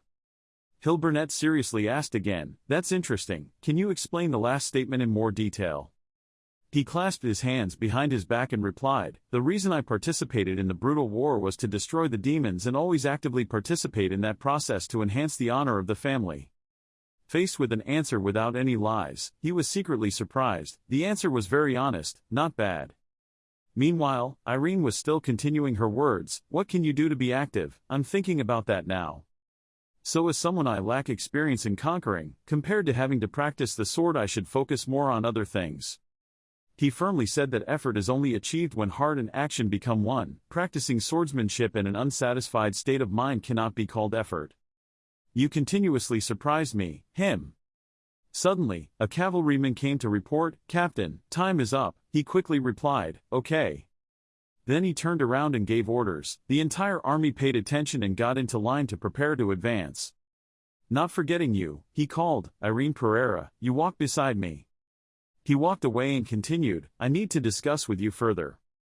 The cavalry continued to march. In the group, Ryan Guerin remembers with anger, Seeing that, Guerin immediately comforted him, "Don't rush, Ryan, wait for the opportunity will definitely come." He looked at him and smiled sinisterly, "Otherwise we will create it directly, what do you think?" He also immediately smiled and replied, "I also like the latter part." Returning to the captain in Irene's place, he asked, "So now you are in an armed state," thinking to yourself, "That's strange." He suggested, "Yes, I will let you see the sword if you are uncomfortable." Hill Burnett listened without forcing and immediately said, "No, I don't need unnecessary formalities." Irene replied politely, "Thank you for understanding me." Hearing his confident words, he was secretly surprised. He was already aware of magic. The more he said it, the more surprised he became. "Really?" He suggested, "Let's continue talking about just now. What do you mean now that we have to focus on other parts compared to sword practice?" Irene replied without hesitation, "I was thinking about 3 issues. First, I had never killed anyone before, so I needed to mentally prepare to deal with the shock and chaos that would come with my first kill." He analyzed, "Secondly, I think that there is nothing more dangerous than the sudden action of an inexperienced soldier. We need to calm down and be careful not to cause trouble to the conquering army under our leadership, command. Third, the power radiating from the demons and their subordinates is demonic energy. It is necessary to enhance the senses to detect and announce the appearance of enemies. That's it." Hearing everything he said, Hill Burnett smiled with satisfaction. "Ahaha. You don't hesitate to compliment me. I'm very pleased with your realistic thoughts," Irene replied, "Thank you." He looked back at his cavalry, "But don't feel too heavy about the first thing, especially the last thing. Let our veterans worry about it." He humbly replied, "I will remember." He continued, "In order to quickly detect the demonic weapon, I brought the priests with me. You just need to worry about the rest." In the middle of speaking, he suddenly saw that his attention was attracted elsewhere. Where are you looking?" Where Irene was looking, a giant demon suddenly appeared staring at them. Both quickly regained their spirits. He announced, "Enemies appearing from behind." Shouting loudly, the entire army prepared to fight. The knights advanced. The battle quickly had many casualties, most of them were from the cavalry team. He continued to navigate. 6 clans were behind him to protect the priests and witches. 9 o'clock direction, most of the creatures appeared from there. "Immediately give orders, fight, ensure a safe distance for the witches and priests." Everyone quickly responded, clearly. The uneven battle made Hill Burnett secretly worried. The creatures entrusted the knights. "Only I can deal with that giant." While he was thinking, suddenly a ray of light flashed across his face. Irene was holding a long sword and rushed towards the giant demon, decisively cutting him in half. He couldn't help but exclaim, "That was Irene Pereira." Irene rushed forward, cutting the giant in half and landing lightly. His father was surprised and silently called Irene. The giant did not die, but its body regenerated and turned to attack him. Hill worriedly told him to be careful. The monster raised its hand and hit the ground with a loud thud. His father was sweating in fear and silently called Irene. The monster observed the direction he had just punched down. "Then I saw a person running towards me in the dust. He jumped up with momentum, then slashed all over its body parts. It came from behind him. Then he threw a sword and it flew aside. The monster was angered and raised its blood-red eyes to look at him. Then shouted loudly. Hill saw that it was angry, so he shouted and ran away. He still stood there and focused his strength on the sword. Then a hurricane appeared and flew towards the monster. Everyone there was surprised and gaped at everything. The hurricane swept away everything around. Then Ryan was scared and asked what was going on. Everyone shouted in unison in disbelief. The hurricane blew away the monster and the trees, creating a clearing. Hill was surprised by his strength, so he just stood there frozen in place. Then he silently admitted it was true. It was him, the person in the Hale Kingdom who was a monster. He stood proudly in front of the place where he had just defeated the giant monster. The remaining knights fight with the others. Hill shouted loudly, "Everyone stay in formation, the battle is not over yet, let's destroy all the remaining monsters." The knights replied clearly in unison.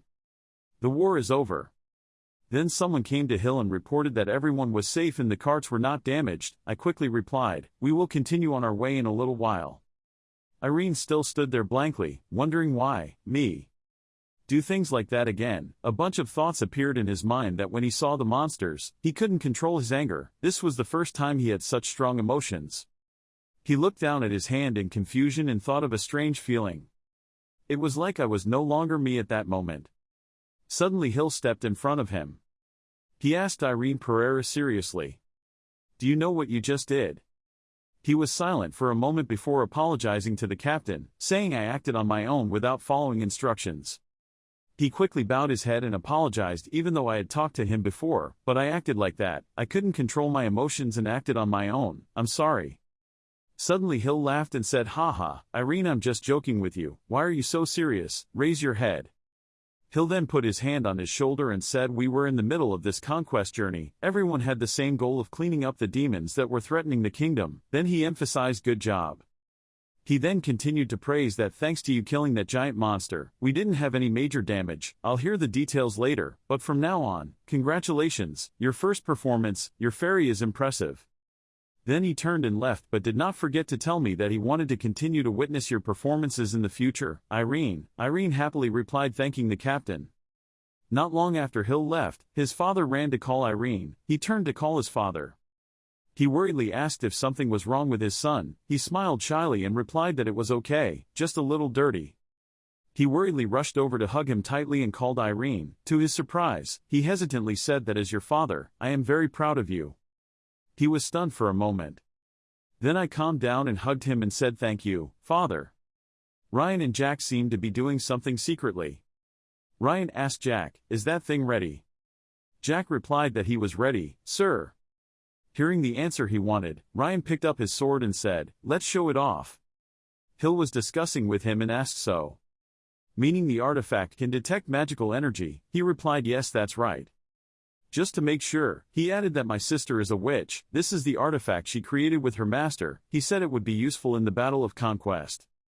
Hill looked at the artifact in disbelief and thought that although wizards were great, this artifact could detect demonic weapons faster than a priest's relic, is that really possible? While thinking, the artifact suddenly emitted a signal light. When he saw that, he said there were enemies, they were moving to the left. Hill also trusted him and ordered everyone to prepare for battle, with the clergy lining up to the left, the knights replied in unison. A second later, a group of monsters jumped out from the bushes, he looked at them and thought twice, it wasn't a coincidence. Hill ordered everyone to attack and defeat the monsters, the whole army responded clearly. After a while of fighting, the whole team killed all the monsters smoothly without any damage. Then Hill called Irene, he obeyed the order and replied clearly, Vice Captain. Hill said from now on I will prioritize your words over the relics of the priests, as soon as you feel the demonic energy, tell me immediately, do you understand? He quickly replied that I understood. Then the two of them walked forward together. Behind him, Jack and Ryan just stood there silently watching. Ryan was upset and cursed Jack as a bastard. Marching until sunset, Hill ordered today's march to end here, stopping to station troops and prepare meals. One rider curiously asked another how old he was this year, 25, the other knight replied 21, the other guy exclaimed that he was crazy, 21 years old and had such ability. They observed him from the other side and asked him, it seems like he is an expert, isn't he? He is so outstanding. The other knight replied that he was definitely an expert. After that guy chewed and said that I had seen him fight. What's the point of fighting that monster alone if you're not an expert? The other person replied that it was also true. It looked much stronger than a medium-sized monster. Everyone was talking about where such a person had been hiding for so long. Irene was preparing to eat when the artifact ring emitted light and changed color. He suddenly remembered that Kirill once said that if the artifact turns black, it means it is poisonous, because it has the function of detoxifying, so just wait until it returns to its original color. Then he frowned, thinking someone was harming him, even though he had somewhat predicted that there would be someone competing with his family. He looked at everyone eating with him and thought, but he didn't expect to use such an obvious method. Looking at everyone chatting and eating, he silently guessed that it must be one of the other three families, the highest possibility being Viscount Gayrin. Observing his father laughing and having fun with everyone, he decided that he should not tell his father, he could not worry him for nothing. Then he put the artifact in the bowl of food to let it absorb the poison and told himself that as long as he could deal with it in silence. After it absorbed all the poison, I thought it was okay. Suddenly he felt something at the bottom of the bowl. He looked and guessed there was something under the bowl. On the paper it says the food is poisonous, be careful. He thought the handwriting was scribbled, so as not to be detected, or written hastily. I don't understand because I don't think anyone will help me. As he ate his bowl of soup, he wondered who it was. At the tree behind him, there was a shadow of a person observing his every move from afar. He wondered about the other person's actions and didn't know if they were good actions or not. Hill walked up to Irene and asked if she had finished eating. He happily replied yes, just finished. Hill excitedly opened his hand and invited him to fight me. He was surprised and asked why, fighting. Hill explains, I think it's necessary to capture your power, and for future conquests. Thinking for a moment, he replied that I understood. The knights are talking loudly, stop it, come here, they're about to fight each other. Others said to the vice captain, why do they want to fight, they're all asleep. Someone asked if the opponent was Irene Pereira. Everyone quickly urged each other, come here quickly, let's fight. Hill took out the sword and told him to pick up the sword. He used his bare hands to return the sword to his hand. The knights were surprised and asked what it was. The other knight shouted, oh my god, the sword is automatic, this is crazy. Everyone is urging each other again, hurry up, come quickly. Hill seriously explained that this match was to test his strength, slash with all his might, let's do that together. He answered firmly. Hill was a little happy because he didn't hesitate at all, was the calmness that came from habit. He then denied it to himself, feeling more accurately than being talented. In the end he concluded more than he thought. Then Hill transformed into a lion with mighty power.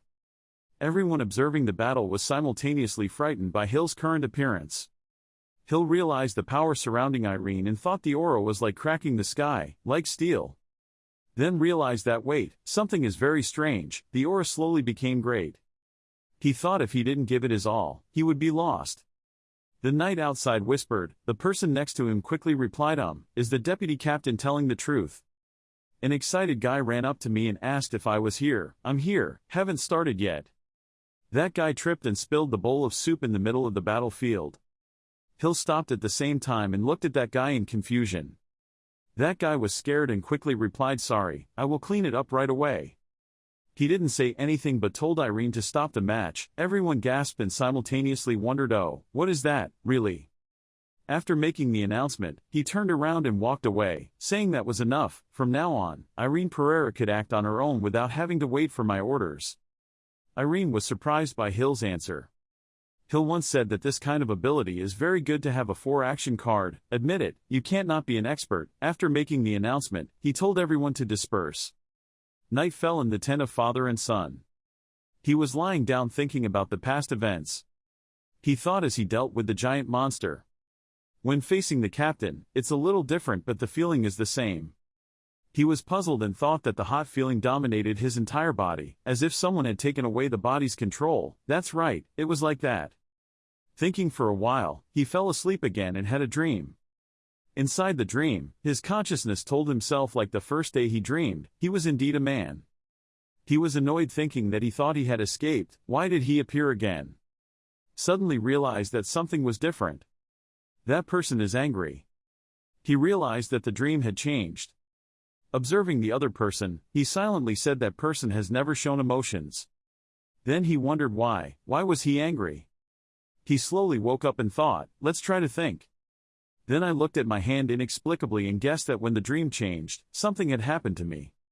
He guessed maybe something had happened. When he stepped out of the tent, Ryan was watching him from afar. He angrily asked Jack, didn't you say yesterday that you put it in the stew? Jack still calmly replied, yes, I checked the food too. Ryan looked at Irene confused and wondered why it was so normal. Jack replied that I don't understand either, the poison is effective immediately. Not allowing Jack to finish, Ryan ordered twice as much to be added today. Jack was surprised and asked what. Jack was afraid and said it was too dangerous, afraid that if he exceeded the dosage, he wouldn't be able to die from a simple illness. Ryan confusedly rubbed his head and said, wait, the person is standing in front of me. Then he rolled his eyes at Jack and asked if you were worried about Irene. Jack also realized he was wrong, so he replied, "I'm sorry, I said something wrong." He angrily asked what was wrong with him. He scowled and said that, "You know how stressed I am because of that kid. It seems like you weren't beaten enough by my father, right?"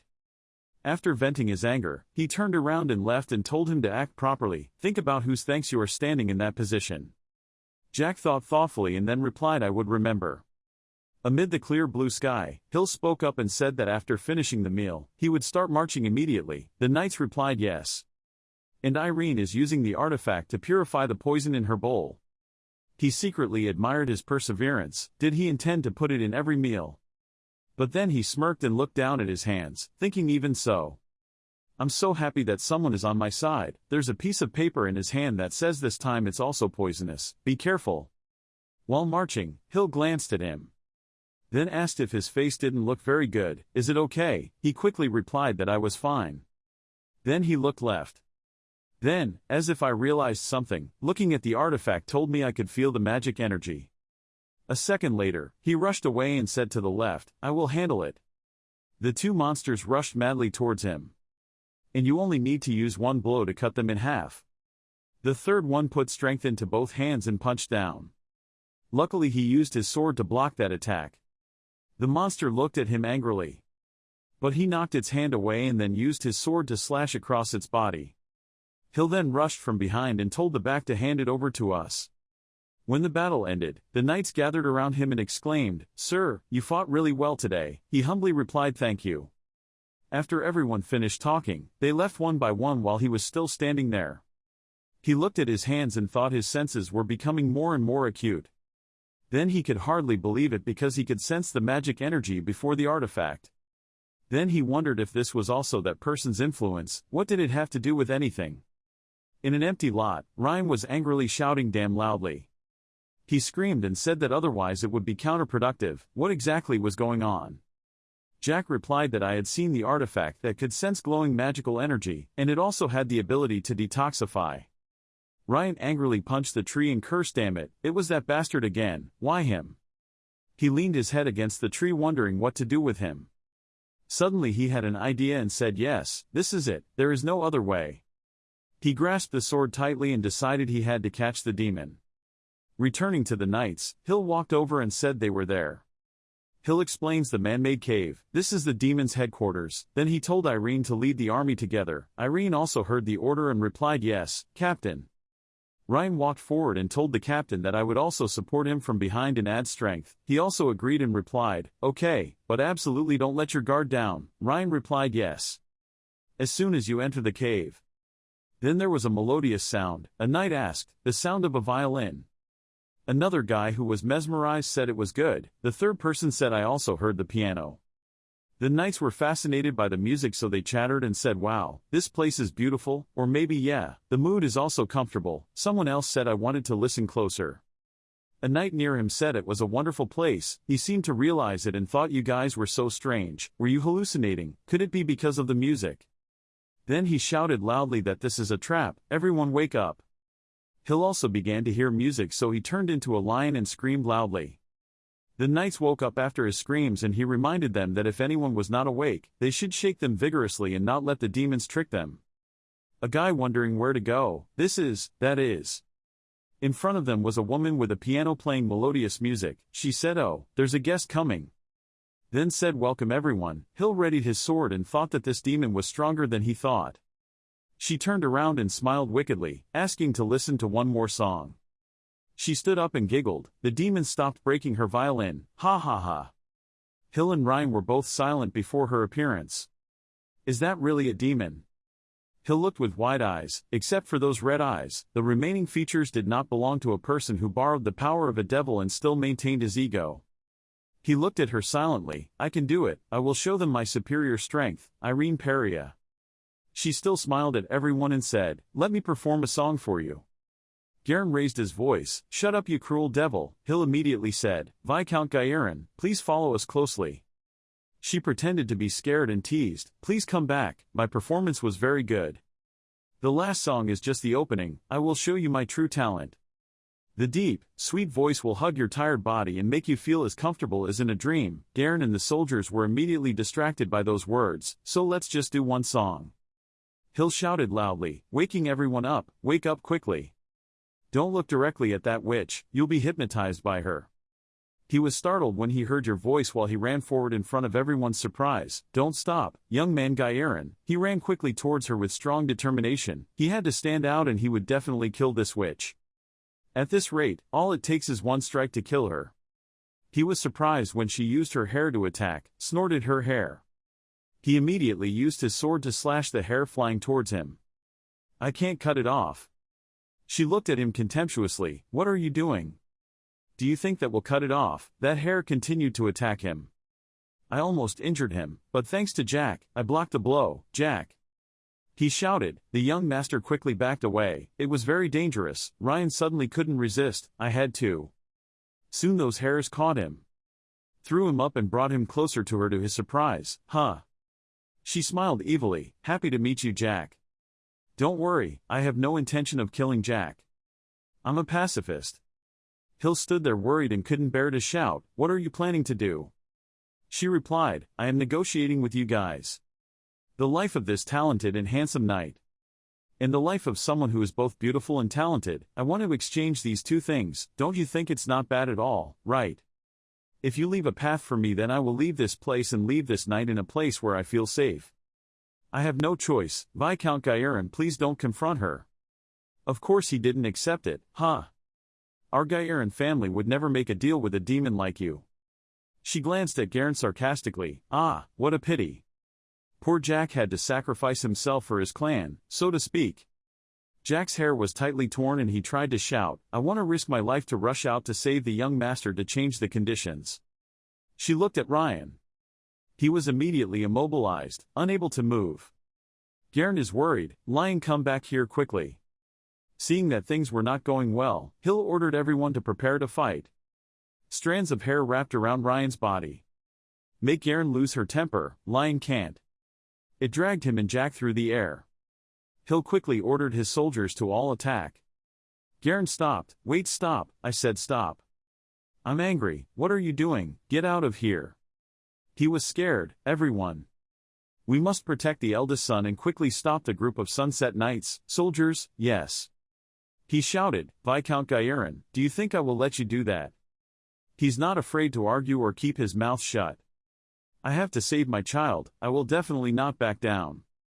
He asked her, "Is your contract still valid?" She just smiled and replied, "Of course, I swear on my master, Mr. Lastro." "Garen, Baron Russell, Baron Luster, please join forces with me, otherwise, you two know what will happen, right?" He was angry. "The Twilight Knights, as the conquering general, commanded you that I will absolutely not forgive any family or anyone who prevents me from destroying the devil." She's delighted. "Ha ha ha ha, that's really funny, you all see that, right?" "Oh poor Jack, your reaction is so strange. If I were you, I would have died a long time ago." "Well, what will happen now? Let me show you my crazy appearance. I'm so excited, right? Let's watch it." She suddenly noticed Irene standing far away with her eyes closed and concentrating without worrying about the current situation. "What is that? Why has that guy been standing there in jail for so long? Is he closing his eyes while the water is boiling and the fire is burning like this? So strange." He slowly opened his eyes, decisively slashed straight at her. The painful sound echoed throughout the cave. Irene opened her eyes and decisively attacked her. The sound of pain echoed throughout the cave. The keys of the piano flew everywhere. Hill was surprised by the scene before his eyes. She knelt down in anger. Her body's regeneration slowed down a lot, which also showed how powerful his slash was, how slow the recovery was from this wound. Her body is about to recover. Then he began to attack and cut off her arm. The hostage had to be used as a shield to have time to recover. She gritted her teeth and turned her fierce eyes. That boy didn't care about the hostages and only aimed at her. The two's eyes met. She quickly counterattacked and had to stop him. She covered her whole body with sturdy hair so that Irene couldn't attack. "Okay. Now I have gradually recovered." A lock of hair couldn't come together. She realized, what's wrong? The magic energy couldn't come together. Maybe this kid did it. There's no way he could have that kind of power. Irene said nothing but made a move. Justice Pereira. The slash swung down. Its power gradually causes her shield to lose its strength. Unbelievable shield harder than rock. The girl lying inside still felt scared. I thought wrongly and couldn't win against him. I almost died. The sword's light spread throughout the cave. Everyone watched the match. Suddenly something flew out. She had become a black beast with a golden armor on her face. Then got slashed again. The part that was cut in half was intact, but the rest was nowhere to be seen. She panicked and tried to escape. The remaining half of the people were gone and had to run away. Irene appeared from the smoke in the blink of an eye and suddenly disappeared in the smoke. It was so humiliating. How can he defeat me? Unbelievable. The soldiers shouted. The demon had destroyed the demon. Young Master Irene has defeated the demon. Your father is proud, Irene. Hill was relieved. There was nothing more to say. All soldiers will chant Pereira. Only Jack noticed his strong, fearless appearance. In the Gairn territory, the temporary headquarters of the Twilight Knights, the knights built cloth huts in the forest glade. The two knights still wearing armor were working and talking to each other. It was unbelievable. The brutal war ended without anyone being injured. The black-haired knight next to him added, "The opponent is also a very strong person who uses hypnosis." He remembered Irene's heroic appearance on the battlefield, handling that monster alone. Master Irene was completely different from the rumors. That surprised me. I still can't forget the scene where Master killed the ghost. Finally, monsters appear in Hale Kingdom. He asked his colleague, "By the way, if the deputy captain finishes handling the matter, we can go back, right?" The other person immediately replied, "Yes, it must be resolved. It was something that should never have happened." At the same time, in the office of a noble mansion, Viscount Gairn sat at the table and awkwardly explained, "I'm sorry, but I wasn't awake at that time." Deputy Hill Burnett slammed the table angrily. "Stop talking nonsense. Can you justify it like that now?" The two sat on opposite sides of the table, each with their own knight escorting them. The room had absolutely no lights, only sunlight coming in from the window. Gairn waved his hand to explain, "Don't you see, Deputy, I was hypnotized and brainwashed by that demon." He continued, "It is true that I care very much about my son, but that is not the reason. I am not stupid enough to give up the peace of the mainland." He angrily put his hand on his forehead. "Really, if I hadn't been hypnotized by that demon." Deputy Hill Burnett frowned, gritted his teeth and thought angrily, "You bad guy, everyone knows that you are completely sane, but there is no decisive evidence to prove his guilt." At the other end of the table, old Gairn couldn't help but smirk smugly. At this time, in her bedroom, Irene was lying on the bed. With both hands resting behind his head, he thought thoughtfully. Then, he sat up and sighed, thinking in his heart, the sword at that time. He raised his calloused hand, not the sword for his family. Irene looked at his bare hand as if she saw the moment he swung his sword on the battlefield with a gloved hand stained with purple demon blood. At that time, his eyes widened, his mouth clenched, the appearance of a person doing his best. He continued to think, that sword is just a sword to cut down demons. Could it be because of that man? Irene remembered the muscular man with long platinum hair. He worriedly thought to himself, who exactly was that person, and whether he would continue to cause him chaos or not. His thoughts were interrupted by the servant's announcement, the master, that a guest had come to see him. Irene looked up and saw Jack Stewart, the Duke, entering Irene's room. He approached the boy and bowed his head, greeting Prince Irene. The boy replied, "Oh yes, what's the matter?" Duke Stewart said seriously, "I came here because I have something to say about the War of Conquest. First I want to thank you." Irene was a bit surprised, tilted her head slightly and asked, "Yes." The Duke continued, with a solemn but sincere expression, "When I was taken hostage, no one cared about my life, Deputy Hill Burnett and my subordinates, not even the leader Phil Gairn." Irene frowned, extremely awkward. He thought, "No, at that time I didn't care about the two people being held hostage, I just wanted to catch the demon in front of me." Duke Stewart continued, "If it weren't for you, I would have died, thank you very much." Irene's eyes were fixed on the ground. He had difficulty speaking. "It's not like that, me." But the Duke suddenly continued, "And there is one more thing I need to tell you." He still kept his calm expression as before. "I was the one who poisoned your food." Irene's eyes widened in surprise. The Duke said, "Let's sit down first, I will explain in more detail." The two sat down across the table in Irene's room. Duke Stewart continued, "Even if it was the master's instructions, it was still something that should not be done." His gaze lowered, whether it was morality or humanity, although mere words were not enough. "I am truly sorry. I will accept any punishment from Master Irene." Irene bowed her face thoughtfully. He spoke, I had guessed to some extent, but as expected, I was so confused, all of this. Then he stood up, turned his back to the Duke. I'm not in the mood to talk anymore, so you should go home today. He panicked. Princess, young Master Irene. He stood by the window, without turning around, saying, I have no intention of letting it go. I'm in a difficult situation right now, so please go home. The Duke bowed his head. I will definitely pay for my sins. Then he left, leaving Irene standing blankly at the window, filled with confusion. Suddenly, a voice suddenly rang out from behind, surprising him. Even if he thought about it, nothing could change it.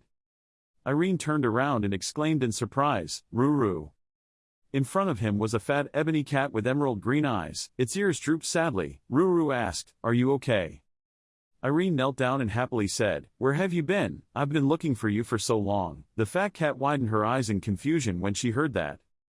She turned her back sullenly, as expected. It's no good, I don't have the face to see you. Irene is also worried. Ruru.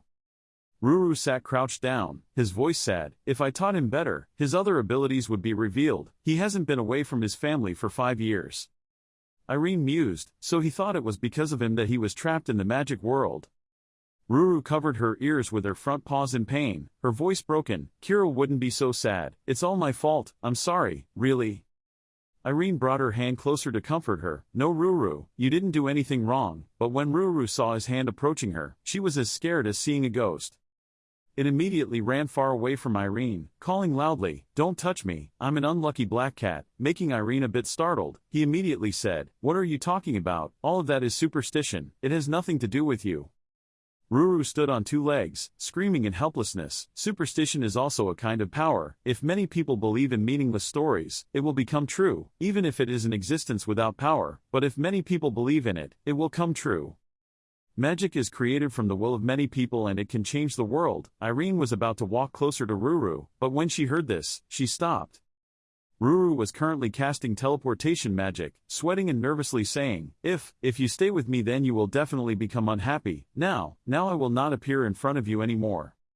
As fast as lightning, Irene rushed to grab Ruru right before it could enter the teleportation gate. He happily shouted, caught it, and Ruru shouted in panic, What are you doing? Let go Irene, bad luck will spread to you, leave me quickly. Irene didn't listen, lifted Ruru up to eye level and smiled and said, From today the black cat will be a symbol of luck. Ruru cried, used her paw to try to push Irene away. What are you talking about? Black cats are lucky. Even though I was resisted, Irene still smiled and firmly affirmed, Now it's different, because you will be by my side. Compared to the collective belief from other people, I am more trustworthy. You are the cat that brings luck. Ruru heard this, tears streaming down her face, she sobbed. Then he buried his head in Irene's shirt, sobbing, I miss you so much, Irene. A moment later, Ruru was leisurely lying on Irene's bed, exclaiming that even that could be done. Magic was indeed very mysterious. Irene said, I also didn't expect that my friends from the academy would show up. He and Ruru were lying facing each other. Ruru comfortably put his feet up on the head of the bed. He said, Now you also use swords with magic. As expected Irene, you are very suitable for that magic. Irene replied in surprise, Oh, how do you know that? Ruru jumped down on the floor, slyly said, Oh, I've been by your side since you left the magic world. Hearing that, Irene had to sit up and ask again, What? Ruru continued, The white cat was also my disguise and I sent a note during that battle. Irene remembered the note with the words, There is poison in the food, be careful when it was brought to me by the white cat. You were so surprised. What? But why did you tell me? Ruru's expression suddenly became serious. Irene, I have something to ask you. When facing the demon, he seemed a bit strange. It didn't feel like him at all. What happened? Irene was stunned. Then he started telling, The truth is. After listening, Ruru nodded. Well, so there was such a thing, the Dream Man. It seems like she really hates demons. When Irene heard this, her eyes widened in surprise. Ruru continued, No, maybe the origin. It could also be hatred of demons. If it were a person about 150 years ago, Irene's mind would appear as a muscular man with long white hair, his eyes radiating a fierce murderous aura, holding a large black sword in his hand, facing the devil. Irene nervously asked again, A person from 150 years ago? Ruru immediately replied, Yes. He jumped up on the bed, leisurely saying, Well, it's not that important. Why should I care what that guy is thinking? The most important thing is, because of that guy's will, your heart is being affected. Irene is worried. Well, Ruru patted Irene's arm with a smug look on her face, but it's okay, sometimes you might be too exhausted, and so tired that you have to put down your sword, but in the end, you will raise it bravely, right? Irene smiled slightly, a little touched.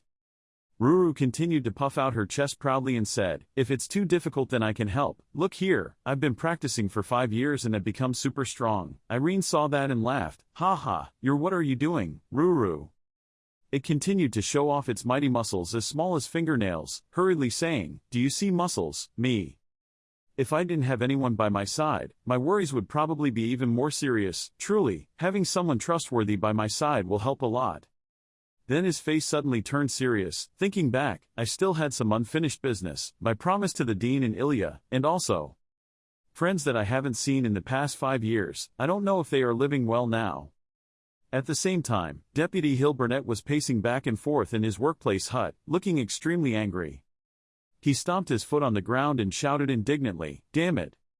He clenched his fist, thinking angrily, the other families had all been convinced by Viscount Garen's statement. Would his illegal actions against the royal knights be covered up just like that? He gritted his teeth, his face full of confusion. For the sake of the kingdom's subjects and the peace of this continent, such a lenient precedent could not be established. His thoughts were interrupted by an announcement from outside. Deputy Commander, you have a guest. He turned around and saw a man wearing armor and a red cloak entering the hut. He said, Deputy Commander Hill Burnett, I came because I have something to tell you. I'm a bit surprised, you are. On the other side, in a study in a noble mansion, the cup of tea was thrown directly into the window and broke, accompanied by a loud shout, what the hell is wrong with this cup of tea? The man sat at the desk, angrily scolding the servant in front of him. How could you give me a cup of tea that tastes like trash? The maid could only bow her head and apologize profusely. Viscount Garen shouted loudly, his eyes wide open, burning with anger, get out, I don't want to see your face, get out of my sight. The maid weakly spoke, yes, sir, I'm sorry, but before I could finish my sentence, I was shouted at, shut up, and get the hell out.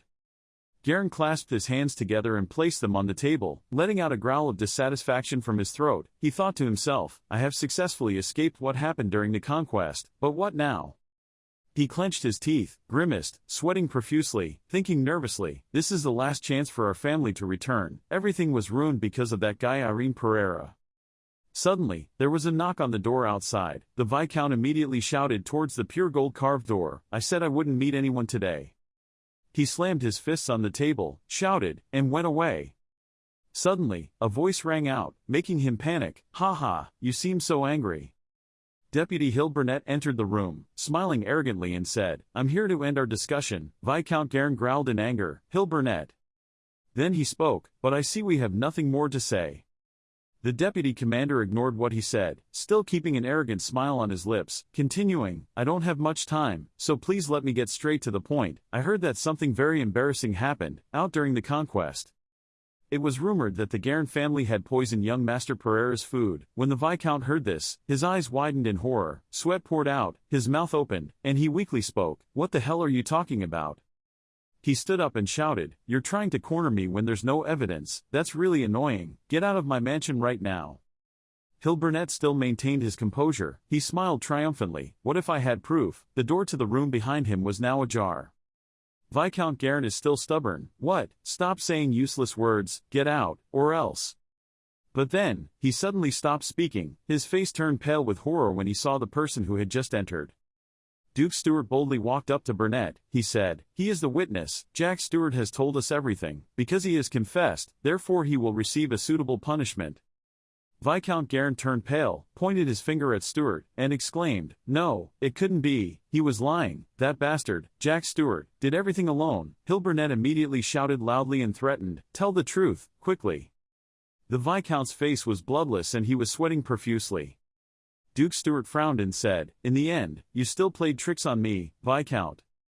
Old Garen couldn't help but say helplessly, you damn bastard, how dare you treat me like that? Deputy Hill Burnett shouted in a fierce voice, Viscount Garen.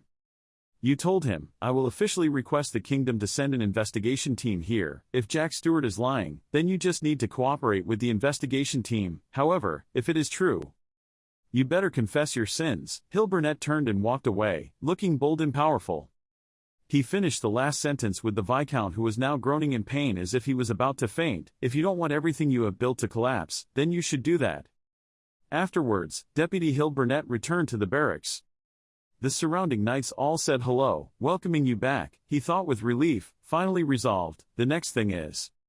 Hill Burnett immediately got on his horse. He said to his soldiers, I will go to Pereira's house in a moment. You please prepare the horse for me to return. The knight next to him bowed. Yes, I understand. Burnett firmly thought to himself, I must bring Irene Pereira to the Twilight Knights.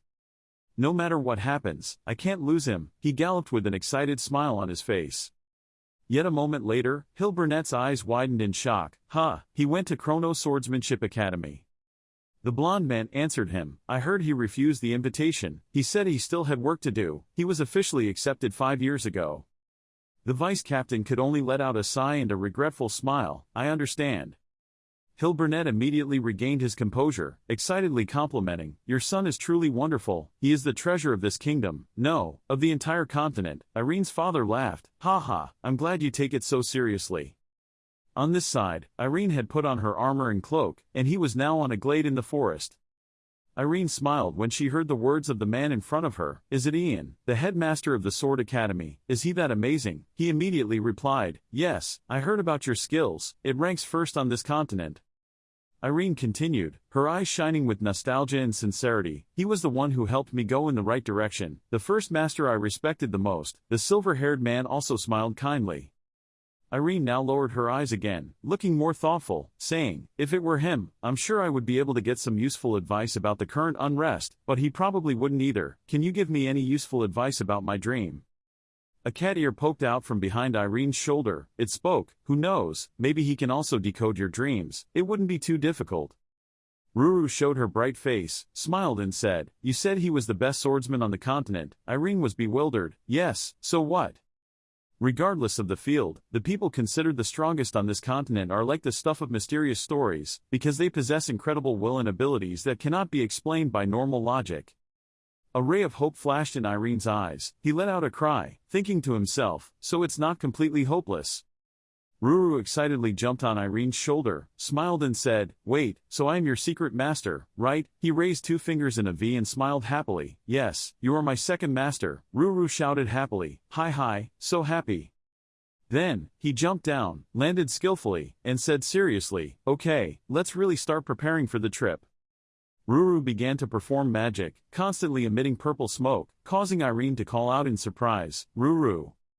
From the smoke, a proud laugh rang out. Ruru seemed to have completed the transformation. The smoke gradually cleared to reveal a majestic cat wearing black boots, wearing a vest and a red scarf.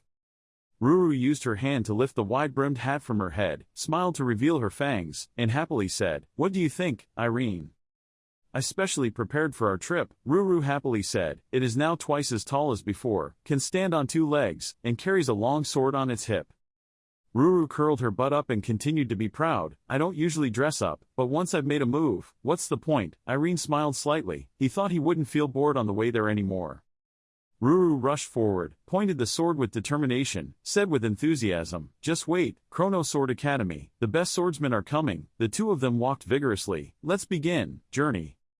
In the capital Alcantara, on a busy street there is a magnificent fountain in the middle of the square. Ruru asked, is this place? Irene immediately replied, yes, this is the city where the Chrono Sword Academy is located. Ruru was now standing on Irene's shoulder, looking around wildly while he strode down the street. Irene smiled and continued, you can hang out all night with this many magic lights on the street, he said, laughed when seeing Ruru's amused reaction.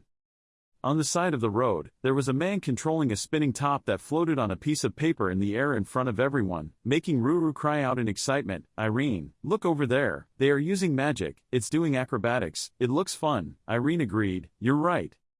Irene laughed at Ruru's reaction. He looked so excited. He thought to himself, the reason Alcantara was able to grow into such a large capital was because the main building of the Chrono Sword Academy was built here. Chrono Sword Academy is a much more interesting place than I imagined. Irene started looking around, leisurely saying, let's find a place to rest first. Ruru, clinging to his head, excitedly wagged her tail and said, somewhere with a cool sign. They walked for a while and arrived in front of an inn. Irene immediately asked, oh, what about this? The name is Sword Price, it suits you. Ruru is happy. Really? Okay, let's stay here. Then, he jumped away and said goodbye to the male lead. Irene, I want to hang out for a while. Irene turned to look at him and smiled and said, okay, don't be late. Ruru immediately replied, okay. Irene pushed open the wooden door and entered the inn. He smiled politely and asked, with admiration in his heart, it's so spacious inside. On the first floor is a restaurant filled with boisterous laughter. Irene's face suddenly turned wary when he observed more closely the atmosphere here. In fact, the shop was full of brawny-looking guys. Irene thought to herself, most of them? No. Everyone has a sword with them. Irene felt worried, but why are they staring at me like that? Am I in the wrong place? A big, muscular guy wearing a big sword on his back walked up to Irene and said, hey, wait. He said, are you also a guest of Chrono Swordsmanship Academy? The bald head crossed his arms and asked, looking condescending. Irene then replied, yes, but how do you know? Suddenly, the guys sitting nearby burst out laughing. Ha ha ha, he's also a guest. This place really gathers all kinds of people. The scar-faced bald guy leaned closer to Irene and said, well, anyone can challenge themselves, but overestimating yourself is not good, making Irene speechless. The guys in the distance seemed to be having some argument with each other. They shouted, what the hell did you guys just say? Another voice shouted loudly, oh, kick those bastards, for your sake, that kid is participating so we have to wait longer. The bald guy pointed his fierce hand straight at them, making Irene a bit startled. He shouted loudly, hey, if you want to complain, come here, I'll take care of it. Another guy on the other side shouted, damn, you guys only know how to talk, you'll regret it. This guy heard that and shouted angrily, damn you, what did you just say? Irene was still speechless, not understanding anything. He secretly wondered, challenged himself, waited so long, what were they talking about? Then the man serving at the bar spoke, hey young man. Irene turned to ask again, me? He immediately said, yes, who else is standing here besides you? Come here quickly. The sound of arguing in the shop still rang out, get out, you damn guys. Irene sat at the counter, worriedly saying, well, shouldn't we find a way to stop them? The shop owner grinned leisurely, don't worry, they've been here for 10 years, but it's never happened, any battle. The bearded shop owner turned his back to Irene, smirked and asked, did you say you were also a guest of Chrono Sword Academy? Irene immediately replied, yes, but how did they know that? The innkeeper then replied, did you come in here without knowing? Everyone here is Chrono's guest. Irene's eyes widened in surprise when she heard that. He continued, our inn is famous for people, guest of the academy, so there are no normal people here. He put a glass of beer on the table for Irene, then raised a pint of beer to his mouth and gulped it down, then said, is this the first tournament of welcoming visitors? Irene asked in surprise, welcoming star visitors. The shop owner sighed sadly, looked at Irene and said, you really don't know anything. Irene could only laugh awkwardly. He began to explain, Chrono Sword Academy is a place that can make many swordsmen's dreams come true. Because of its reputation, sword-bearing guests often visit this place. Because there were so many people coming, the academy refused to accept them. However, there were people who refused to leave the main gate until someone to welcome them gradually appeared, and even formed groups to insult the academy. Says that Chrono's people are all cowards. As a result, a system of welcoming visitors was created. Every 2 weeks, on a day arranged by Chrono, Chrono would welcome anyone who wanted to compete in swordsmanship. The shop owner stood up and led Irene through a door, still smiling and continuing to explain why they all wanted to be labeled mercenaries to qualify for the trial. Challenging, Irene followed him, replying, oh, I see. He thought to himself, it's none of my business anyway. Well, I guess having the title of mercenary isn't a bad thing. Irene's eyes widened. He asked, this is? The owner led Irene down a brick staircase, to the basement of the restaurant. He said, cool isn't it, below the ground of a mercenary base. He smiled and continued, the test couldn't take place upstairs because of the noise. Irene asked again, the test? The shop owner likes to laugh. Husband and wife, you will see. He opened the door and entered a room, still looking cheerful. Hey, I'm here. The room was not too large and had some equipment to practice swordsmanship. A gray-haired man walked over, smiled and said, Edgar, why are you here at this hour? Then he saw Irene. Oh, you brought a guest, come for a test. Irene looked at the white square plate on the ground that was connected to a scale column. He asked, what is that, mister? Edgar immediately replied, goniometer. Hit it as hard as possible. The force formed will then appear in the square plate below. Irene rolled her eyes and asked again, with her bare hands. The gray-haired man put his sword on his shoulder. The guard said, of course using a sword. This is a simple but accurate method to classify your abilities by measuring the force you create.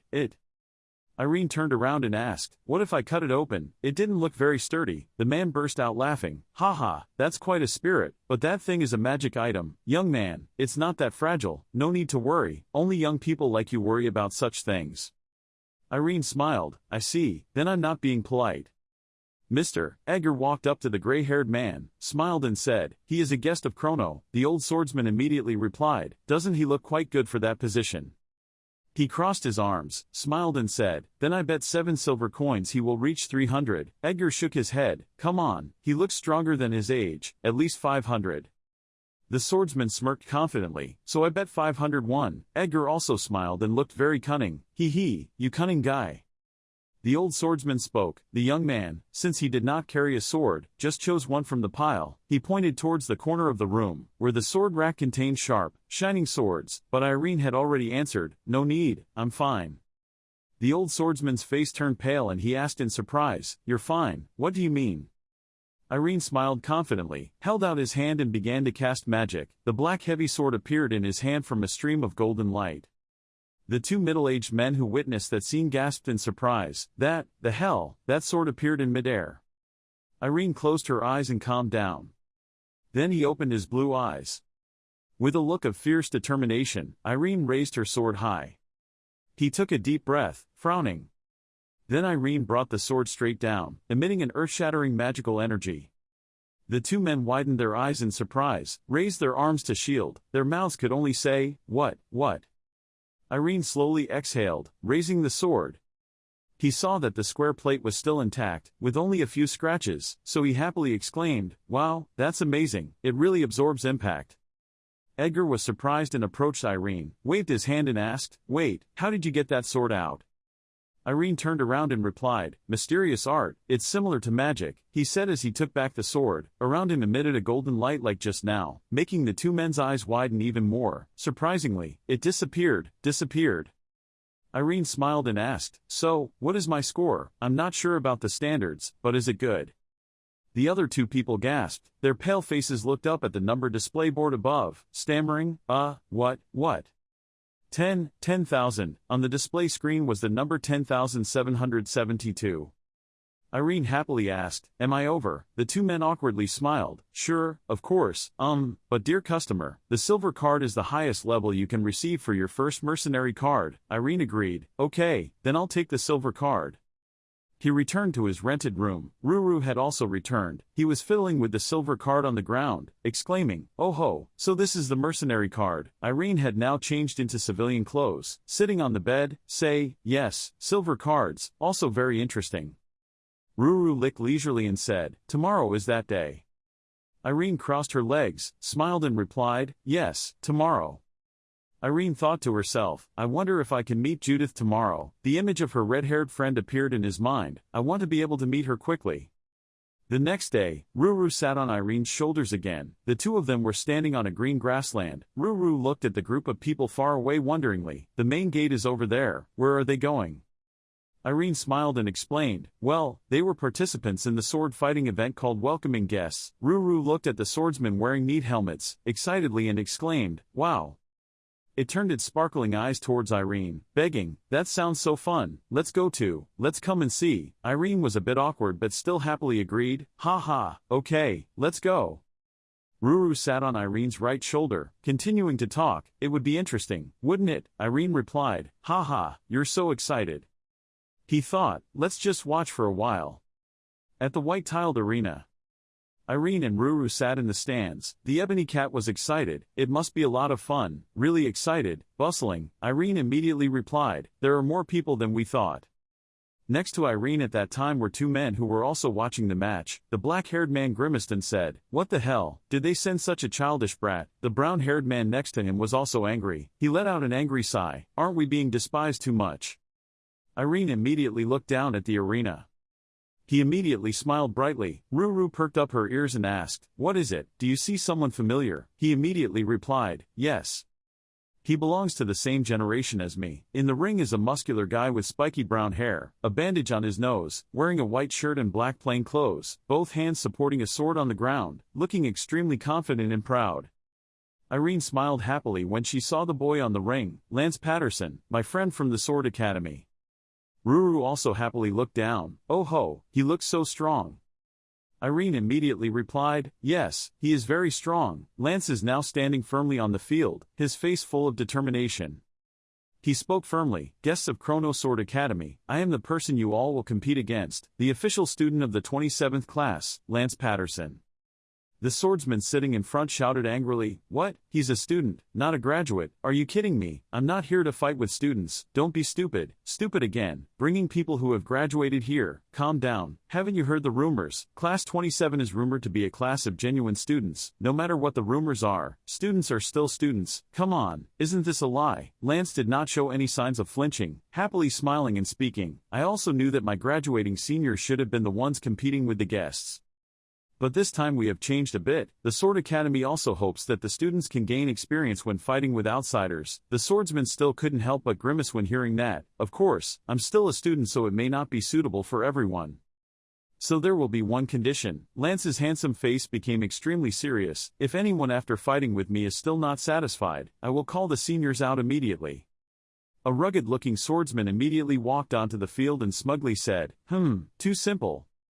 We just need to defeat you, then we will be able to fight someone who has graduated, right? Lance immediately replied, yes, really looking forward to our match. Lance saw something.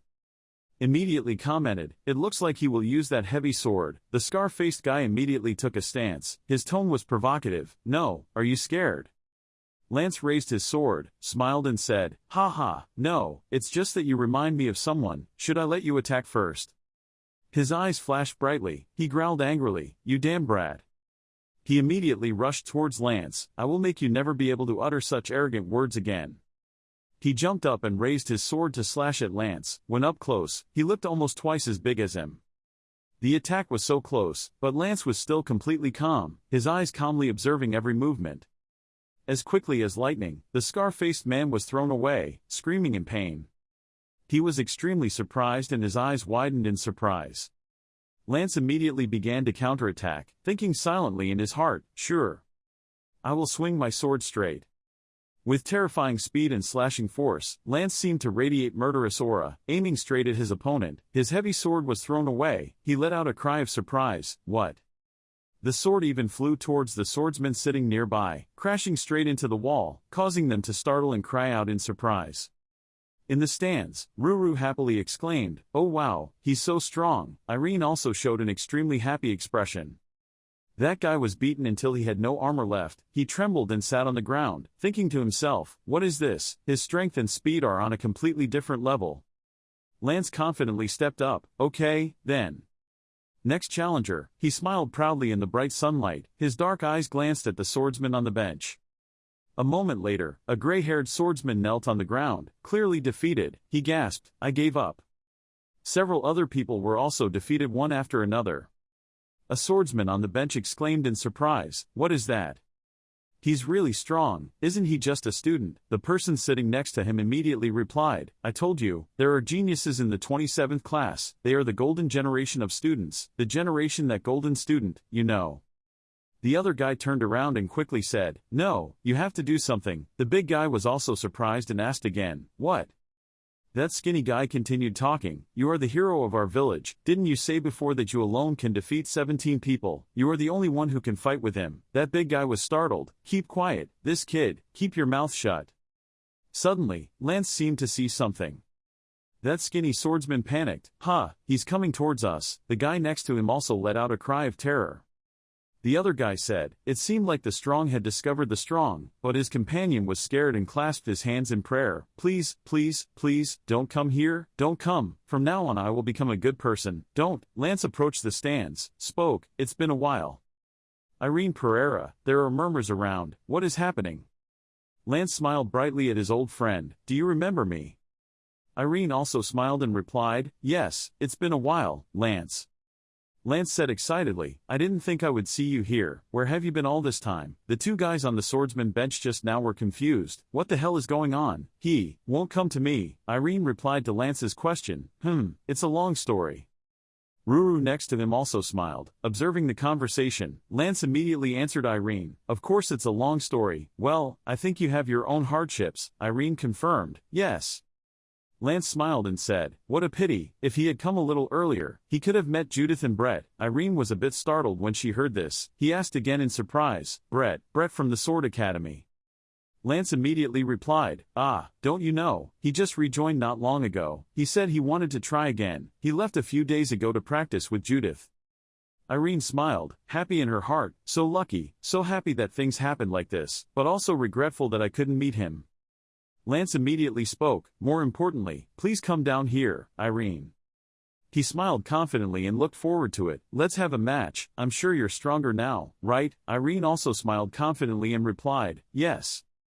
Irene walked down the field, facing Lance. There were whispers in the stands again. "Who is that blonde guy? It seems they know each other. Is it that guy? The guy who failed in the competition, final assessment and cannot become an official student? Ah, right, now that makes sense." Ruru on the bench was stretching his whole body, waving his sword in the air, enthusiastically cheering, "Irene, you can do it, don't be gentle just because he knows you." Lance suddenly turned around. "That cat can speak human language, is it your cat?" Irene immediately replied, "No, it's my master." The guy asked again, "Master?" Irene replied, "Yes, I learned something like this from him." Then he cast magic, along with the golden light summoning the black heavy sword in his hand. Lance exclaimed in surprise, the sword appearing in midair. Was it magic? He muttered, "No, it's not magic, maybe it's black magic. If your master is a cat then it must be black magic." He burst out laughing, "Ha ha, Irene, you're so cool. Always bringing surprises to others. This is the result of 5 years of hard training, right?" Irene also smiled. Lance tightened his hands around the hilt of his sword, his muscles bulging. He continued, "But, you know, I'm no slouch. So, I won't forgive you if you don't improve." He took a defensive stance, his face full of strength and seriousness. Irene's eyes no longer looked as friendly as just now. He smirked, "Lance." Lance shouted, "I'm coming." He immediately rushed towards Irene. He used his sword to block Lance's attack. The impact was as violent as an explosion. Lance didn't flinch and quickly struck another blow. He continuously attacked while Irene was still defending. In the stands, someone exclaimed in surprise, "Oh, he was able to hold him back, what a quick attack." "No, look closely, he was blocking all of your attacks, that's me." Lance charged again, his blade colliding with Irene's sword, sparking fire.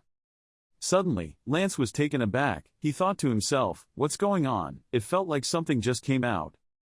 The two continued to exchange moves, the blue light surrounding the sword becoming more and more clear. Lance looked panicked. "It couldn't be, it couldn't be, it couldn't be."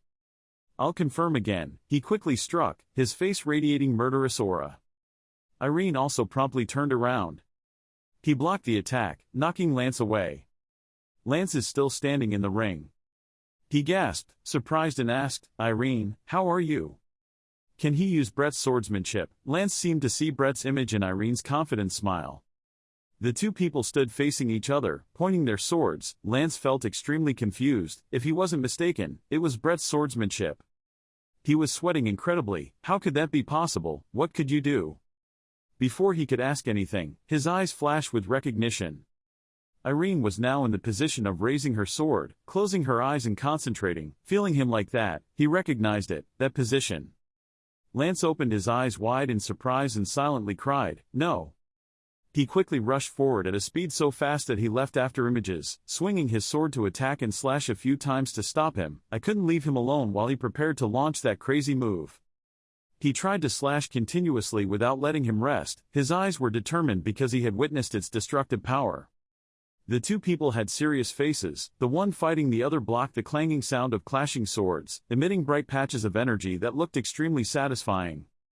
But in the end, it was still Lance who retreated first, stepping back to keep his distance. He was extremely surprised at how quickly he had grown. The last time Irene witnessed Brett's swordsmanship was 5 years ago at the final evaluation. The more he thought about it, the more surprised he became. He could actually learn that sword technique even though he had only witnessed it once. Irene called out, "Lance, this time." As he spoke, he rushed forward at the speed of the car and in the blink of an eye, there was no sign of him. He jumped up and appeared in front of Lance, preparing to swing the sword down, startling him, and it was my turn. The huge sword quickly lowered. He quickly reacted, raising his sword and groaning loudly while struggling to support his throat.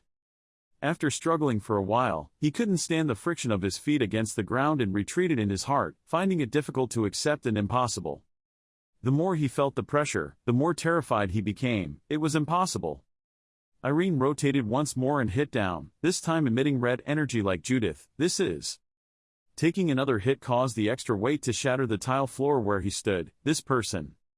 This reminded him of his hard training with her in the past. He lay down on the floor, a piece of armor on his shoulder had broken off, and his sword left his hand, panting, and his whole body was drenched as if he had been picked up from the water. Lance's whole body was also full of injuries at this time, struggling to get up and look up. Looking up from below, her figure standing against the light looked extremely tall and smiled encouragingly. That's good enough, well done, he affirmed one sentence in his mind, Judith's swordsmanship. He gritted his teeth and tried to endure the pressure. Try your best to knock Irene back. He let out a laugh. But I quickly corrected the feeling of pursing my lips. I was overwhelmed. Lance gradually felt self-conscious. Even though I was confident about my defense ability, I was sure that I wouldn't lose to anyone other than the two of them. Am I still not good enough? Looking at the figure of Irene standing in front, who was once a student studying and practicing with him, still growing stronger and surpassing him, her eyes steadfastly looked straight at him and asked himself, I can't fight, win you. Undeterred, he still tried to continue moving forward and shouted loudly to gain more courage. He accelerated forward and fought with all his might. The impact created a small concussive explosion that caused Irene to take a few steps back. The man in the stands observed the match situation with great concentration on every move of the two people. The blonde boy was being pushed back. Ruru sat next to him and shouted to cheer him on. No, Irene persevered. He was surprised by Lance's fierce counterattack. His face changed. If he was careless, he would lose immediately. He screamed and punched continuously like a crazy person. The two of them continued to fight each other in a decisive battle, constantly colliding with each other, taking turns attacking and blocking each other. Lance fought while gritting his teeth and thinking, I know that the current me cannot win against you. Each image of the faces of those considered outstanding leaders of the class who once defeated you. Recalling each figure in the training ground swinging swords tirelessly without stopping, having gained strength through frantic training. His eyes lit up, but so did mine. Continuing the past with the match with Judith, even though he had practiced until he was exhausted, Lance still stood up and waited for Judith. She suddenly turned around, once again. I saw him stand up, even though his whole body was trembling, he still smiled and clutched the sword. Just one more battle. He is passionate about being a swordsman and he himself has tried a lot to get to where he is today, and he does not want to give up easily just because he is weaker than others. He will not give up. The match reached its climax and both delivered the decisive blow. When he attacked directly from above, Irene quickly dodged and bent down. That turn surprised him and made him unable to react. He took the opportunity to swing his sword. The sword in Lance's hand was knocked away. The blade reflected the expressions of many spectators in the stands. The outcome of the match had been decided. The sword fell and stuck in the middle of the yard. When the end came, Irene took back her sword and looked at Lance. He also looked at you silently. Finally, he smiled and sighed with regret. Ruru in the stands cheered and jumped up happily. Irene had won. After that, the two of them shook hands and happily chatted. It was a great match. What have you been doing in the past 5 years? The people in the stands who witnessed the match felt extremely shocked. It was honestly crazy that that player lost to the cat Ruru next to them, pleased and amused by their reaction. Suddenly, he was startled and had a flash of reaction, turning his head around. She ran closer to him and announced, Irene, he's here. He asked, who? Ruru said, that person is the teacher you were talking about. As he spoke, a man appeared, stroking his beard and smilingly commenting, this is truly a scene I never thought I would see.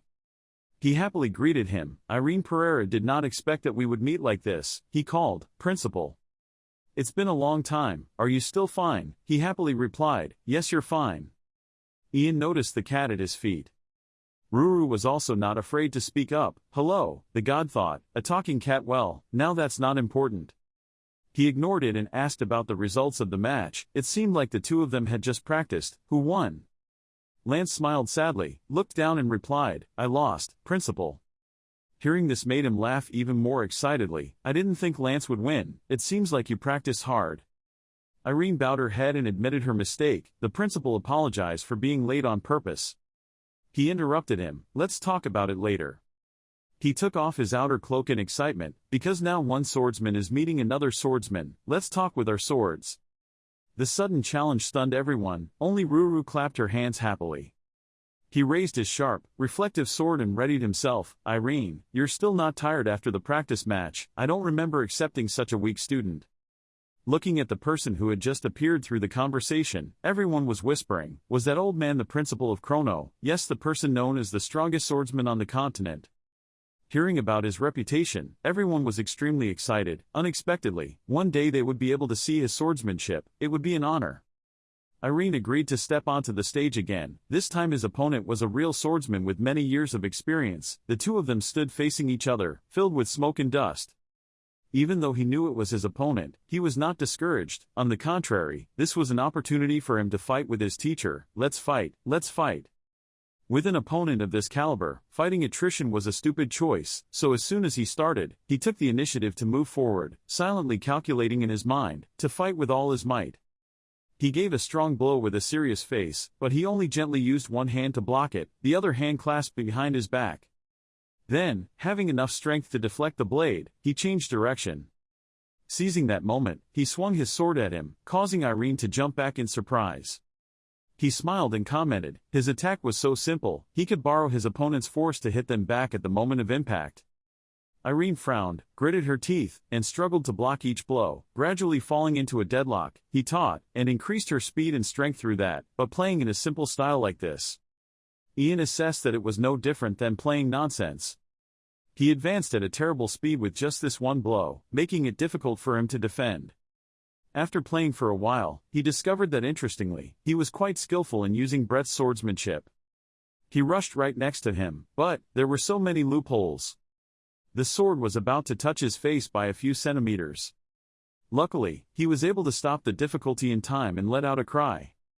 He pointed out his shortcomings, his defense was too poor. Then he punched him again right in the middle of his stomach. Having absorbed that blow, Irene held her stomach in pain and retreated. Although he uses many types of swordsmanship, he does not know how to combine them smoothly. He instructed, a real match is not a test to evaluate your attack and defense. Irene still stubbornly fought and shouted, I'll continue to fight. He revealed his power and the moving wind began to surround him. Looking at this sign, Lance opened his mouth in surprise and realized, could Irene be possible? The aura began to surround him, forming a tornado that swept everything. Lance was terrified and covered himself with one hand. He couldn't even use the heavenly sword. Hiding in the smoke and dust, his sword flashed brightly. Not bad, not bad. With just one move, he destroyed his heavenly sword. He said, but it's a bit inferior to what you showed me before. He exhaled slightly, feeling a bit tired as he provoked him. Surely that wasn't all he had. He wants you to reveal your true strength. Isn't there something you haven't shown me yet? Seeing him, he noticed that his face stiffened a bit. He stood still, clutching the sword in silence for a moment. The hand slowly lowered the sword. Irene closed her eyes and concentrated. He also gave him time to prepare. Seeing the two motionless on the stage, everyone was confused. Why are they suddenly both standing still? Is he closing his eyes? Only Lance, who had observed him, recognized that it was that sword, the last time I saw it. After a while, he finally opened his eyes and made up his mind. Although it took a while to prepare, this move was not colorful or complicated. He simply slashed the ground, cutting the air and dust, blowing it out to both sides. Ian stood alert, preparing to help, but still couldn't feel anything. Outside, Lance wondered, why? Right at this moment, the golden energy source struck. The source of energy was so terrifying that it blew away rocks and soil, creating such chaos that it was difficult to see what happened next. After witnessing this, Lance widened his eyes and opened his mouth in horror. The competition field was cut off in a slashing streak, creating a giant crack that was enough to understand how powerful that move was. The audience also had to scream, "What the hell? What happened?" After the fog cleared, the first thing that was noticeable inside was Sir Ian's glowing blade. A spotter just, "Hey, look at that." Everyone was in an uproar. It was something only sword masters could use. Oh my god. He holds in his hand a sword that emits purple light, sword energy. I don't intend to use it. He smiled gently and praised, "It's great you found your sword." Even though he was praised, his face was a bit sad. Yes, but before he could speak, he could already guess that his heart was not stable. He probably wanted to ask about that. His eyes showed surprise. He turned to the stage and announced, "Dear guests, I'm sorry but today's reception will end here, I hope you understand." He put on his cloak and turned his back to signal to him, "I think, after sparring together we should also have a decent conversation." The two sat down in a room next to the principal. There was also a woman. The cat next to him cunningly climbed up to the table and introduced himself. "My name is Ruru, I am Irene's secret arts master."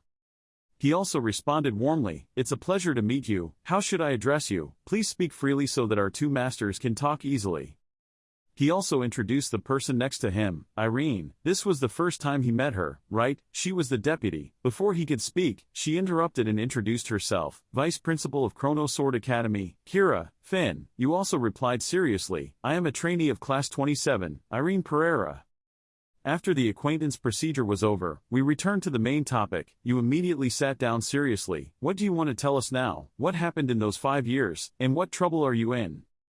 He honestly told him some of the things he had been through and talked about the problems he was having, hoping he could answer them. After listening, he almost figured out everything, understood the secret technique, and I saw that the dream had affected him a lot.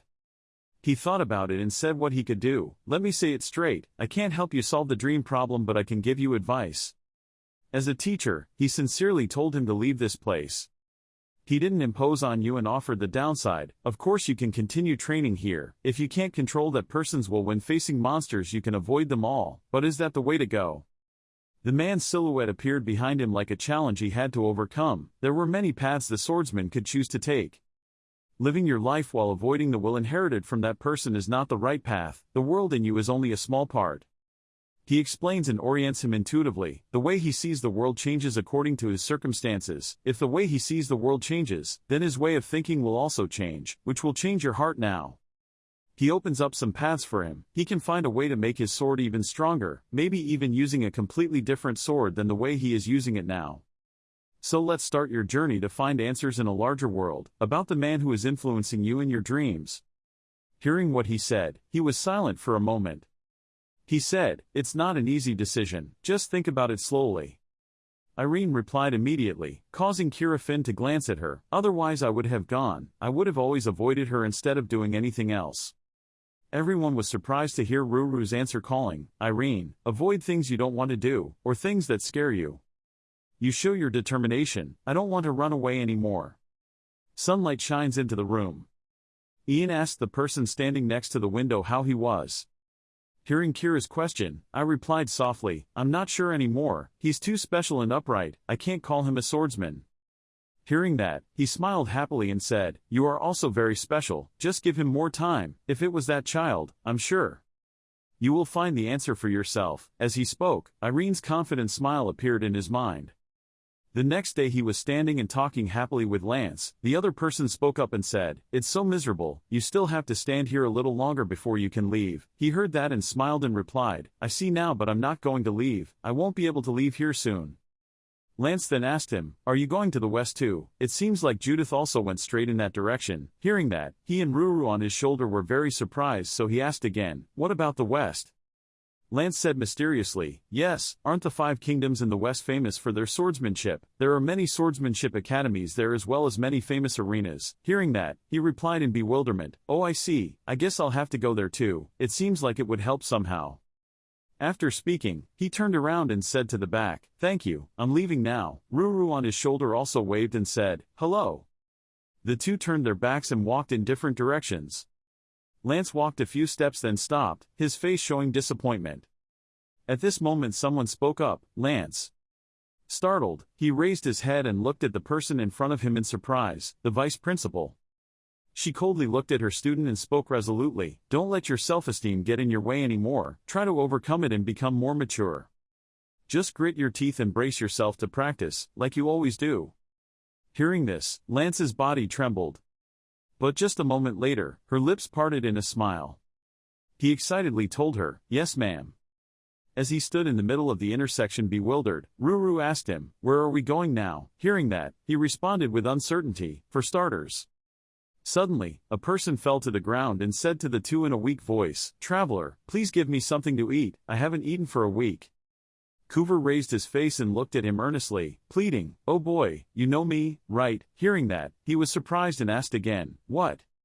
Hearing him ask that, the other person quickly explained, in his head were images from the past. "Don't you remember me? I'm the goblin who predicted the future for you 5 years ago." Hearing that, he seemed to remember something and quickly replied, "It was the elf who gave me that reminder." He took him to a restaurant. Coover ate like a hungry tiger. Ruru stood on his shoulder looking at the other person with suspicious eyes and said, "Irene looks suspicious, is there any danger?" Hearing that, I immediately reassured him, "Don't worry, he's not a bad person."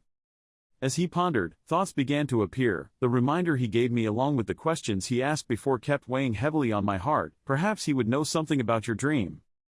After eating enough, Coover patted his stomach in satisfaction and said, "Now it feels more like being alive." Ruru then stood on the table and said to him, "Hey, don't you know any shame? After all, you are just a stranger who watched it for him 5 years ago."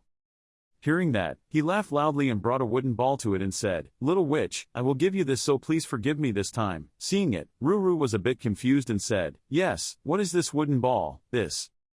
But right after that, he rubbed his head on that ball happily and said, "It smells super good." Seeing it like that, Coover explained further, including a small amount of powder milled from a tree called Taiho, which is only grown in the northwest region, but cats love it very much. Hearing that, Ruru also happily replied, "Irene, this goblin seems to be a good person." Coover then turned to him and said, "It seems I have gained some sympathy from this little witch. I will pay for your meal later." Hearing that, he suddenly asked again, "Why didn't you say that? Don't you have any money left in you?"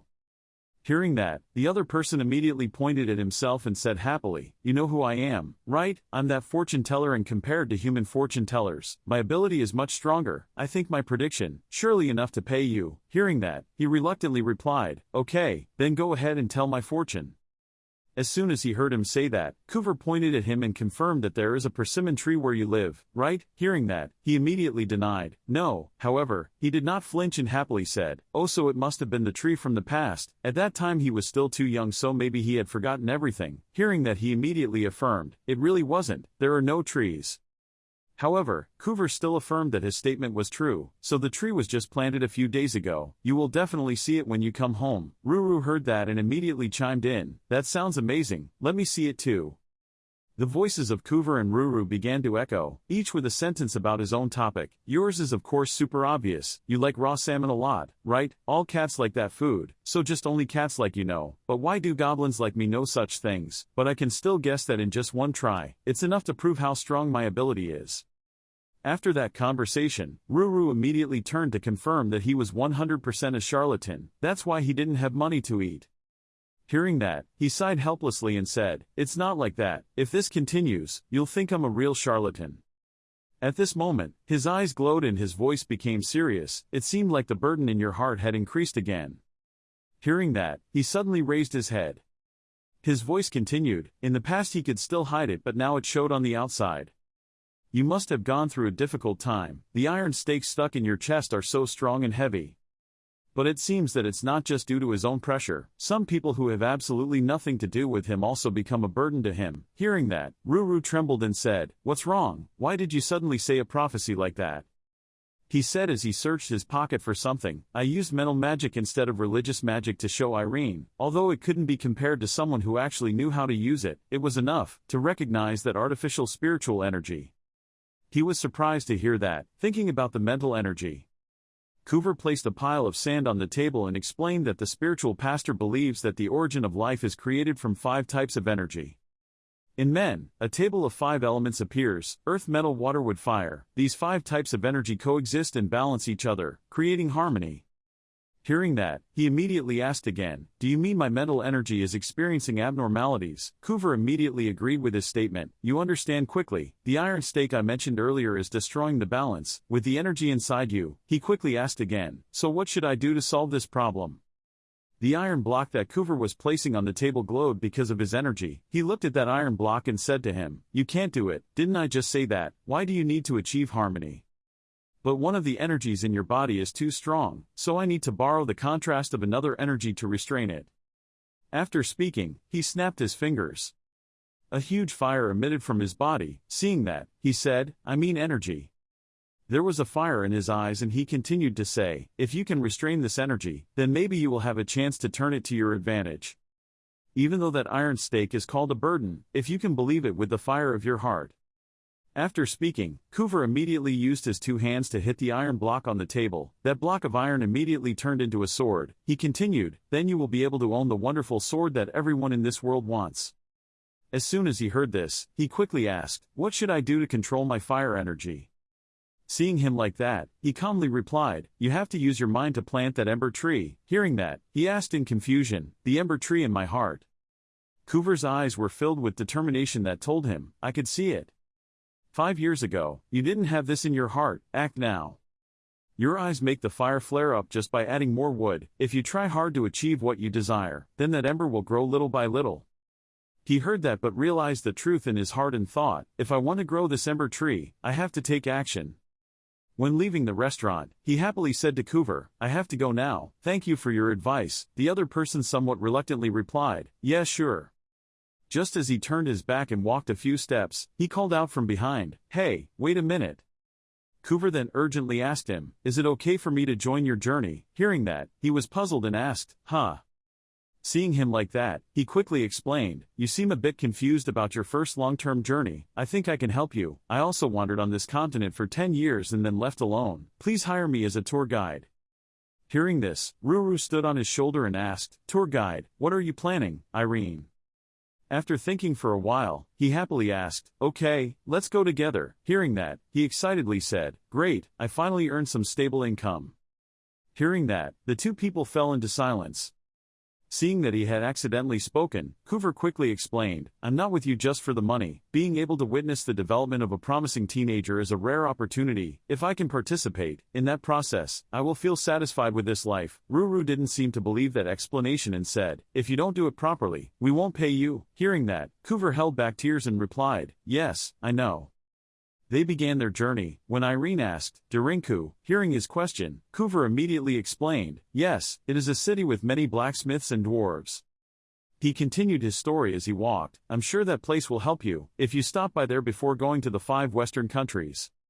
Ruru sat on his shoulder tiredly yawning and said, but Irene doesn't need a new sword. Hearing that, Coover said seriously, I didn't just mean to tell you to go get good weapons, but also meet the best blacksmiths in the world. In his mind, an image of blacksmiths concentrating on work appeared in his mind and continued, watching the blazing fire melt a hard lump of iron. If you witness the process of a lump of iron becoming a sword, doesn't that help you control the fire in your heart? Hearing that, Ruru excitedly told him, he was right, the spirits also do the same thing to increase their power. It seems interesting. Saying this, Ruru's eyes lit up and continued, then using sword forging to train your will, like realizing the truth, training your will sounds good. Ruru looked at his face and said, I think you will be able to do it easily because you have experience with secret techniques. He happily replied, yes, I will listen to the master, let's go to Darinku. Hearing him say that, Coover immediately sighed and said, he didn't know anything about the outside world. He didn't expect that a person who called himself an architect would know so little about the outside world. Hearing that, laughter rang out in the room. Coover now begins his story. The strongest person of the continent, usually a person of the 5 Western countries in the Holy Country, but the one who broke that tradition, is the principal of the Chrono Ian Sword Academy. He is the commander along with the captain of the Holy Kingdom's White Knights, Julius Hoole, the captain of the Blood Knights Rigoberto Clark, the lords of the 5 Sword Master clans including Joshua Lindsay, and the great goblin warrior Karakum. They are currently said to be the 10 strongest on the continent. Speaking of this, Coover seemed to remember something and quickly added, oh but now it must be 11 because Ignat is also there. Hearing that, he seemed to realize something and immediately thought, Ignat. Ruru then asked confusedly, wait, why is it so strange that there is one person missing? Hearing that, he quickly agreed, that's right. Hearing that question, Coover patiently explained, I don't know if it was because Ian's rise was too sudden, but everyone chose him as the strongest swordsman on the continent, but I don't think so. According to Ikun is the strongest, the one who became a sword master at the age of 70. Hearing that, he was surprised and asked again, 70, while Ruru seemed interested and said, a 70-year-old sword master must be very persistent. Coover began to explain about this person. Most people who knew Kun criticized and ridiculed his stupidity, of course, who would want to challenge themselves to become a sword master at the age of 70, that's for sure, was a difficult road, but Kun did it. He never gave up and became a swordsman at the age of 70, and is now said to be the strongest person on the continent at the age of 90. He is a very influential swordsman. Hearing that, his eyes filled with admiration and he said, "He is really talented." Coover agreed with that opinion, but not. What he said next surprised him. "I think Kun is still very talented at 50 years old. Even though he was probably a swordsman that people mocked at that time, he must have been very talented at that time, right? I'm sure there are many talented people like him in this world, people who persevere even though people still don't recognize them. It's just that their time hasn't come yet, somewhere out there. I'm sure such talented people exist." Hearing him say that, Coover smiled and said, "He said that, as if out there, countless talented people are trying hard but have not achieved results." Although he said that, he thought differently in his heart. He was interesting. Even though he was a swordsman, his thoughts were not limited to swordsmanship, and commented on the story with a broader perspective. What an interesting guy.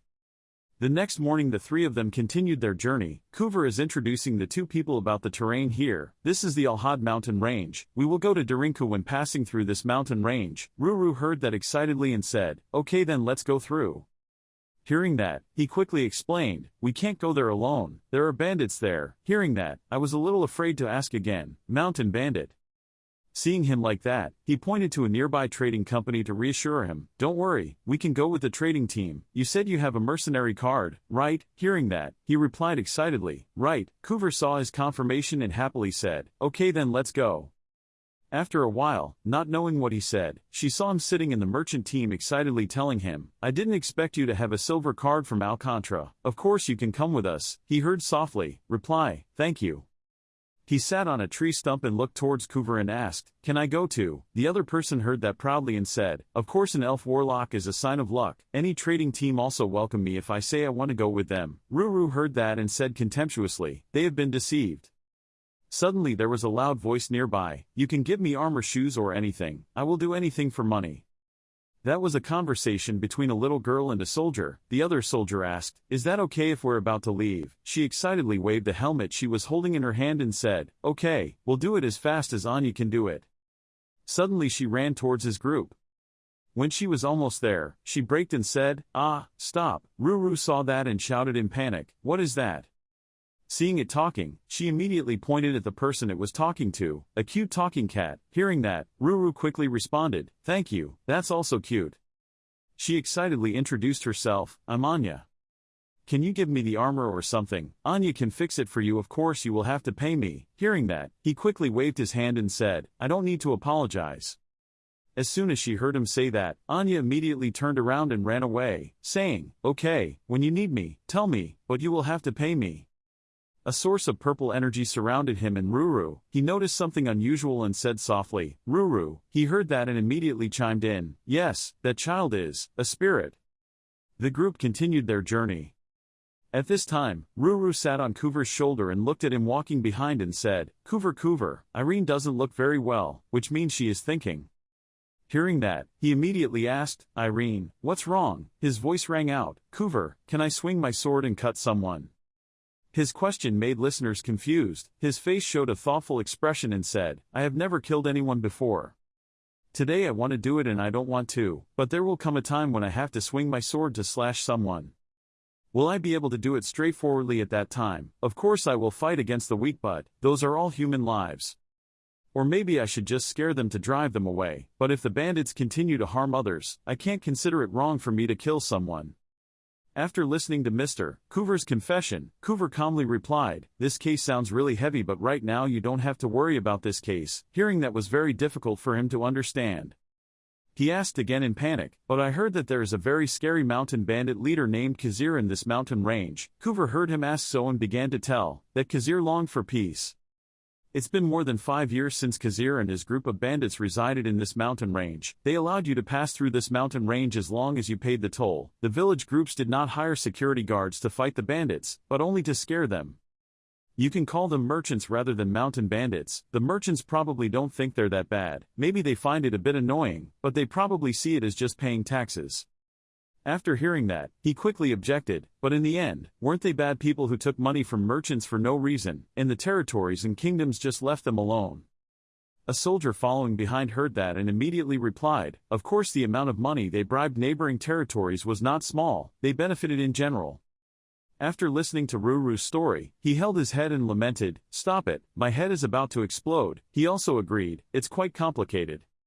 Coover laughed loudly and said, this world is like that, good and bad, right and wrong, nothing is only one side. The soldiers standing next to them said, oh, when you mention it, it's nonsense, there they are. The merchant brought a bag of money forward and said, this is the route we can take through this mountain range tonight. The leader of the bandits shouted loudly, leave all your property behind and go to hell. Seeing the situation, the three of them were confused. Ruru asked softly, what's going on? Irene's group met a group of bandits standing in front of them. Someone from the robbers asked, what do you mean by that? One of your group immediately negotiated, we will pay the toll, so please let us pass. The general shouted loudly, I won't say it a third time, if you don't want to die, then get out. That person laughed, haha, it's not funny, Khizr, why did you suddenly say that? He announced that from today we will do the same, do you have any ideas? That sudden change shocked everyone, even Ruru exclaimed, what did you say? Then it was there holding his hair curiously, what's wrong Coover? He said, he wasn't like that before. The male protagonist felt the demonic aura and moved forward uncomfortably. He wondered again, Irene, what's wrong? You stared at him, that guy. I feel evil energy from him. It turned to you to confirm some things, evil energy, but you didn't feel like you suddenly changed like when you were hunting. He thinks, yeah, I can still stand it, because this energy is weaker. He turned his head curiously. Ruru said why Irene suddenly changed. He immediately explained that this was related to murderous intent. I have no control over my emotions when I am near the evil energy itself. My reason was overwhelmed by rage. I don't think he turned into a demon, but what could it be?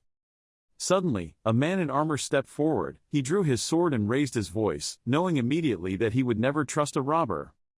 There were whispers about him again. Ice sword, that person was Wolfgang. Isn't he very good at swordsmanship? Phew, that's lucky. The negotiator from earlier asked, can you fight back, Wolfgang? He said, don't worry, it's a small matter. While drawing his sword in front of the bandit, he said, if we fight here, you will only be disadvantaged, so stop here and go away. He just replied, you have a pretty good sword, I will let you pass if you hand it over. Faced with the unreasonable request, he sighed and smiled contemptuously, hey, how dare a robber bargain with me?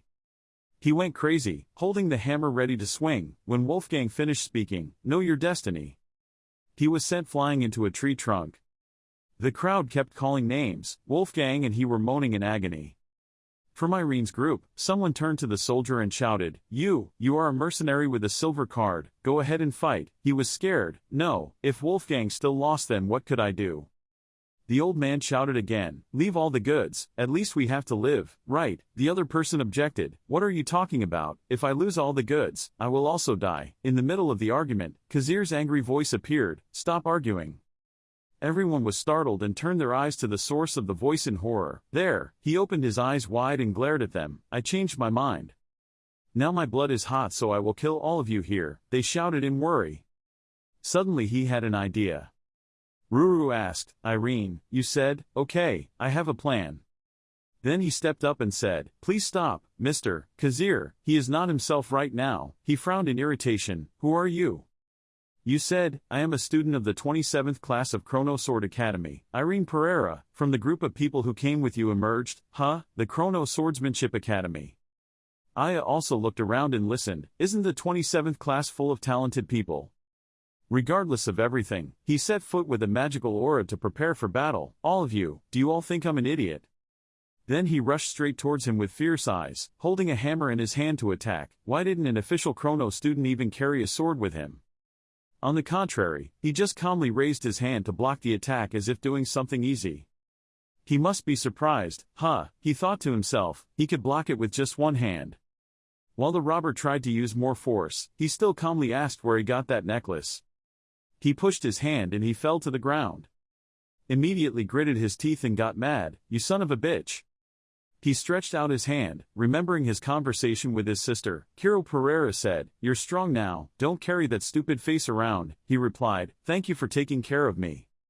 Before finishing the sentence, she interjected, what are you saying? I'm not worried about you, I'm worried about everyone else. He didn't understand. Perhaps she meant that strong people must act strongly, otherwise. Like now, Khizr was rushing towards Irene shouting, I will kill you, the sword summoner thought, just to scare them a little.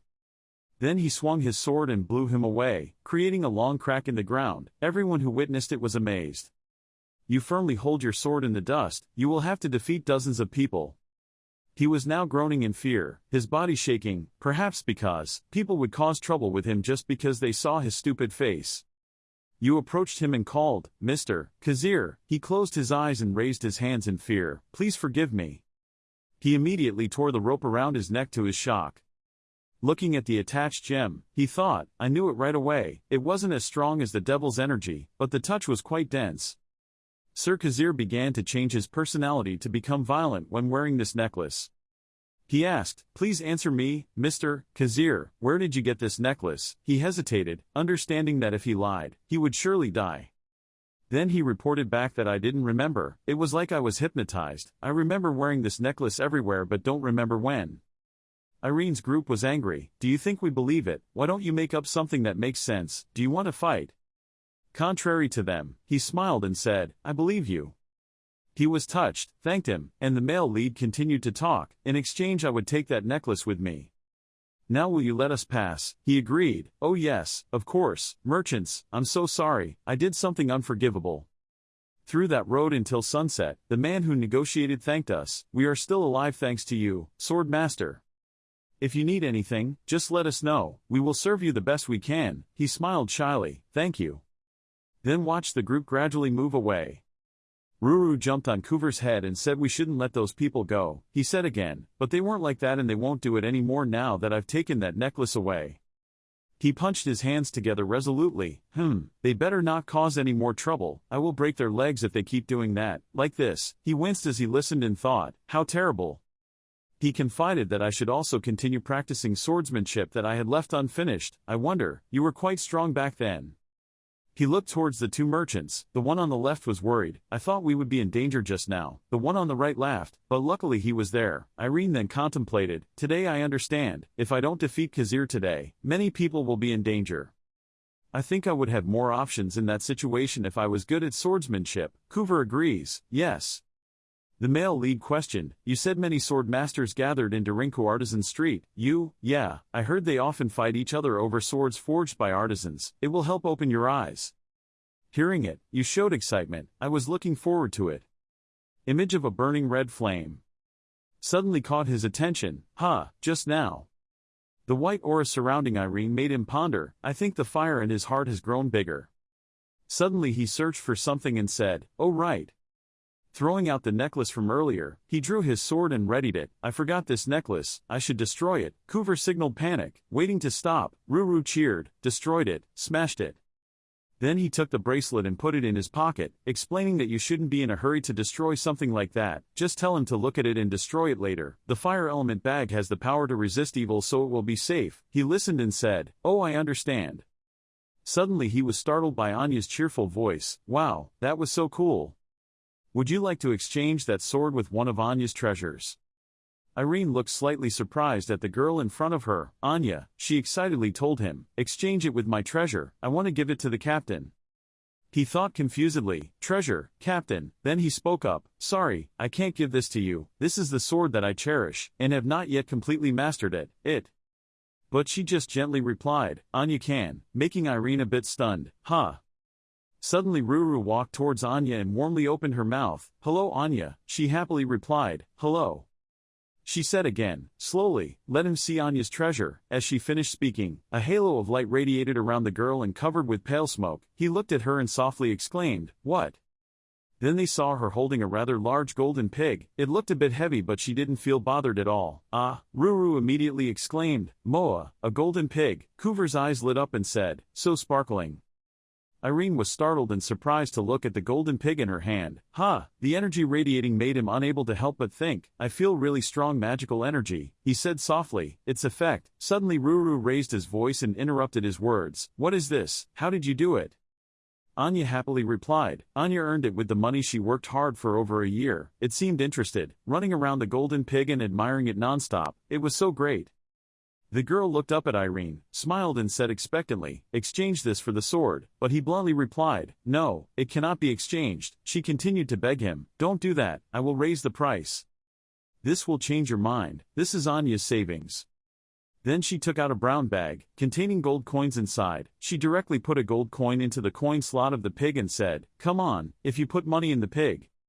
A clanging sound rang out. The large golden pig immediately swelled and the energy spread out, causing Irene to become stunned. Seeing that, Ruru the cat raised his voice with excitement. "Wow, he's grown up, so great."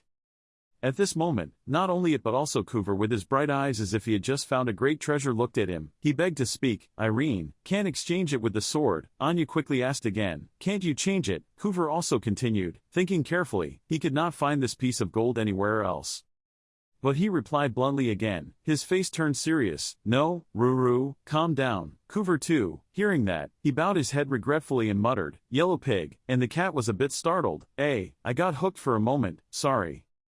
She looked at Irene. "Really can't," he answered her again. "Very sorry, Anya, really can't." Her eyes were a little sad, she pouted slightly, but then quickly regained her composure and hugged her big golden pig and ran away. "So I will come back next time. If Anya works hard until reaching Darinku, the little pig will be even more handsome more, then you will change your mind." Watching her back slowly leave, he held back a sigh. Coover smiled softly, his voice low. Hee, what an interesting girl." Ruru jumped on his shoulder and happily said, "I like her." That evening, they returned together. As soon as Irene was about to go up to her room, he immediately called him. "Irene, come here quickly." Hearing that, he just laughed and replied, "Oh, Coover, I don't drink alcohol." Looking at the table full of hot food and alcohol, he thought he wanted to invite him to join in the fun, but he spoke again as his hand pointed to the man sitting next to him. "No, this gentleman brought you news from Darinku." Seeing that, he quickly changed his mind and walked towards their table. The man looked at him, smiled and said, "The best blacksmith lives in Darinku. Word is that he has come out of the shelter." He was slightly surprised. He knew who the best blacksmith was. He just smiled and replied as the image of that blacksmith still appeared in his mind. Yes, a dwarf named Vulcanus. He was so famous that almost every swordsman on the continent craved his products. He made it. The special numbered swords of Vulcanus.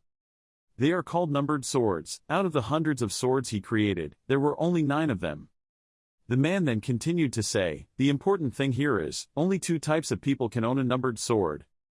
One is a sword master, the other is someone who will become a sword master." Irene was a bit stunned. "Oh." Then he continued, 10 years ago, 3 ordinary swordsmen were given 3 numbered swords. As time passed, all 3 of them reached master level. The other owners are also sword masters. Hearing this, he exclaimed, "It was wonderful." The man said excitedly, and 2 days later in Darinku, there would be a contest to find the owner of the 10th numbered sword.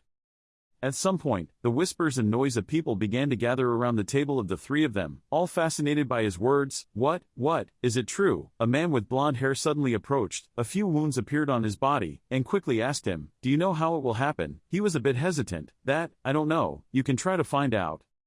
Irene smiled softly and said, "Next the powerful swordsmen will gather in Darinku. I think this will be a good experience after leaving the Sword Academy. I will also participate." Coover took a sip of beer, then looked towards him and smiled. Everyone suddenly seemed to lose all will as soon as they heard that he was also participating. He said sullenly, then I can't do it. Irene is here. Who dares to compete?" Another person also lowered his voice, said, "I see that too." He had to give a forced smile. Ha. Then immediately stood up and said softly, "Okay, I'm going back to my room." Coover sitting next to him saw that. He wondered, so early, the fun hasn't even started yet. He replied in a low voice, "I felt a bit pressured, and also a bit tired." He quietly looked at him. "Is that so?" Irene quickly left. He was a bit thoughtful as he took a sip of beer. It was so different. Even if it was an interesting matter for a swordsman, he didn't show too much interest.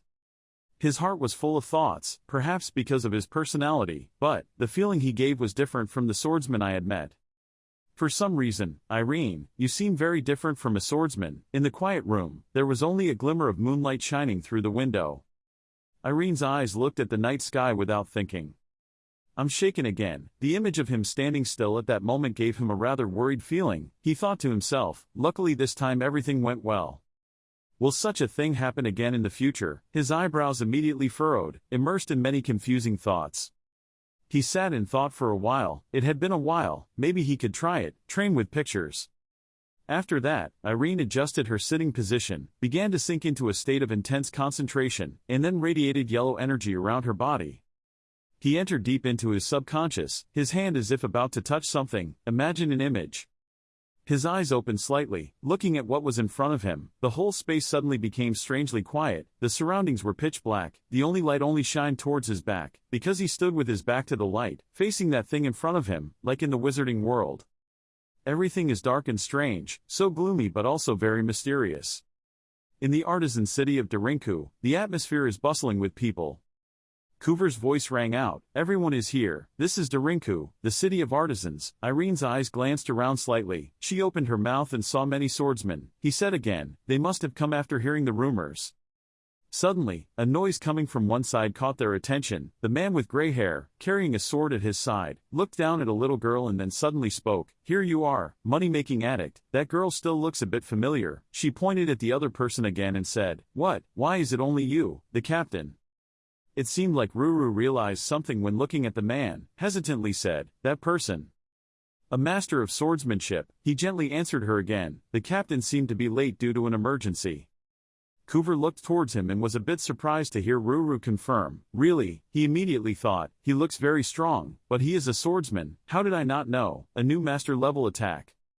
After that, he and Irene walked towards him and the girl just now. Seeing this, he warmly opened his mouth and said, you are the people Anya was talking about, nice to meet you, my name is Georg. The cat sitting on Coover's shoulder suddenly spoke, I am Ruru. He quickly continued, the elven warlock, Coover. He slowly opened his mouth, hello, I'm Irene Pereira. Georg smiled looking at them, what a special group, oh, I didn't mean anything bad, sorry if I accidentally offended you. He replied, it's okay, I don't feel that way at all. He said again, Mr. Irene Pereira, I know this is very rude for a first meeting, however, can you show me the sword? He looked at the other person seriously and then quietly asked again, yes, but Georg still maintained his initial happy attitude and continued, this girl kept telling me that it was really a great sword, please satisfy me. It seems Anya told Georg about that sword, so Irene was a bit hesitant to speak up, well, that's, no problem. As soon as he finished speaking, he immediately summoned the sword. The powerful energy emanating from the sword made him unable to take his eyes off, so he exclaimed and thought, oh ho, the sword is not the only interesting thing. Suddenly a strange feeling came, causing him to startle and turn his head to look towards him, suddenly thinking, what's wrong? He smiled and said calmly, I'm sorry, I kept staring at it. It was indeed a good sword, worthy of Anya's envy. She stood next to him and looked up at him, excitedly saying, don't you, I think the captain will really like it. He looked at Anya again, yes, but don't try to steal other people's things. She immediately pouted and said, who stole? Wasn't I planning to use the piggy bank I saved for a year to exchange for it? Irene quickly retrieved the sword and watched the two people converse with Coover. Georg heard her say that, a bit surprised. 1 year? No, the sword is definitely worth more than that. We can't continue to bother him anymore. Anya then sullenly replied, okay. Then he turned to look at them again. We were very rude, we're leaving. The girl happily waved at them, saying goodbye, see you again. Kuru Cat saw that and immediately waved back, saying goodbye. Waiting until the two people's backs left for a while, Irene spoke softly, he seemed very strong, I think Ruru was right. Coover immediately agreed with him, do you think so too?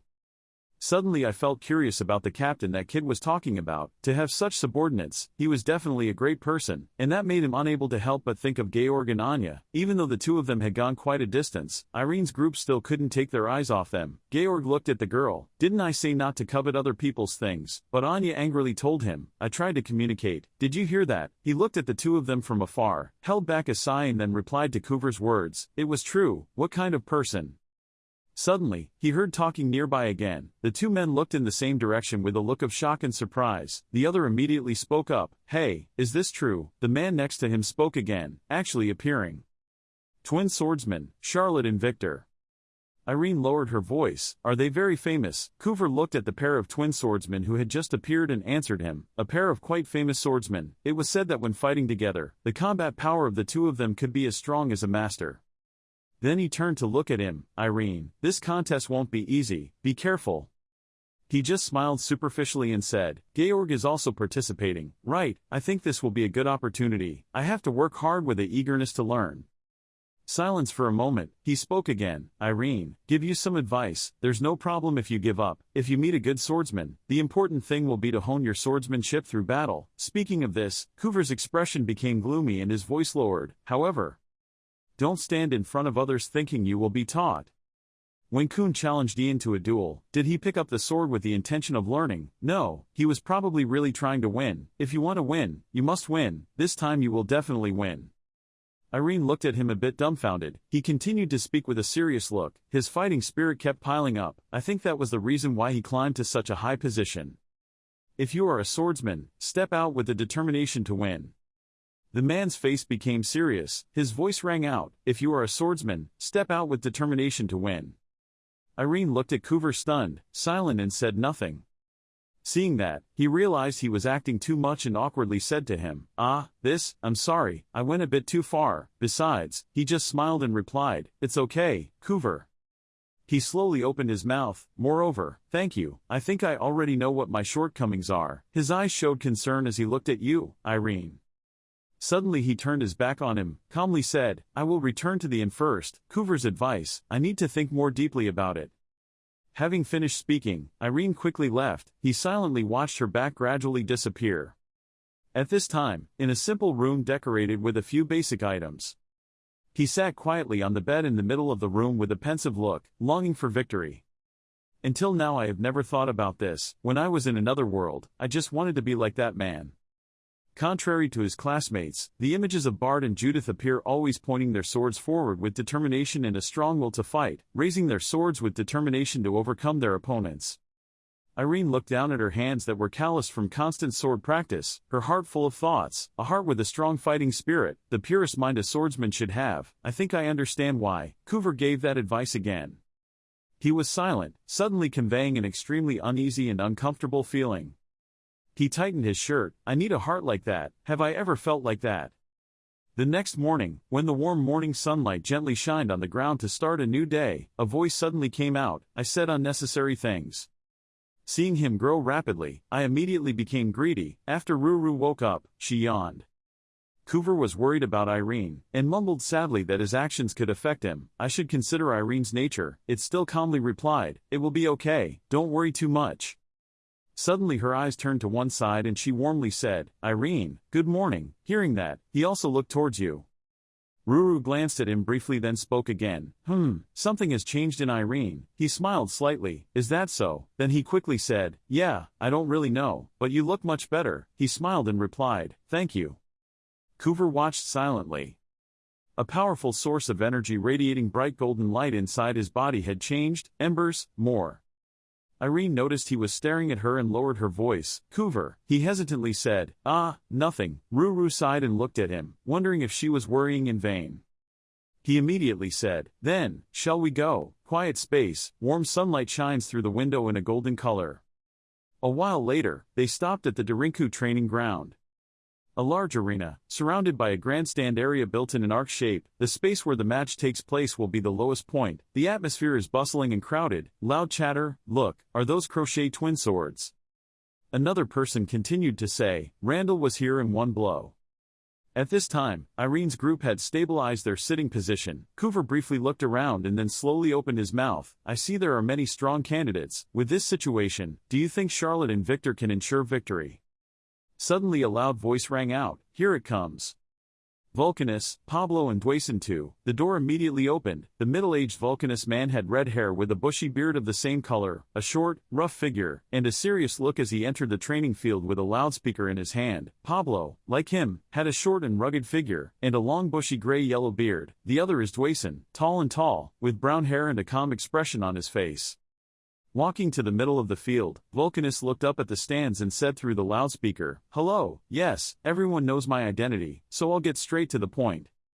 As you know, the prize for this competition is a sword I made myself, also known as a numbered sword. The contest rules are simple. Anyone who is confident can step up to the battle platform. After the match ends, the winner stays and the loser goes down. If the winner gives up, two others will go up and continue fighting, and the process continues. Speaking of this, everyone was talking loudly, softly, whatever, so how to decide the final winner? However, he put on a serious face and continued coldly, this is not a competition for the winner. To create sword number 10, the purpose of this competition is to choose someone who can inspire me. His eyes tilted towards Pablo and Dwayson and said, so, until this person appears, the competition will continue. The two people behind me are also here for the same purpose. Hearing that, Coover nodded slightly, muttering, so that's it. Instead of creating the 10th sword that no swordsman could collect, the swordsmen would gather together, providing inspiration for Vulcanus to create a sword. After that, Vulcanus returned to the judge's seat and signaled to everyone with his finger. He said, next, the competition officially begins. Come up here. In the opening match, the whole stadium suddenly became more bustling when they saw the first two players step onto the field. Oh my god, what is that? From the beginning it was Victor and Randall. They are both candidates, bright candidate. Randall's hoarse voice came out, I hate hypocrites like you the most. You're clearly hiding evil thoughts behind that hypocritical smile. Victor shrugged slightly, smiled and spoke up, and he was a hot-tempered junior swordsman. On the other side of the stands, Ruru saw this while eating fish cakes and asked, why are they like that? Coover just calmly replied, Charlotte and Victor are highly respected mercenary swordsmen. He immediately became excited and continued talking. They eliminated the demon's lair in the countryside at a cheap price. They themselves had many stories, such as rescuing crops from a giant monster. Irene was a bit shy when looking at him. He seemed to really like it, but he didn't seem to care about him. Continuing to say, however, the higher the reputation, the more people are jealous. It's very interesting. Suddenly, Randall looked towards Vulcanus and asked him softly, Vulcanus, I have a question. He replied, ask. He spoke lowly, can I kill my opponent? Randall's words exuded a terrifying coldness, causing those present to watch the match to look at him with a bit of a shiver. The corner of his mouth curled up, answering him, sounds interesting, not important, of course, if the other party also agrees. Victor smiled at him, no problem, if I can overwhelm Mr. Randall here then there won't be any problem, right? Randall's eyes showed murderous intent, glaring at the opponent, this bastard. The whole schoolyard now became more bustling. Vulcanus's voice rang out again. It seemed like both of them were ready. The match would start when I gave the signal. His fingers tapped lightly on the tabletop, then lowered his voice, preparing, starting. As soon as he finished speaking, Randall immediately rushed forward, pointing his sword straight at his opponent. The two sides fought. Victor's sharp swords quickly responded, directly cutting his sword without hesitation. He stopped in shock as if he couldn't believe it. Looking at the broken sword made him feel shocked, but he didn't show any expression because the mask covered his face. He slowly turned back to look at Victor. He just breathed a sigh of relief. Phew, that was fast. I almost had a hole in my chest. Everyone suddenly started talking loudly after witnessing the match just now. What, did you see? Randall's sword was cut off, Irene thought to herself, so strongly. Even Georg standing from afar couldn't help but acknowledge that it was strong. Anya next to him asked him in a low voice, really, how strong it was? He calmly replied, he is quite strong among the masters, I guess around the top 200 on the entire continent. Georg looked at Anya, slowly opened his mouth. How did she check? Was it them? She replied when thinking of the image of Victor and the man who looked similar to him and possessed a special type of energy. Yes, the yellow energy line had turned red, exactly the people we were talking about. Fine. Georg heard that and said, okay, leave the mark. Anya frowned slightly and immediately summoned two small yellow pigs. Then smashed them. The golden light of small beams of light came out of the pig with powerful energy. She controlled them straight towards the field. At the same time, a man with long red hair and a face similar to Victor's looked at him on the podium and said, Victor, are you trying to attract attention? Hurry up. He smiled and replied, haha, you're jealous, aren't you? The two looked at each other. It seemed like two beams of light flying towards them didn't make them feel anything unusual. They couldn't even see them. Not only them, including everyone present here at Darinku couldn't see them. After two beams of light emitting pale yellow light touched Victor and Charlotte, two strange symbols appeared on both of their foreheads. Victor didn't realize it, but calmly continued to say, you're bragging too much. Sorry to keep you waiting. Let's start now. On Georg and Anya's side, he turned to speak to her. Next, she controlled the energy flow and replied, I know. The next flow of energy was quickly transferred to Ruru. She sat on Irene's body and suddenly noticed something strange. She was startled and exclaimed, oh, he saw that, so he asked her, Ruru, what's going on? A second later, he brushed off the feeling just now, didn't know, scratched it a bit, he smiled slightly, and Coover was still enthusiastically watching the match. I was very happy, well done. Returning to Georg, he said in a low voice to Anya, well, you said the target was Irene Pereira, so why did you send it to the cat? She turned around and roared, is that important? Ruru always follows him. By the way, isn't a piggy bank equal to 2 asterisks? Marking an arcane master is more difficult. Georg sighed softly, smiled and replied, yes, okay. My heart was full of thoughts. How could this reckless girl become a secret master? Look at the little girl with a short, petite figure, holding a lollipop in her hand, he thought. No matter how he thought about it, that ability was truly deceiving, although Anya also had her own limits. But as long as it doesn't exceed the value of her savings, that magical piggy bank can grant her any wish. The match came to an end. Victor cut his opponent's sword, whoosh, whoosh. The referee's voice immediately shouted, once again. The match ended with just one move. Victor won. The players below couldn't help but panic when they saw this scene. It was the 17th match. What did this mean? The final winner would most likely be Victor. There was no point in fighting anymore. Charlotte quipped, is there no one left besides you? He happily replied, yes, it's just you. He continued, telling her to stop being lazy and climb up here. Charlotte replied, okay, let's do it quickly. Then look at Vulcanus, the organizer of this contest. Express yourself as accurately as possible. Irene saw that the time was right. He was about to step down from the stands. Ruru happily asked, Aaron, are you coming up now? He replied, yes. Coover sat watch and quickly encouraged him to do well. Irene without hesitation replied, yes, I will do my best. He blatantly walked down. Charlotte was surprised. Oh, the challenger is here.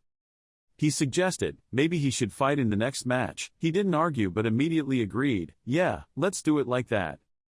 He couldn't help but think to himself, this young man is quite strong.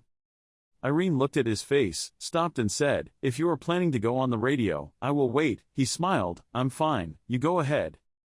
Observing him from top to bottom, he friendly reminded him, but I guess he forgot to bring his sword. He suddenly smiled happily and replied, if it's a sword, there's no need to worry, I've prepared it, ready. Seeing the confidence in you, he said, I see something. You don't have to say much more to answer, so I'll ask permission to go first. The moment Irene stepped onto the battlefield, he mentally concentrated, yes, I have it too. Vulcanus looked up as if he saw something, His eyes changed, his heart quickly ached, wanting to win. He thought back to the past, on the day of the midterm evaluation. I was overtaken by someone. The feelings I cherish when I see Ilya are the same as my friends. The image of her passing in front of him, and he could only grit his teeth and run after her, a burning fighting spirit. Returning to the battle, Irene stepped forward step by step, remembering her feelings at that time. Charlotte looked at it and exclaimed, oh, those eyes are wonderful.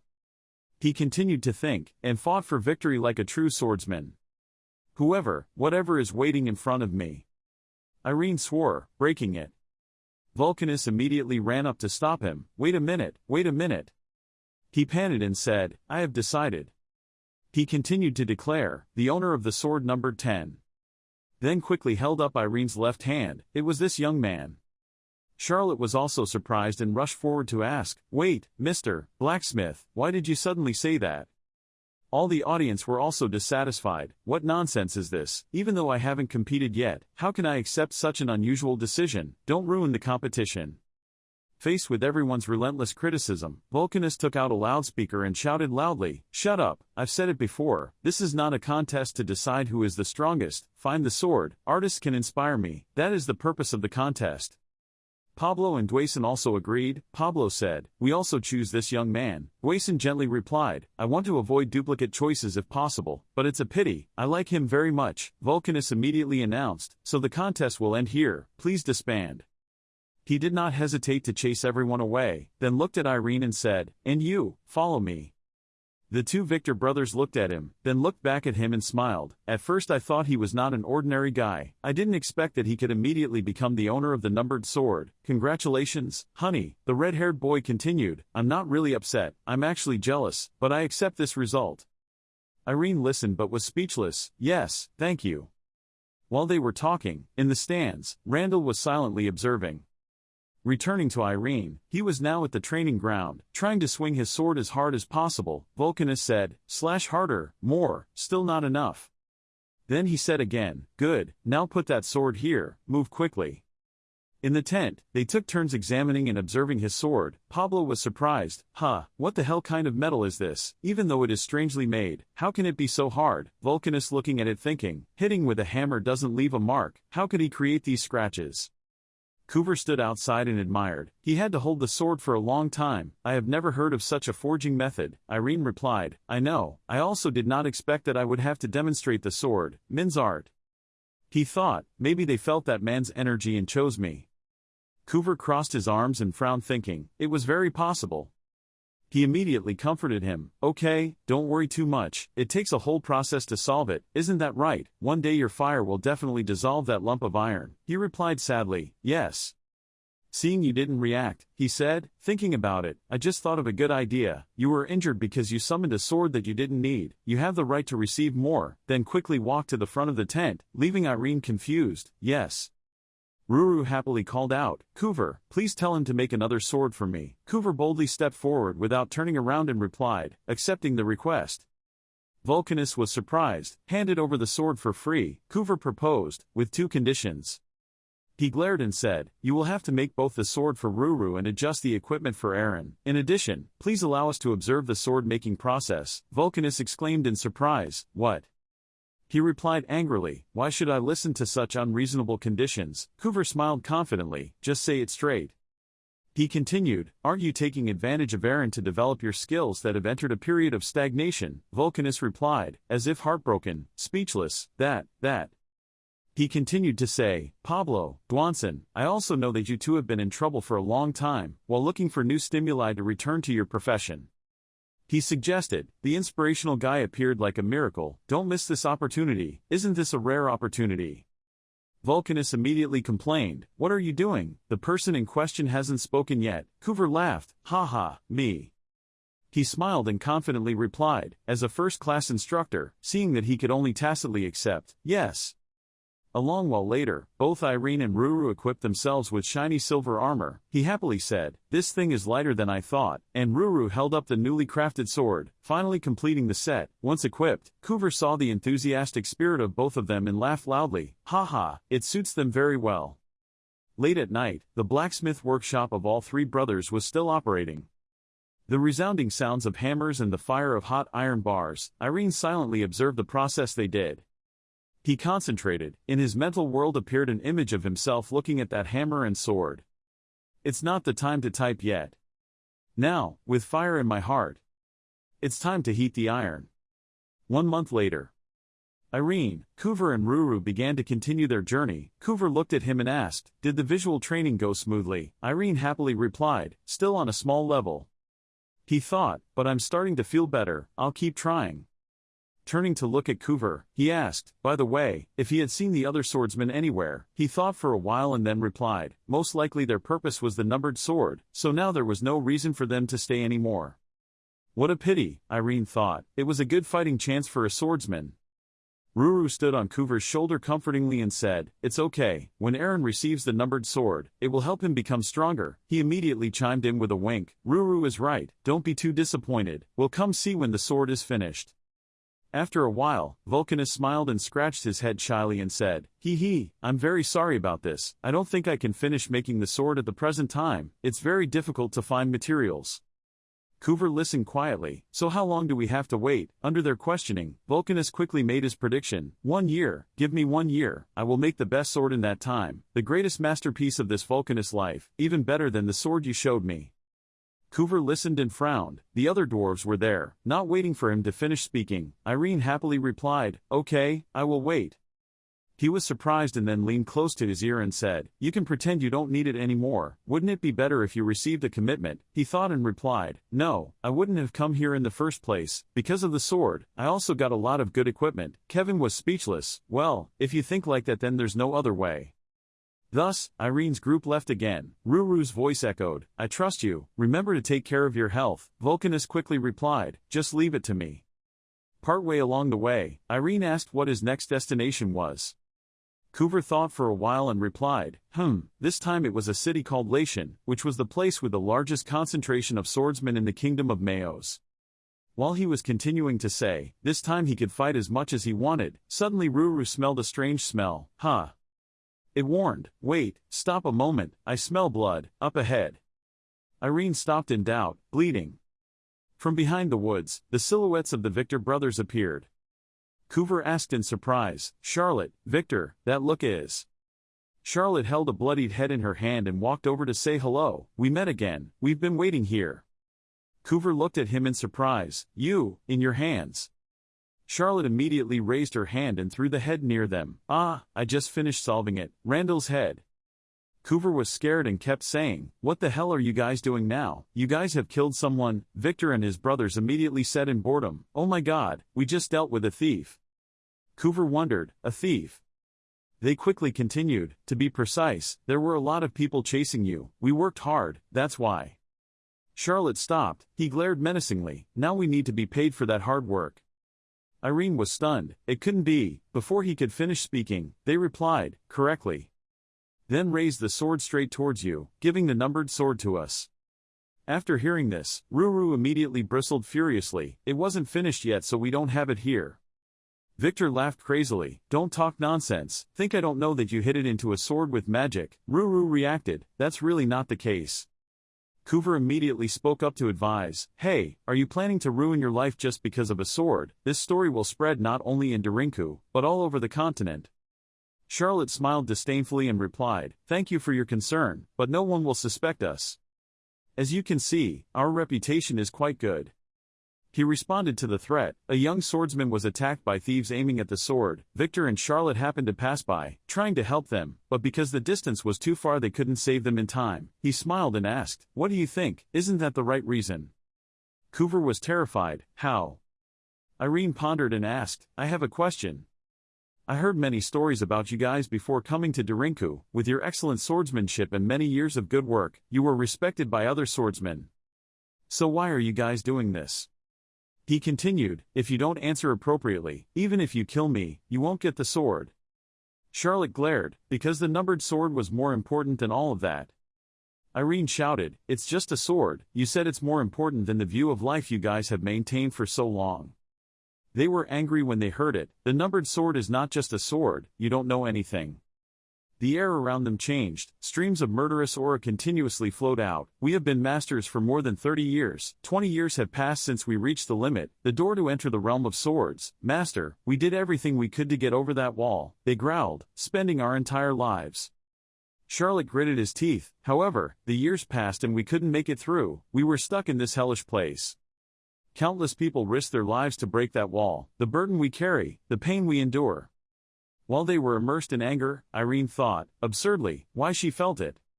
Charlotte continued to say, not only us, many swordsmen have struggled for decades but could not pass the final hurdle. He raised his voice, you will never understand.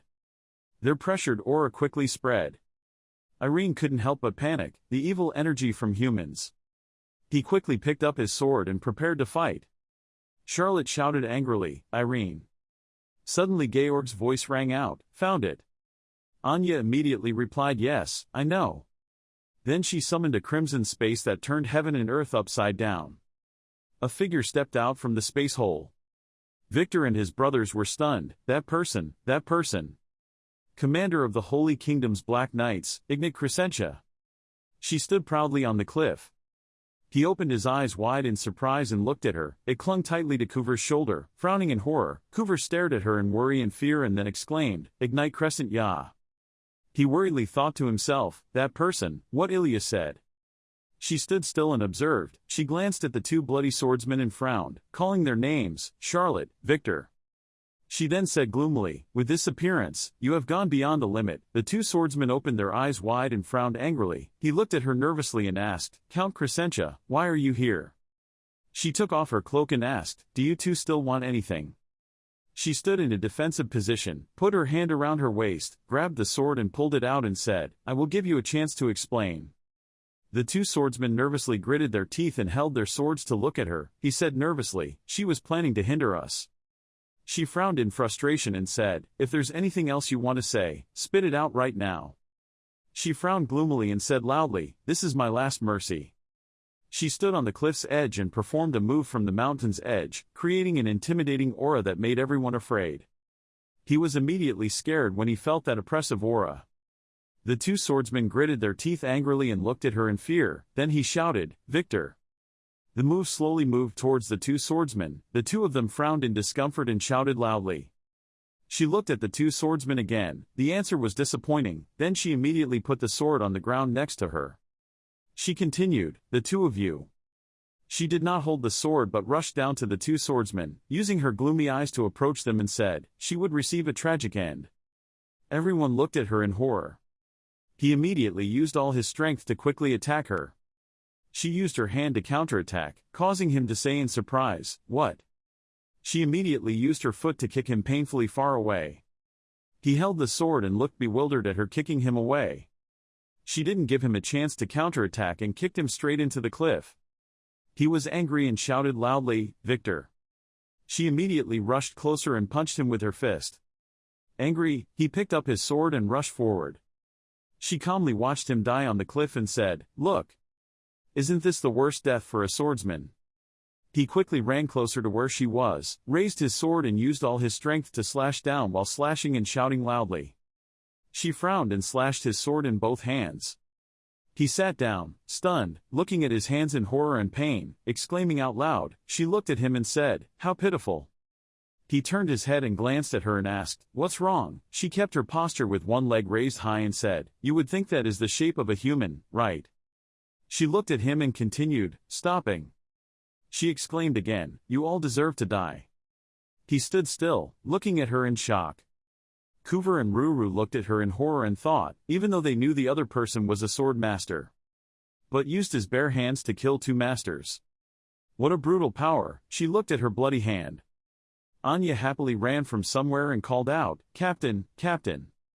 Anya smiled brightly, took her sword, came closer, raised it and said, "Here is your sword, I will help you clean your hands and shoes." She glanced at Anya indifferently. She took the sword and said, "Well done, I'll pay you." Anya bent down and quickly wiped her shoes and said, "Yeah, Anya will clean it diligently." She looked at Georg who was approaching and asked, "Georg, what do you think?" He was surprised and asked what she meant. She then smirked and said, "With that old-fashioned way of speaking, now it could be compared to the nobles in the Holy Kingdom." He looked at her with a wry smile and said, "Yes, the captain speaks very fluently." He came closer and asked how she did it. She turned her head to look at him in surprise. He asked again, "How?" She can be full of confidence when killing people like that. He frowned, raised his sword in front of him and said, "This is not sarcasm." Ruru covered her mouth with both hands and Kuver looked at him in surprise and worry, silently calling, "Irene." He said again, "Because I was really curious, I wanted to ask." Murder is an act that a person would be reluctant to do. Georg smiled happily at him. He continued, "But how could she act without hesitation like that?" He looked at her with steady eyes and thought, "Personally, I can't." She glanced at him and called her name, Irene Perenaya. He was surprised and asked, "She knows me?" She stepped forward and seriously looked at him and shouted, "Today, under the Holy Kingdom of Avilius, I appoint you as a member of the Black Knights." He stood there surprised. Kuver looked at her in surprise and thought to himself, "Why does Ignat know Irene? Moreover, what is the meaning of that proposal?" He looked at her and said, "I refuse." Kuver was startled and surprised, looking at him and whispering, "What?" She smiled happily looking at him and said, "He refused as firmly as cutting a knife. What didn't make him like it?" He looked at her and immediately spoke. Instead of saying he didn't like it, she immediately interrupted him and said, "Wait, listen, the Holy Kingdom is much better than what you think." She touched her chin and turned away to think. "In terms of benefits, this part is a bit difficult to introduce. Please understand that I'm not a good speaker." He continued firmly, saying he was very sorry, "But no matter how much you persuaded me, I would not join the knights." She turned her head and glanced at him. He was startled and scared. He felt her use sharp eyes like a wild animal to look at his prey. He seemed to freeze and couldn't move. Ruru was surprised and immediately told Kuver, just like Georg did. She was looking inside Irene's mind. Kuver looked at it in surprise. She immediately said, "As expected," she sighed. Continued, "I heard there was a guy with iron in his chest." He was surprised at what she said. Then she continued to say, "It's not just a piece of iron, this metal is refined enough to make even an arrogant person like Vulcan drool." Anya and Georg smiled at him. She smiled and continued to say, "I personally can't help but covet. But after coming here, I found that." She smiled devilishly and said, "It seems like you haven't become the master of iron yet." He gritted his teeth in panic and cried out, She looked at him again and said, "I'll say it again, Irene Paranaya, I appoint you as a member of the Black Knights. This is an order, not a suggestion." He frowned and stammered, I refuse." She screamed, "You have no choice, you will be swept away by a power you cannot control. Do you want to bring trouble to the mainland?" He gritted his teeth and looked at her in horror. Ruru jumped down and ran closer to him, ruffling her feathers and shouting, "She already said she didn't want to go. This witch." Kuver saw Ruru running away and called out, "Ruru!" He got angry and said, "Irene is getting stronger, I believe she will definitely get over it." She covered her mouth with her hand and smiled cunningly as she looked at it and said, "Oh ho, a black cat that can talk, I really like it." It shivered in fear, ruffled its feathers, and fell down. It immediately rushed over and hugged his leg, worried and scared, saying, "Anyway, Irene won't go anywhere, so stop being mean and go back to your kingdom." He looked down at it thoughtfully. Then said, "Yes, I'm trying." She frowned and glanced at him and said, "I don't believe it." He frowned to show his determination and said, "I will prove it. I will prove that I have enough ability to control the piece of iron in my heart." She immediately asked him, "Tell me how he would prove it." She remembered the image of a very large, strong and ferocious knight and told him, "I once confronted a knight of the Hale Kingdom named Hill Burnett, whose bloodthirsty was brutal. He exuded as much ferocity as that of a demon." She remembered the spirit of Hill Burnett radiating immense strength, holding the sword up, bringing the tip of the sword behind his back, slashing down. Then she continued, "I didn't realize at that time, this kind of spirit could stimulate iron in the soul, my heart." He frowned at her and said, "If Count Crescentia thinks like that, I will show you how to not get carried away." She darkly frowned and asked, "What do you mean, you want to fight me?" He held his sword tightly and pointed it at her, standing proudly and seriously shouting, "Chrono Sword Academy Class 27 student, Irene Paranaya, would like to challenge the commander of the Holy Kingdom's Ignite Crescentia." Everyone looked at him in surprise. Ruru frowned in surprise and said to Kuver, "It's okay, if it were Irene, he would be able to do it, just take the risk." Kuver seriously told it, if it was Ignite, who had killed countless demons, her aura would be as strong as that of the demons. Kuver silently wondered if Irene could bear it. Kuver looked at him wondering, is there no way, this child? The tall boy gritted his teeth and thought to himself, it's been very strange since just now. Why am I so angry? He looked at her wondering if it was because of Ilya's past. No, it's not like that, I don't know why, but now. He worriedly held the sword tighter. She calmly looked at him and said, "It looks like you're ready, the match will start from the moment I get excited, you understand?" He seriously replied, "Yes." She immediately exuded an intimidating aura and said, "Then." She held the sword and pointed it at him seriously, emitting an aura. He gritted his teeth and tried to endure the appearance of his spirit behind him.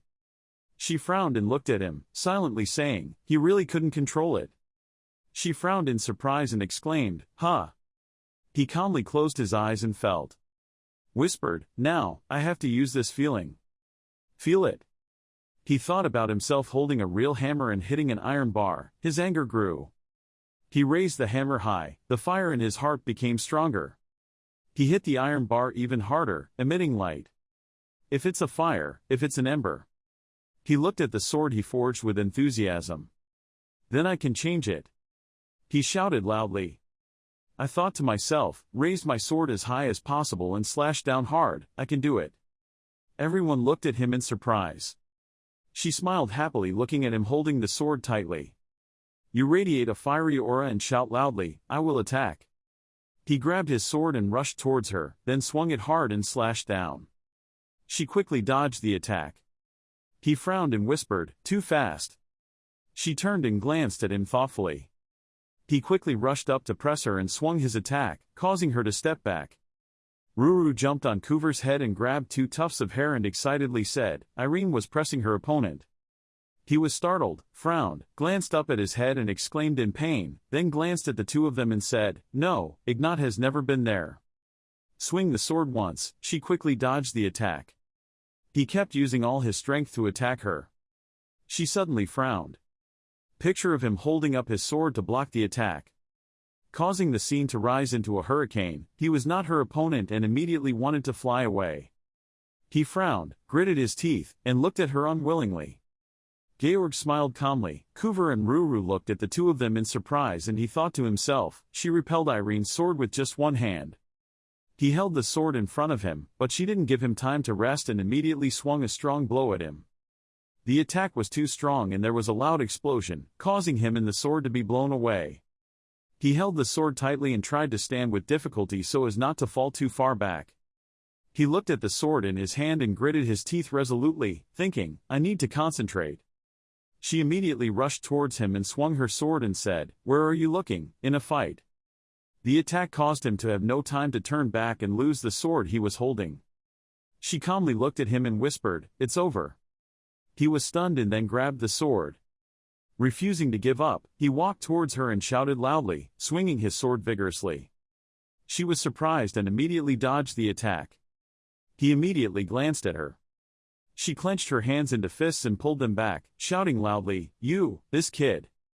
She came closer and punched him hard, causing him to swing his sword in pain and be punched away. Kuver and Ruru shouted worriedly, Irene. She calmly watched him fly away. Georg walked up to her and smiled, looked at him and asked, Will you take him away? She smiled and replied, Do you want me to be a broken promise? He has already proven his words. This young man is an interesting fellow. Georg glanced at her in surprise. Yes. She then said, He tried to defeat me. Kuver and Ruru calmly approached him to see the situation. She looked at them and continued speaking, honestly. He was unconscious and was taken back to an inn, where he was placed on the bed to rest. While he was unconscious, he kept hearing someone calling his name, Irene, Irene. He replied softly, slowly waking up and sitting up. Ruru and Kuver looked at him with surprise and joy and called out, Irene, wake up, Irene, are you okay? He looked around then turned his head to the side and said, This is. He saw her sitting on a chair with her arms crossed and her cloak draped over the chair looking at him. She sighed, he jumped and screamed. She stood up, raised her hand towards him and said, If you're awake, let me finish this. He was startled and confused. She sat down on the bed and pulled up his shirt, revealing a huge bruise on his stomach. He and Ruru opened their eyes wide in horror. It immediately said, You, what are you doing, this perverted witch? She calmly looked at the bruise and said, Witch, don't use such disrespectful words. He looked at the bruise on his stomach and touched his face in surprise. She placed the name in front of his stomach and performed the formation. Causes the bruise to gradually shrink. Kuver thought in surprise, that is, holy magic. He sat and kept staring at her. She immediately stood up and told him, now she no longer had difficulty moving. He frowned in thought, then looked at her seriously and asked, What is the leader's sword? She walked and put on her cloak and asked him, That's a strange question. He said he was a student of Chrono. He immediately replied, Yes. She smiled and said, Well, this tone seems to come from Ian. After all, those words are too profound for a child like you to think of on your own. She turned her head and glanced towards him and said, My sword is the sword of a king. Kuver opened his eyes wide and looked at her in horror, backing away and exclaiming, That's crazy. Maybe she wants to betray the country. She walked closer to him and looked at him and said, Don't rush to judge. I'll explain. Take the bracelet out of your pocket, I'll try to filter it. He looked at his hip where there was a necklace and exclaimed in surprise. She held the necklace in her hand and looked at it with a red gem in the middle and told him, As you know, Goblin Magician, now is the era of peace. The reason is because my country has banned wars between other kingdoms. 150 years ago, 400 years ago, long before that, every time war broke out, great evils would rise. She took her other hand and placed it on the necklace, then performed the formation and continued, Perhaps you also know that the world today is not as peaceful as it should be. She looked down at the necklace. I didn't know how to save the miserable people out there. She threw the necklace to him and said, Not knowing how to control the ugly things that kept silently flowing into the human world. She turned around and walked away smiling. So I thought, if I could single-handedly help a country escape those bad things, wouldn't it be great? That was the beginning of the idea. You don't need to worry, I will achieve my goal by the most peaceful means. She approached the bed and saw Ruru calling, the black cat. He was startled and cried out in worry. She looked at him with his ears lowered and said, Enjoying current happiness is good, but to preserve a precious relationship, you will have to work harder. It is lost in thought. She walked closer to the window and opened it, and, Irene Paranaya. She looked out the door and asked, "You, who do you trust?" He looked thoughtfully at her and me. She seriously said, "Please, believe in me." He looked at her in surprise. She said again, "Trust me, because that is the path you should take. You can move forward on that path without doubting anything."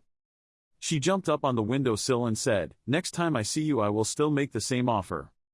She smiled and glanced at him, not because, in him, but because of Irene Paranaya. She immediately jumped away, leaving only the wind blowing into the room. Coover and Ruru ran to the window and looked down in surprise, then exclaimed and jumped away. He sat on the bed thoughtfully and said, "When Ignite killed Victor and Charlotte, I felt it was the right action. Because in every action of that person there is certainty and steadfastness. I originally thought it was the right thing to do, but I hesitated." He bowed his head and continued, "I was angry when I saw Ignite acting decisively and as if it were natural. Being a swordsman can't do that." Coover looked at him affectionately. He choked up a bit and said, "I was jealous of her."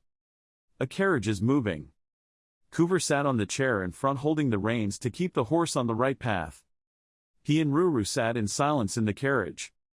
He closed his eyes and thought about how he forged his sword. Thought to myself, very little progress. He touched the sword and felt it.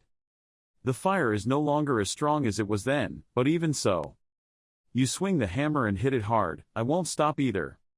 The sun gradually went down the mountain.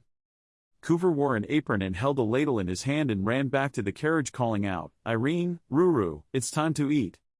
He said out loud, "Oh, it's already so late, I'm still training my mind." Ruru was still sleeping in the car. Coover opened the car door and happily looked at him with his hands on his hands and said, "You seem excited, have you achieved something?"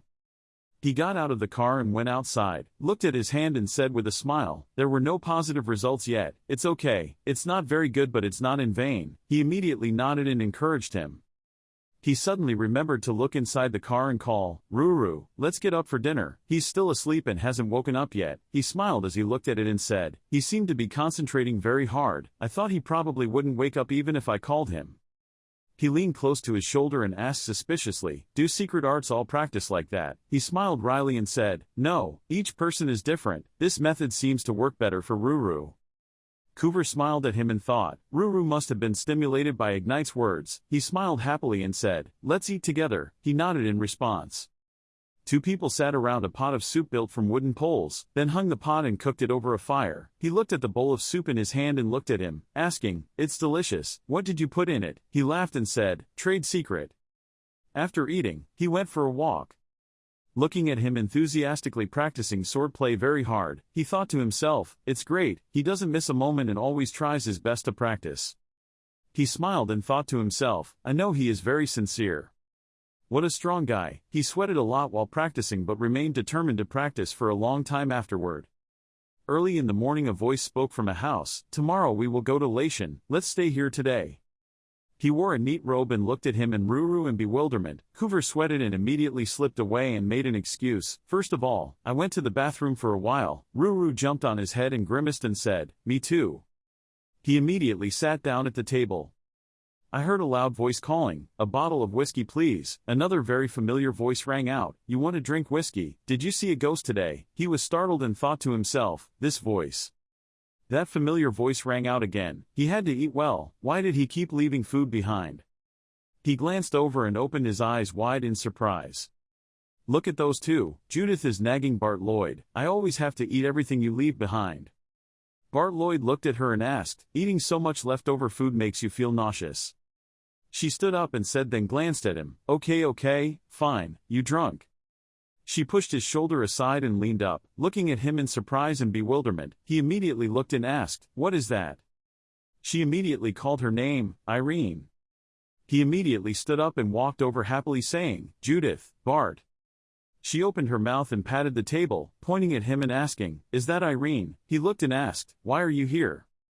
Coover and Ruru immediately appeared in front of him, raised their hands to stop and shouted loudly, "Stopping!"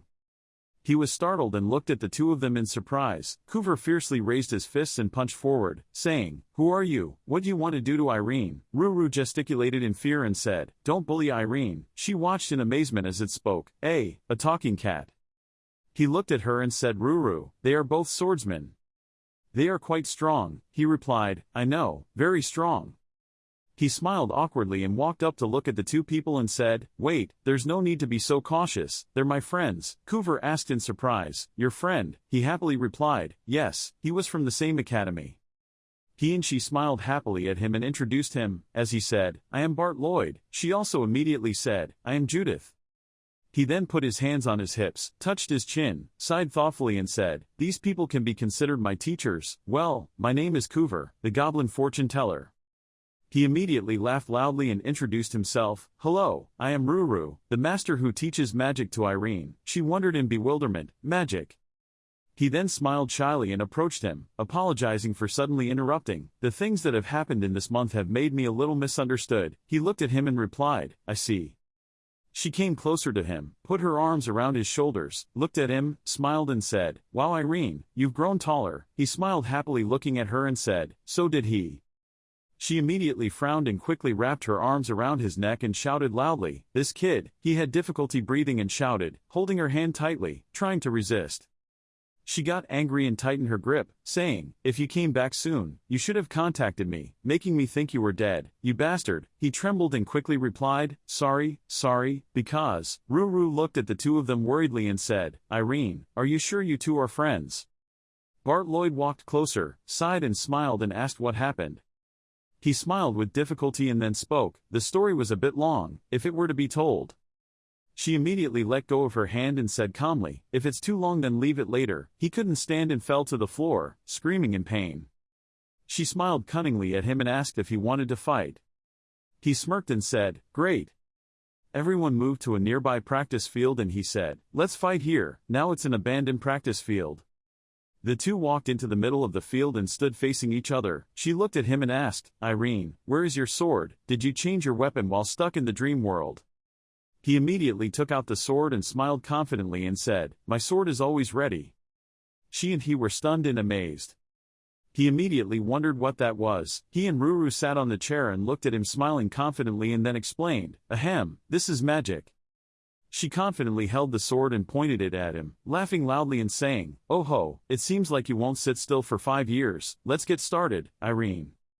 She and he rushed towards each other at the same time. She swung her sword and slashed while he used his sword to block and attack. He stood up and looked at the two of them in surprise and said, that's too strong. He confidently smiled as he watched the two fight. He swung his sword and attacked her repeatedly, her eyes widened in surprise. This is it. He frowned seriously and gained momentum.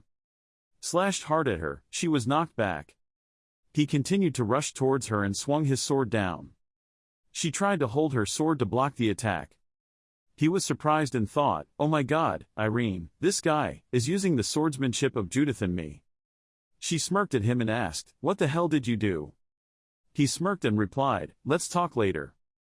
He was upset and immediately grabbed his sword and ran into the arena shouting, unable to hold it in anymore, Judith, fight me, Irene, fight me, damn, this is nonsense. Let's fight together. The two people on the field agreed with a cunning smile. The arena was chaotic. 3 people swung their swords at each other and slashed down. He immediately aimed at him and rushed forward to slash hard. He quickly dodged the attack. He pointed his sword at him again. He used his sword to quickly block the attack. He frowned and looked at you with a smile. It felt really strange. You've only seen it once and you've already mastered it. He smiled and said, I'll tell you later, I can explain everything. She had a gloomy, deadly look in her eyes and quickly rushed from afar to press close to him and swung her sword to slash. He keenly dodged the attack. The 3 of them looked at each other with smirks. She looked at him and said, how dare you look away while fighting? He immediately jumped up and swung his sword to slash at her. She screamed and turned around to avoid the attack. He excitedly pressed close and swung his sword at her. She gritted her teeth and quickly dodged the attack. He immediately swung a slash at him. He jumped up to dodge the attack. He turned around and swung his sword to slash down. He quickly dodged the attack. He bowed his head, sweating, curled his mouth and said, smiling, yet another powerful idiot. He stood outside watching, dumbfounded, thinking, how wonderful, the attack was uninterrupted. He stood and looked at him, provoking the other two people. When he came here, the two people immediately grinned and rushed over. He watched the three people continue to whisper, all three of them, completely enjoying it. She was still holding the sword, stopped fighting and looked at him, and he said, "It looks much better than I thought." He also happily replied, "You two were better than I could have imagined." He also stopped and said, "It can't stop like this, let's end here today." She immediately shouted, "What? I'm having fun, are you crazy?" He frowned, glanced at her and said calmly, "The sun had already set, now we had to go." She glanced at him uncomfortably and said, "Well, then Irene, let me see it one last time." He looked at her in surprise. She smiled and said excitedly, "I mean that upright posture you did during that last evaluation." He happily nodded in agreement. Then he walked closer to the edge of the field, stood right in the middle, holding the sword tightly facing forward. He closed his eyes and felt the power. Then he opened his eyes and slashed down hard. She and he stood to one side, watching in amazement and whispering, "Nothing yet." As soon as he slashed down, the field was slashed into a long line with a very powerful move that almost split the entire field in half. She opened her eyes wide and looked at the crack. This move still left me speechless like the first day. He sat down on one knee on the field and touched the crack in front of him and said, it had become faster and more delicate. He stood up and smiled at him. She looked at him and sighed, then smiled happily and said, she must have been practicing until she wanted to die. He smiled wryly as he looked at the two of them and said, this just happened not long ago. Everyone immediately left together. On the way, he turned around and said to him, you know, I'm back at the Sword Academy. He was surprised to remember and said, I heard the principal say it before. Ruru leisurely walked next to him and secretly looked up to hear what was going on. He teased and laughed and asked, Lance, have you ever been to the academy? He smiled wryly and replied, this is because. Ruru immediately approached her and started talking. I saw it just now, you are very strong. She was a little startled and surprised to look at it and then said, thank you for the compliment. He immediately pulled out a bright red diamond from somewhere, pointed it at her, raised his hand and happily said, I'll give you this, a gift. She was sweating nervously and waved her hand in refusal, saying, no, I'm fine. He happily took out a few more pills, looked at her and said, feel free to take them, I have a lot. He approached her and he asked, what's wrong, are you refusing this too? She looked at him, frowned, covered his mouth and whispered, black cats symbolize bad luck, what should you do if you get a curse or something? He sadly held the diamond, sat down and said, I heard everything. It immediately cried miserably and ran back to him calling out, Irene. The three people looked at it and smiled. She immediately panicked as she watched it run away and said loudly, Ruru, that's not true. At night at the inn. She and he sat at the front table. She looked at him in surprise and asked, Ruru and Kuver didn't come down. He immediately sat down and looked at her and said, we three haven't seen each other for a long time, so I think we should spend some time alone together. He smiled and said, normal people, no, goblins and cats. She looked at him and asked, so what happened, tell me quickly. He sat quietly in thought and then said, where should I start? It should have been before I started entering the academy. I don't know when I always had the same dream, the dream of a certain man swinging a sword. He continued to enthusiastically narrate, then following the principal's advice, I began to wander around. She and he listened attentively and watched him tell his story. He remembered thinking to himself, it's a bit wild, isn't it? She calmly said, you've worked hard. He was startled and looked at her in surprise. She looked at him seriously and said, the story he told made me a bit angry at first. Actually, I thought I was the strongest person among my peers, but when I saw him at the academy, I felt I couldn't believe it. I thought, is there even a crazy person like that? She looked up and continued, but it wasn't based on his own will, but thanks to the help of that dream man, it made me feel like I was cheated, if I think about it carefully. She suddenly thought of the image of a strong lonely man standing and looking up at the starry night sky. Haven't I tried to swing my sword all my life, just to win against that man, just me, all my life, that long time? She patted his shoulder and said, you've worked hard, fight that man. He was surprised and thoughtful. Then smiled at her and said, thank you. He looked at you and said, you're as good as you are today thanks to me, Judith. She didn't understand so she asked, what are you talking about? He crossed his arms, smirked, then sighed and said, I was the one who helped you practice. I worked very hard to train you like today, so show your gratitude to me. She immediately turned around and shouted, what is this crazy guy saying? He smiled looking at the two of them. He then laughed mockingly and said, you should use honorifics. She got upset and said, who are you to tell me what to do? He teased her and laughed, this attitude is not good at all. He sighed, looking at the two of them still the same as before, thinking, Bart also looks more cheerful now. She got angry and stood up and grabbed his collar. He immediately thought of you and said, Irene, you were also traveling alone, so how about coming with us now? She still held his collar tightly and then excitedly turned to look at him and said, good idea. He opened his eyes in surprise and said, I don't have any problem but. He bowed his head and thought thoughtfully, was it suitable for us to go with them? I felt quite worried. The three of them ordered wine and conversed happily, laughing and drinking together. You and he drank until you were drunk, so you clinked glasses with him and laughed and said, Irene, that kid wouldn't even drink a glass even if I begged him. You don't know how hard it was for me to go with him. This kid is already drunk after just one drink. She immediately stood up angrily and looked at him and shouted, hey, let's play a game. Today will be your end. He looked at her and replied, okay, you will lose anyway, so I will accept this challenge. A moment later, she lay down on the floor and cried, hugging Ruru tightly and saying, Ruru, I'm so sorry just now, sorry for calling you a black cat with bad luck. Ruru, he was hugged tightly so he used his hands to try to push her away and said, I know, I understand, so I let go and said. He was a little worried and came closer to look at her and she refused to let it go and continued, Ruru is the cat of luck. Ruru, it immediately looked at him for help and said, Irene, please let her go, she is so strong, I can't get out. He smiled friendly and looked at it and she thought to herself, I'm worrying too much. The next morning everyone left together. She immediately said, now that I remember, where are you guys going? He immediately said, we are going to Lation. She asked in surprise, what, are you going to Lation?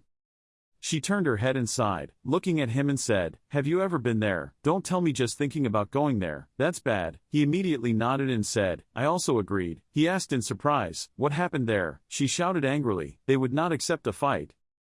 She remembered what she had experienced and continued, and the swordsmen there were extremely difficult. The swordsmen there were famous for having a very arrogant personality, so they would feel annoyed when meeting us.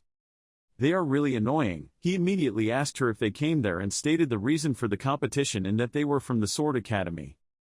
She clenched her hands and trembled as she looked at him and said, of course, the people there made up excuses to refuse to compete with us. He immediately said, maybe it's just your case, the swordsmen there are quite high level and famous in the continent. I think they refused because of their reputation as swordsmen. Unfortunately, if they lose, their reputation will no longer exist, so it is inevitable that they will not compete. She immediately agreed and shouted, all of them planted. It lay still on his head, looking at him and asking, so where are we going now? He glanced up and said, I don't know. He immediately came up with the idea to say, what do you think about partisans? I heard that there will be a new city, where swordsmen freely gather. The three immediately smiled and agreed. He happily looked at him and said, what a trustworthy place. The whole group immediately shouted, then let's start. A week later everyone stopped by the side of the road. He happily told him, Coover, thank you for today's meal. He smiled happily and said, I'm so happy it's so delicious.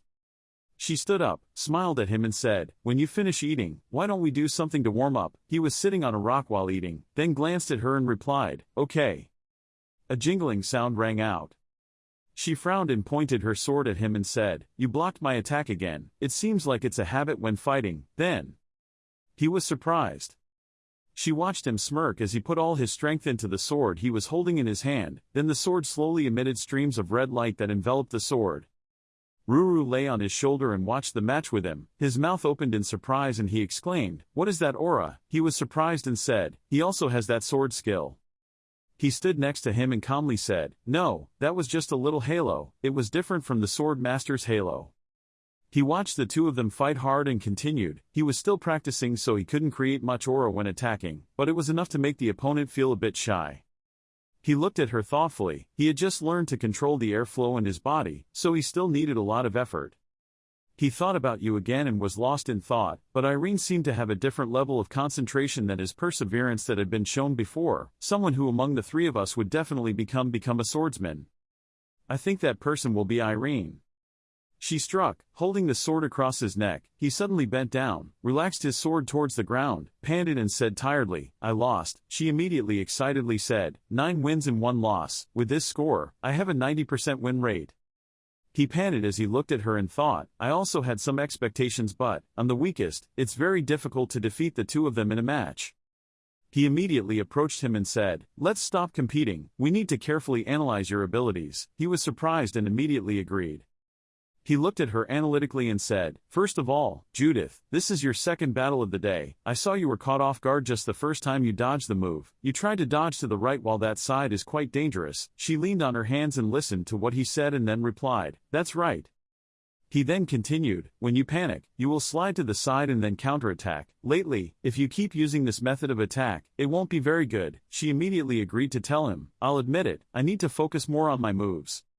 He looked at the two in surprise. He immediately turned his head and smiled and said, "What do you think, Irene? After fighting we need to review the battle carefully, discuss each other's swordsmanship and learn from experience to improve." He happily said, "I understand, but I seemed so focused on the match that I couldn't think much. Today I'll just listen." He smiled and thought, "Great, that's why they keep getting stronger. I'll have to try my best to catch up with them soon." At night, everyone looks for an inn to rest. He saw him leave and asked, "Irene, where are you going before dinner?" He continued walking and then said back, "I'm going to practice a bit. I'll be back early tomorrow morning." The three other people sitting on the chair heard him speak and she turned her head to look at him in surprise. She immediately stood up, walked over to him and shouted, "Me, I'll go too." He also stood up and sighed and said to him, "It's like that again. I'm sorry but I have to go too." He immediately looked at him and asked, "What's wrong?" He immediately walked away and said, "Every time Irene wanted to start practicing, she would make amazing progress. Judith knew that and she didn't want to be surpassed." He turned his head to look at him and asked him, "When you were with him, have you ever seen this case cover?" He sighed and told him, "Yes." He laughed and said, "As expected, it looks like Irene is still the same as before." He smiled wryly at him. He immediately went to the open field to practice. As soon as he practiced, he immediately thought that everyone's assessment of him was correct. He then resolutely used his sword to slash hard and thought, "I am losing direction. I don't have a suitable training method for myself. I need to find my own path that suits me." He remembered his dream and thought to himself, "The swordsmanship of the man in the dream, I need to learn it." He remembered what he had learned at the academy, and applied all the knowledge he had gained at the academy. "Those two things are the roots of my swordsmanship. I'll focus on those two now." He remembered the battles with the two of them. He also needed to pay attention to post-battle analysis like Bart and Judith's, which was also a way of learning. From there, he completed his own swordsmanship. He immediately decided to try to practice again. The next day, the three of them fought fiercely again. She immediately looked at him and shouted, "This guy is even stronger. How could that happen so quickly? It's a scam." He was tired and panting. He knelt down with his hands on the ground and said, "This is how the world works, just like when I was competing with Ilya 5 years ago at the academy and now I feel the same way."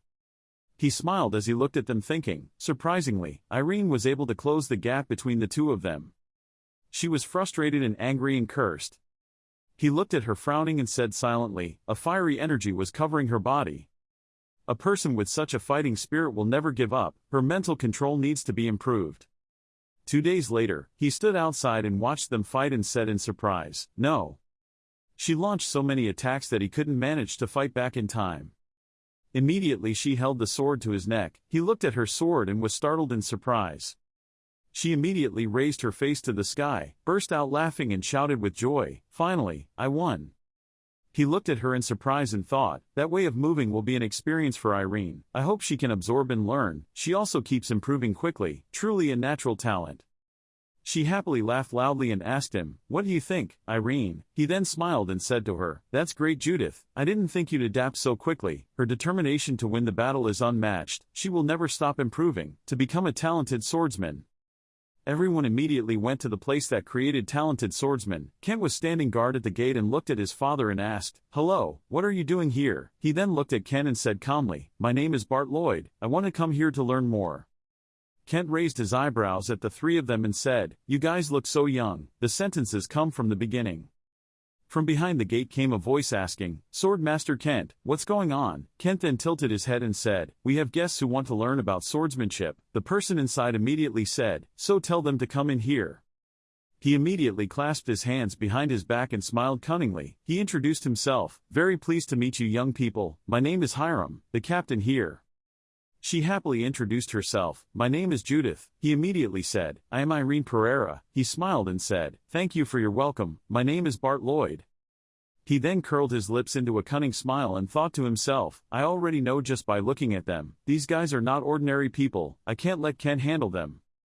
He immediately led the three people along and asked, "Did you guys say you came here to challenge, right?" He immediately took the three people around and introduced them, saying, "The first floor is used by trainees. Follow me, I'll show you a separate training room." He wondered and asked, "So who is our opponent?" He immediately turned his head and smiled, saying, "Isn't that person me?" Kent was surprised and asked, "Mr. Hiram?" He was startled and surprised. She happily and confidently said, "Great." Arriving at the training room, everyone stood in a half circle and Kent stood up and asked who would go up first. He smiled shyly and asked, "Well, if you two don't mind, can I go up first?" She was surprised. "You?" He was surprised and said, "I didn't expect it, I don't believe you are so bold." He immediately told him to practice with wooden swords because we shouldn't get hurt during practice. He picked up the wooden sword, touched it and said, "Yes, that's fine." Kent stood against the wall in the middle of the room as the referee shouted, "Then, let's begin." He immediately flew towards him and smiled cunningly. Thought to himself, "Let's see how strong he is." He took the opportunity and used his sword to hit him in the head. He was hit in the face, making an unsightly, painful sound. As soon as the man fell, the servant immediately ran towards him, raising his voice and commanding.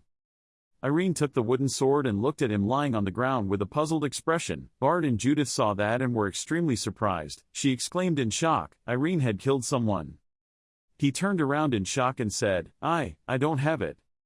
At Captain Hiram's office, Irene spoke up confusedly, "I'm so sorry, Commander." He smiled and replied, "There's no need to apologize, it's already clear who wins or loses, no need to worry." Even so, he still felt a bit worried. He opened the question, "You three, what is your academy?" All three looked at each other for a moment hesitantly.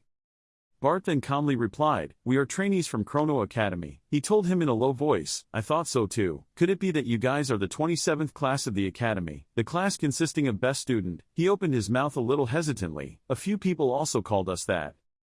He sighed softly, "Yes, it's true that geniuses like you come from that academy. I've only heard rumors but I didn't think you guys would be this strong. At first I thought you three came here to make trouble with me." Hearing that, Irene was immediately surprised. Causing trouble with him? How could we do that? He laughed loudly and said, "Ho ho, that was just now but now I don't think so anymore. I'm sure you guys came here just to practice swordsmanship." Then he breathed a sigh of relief, "Yes, that's right." Then, he continued quietly, "Okay, there was a question that was lingering in my mind that has now been answered, guys." His eyes looked straight at the three of them with a stern expression and then slowly opened his mouth, not really knowing how strong they were. What is the final destination that swordsmen can reach? For ordinary people, the answer will definitely be sword master, but for ordinary swordsmen, their goal is to become an expert. Talent, effort, to put these things into consideration will be the truest fulcrums on which someone can strive. The man continued to speak, "I just said that, but actually in the continent there are still many quite good swordsmen. You are also one of the swordsmen I see as having the ability to become swordsmen in the future. In the continent, hell, there aren't many commanders who can defeat the three of you." All three people were stunned by his words and listened silently. That low voice came out again. The highest was only 4, no, probably around 5 people, and all you had to do was continue to learn from better swordsmen. Through your matches you became more and more accumulated a lot of experience. Be proud of yourself, with what you have done until today. Judith was a bit disappointed. Yes, we still have a lot to learn. He smiled slightly and thought, even after hearing all of this, you guys are still not satisfied. Then he slowly continued, but there is one person. One of the swordsmen I know is stronger than the three of you. She immediately stood up and banged on the table and roared, "Really? How strong is that person? Is that a master or what?" He was startled and backed away in panic. Haik. Not a master, but he is actually more famous than other sword masters. There is a group that gathers 100 of the strongest sword masters. Above all, there is one person stronger than them. Irene and Bart looked at him silently, listening attentively. The image of the man with silver hair, blue eyes, tall figure, and a serious and strong look is still imprinted in my memory. He spoke softly, "Jet Frost." Then he smiled and said, "You guys just rest, I will show you the way to that person's place." Hearing that, Judith clenched her fist and excitedly said, "Great, then thank you very much." The next morning, everyone stopped in front of the large mansion, and in front of them appeared many people gathered. The voice suddenly came out, there are too many people." Irene spoke softly, "Do you think we will meet him today?" The man who appeared sighed and said, It looks like a lot of people have gathered this time. Jet, that lazy bastard, as always there are a lot of swordsmen coming who want to practice with him. Judith looked at him with surprise and exclaimed, "What are you doing here, Commander?" He smiled and replied, "Jet is even more bossy than me. Your battle with him will also help me gain a lot of experience, there." Bart tilted his head slightly and asked, "Do you know Jet Frost?" He calmly replied, "Ah, haven't I told you about that? We've known each other for a decade now." He spoke again, "So can you go ask him for a date, just a practice session?" But he laughed and said, "Haha, I tried but I got rejected." Suddenly, the man appeared and slowly said to everyone present, "Hello, I am Mr. Jet Frost's butler, Glenn." Since there were more people than we expected, we decided to only give those who passed the test a practice session with Mr. Frost, he said as he pointed to the pre-arranged power measuring device. "If your score exceeds 5,000, while using this measuring device, you will pass." Irene suddenly spoke up after a while of silence. It was a magic measuring device. Captain Hiram, who was next to him, heard that and said, "Ho, you know a lot. Have you ever tried it before?" Replied calmly, "Yes, but I think I got 10,000 points or more." He smiled slightly when looking at Irene. "Ho ho," then immediately thought, 10,000 is not a small number, but he said it like it was nothing. Time gradually passed, the warm sunlight shined down with white clouds floating gently, the butler's voice continuously rang out, 6,201 points, passed, 4,984 points, failed. But when he saw a familiar figure, Glenn immediately smiled and said, "Oh, Commander Hiram, you're here this time too." "Hello," Hiram replied happily, "happy to see Mr. Glenn again." The test for him passed quite easily with a score of 12,081. The butler spoke again. He passed. It looked like he had surpassed his previous score. He just smiled and said, "Haha, it looks like I seem to understand how this device works after many tries." Irene step by step walked towards the measuring device. Judith immediately happily said, "Irene, good luck." He smiled and replied, "Okay." At this moment, a large sword gradually appeared in his hand, catching Glenn's attention. He then asked him, "Hello, is that your magic sword?" Irene looked at him and answered, "Ah, it is a sword made from magic. Is this not allowed?" "That's all, well, I swear. Other than that, there's nothing special." Glenn spoke again, then turned and left. "It might cause more problems of fairness. I will prepare a similar sword for you." He immediately replied, "Ah, okay."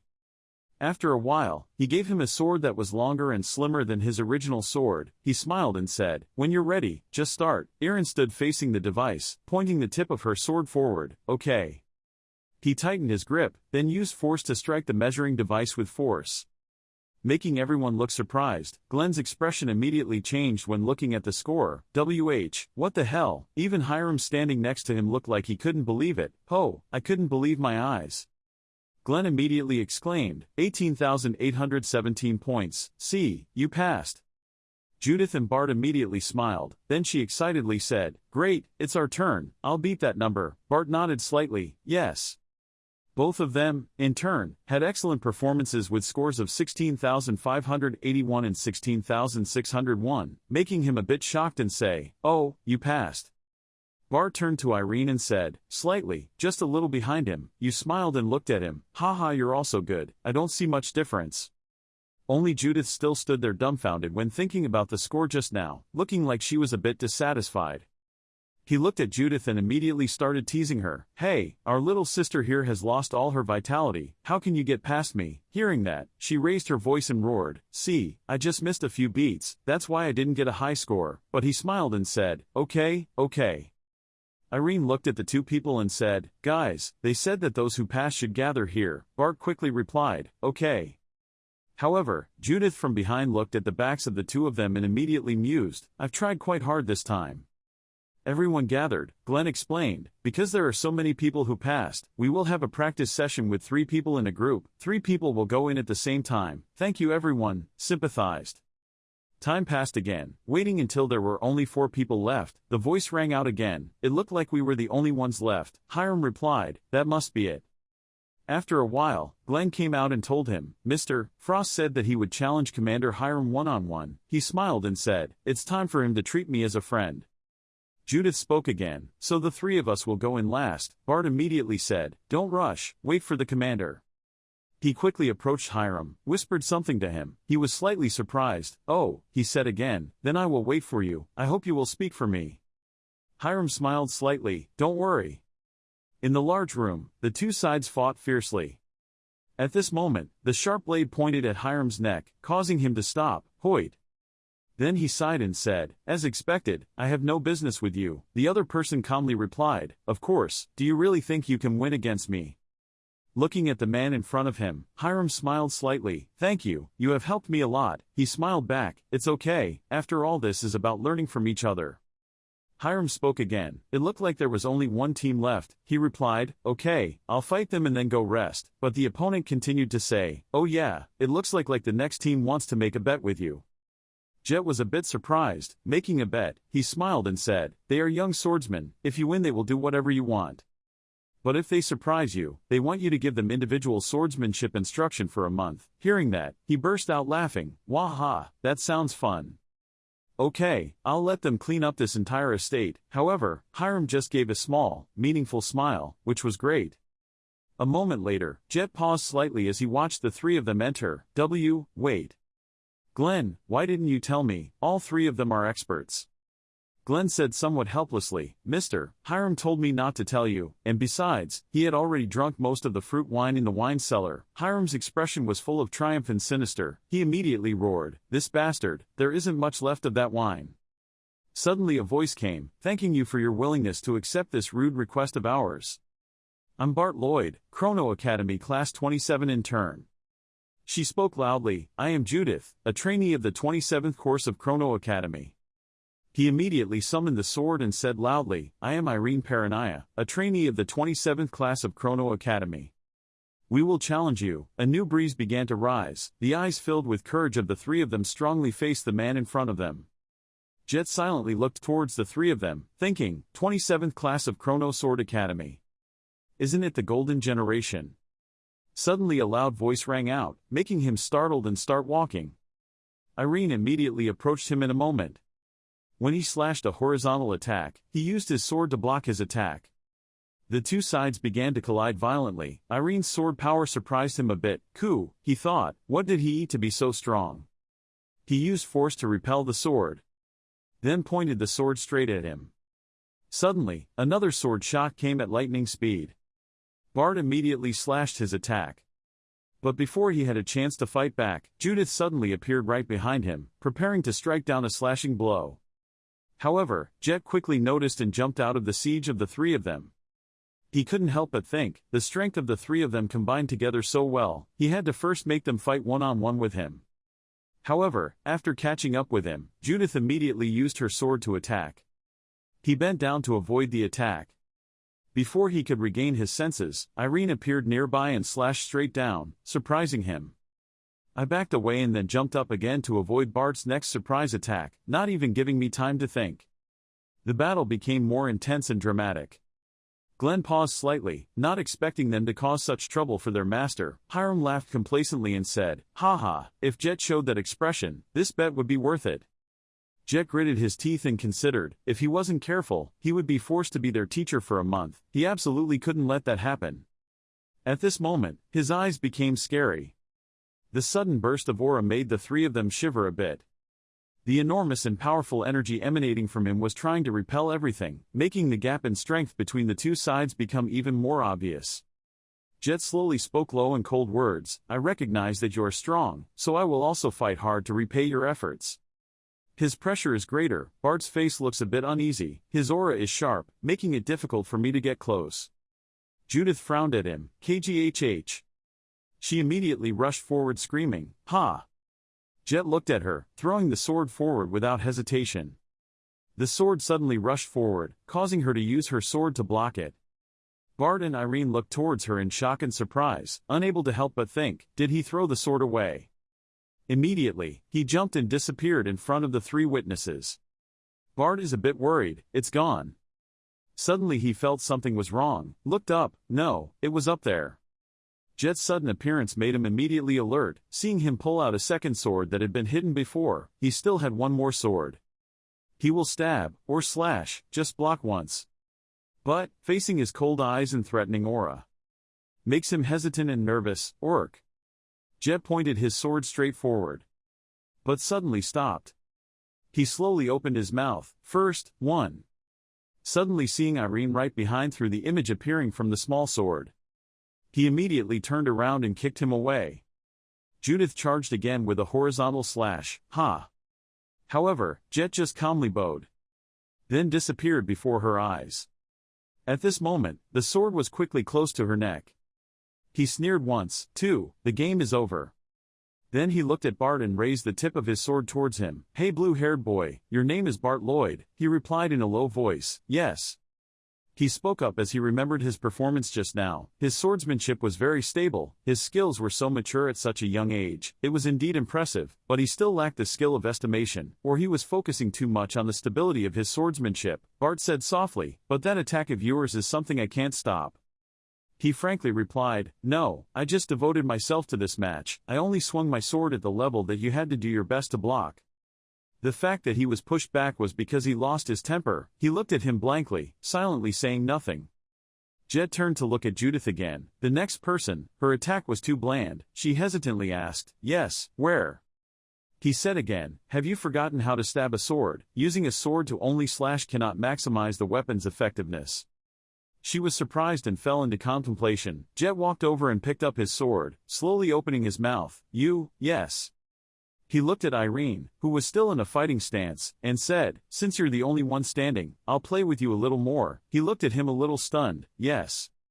He smiled and said, letting you attack first. Your attack is too heavy. Try attacking me with all your strength. The other two heard that and were surprised. He let Irene attack first, then burst out laughing loudly again. Ha ha, ah ha ha ha ha ha, po ha ha ha ha ha ha ha. Hiram stood next to him with a puzzled look. What the hell was he laughing at? Irene looked hesitantly at Jet. Could I really do that? What if the arena was destroyed? He sighed softly and said, well, there are times when the arena is destroyed due to sword fights like that. I don't think so, care about that. Hearing that, his face turned serious and said, okay, then I will attack with all my might. After speaking, he immediately closed his eyes and focused on adjusting the energy state inside his body. He looked a little surprised. Irene's energy changed clearly. The aura covering his body and sword gradually became more intense. He immediately pondered, what is that? What is that terrible aura? Can he still control it? Irene silently contemplated. Even though he didn't use all his strength, he still defeated the combination of the three of us. He is very strong. This is an opportunity for me to learn from such a strong person in the world, within a month. The fire inside suddenly flared up. I must win this opportunity at all costs. Irene used all her strength to grip it tightly and raised the sword high. Just as he was about to strike a straight downward slash, Jet immediately spoke up to stop him and stopped. He stopped in surprise. He continued speaking, causing everyone to look at him in surprise as if they couldn't believe it. I surrender, I lose, so, quickly put that cruel thing down. Irene, Bart and Judith said in unison, so please show us. The man next to him looked at him and smiled, but Jet felt even more stressed after hearing that. The next day Jet took Irene's group to a large underground place in a large circle with strange symbols. Where was this place? Jet smiled and placed his hand on the wall. This is where you guys will practice next month. Immediately, a bright golden light radiated from the ground. Judith said, whoa. Jet added that gravity here can be regulated by magic. She shouted, my body is so heavy. He smiled. Her aura effectiveness would improve with a healthy body and her aura capacity would probably also increase by overcoming difficulties. He regained his seriousness and pointed back. Now move all the ice to the left until noon. He smirked and threatened, if by then you still haven't finished, I will consider it a lack of willpower and fail you. You understand what I mean, right? 3 hours later Jet came to check. They should have finished by now. Haven't they finished moving yet? He looked at them suddenly. I didn't think they could even do this much. Irene's group was still trying hard to push those huge rocks to the left as he told the man who looked like a butler to report back on the situation. This was their third move. He was surprised. Why?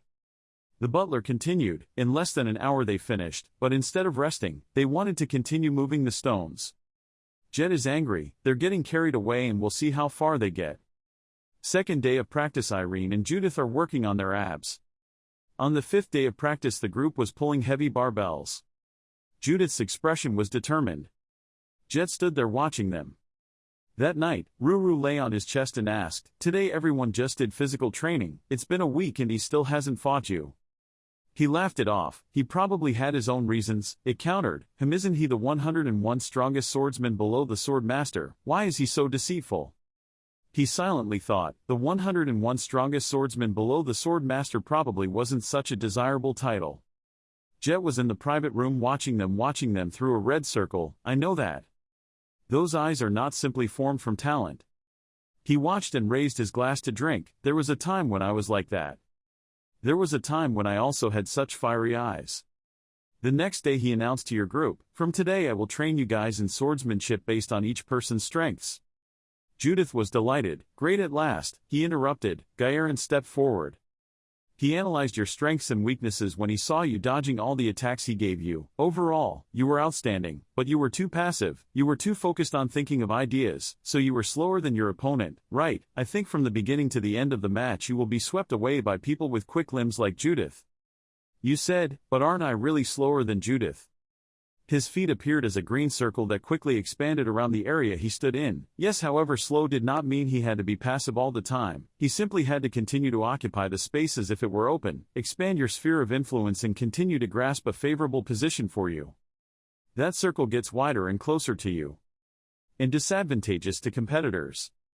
An opponent who cannot flee or counterattack will. Irene dodged the sword that was near her body. Jet smirked, cornered. He gasped, that's it, thank you very much. A few days later Irene and Judith were fighting in front of Jet's eyes and he said, let's stop here for today. Judith, you're trying too hard. She smiled, we've just started and what kind of weak words have you said? She thought, surely this time I will win. He recognized it and said, Judith, I have some personal advice for you to follow me. Judith, what now? He replied, yes, let's look for it here and then come to my room. She was a bit confused but didn't say anything. Yes. He reminded me, it's almost lunchtime so you guys should go eat first. This will take a while. Irene and Bart, yes we understand. Eating in the dining room.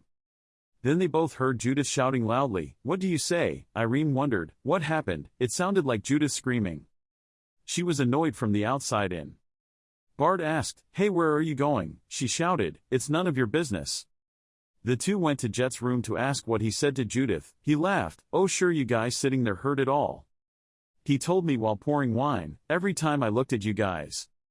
We remember our youth again. The days when just holding a sword made me happy. I reached the level of a swordsman at a very young age and was praised as having the natural talent to become the next sword master. But reality is cruel. The continent is filled with swordsmen more talented than me and after the frustration that comes with comparing and competing with them, I was no longer able to concentrate completely on my sword. He continued sadly, comparing competition and the desire to win that stems from those things. It would be great if we could use that intense emotion moderately and properly, but you can't really play in moderation. The two listened attentively. When a person is accompanied by geniuses like you two, their impatience will increase rapidly. That's why I told her to stop comparing herself to you two so she can discover her own strengths. But it seems to have backfired. After finishing speaking, Judith also walked in with regretful eyes. First I'm sorry, everyone is quite surprised, Judith. He sat and listened to her explain. I know you don't mean to mock me when you say that. In fact, these bastards are better than me and that I'm pushing myself too hard to keep up with them. That's also true. She growled, but I didn't pick up my sword just for fun. I need to earn money to survive. To me, competitions and the results of battles are directly related to life and death. That is my motivation to compete. Irene pays attention to every word she says. If I can beat people more talented than me by continuing to push myself, if I can keep moving forward without losing, then I can endure any difficulty. Her heart seemed to have a bright fire, which could appear in the process. 1 week later, Irene, thank you for everything. He asked the cave if you guys had decided where to go next. Bart replied, not yet. So let's try going to the proving ground, he suggested. He told about that place. The arena that proved the pride of the Kalyard Kingdom, one of the 5 Western kingdoms, was a special arena. But I heard that its rank has increased rapidly with the recent appearance of a swordsman. Belongs to the 27th class of Chrono Academy, so you guys probably know her. He was quite surprised to hear him mention that person, Ilya Lindsay. She was the reigning champion of that arena.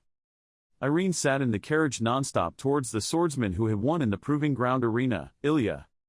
Judith said, Ilya seems to have gotten stronger. Bart replied, he also got over it, that's it. She leaned in curiously, what did he mean by that? He replied, why don't you know about the disappearance of the eldest son of the Lindsay family, Carl Lindsay? You were shocked, what? About 5 years ago when Ilya returned home from his last mission. Ilya Carl Lindsay's brother suddenly disappeared again. He disappeared without leaving a trace, even the magician families couldn't find him. After more than 3 months, with no progress in the investigation, the residents wondered if he was dead. After everything, grudges against the Lindsay family began to appear, with criticism and ridicule, mocking the Lindsay family. He was surprised. He didn't know this had ever happened. He continued, but there's no need to bother doing anything. Ilya is a testament to the champion.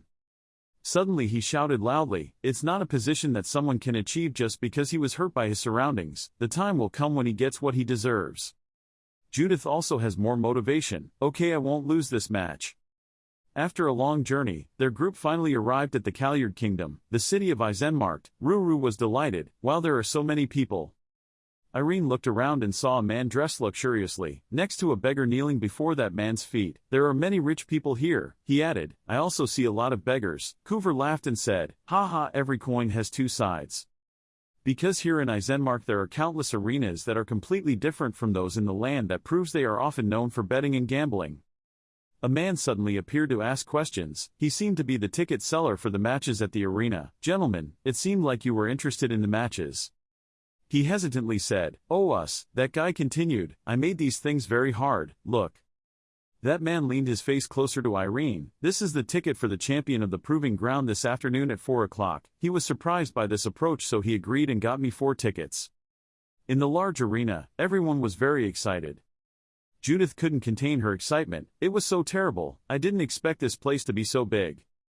Next to them, there were 2 men talking to each other. The brown-haired man asked, hey, who did you order? The black-haired man replied, of course Ilya Lindsay. Who else? She was the youngest champion and a genius who became a master swordsman at the age of 18. She was surprised. Swordsman. Suddenly there was a sound from below the ring. Everyone has been waiting for a long time. Thank you for coming here today.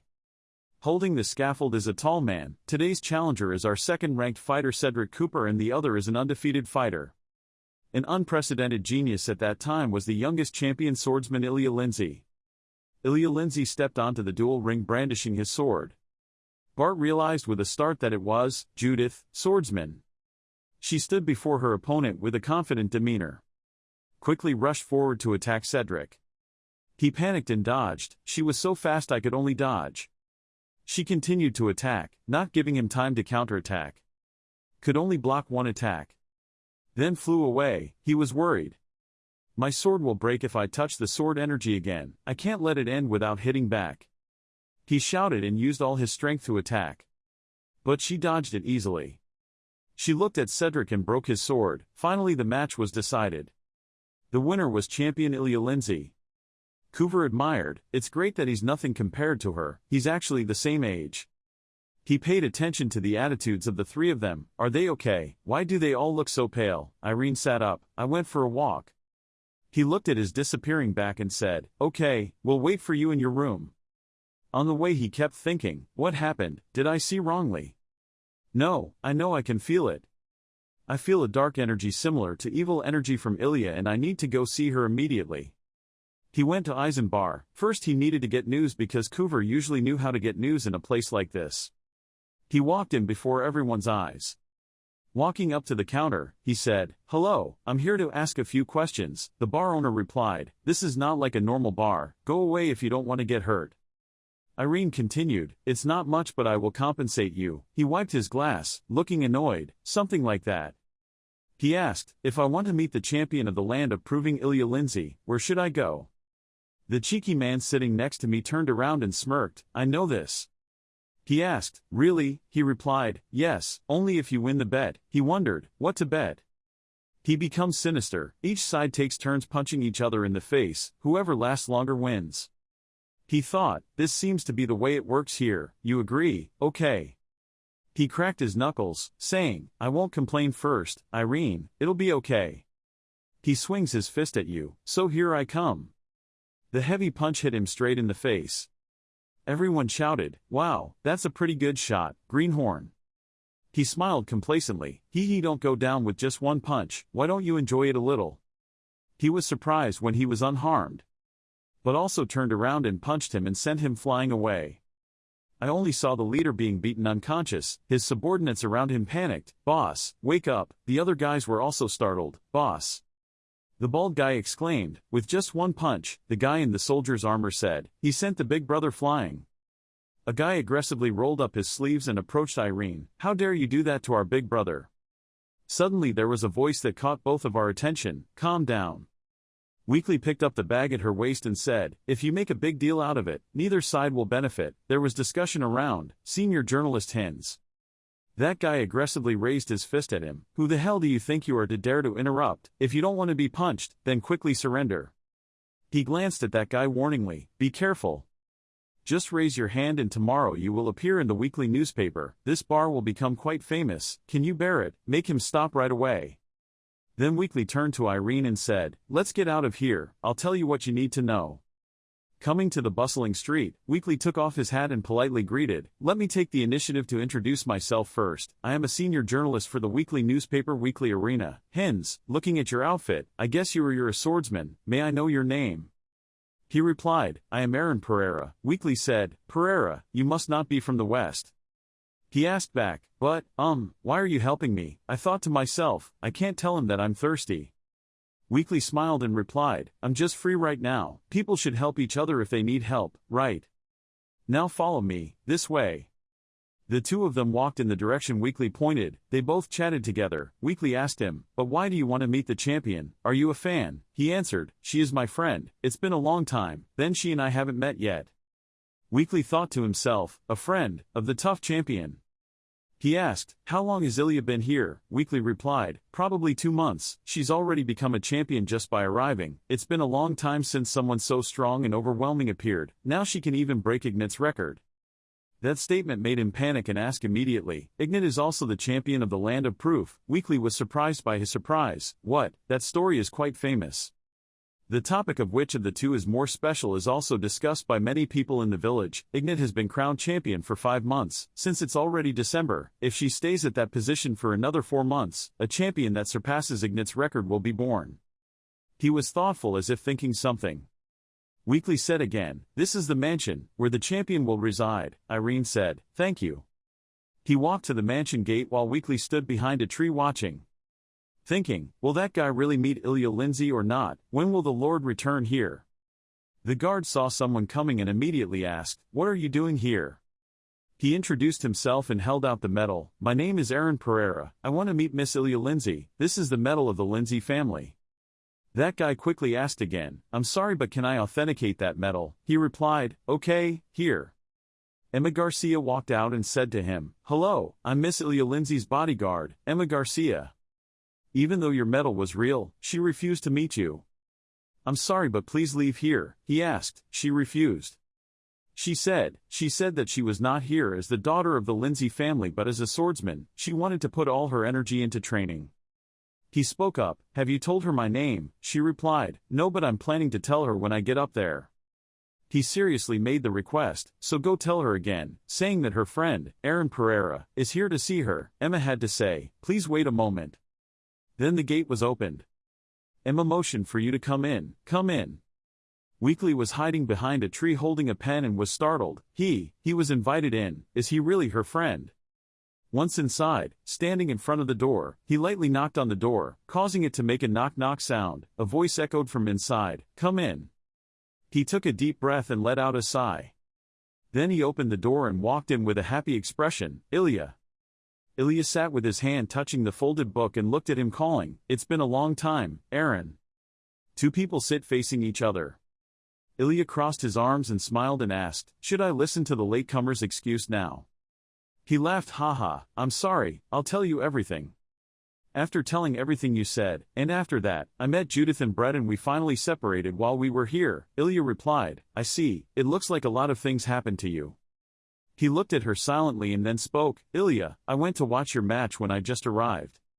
Even though I'm happy to see you become this strong, you seem a bit wary of me. He paused for a moment and then continued, I'm just guessing, but the reason why you're here is because of Ignat. His words seemed to hit her in the heart, making her eyes widen in surprise. Then she radiated a dark energy and asked him again, what do you mean? He looked at her and thought to himself, the amount of black energy has become thicker. He spoke up, Ilya, I still remember every moment of studying together at Chrono Sword Academy. And even now, when we reminisce about the past, I can feel it even more clearly. That year was truly precious to me. And the people who were extremely precious to me that school year. And among them, she, the one who first talked to me, the one who was always alone. And even more precious. You told me after the final appraisal, saying you wouldn't let anyone else control you anymore. It's not too late to stop, even if you try to surpass Ignat's record, nothing will change.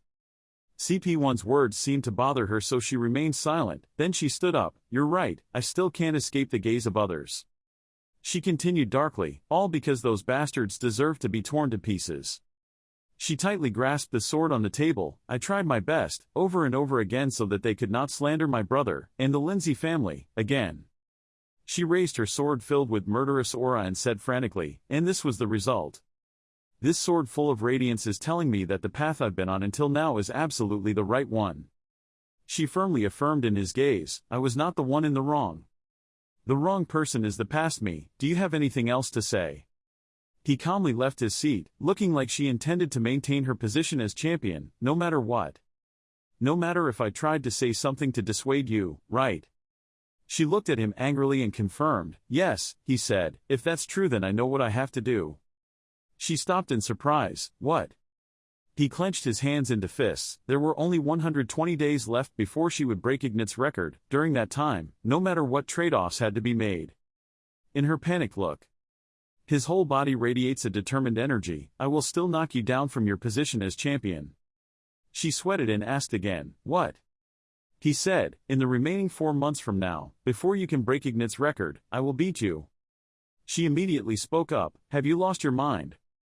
He replied, no, I'm completely sane. If I beat you then, I'm sure you'll take what I say seriously. She shouted, making him stop, do you really think you can win against me? He replied that it's okay, with my current level, I know that I still can't beat her, that's why now I have to try my best to practice harder. He turned back to look at her, forced a smile and said, I'm sorry, it's been so long since we last met and we had to say such unpleasant things. I also feel a bit embarrassed, but you will always be my most precious friend. Then he turned and left with a surprised look on her face. See you later, Ilya. Judith lay on the bed thinking, I know Ilya will become stronger, but, for a sword master, that's a bit too fast. Well, I have to admit it, she's at a higher level than me now, but in 5 or 10 years. Then she said out loud, it just takes time, causing Ruru sleeping next to her to wake up, distorted. She suddenly stood up and screamed, in the future I will deal with all of them, causing it to jump up and meow, she said, startling me. Judith, at this point she realized she had gone overboard and apologized, sorry. Then it looked down and called, Aaron, catching her attention. He asked, where have you been all day? Coover was startled, you went to see Lindsay. Bart was equally surprised, you challenged her, really? Irene replied, well, I challenged Ilya within 4 months I will defeat her. Judith looked at them talking with a surprised look on her face. Bart asked, do you understand what you're saying? Ruru cheered, I'm sure Aaron will win. Coover advised, Aaron, I know you are strong but your opponent is a sword master. He replied, I know, but I don't care if my opponent is a sword master or not. With eyes filled with determination, he said, this challenge is something I need to do, I will win no matter what. Judith, who had been looking at him blankly, was now gritting her teeth. Then patted his shoulder and said, you're right, since you're so determined, I believe you can do it, I'll challenge her too. She opened the door and walked away, only saying, I have to go practice. Bart looked at her leaving back without saying anything. She walked away and thought with determination, no way, I can't sit still after hearing him say such things, I will have to try harder. Bart spoke up, it looked like Judith had been influenced by his determination, making him confused, what about me? He suddenly asked, by the way, do you have any plans? He seriously replied, no, now I'm starting to think, what can I do to defeat Ilya, you help me Brett. He held his forehead with a headache as if he had the will but no strength, Hayes you're too reckless, everyone around me went crazy. He sat at the table with a big beer with 2 people facing him, he said, it's not impossible. There are a few cases where swordsmen at the ultimate or master level were able to defeat sword masters, Coover also said, I've heard it too, Bart said again, however, you need to meet all 3 factors. 1. There must be an excellent sword that can withstand the pressure of colliding with the aura sword caused by the swordmaster. Is your magic greatsword durable when summoned? He remembered Vulcanus saying that it was very difficult to crack. Pablo also confirmed that it was super durable, so he answered that the sword would not break. It has also been evaluated by very trustworthy blacksmiths. Bart was skeptical but still said, "Really, that's good." 2. You need a unique technique of your own. You need a technique that the opponent cannot predict. Your sword moves are quite powerful despite his strength. The move is still quite slow. He has to practice more to be able to release the move more quickly and accurately. He heard that and immediately obeyed. "Okay, I will practice more." Bart said again, "I also told you that this is all just theoretical speculation. Defeating the sword master is too difficult, but who knows what if you succeed." And the last but not least important thing is that the sword master's sword skills are very special and are a process of summarizing their experience, especially Elia's sword light is very ferocious. Ilia didn't become a sword master by luck. She was a sword master who honed her swordsmanship to perfection, all of which had to go through hardships to be able to achieve her status. Nowadays, if you can't shorten that gap, you'll encounter many obstacles. Hearing that, he immediately replied, "I will have to do my best within these 4 months." Suddenly Weekly appeared from nowhere and shouted, challenging the champion, "You're so cool," making him jump. "Mr. Hins," and Bart spat out the beer he was drinking. Weekly thought to herself, "From the first time I met him, I knew he was not an ordinary person. It was worth it to follow him. This was really good news and I couldn't miss the opportunity." "This is okay?" Ruru asked, an elf. Weekly took off his hat and politely introduced himself. "It's nice to meet you. I'm a senior journalist for Weekly Arena, Hins." Bart wiped his mouth and was suspicious. "Are you eavesdropping on our conversation? What are you planning to do?" Weekly sweatily explained, "I didn't eavesdrop, I just have extremely good ears, haha." Then he continued, "Ahem, I heard very clearly the 3 factors that helped Aaron win that you mentioned, Mr. Brett Lloyd. However, you are still missing a few more things." Bart asked, "Are you missing?" I said, "Listen, the position that the gladiators of the Proving Ground can achieve will be based on their rankings," Weekly said. The champion will be in the starting land, followed by the glory land for the queen and king. Next is the land of opportunity for good soldiers, bishop knights and cavalry levels. Finally, that is the starting land.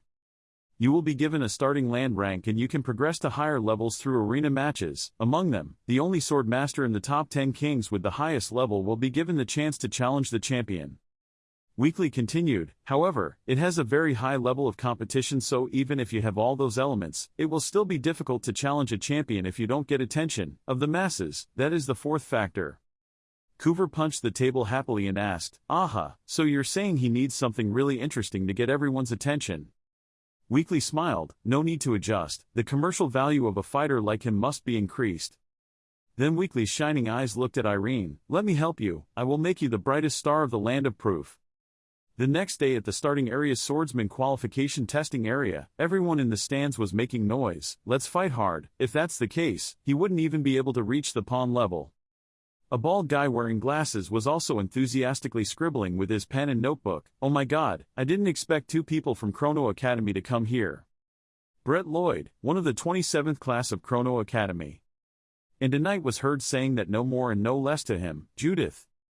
Both of them were evenly matched in the first test match, and it was confirmed that they would advance 2 levels to the bishop level. That guy thought to himself, "This time I will definitely interview them, before the Weekly Arena newspaper is released."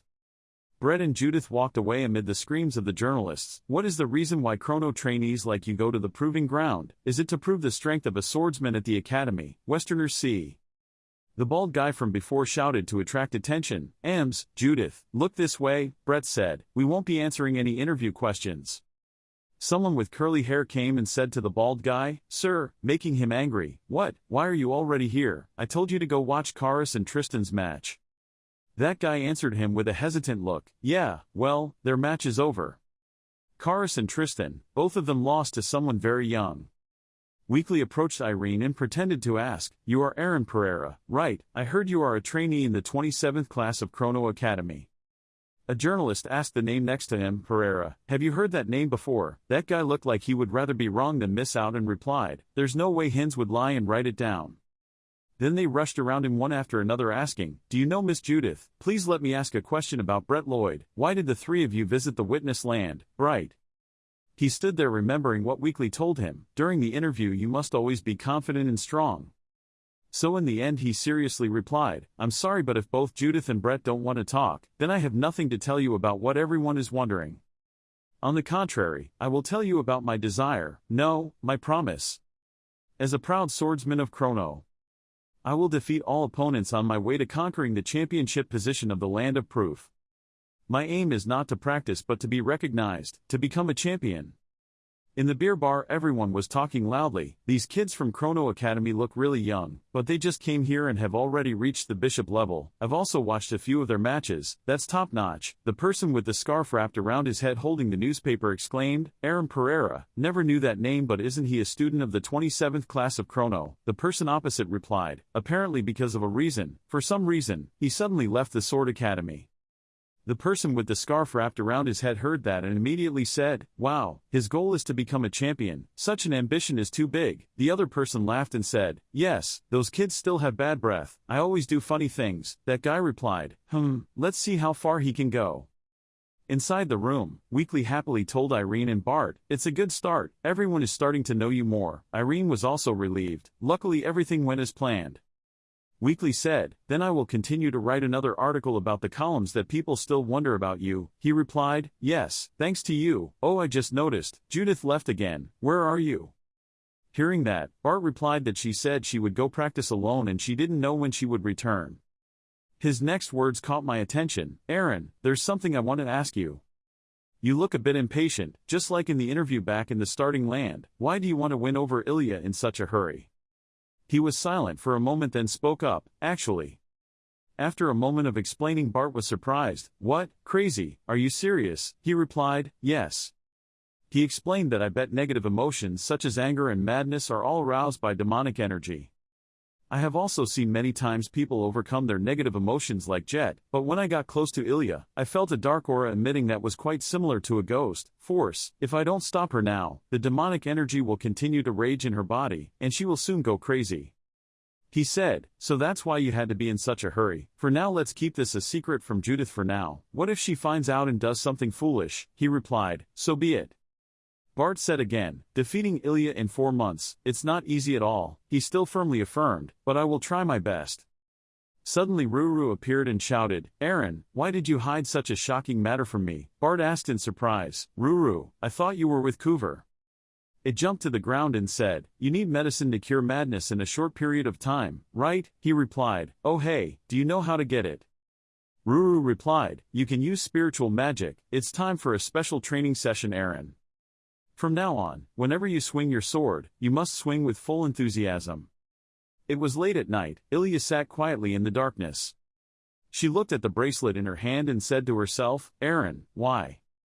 Remembering his admonishing look when he told her, no, it's not too late to stop, even if he tries to chase Ignat and want to pass her, nothing will change.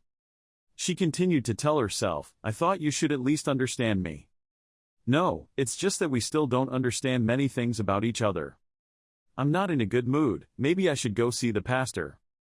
Irene walked on the main road with Ruru on her shoulder and asked, John Drew, did that elf journalist introduce you? He replied, yes, but he is a teacher and quite famous here. There's a week left until my next fight, so I'll go see him soon. He stopped when he saw people gathered in front of the gate shouting, Master John Drew, please let me be your disciple, this time I must advance in rank, he said, it seems we are there.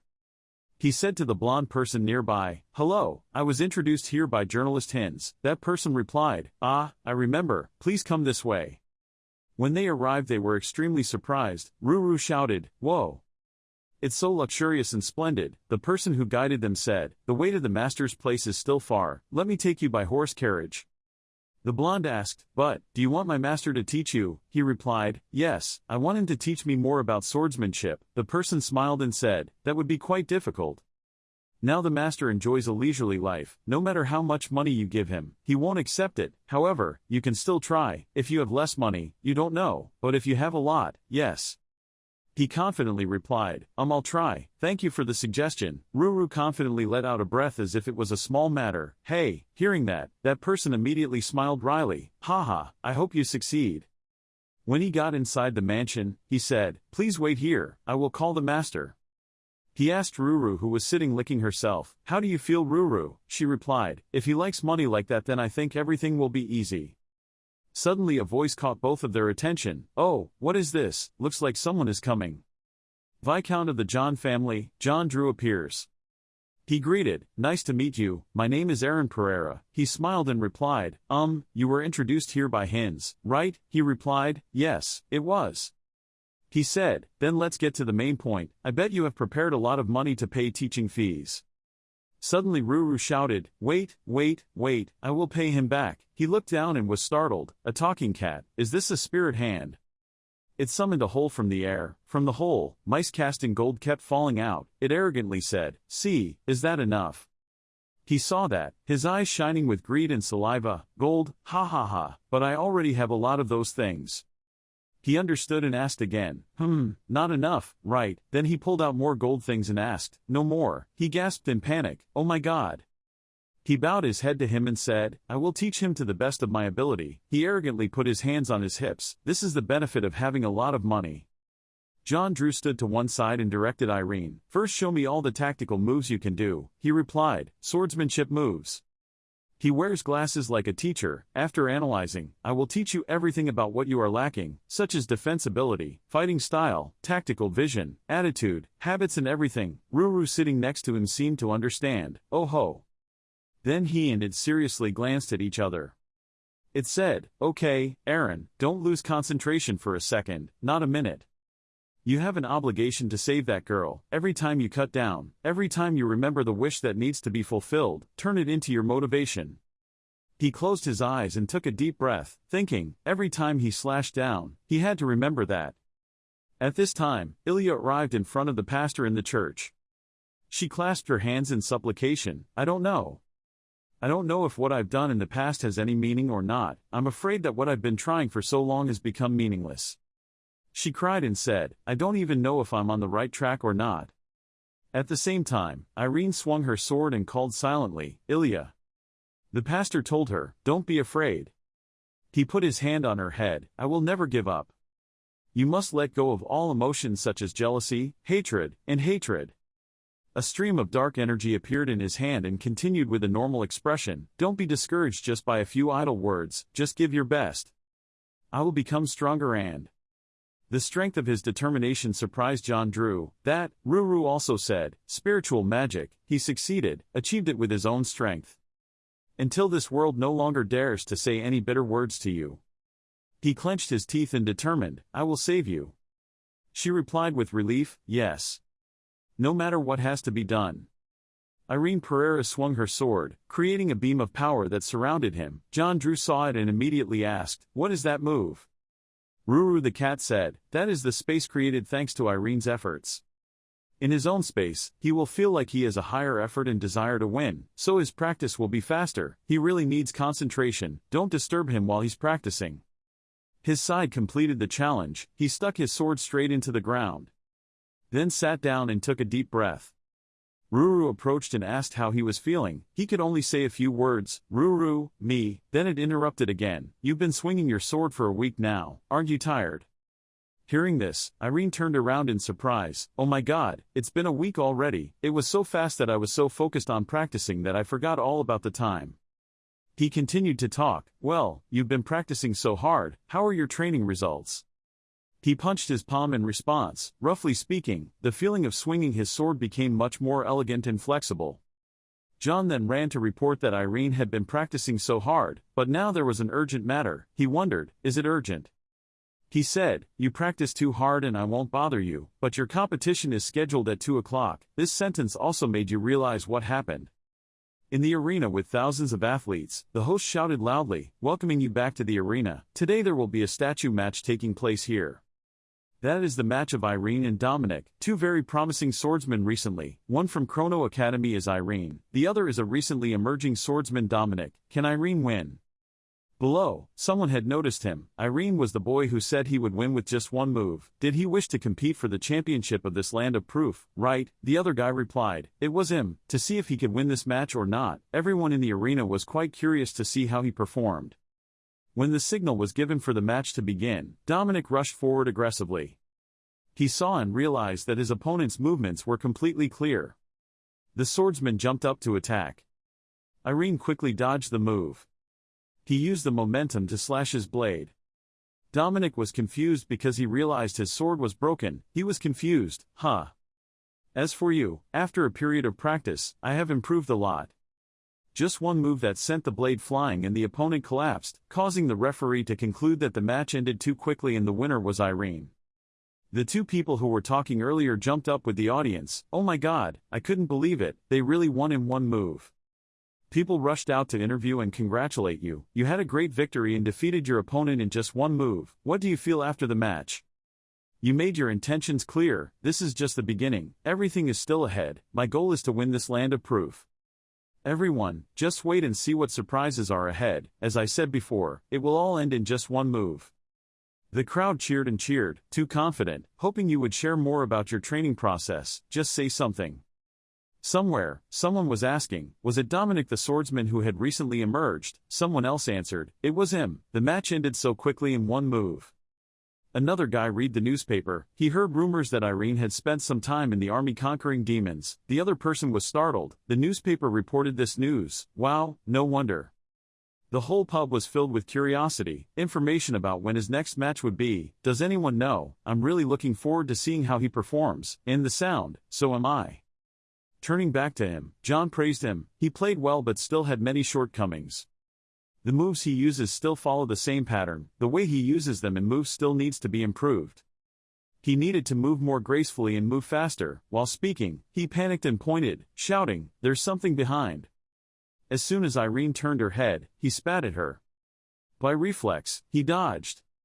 Then shyly asked, what are you doing? He raised his fist and laughed. Ha ha ha, sorry, I was just joking. And held out his saliva-stained hand, shaking hands to make peace, making him look shy. His eyes opened wide. Realized when John had put the sword on his arm.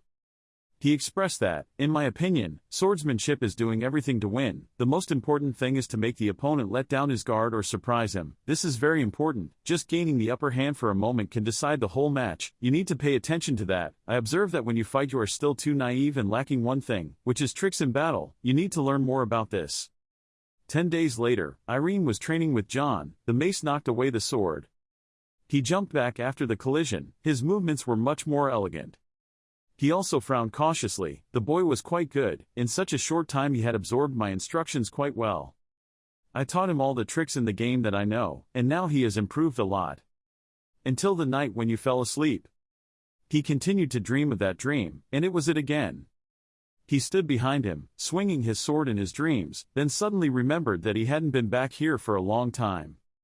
The man with the sword, he seemed older than before but his aura was still the same. Why did I come back here? Did he have something to tell me? He thought and sat down. Close your eyes and concentrate. If you want to help me improve, I'm ready to accept it, but if you want to hinder me, I absolutely cannot sit still. The fire spread around him as if, my will is now stronger than before. I will not let the same thing happen again. I must confidently try harder to be able to move forward. In real life, Ruru witnessed Irene radiating fire while sleeping and realized he can now practice even in his sleep. He really has a strong will. Then in other matches, he still used one move to send his opponent's sword flying, causing people to chant. Unexpectedly, the winner was Irene. His swordsmanship is getting better and better. In 3 days he was promoted to vehicle level. The image of him making his opponents wary and losing makes people even more excited. In these few days, even though his rank is higher, he still wins constantly. And in the stands they were cheering, so great, he's so good, Irene, keep it up. In conclusion, it was still the same as before. He had defeated his opponent in just one move. At this level in the proving ground, no one was his opponent anymore. Up there, Judith was still staring at him strangely amid the sound of victory, congratulating him. Irene, he had been promoted to queen in just a short time. This will be a big stepping stone for him to compete for the championship of the proving ground. Amidst the sound of fireworks congratulating the male lead on his victory, Irene's chants continued to appear. Ruru is on Coover's head excitedly. See, Irene is very cool, Bart Lloyd replied brightly. Suddenly he looked much stronger. Having said that, he glanced at Judith and asked, what are you going to do? Irene is about to pass. Before she could finish her sentence, she left, causing him to silently watch as well. In Judith appeared his face with thoughts. I thought I don't lose in terms of strength. I thought I was stronger in will. I can't beat you in any way. She pursed her lips, her eyes heavy with sadness. Suddenly, a covered man touched her, making her scream. The collision caused the notebook to fall. She picked it up and returned it to the stranger with the words, "I'm sorry." He smiled, "It's okay." So she turned around, then, as if asking permission to leave. He spoke again to attract Judith's attention, "Excuse me, ma'am, are you free?" As for Irene, he was fighting. The opponent swings his sword with great force to slash down. He flexibly dodged the attacks. He squealed with vicious eyes showing his displeasure. Then jumped up and attacked him from behind. He glanced at him and understood what he meant. I would slash straight down like this to see if he could block it. Suddenly Irene disappeared, leaving that guy with confusion. He suddenly appeared from behind him, swinging his sword to his neck. In the closing chant, "The match is over." The opponent is still worried about the sword around his neck. Then the referee announced that the winner was Irene Pereira. The whole audience stood up and screamed with joy. Irene Pereira won again and the match ended very quickly. Up until this moment, no one has beaten him yet. Win just one more match and he will be promoted to king level. Is it possible that in this entire proving ground, no one can stop him? Just like that, the match was filled with emotions. At the bar, two people clinked their glasses in unison, entering and celebrating. Coover spoke. Now everywhere he goes, he hears people talking about Irene. Bart continued, "There have been many articles written about him." He brought up the conversation, and now that I mentioned it, it seemed like Judith was also about to be promoted to queen, right? He said, "Yes, her next match is the deciding match." He glanced at Bart again and asked, "What about you? It seems you don't want to compete with the two of them." "How should I put it? You seem like the type of person who wants to be better or worse in competition, right? Is there any reason in this?" After listening, he put down his cup and confided, "I asked myself." And then a series of memories came back, which was when Ian asked, "What, graduation?" He wondered, there is no test at all. He didn't understand. What test? What test? He said, "Did you hear Judith say that she was leaving the academy to start her graduation exam, saying that she would have to go outside the mainland to experience it?" He wrote and argued leisurely, "Only weak people need to do that. Bart, I've looked at it and think you're qualified and don't need to take any exams. From now on, Bart Lloyd is considered a graduate of Chrono Sword Academy. Congratulations." He was surprised and gaped at his teacher's decision at that time. Now that I think about it, I just smile happily. Coover suddenly looked at the door and said, "Here it is." Slowly the door opened. Lloyd suddenly called, "Judith." Seeing her scratched outside, he was worried. You just went to practice and turned out like this." Before she finished speaking, she immediately said, "Let's fight together, right now." They went out together to an empty lot. Bart immediately asked her, "How did he find this place?" Then he chuckled, holding his sword and preparing to fight. "Okay, let me see how much you practice." She glared and uttered one word, "Bart." Made him self-aware. What? She looked a little different than usual. Right now, Judith also swung her sword in a defensive stance. "Just for once, seriously fight me." He also raised his sword and readied it. "Okay." The next morning, Irene discovered something surprising. This made Ruru curious. "What's wrong, Irene?" His whole body was surrounded by light wafting white smoke, so he said, "I began to see some aura surrounding my body." It immediately appeared. "Huh, you mean aura? You can only see it now. You're honest. Sometimes I can feel it too, but I've never seen it with my own eyes like now." It replied that was good. Now that he could see it, it also meant that his senses were much sharper than before. He raised his hand and looked at that airflow, wondering if this was an aura. The conversation was interrupted by the news. "Irene, your match will be postponed." He didn't understand and asked, "Is there a problem?" The other person hesitated. That match was supposed to take place tomorrow, but the problem was, his opponent was. Returning to the crowded arena, the announcer spoke, "Sorry for making everyone wait so long. Ladies and gentlemen, it's finally the day our official battle begins." The male lead eloquently stepped out with the introduction, the swordsman currently holding an undefeated record, the star of Chrono Academy, Irene Pereira. And his opponent will be, who had just risen to the rank of queen yesterday, and had also issued an extremely arrogant challenge. That was Chrono Academy's swordsman, Judith. Bart looked down from the stands with some concern, as the chants still rang out regularly, the battle of the Chrono students. A dramatic battle between two people of the same generation. Who will be the winner here? In the ring, Irene wanted to know something and said, "I heard that you designated me as your opponent. What are you thinking?" She laughed incomprehensibly. "Ha, what am I thinking? What are you talking about? Of course the reason is simple." As she spoke, she opened her eyes and glared straight at him, "Because I wanted to fight and win against you. Today, in this arena I will surpass you and confront Ilya." The referee had just announced that the match had officially begun. Judith, with terrible speed, rushed straight into the attack. "If you think you can get past me, then go for it." You blocked the attack and shouted loudly, I am not inferior to you." After that self-affirmation, Irene was pushed far back by Judith. She rushed like an arrow. Slashed straight at him again. He used his sword to block the attack. Between the two of them, only she attacked frantically. On the contrary, he fell into a constant defense situation. She unleashed a move that swept away her opponent, covered in a cloud of dust. Looking into that blind spot, her panting breath suddenly stopped. Eyes wide open in surprise. His shadow flashed forward with his sword pointed at her. Judith tried to use her sword to block it but was still thrown away. From that scene, the entire audience exclaimed excitedly, "What did he just do? That's great, yes, Irene is different." But Bart was worried about her. Judith was still in a passive position, unable to counterattack. In the arena, he shouted loudly, deliberately letting her hear, "I'm coming." The signal somehow startled her even more. All of his counterattacks were also fast but no less powerful. She was stuck with difficulty blocking the attacks. The surprise came from her. How could he be this strong? When they were dueling he wasn't this strong. What the hell has he been doing these past few days?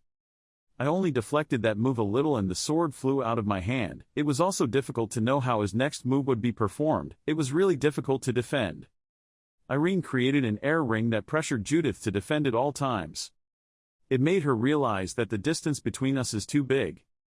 She began to feel confused. What should she do? What should she do to defeat Irene?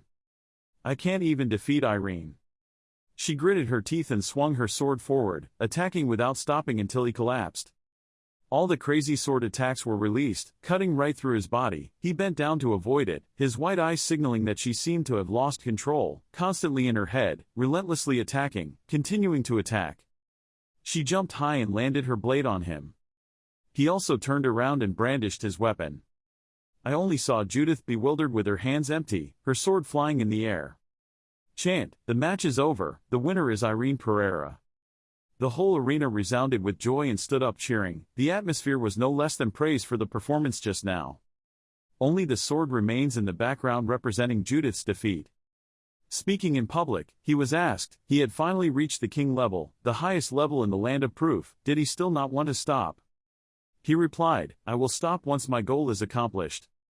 If anyone gets in my way, I'll have to take that person down." At this time, Coover, Bart Lloyd and Ruru also arrived. "He's so quick, Irene, he's promoted, congratulations," he replied politely, thanking Ruru. Bart teased, "Wow, you look so happy, you really like being interviewed, right?" He laughed and denied, "Haha, it's not like that," then asked another question, "Oh, where is Judith?" He was silent for a moment and then said, "As soon as the match ended, he went somewhere, he's probably very sad, so let's give him some time to rest alone." He reluctantly, 2 days later, Bart sat thoughtfully at home, probably thinking he wouldn't come home today. This time he felt so mentally shocked, that's why. He lost very painfully in the match against Irene, who he thought was his equal. It's true that this time he really wanted to win. He looked a bit unstable but still. Suddenly thinking of this, his eyes widened as if he realized something. Wait, now that I'm talking about it, I remember the day before the match. His body gave off an unusual feeling of being filled with demonic energy. Besides, he still remembers what you said. I'm sure that negative emotions such as anger or discouragement are all caused by demonic energy penetrating his body, leading to his madness. Out of his thoughts, he quickly ran out. It was impossible. Crossing the alleys, the arena, and the road. Bart gasped. He wasn't here either, so where did he go? He turned his head again firmly. Right there, the forest training ground. Run deep into the forest. He gritted his teeth and thought, it couldn't be that way, it couldn't be, it definitely wasn't. Somewhere, a banquet table with food and a glass of wine was taken by that strange person. He recalled talking to Judith, "If you want, you can pray with me." Towards Bart, he approached when he saw her sitting dazed on the rock. "Judith, you..." I don't know what surprised him. The scene shows him sipping wine and thinking, really humiliating. He remembered how she had rejected his offer with a smile. I'm glad you invited me, but I have things to do. As for Bart, he was confused when he saw Judith's tears falling. He heard her sobbing. I already knew that. From the day we tried to fight each other. I know that I won't be able to beat Irene, but I tried my best. Trying to chase him, trying to get past him.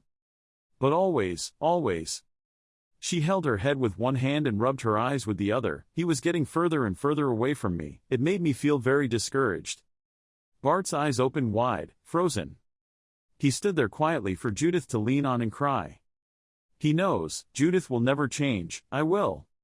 Memories of the conversation with Ian came flooding back, when he asked, I'm sorry, but can I postpone my graduation ceremony a bit? As if wondering, he explained, I want to explore this continent more. If I go like that, I bet I will learn something very useful. I'll go with Judith. And when he confided in Coover, he was happy. I wondered. I will definitely find something more important than my sword. Right now, he held her firmly by the shoulders. I will protect Judith. Just like that, Bart let her cry with her mixed emotions. The arena is filled with the atmosphere of competition between opponents.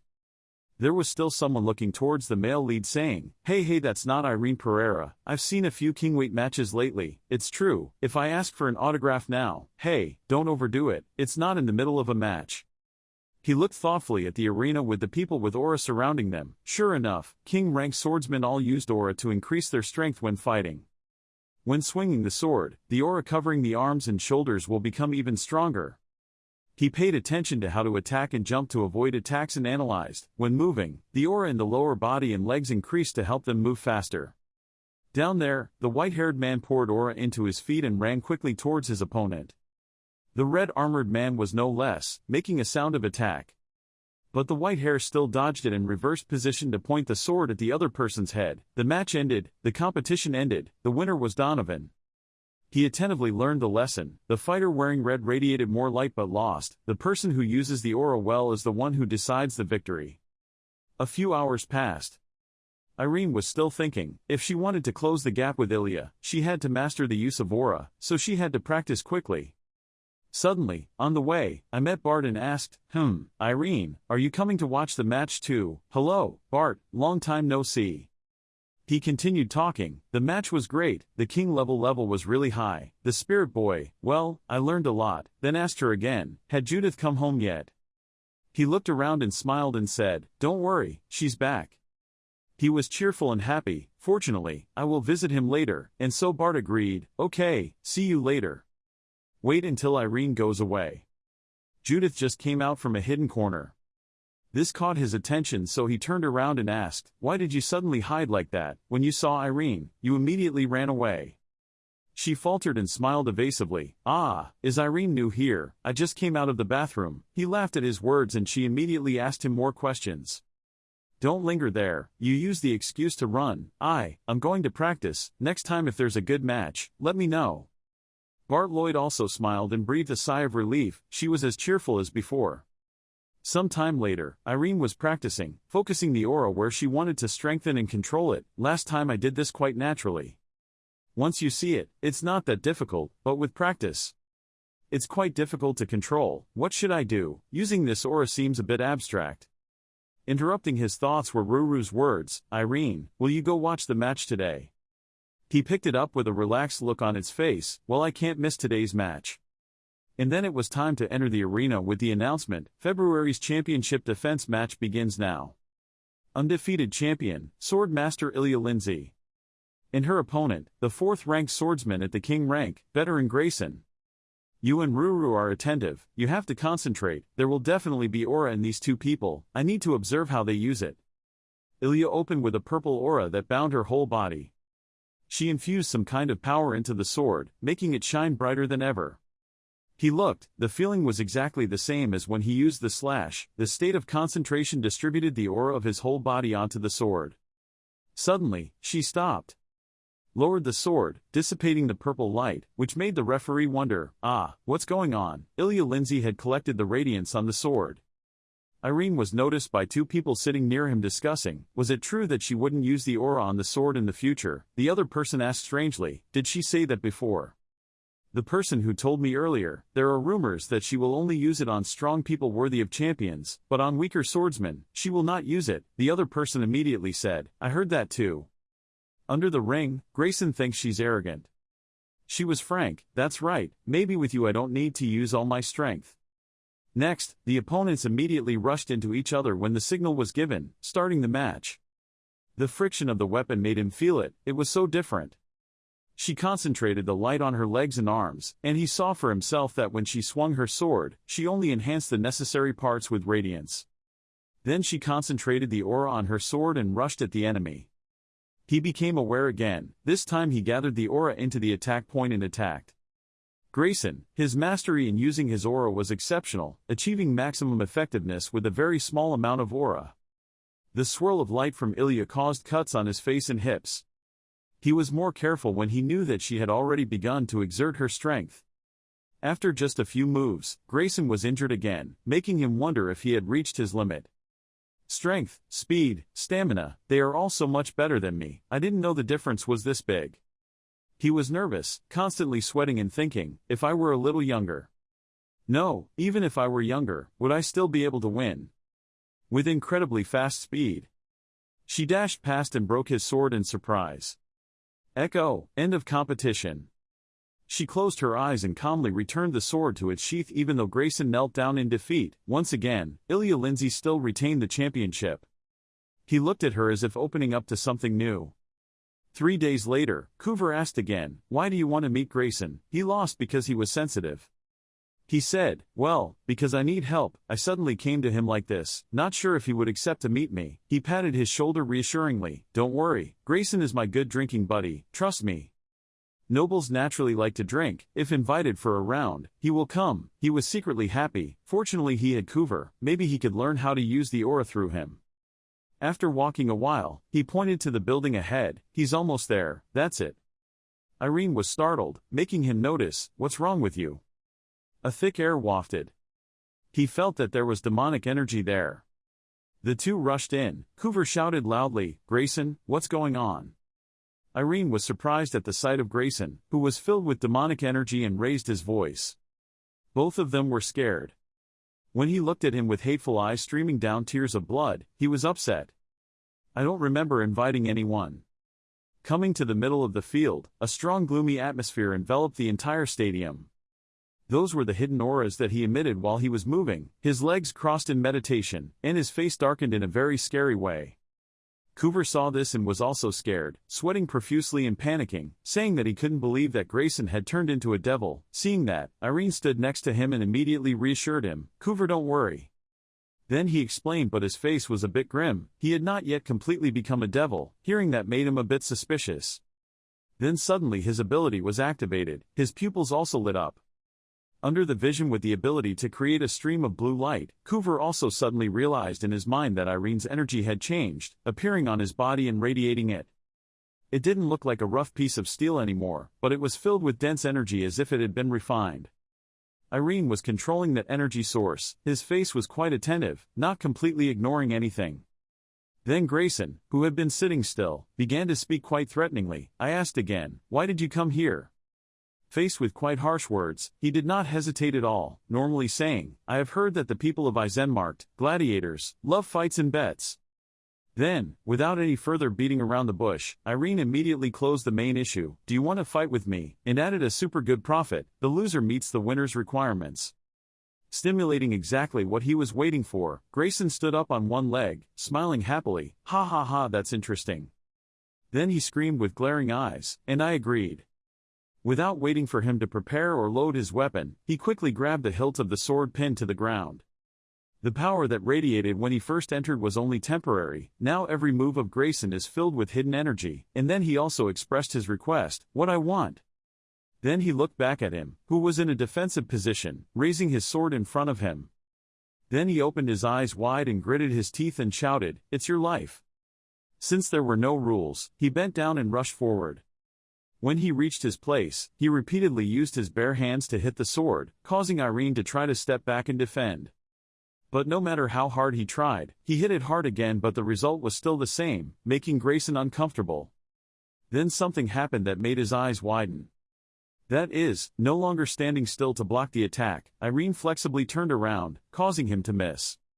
It seemed like the attack was over, but life was not like a dream. There was a chance to continue, so Grayson quickly changed his direction. Swinging the sword was so fast that its shape seemed to be distorted, causing him to marvel and tell himself, the swordsmanship was as graceful as a snake. He used his sword like a silk dancer, one swipe at a time pushing him back. But Irene is not an average person. I was secretly happy to be able to help her. If it weren't for Mr. John Drew's training, I wouldn't have been able to help her. I can clearly see the aura around him now, as Grayson raises his sword.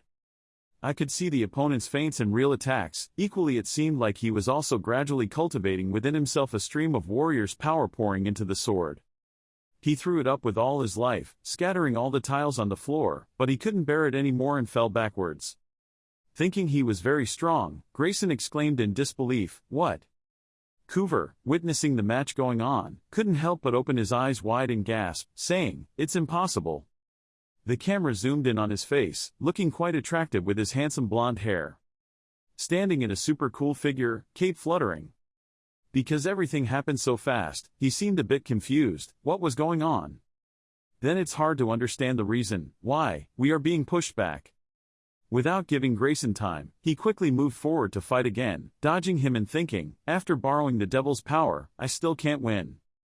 If he couldn't let that happen, he was determined to raise his sword high again, but all his efforts were in vain. He could only accept the truth, it was impossible.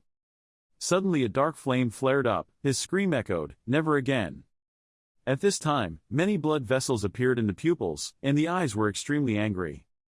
The helplessness had turned into screaming anger. It was impossible.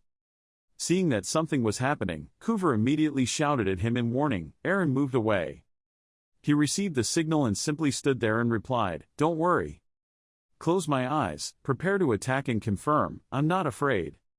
No more evil energy." I couldn't believe how big he looked right now, like a giant with two headlights, and you were like those superhero movies saving the world. Eyes open wide and full of power. The next second, a giant explosion took place like a battle between light and darkness. Grayson seemed to sense something. When I looked down, the blade had cracked in half. With nothing left to lose, he let the handle fall and fell to his knees on the tile floor.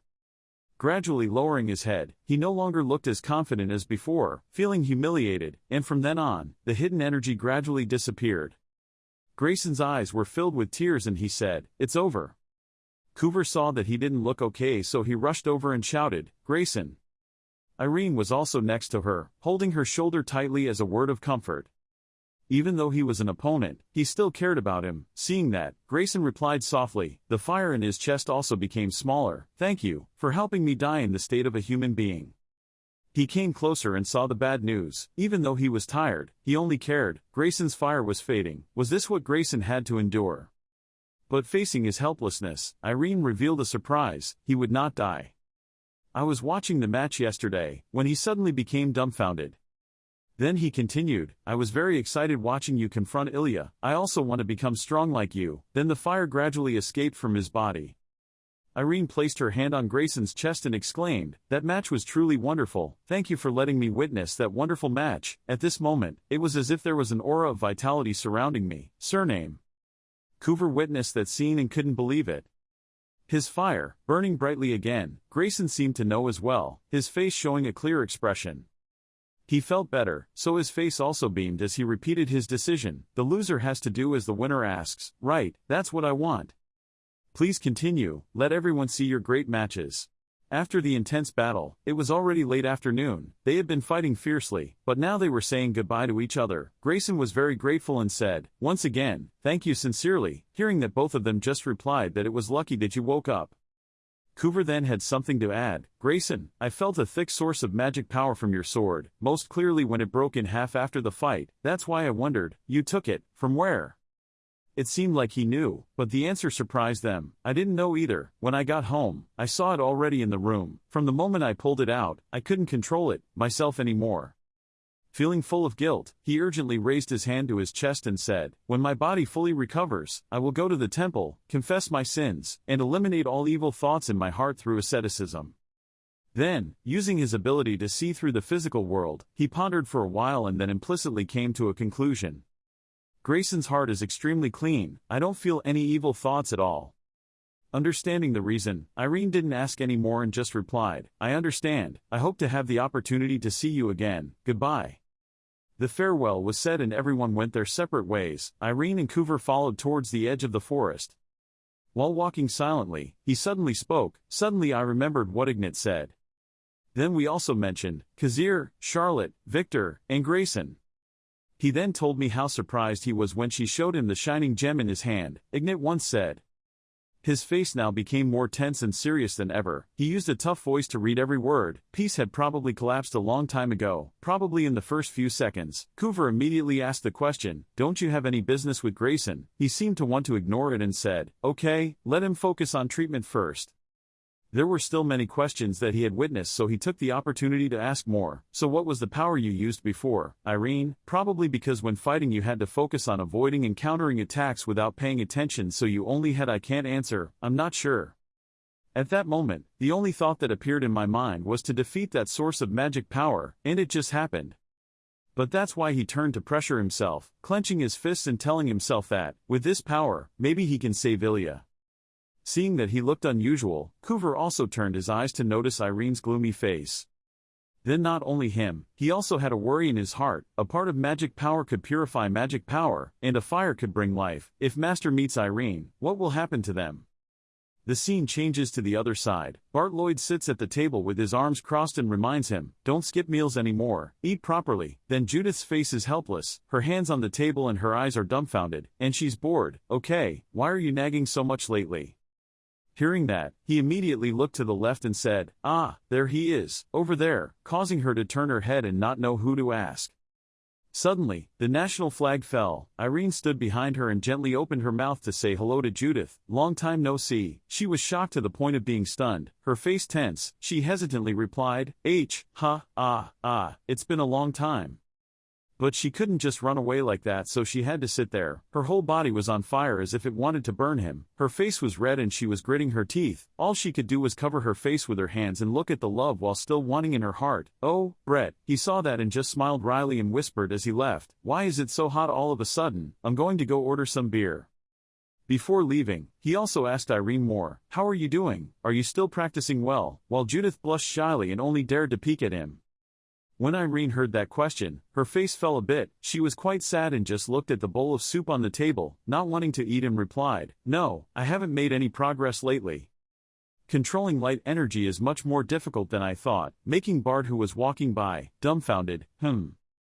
Maybe he was afraid he wouldn't understand. You explained too quickly, or in other words, it was very vague. I couldn't grasp it clearly. Then I stopped for about 2 seconds. While eating, I had to put down my spoon and use my hand to push it. His shoulder called, slowly, slowly. At this moment, doubt appeared on her face. How is that possible? Have you never learned the application of solar energy? Irene just absent-mindedly replied, yes, I can see solar energy for just a few weeks.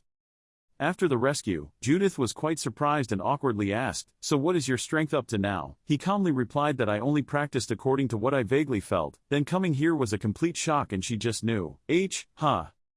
Unable to believe what was before her eyes, Brat leaned back on the chair and sighed sadly. Oh my God, it's so unreasonable. It's not much different. She put her hand on her forehead in pain. You just learned it yourself, and are you already that strong? Attacking each other too much.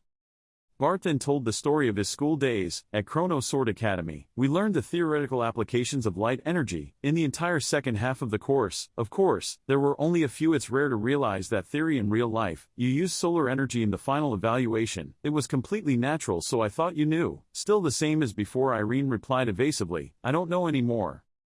Judith had been sitting thoughtfully, not saying anything, just silent. Then she immediately jumped up from the chair and affirmed, much to the surprise of the other two people. Oh wow, Judith herself volunteered, super confidently pointing the finger to take responsibility. I will teach you how to apply Chrono's optical energy. If you can't keep up, I won't hold back. Remember to focus on that, because you were so quick. He was a bit surprised and replied briefly, I understand. Without waiting any longer, the two of them immediately pulled out into the yard in the middle of the night sky. Instructor Judith immediately opened a premium course, with all 6 applications of solar energy, accumulating into a mysterious source of energy inside him. enhanced by activating her accumulated, hardened power to be able to withstand the enhancement. She then stood in a posture holding a sword emitting bright red energy, wearing a set of iron armor and a red cape. While stroking the blade, she continued to explain the content: enlightenment that could take his senses to a new level, concentrate light energy into a location to be able to release greater power, and finally manipulate him, harness the power within him. She then turned around and started walking around Irene, using only his skill combos and vertical attacks using concentration and manipulation. All are very important to create a light sword, but so are the other 4 parts. Achieving harmony in all 6 forms is the most ideal condition. Listening to all the content just now, he also began to ponder, I see, just like my vertical attack, maybe I can also create a light sword. Feeling like there was hope, he spread his legs wide, held the sword up first because he had told himself, but first he had to master the use of light energy, reinforce the basics using theory as a foundation. 1 month later, in the middle of the empty arena was the figure of Irene diligently training. Standing there, using your internal strength, closing your eyes and thinking, focusing your entire body on accumulating your senses. Once you have accumulated enough, put all the light energy into your hands. And when he used his sword, he looked like he was trying so hard that his face was wrinkled. But it didn't work. He could only watch helplessly as many cracks appeared on it, and again, every time he activated the light energy, the sword turned into this. It was as if this sword was absorbing light energy. Looking towards the sword, a thought flashed in his mind. For some reason it seemed stronger than before.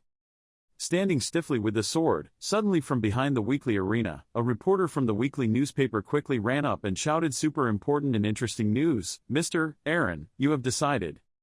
His opponent is Ricardo Pinto, the former champion of the Land of Trials. Hearing that title made him startled, his eyes widened and he thought, former champion. Then he replied with a tense face, "Yes, he is one of the strongest masters, but now he is even more than that. It is said that he has returned with an extremely powerful weapon." From his father, Swordmaster Harrison Pinto, he inherited the first sword of Vulcanus. Hearing stories about him like that, Irene was a little confused and asked, "First of all, what do you mean?" "Yes, and that's true," Weekly emphasized. "Yes, a great sword that can withstand the light sword. If you win against him, you will earn the right to challenge the champion." Then he reminded him that those things were not simple, even for him, but on the contrary. Irene smiled incomprehensibly. That made him look a bit foolish and look straight at Irene's face, wondering. She just laughed. Immediately after that, he opened his eyes as if he had figured something out, smiling confidently and said, "Someone who uses a numbered sword would be a perfect opponent for me at this time. Don't worry, I will win, no matter what happens." It was time to choke up. It was super noisy. Entering the ring, there were countless people cheering in the stands. An announcement rang out, the most anticipated king-level match. The champion returned, Ricardo Pinto. And facing him is the supernova, Irene Pereira, 2 warriors facing each other. Then he raised his hand and said, "I've heard about you. You seem to be at the center of controversy lately." After that, he immediately complimented him. "He's quite famous. Today, a few viewers bet on him."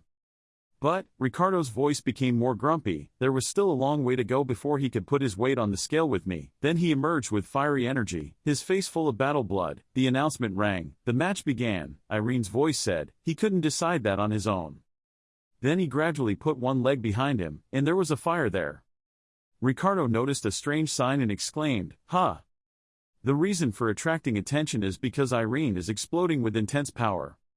Quickly rushed forward like flying, pointing the sword straight at him within an inch of his life. Not surprised by that agility, what caught his attention was the light sword. Ricardo also raised his sword defensively, but Irene suddenly turned it behind him. A streak of light appeared, but he didn't notice him glancing back. Then he also turned around as fast as lightning to block the attack. Because both of their strength was too strong, it created a terrible explosion that spread far and wide. Although he was named the champion last season, it seemed like Ricardo was also feeling the hardship, his eyebrows furrowed, his eyes trying their best. Unbelievable, Irene seemed to be a bit better than him. He put a lot of force into pushing Ricardo away. After the shock just now, his face was tense, but in his mind he had to see the truth and confirm, that's huge power. When he paid a little attention to Irene's legs, he also saw something strange. Moreover, there was a huge amount of aura that was causing that power to gradually increase. Then in just a moment, the place where he could still see his silhouette was empty. Irene rushed like flying. Seeing that scene, Ricardo's eyes widened in complete shock. When he saw him jump and spin in half a circle with the sword about to strike the ground, he immediately leaned back with his red weapon to block the attack. The two swords of light and number rubbed together, creating bright sparks. His performance made him acknowledge with a glance, a perfect concentration. He has already reached the level of proficiency in using aura. That motivated Ricardo to fight harder, which was certainly not normal, while facing Irene. At this point, it seems like he is taking a bit more initiative, slashing continuously, a scene that takes place continuously. The host's commentary also sounded, both of them were amazing. Each person's speed is also getting faster, the moves are pushed higher, there are many details that are difficult to execute. One person attacks, the other quickly counterattacks like a storm. The commentator's voice had to exclaim, a dramatic match from the very beginning. Sure enough, former champion Ricardo Pinto, still showing terrible power as usual. During the time those loudspeakers rang out, in a special area Ilya was sitting on the throne observing all the developments. Beside him, next to her now is Emma Garcia. The sound of comments continued. It seemed like when she heard that name she also had a bit of shyness on her face. His opponent, Irene Pereira.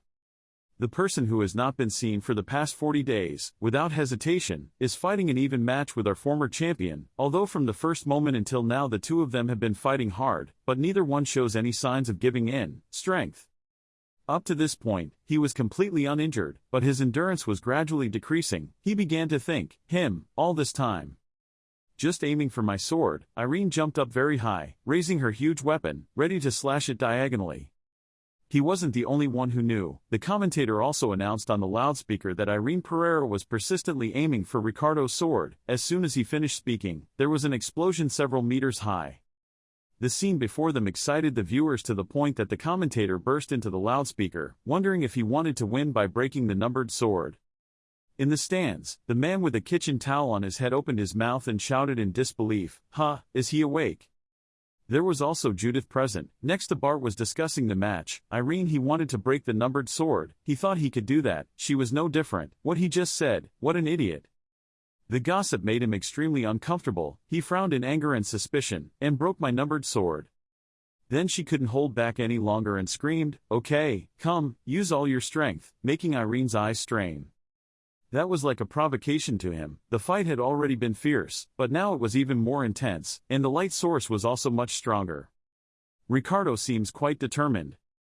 Two completely different extremes, two mighty and powerful warriors about to give each other the final blow. The four spirits looked at each other, their strength was unparalleled. No longer an ordinary person, Irene was so strong that the brick underneath cracked. Flexible eyes observe. When Ricardo pressed the sword down hard, he immediately brought out his light sword and inserted it at the bottom. He thought he would fight head-on, but he didn't expect this move and didn't really understand it, so he just called him. Not losing, Irene immediately jumped up to block Ricardo's attack. The closer he stepped forward, the deeper he wanted to sink into the ground. The energy that met each other radiated through the sword fight. One of the people in there felt so shocked that he could only say, he was pushing Ricardo back, making the whole row of people behind him admire. What, really? That's right, he was forced to retreat by his forward attack, which was so fast that she unintentionally lost her balance. In that moment, Irene's mind was determined to remind herself that, no matter the situation, anyway. His target was the numbered sword, so Irene kept looking at it. Come back to yourself, you have a goal, I will definitely win. Effort, continue your efforts. Because there was a girl on the observation stand who couldn't take her eyes off, Irene had always cherished the wish that I would confront you. Just wait, Ilya, coming here to fight with many purposes also caused Irene's will to increase significantly. He made the final slash to stop Ricardo. No pictures yet, just the sound of the commentators cheering. It was amazing. Irene Pereira started to dominate Ricardo. No matter how strong and durable it is, it will crack, and the numbered red sword will appear with unconnected lines. The whole crowd also saw it, but they didn't know how to believe it. Everyone gasped and said, could it be, could it be? He saw signs that something was wrong, so he took the opportunity to continue to attack and hit the same spot, causing him to only resist quite tiredly and excitedly. Judith and Bart's faces also changed and their eyes opened wide. The sword began to drop a few small pieces of crystal. The black-haired person from before howled, oh. It's broken, making Ilya also surprised by Irene's performance. Ricardo was so shocked that his pupils shrank so he could only wonder, Then he was ready to gain momentum. Speeding faster than light. Rushing past him in surprise, he didn't attack, just sent the sword flying. The announcement, the end of the match, rang out. Makes a whole group of people not understand. Cough, really? The moment his name was shouted, Irene Pereira broke Vulcanus' digital sword, and it fell into pieces. And one, with a serious look on his face. Judith was different from her previous doubts. Now she exclaimed, "He's really great, he finally did it," and Bart coldly replied yes. All admiration and surprise were directed towards Irene, a series of unbelievable miracles. Irene Pereira is standing there, the focus today is him, but his eyes are always looking up above. The announcement said that next month's match had been decided, then Ilya also stood up from the throne and walked forward. The match to decide April's champion was accompanied by a round of confetti. A confrontation between Ilya Lindsay and Irene Pereira, only to see that now he was down in the arena looking up at her. Both of them looked very tense, wondering what would happen. At this time, Irene was sweating profusely and panting tiredly. He tried his best to practice his lines because the upcoming opponent was much stronger than last time. Irene sadly sighed and then blamed herself. This time she still failed, her sword light couldn't be used. Seeing him sighing and full of tension, Judith immediately asked with concern, "Were you planning to create a sword light just now?" Irene replied, "Well, I've been trying for a few days now, but it's really difficult." Hearing that, Judith laughed sarcastically. "Of course, do you think sword light is so easy to do? You've been able to do it in just a few months." So Judith was even more delighted with the sarcasm. Karma for that kid. Hearing her scolding him like that, Irene, although gentle but also hurt, asked, "Why did you suddenly say that?" Judith immediately put on a sullen face and continued to provoke, "If he saw it, try using the sword light to see." Seeing her attitude made him so angry that he gritted his teeth in indignation. It was too much. While the two of them were arguing, no one noticed that Bart's expression was also very strange. He just stood there looking at little girl Judith and couldn't help but think, so cute. At Ilya's practice place, it seemed like the pressure was weighing on her whole body. She was alone without any friends and forced herself to practice day and night without stopping. She practiced without paying attention to the worried bodyguard who was on the side. She practiced for a whole week without stopping. I just hope she doesn't force herself too much.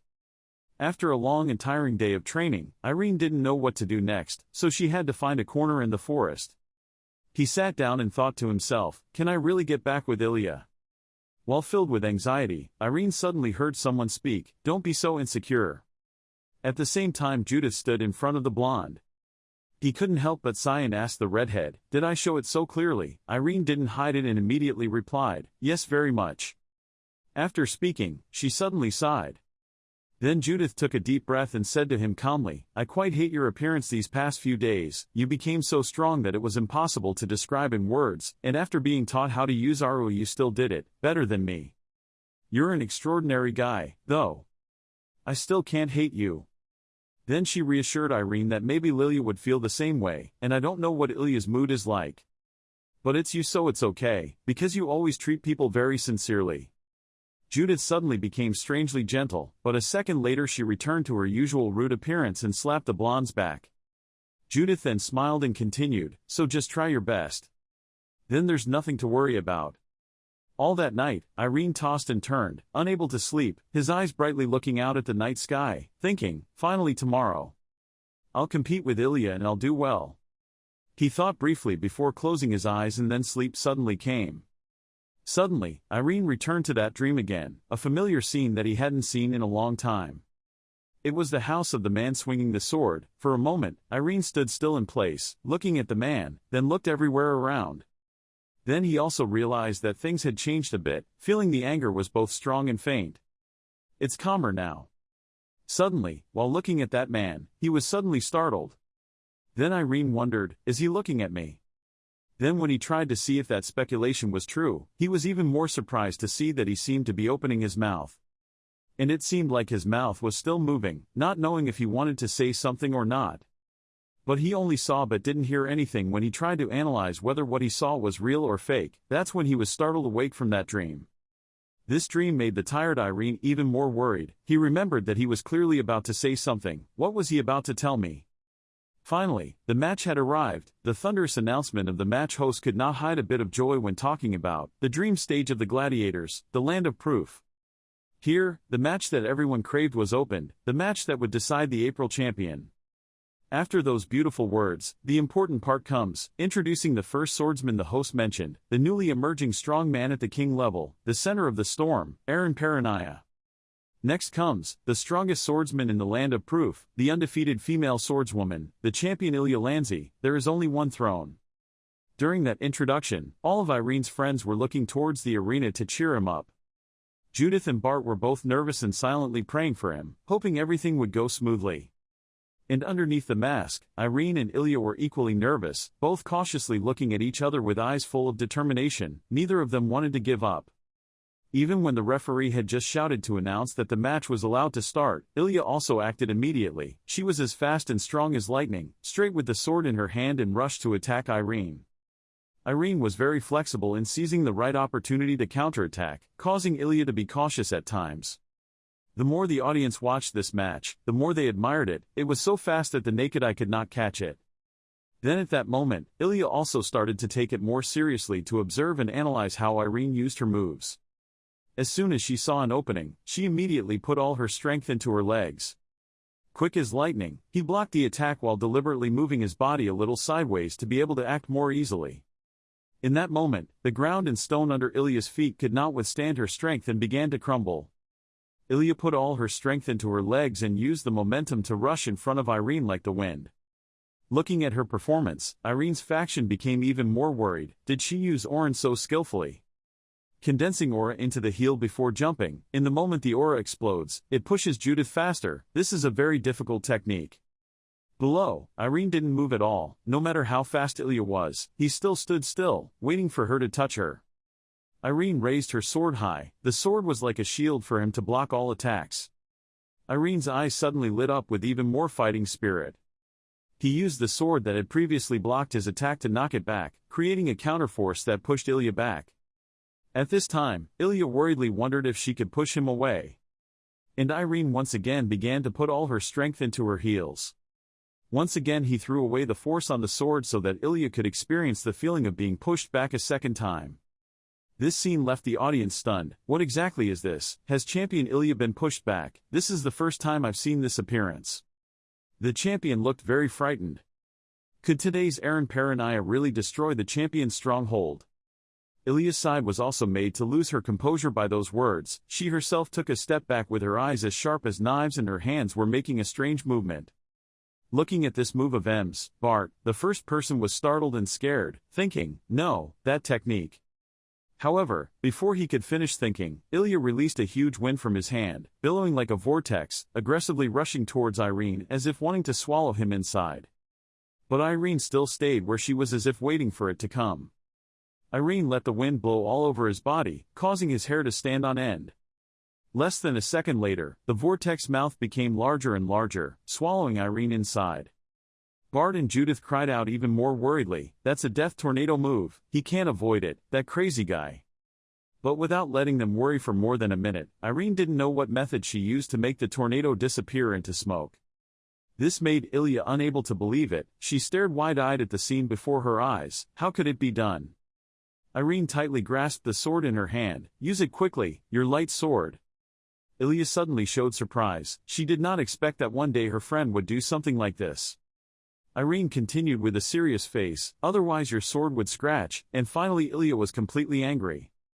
Immediately Ilya used magical aura to apply on his hand and sword. After the sword was covered with powerful aura, everyone shouted at the same time, "Impossible!" The last champion, she used her light sword. Now the real battle begins. "Aaron, go ahead, I bet everything on you." After Ilya used the light sword, the dirt behind him also began to rise. Irene focused on observing her every move. Suddenly, he was startled and saw that Ilya's light sword and hers had come close and crossed a line. Luckily, Irene had promptly fallen to avoid it. Irene tensed, clenched her teeth, and sweat followed. Before Irene had time to think more, Ilya pulled out her sword and lifted her foot to continue attacking again. Judith and Bart Lloyd were sitting in the stands watching. Everyone had worried looks on their faces. It was indeed difficult. Who would have thought to hear Ruru sitting on Lloyd's shoulder firmly shaking his head and replying, "No, Irene, he can do it." On the field, Irene tries to concentrate on every move of Ilya. The two of them use the light of Judith to continuously attack each other. Ilya continuously attacked and attacked Irene so that he had no space to resist. However, Irene was also very agile, keeping up with Judith. Finally, she found an opportunity to attack, only to see Irene raised her hand and slashed down. This made Ilya a bit surprised. She immediately backed away, and immediately between the two of them, a horizontal crack appeared on the ground. The viewers in the stands stared in admiration. It was so evenly matched, it was so good. Seeing that she was constantly being pushed back by Irene, Ilya gritted her teeth and thought to herself, not expecting to show off this terrible drawing in front of everyone. Then she held the sword and made up her mind to end this match quickly. The two of them once again rushed to attack. Irene quickly jumped up and dodged Ilya's attack. At this time, Ilya was trying to calm herself from panic. If she showed a miserable expression while fighting, then gossip would definitely appear.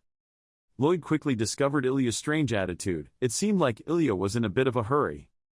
Ruru observed the match and silently commented, although in terms of strength, Ilya has the better part, but Irene is coping very well thanks to recent training sessions. Furthermore, Ilya's dark energy is awakening now. Now for Ilya it's Irene. Is the enemy without any other feelings. Ilya finally couldn't keep calm anymore and frowned angrily, using his magic power. Immediately, the light sword was also given enormous power, emitting a dazzling light. Ilya's face was black. She gritted her teeth, jumped up and slashed towards Irene. Irene quickly grabbed her sword with both hands and used all her strength to block this blow. The collision of the two swords caused chaotic light to flare up. While fighting, Irene looked straight at the crazy Ilya and silently called out, "Ilya, I'm always grateful to her." Ilya now wanted to attack again. Irene honestly thought, if she didn't help me, I would. He remembered the days at Ilya Academy. The strongest person at that time very patiently guided him in training. Sometimes no one wants to talk to him. Ilya is his first friend to practice and eat with. Renee remembers those things very gratefully. I could not have made the progress I have today. That kind-hearted Ilya is now blinded by hatred. Her sinister face wants to quickly deal with the enemy in front of her, Irene. When her blade suddenly slashed down, it just barely grazed Irene's shirt. Ilya saw the fighting field in front of her and immediately turned her head to look for Irene's figure. Just now, she had avoided it. Irene became even more determined. "Now I will help you." Then her sword glowed brightly behind the black smoke. It turned out that a few days ago, when Irene was practicing, he stuck her sword straight into the ground. Then, as if lost in his own illusion, he walked towards the sword. After holding up the sword, a bright light emitted from the sword also changed its shape. Even he was extremely surprised. Irene got out of that memory and everyone in the stands looked at the bright light coming from the sword and their eyes widened. What's going on? The light suddenly came from the sword. Judith was extremely surprised and shouted, "What the hell?" Lloyd's eyes widened. It was a light sword. At this point, people could no longer see the situation on the field because it was covered by blinding light. When that light source disappeared, everyone in the audience was surprised. Ilya was startled and looked at the sword in his hand, which had been cut off before he knew it. The referee couldn't hide his excitement and shouted with a trembling voice, "Winner Irene Perenaya, the new champion has appeared." After hearing the results, Ilya dropped the broken sword on the ground and sat down in despair. She is now extremely desperate. It's all over. What should I do now? While she was very confused, she heard Irene come calling her name. Ilya suddenly raised her head, not knowing what else Irene wanted to say in this situation. Irene's whole body emitted a halo. She bowed her head and smiled. Saying this after finishing the fight was a bit embarrassing. Ilya was startled to feel that aura. What is this warmth? Irene held out one hand and smiled sincerely. "Now I want to make peace with you." Ilya couldn't regain her composure for a moment and looked at Irene in surprise. After a few seconds of thinking everything through, Ilya smiled and breathed a sigh of relief. She reached out to hold Irene's hand. The two of them looked at each other in the sunlight very romantically. Everyone in the stands immediately burst into tears. "Is the champion really standing in front of me? Irene, you are so good." At the same time, the mysterious pastor also stood up and left, bumping into the person next to him. The bald man immediately ran after him and patted him on the shoulder to ask if he was guilty. "Hey, if you bump into someone, you should apologize." The pastor didn't turn his head and his whole body radiated an aura of energy that made the bald man who was placing his hand on the pastor's shoulder startled and withdrew his hand. He looked like he had been brainwashed, forgetting everything just now and stupidly asking himself, "What are you doing?" While the pastor looked at Ilya with a gloomy face. "Really sorry."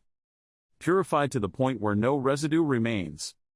He turned his head to look at Irene, silently thinking that a person with the power of a ghost was within him. In the end, what kind of person are you? The next day, after that great victory, they met as usual at the tea table in the inn. Bart Lloyd was reading the newspaper and telling the group that there were many objections to the championship by Irene Pereira. Using a secret sword technique that can change shape in the middle of a match is unacceptable. There are currently a lot of controversial discussions about a rematch being raised.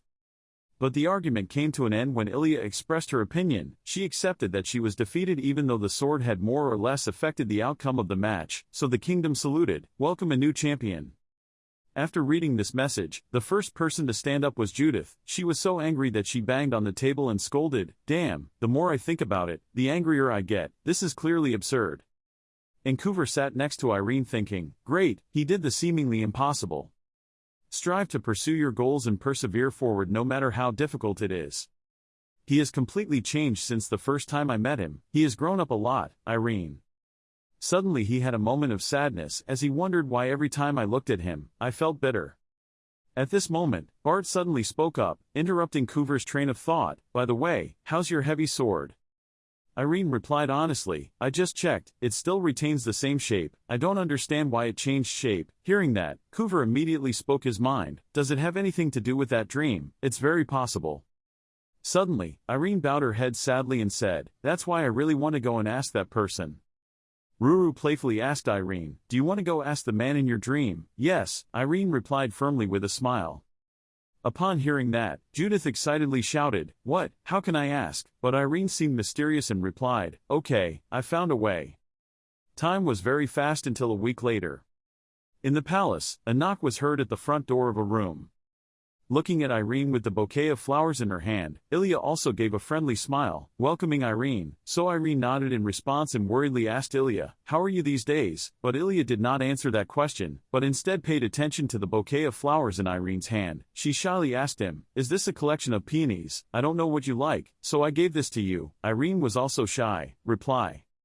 After inviting Irene into the house to drink tea, Ilya asked Irene directly, "Are you going?"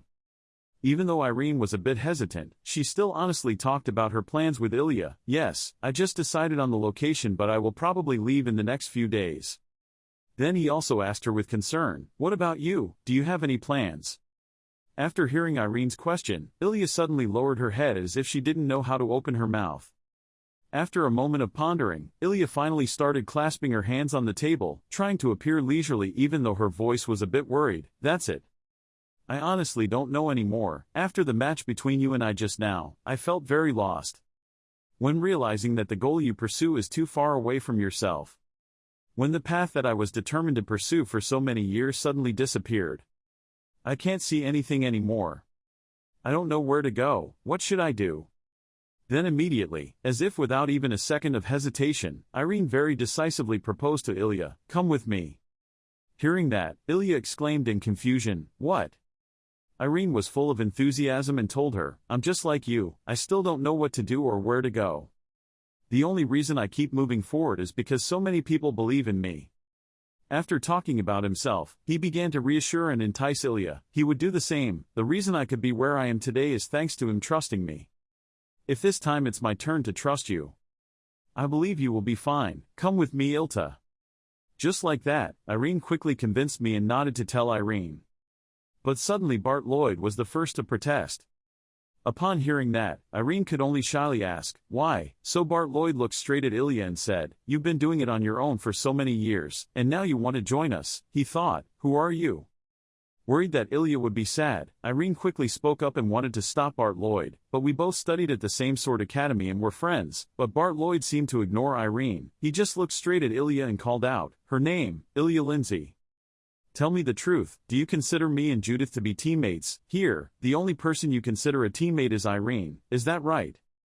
At this point Judith tried to stop him but Bart Lloyd still persisted in speaking, "That's why." But suddenly Bart Lloyd's attitude changed 180 degrees and he smiled and suggested, "I think we should get to know each other first. Just share secrets with each other and you will automatically become close. I'll go first."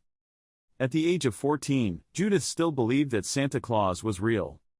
When she was at Chrono, there was a time when she didn't scold anyone, and her heart was as single as a lotus flower. It wasn't until later that I realized that she had cheated because she wanted to get a gift from Santa Claus. Having her story taken as a joke, Judith angrily punched Bart in the face and shouted, "You pig, if it's good, go fuck yourself. Haven't bought insurance yet and dare to reveal other people's secrets." After dealing with Bart, Judith was like a lioness roaring at the group, "What are you waiting for? Hurry up and say something, including me." Judith shouted loudly again, "Besides, you guys have heard my secret, so if you're deaf, say something." And then a day full of laughter and noise passed and night quickly fell. After all the laughter and jokes, Irene rarely had such a comfortable day, so his sleep came very quickly. And then again that dream came again. The dream about the house and that man was completely different from the anxiety and confusion of the previous times. This time, as soon as I met that person in the dream, Irene quickly walked over and used the most respectful and polite voice to ask, "Please tell me, I know who you are. Why do you keep appearing in my dreams? What did you want to say to me last time?" But the other man glared and raised his sword straight up as if he wanted to fight him. Immediately after that, Irene's sword also appeared before my eyes. This further confirmed Irene's speculation. At this point, Irene was sure that the man wanted to fight her, so he could only smile bitterly and gently ask, "You're too straightforward, right?" Right after that question, Irene did not refuse to pick up her sword and boldly shouted to the man, "Okay, let's have a match." Who would have thought that as soon as he agreed, that man would not be tolerant? Swung his sword straight towards Irene and slashed.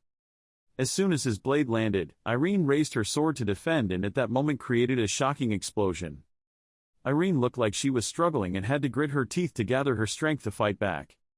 But that man kept an extremely calm look. Not only that, his strength also increased until that strength completely overwhelmed Irene, then the man immediately pushed hard. This caused Irene, despite her best efforts, to still be pushed back several meters.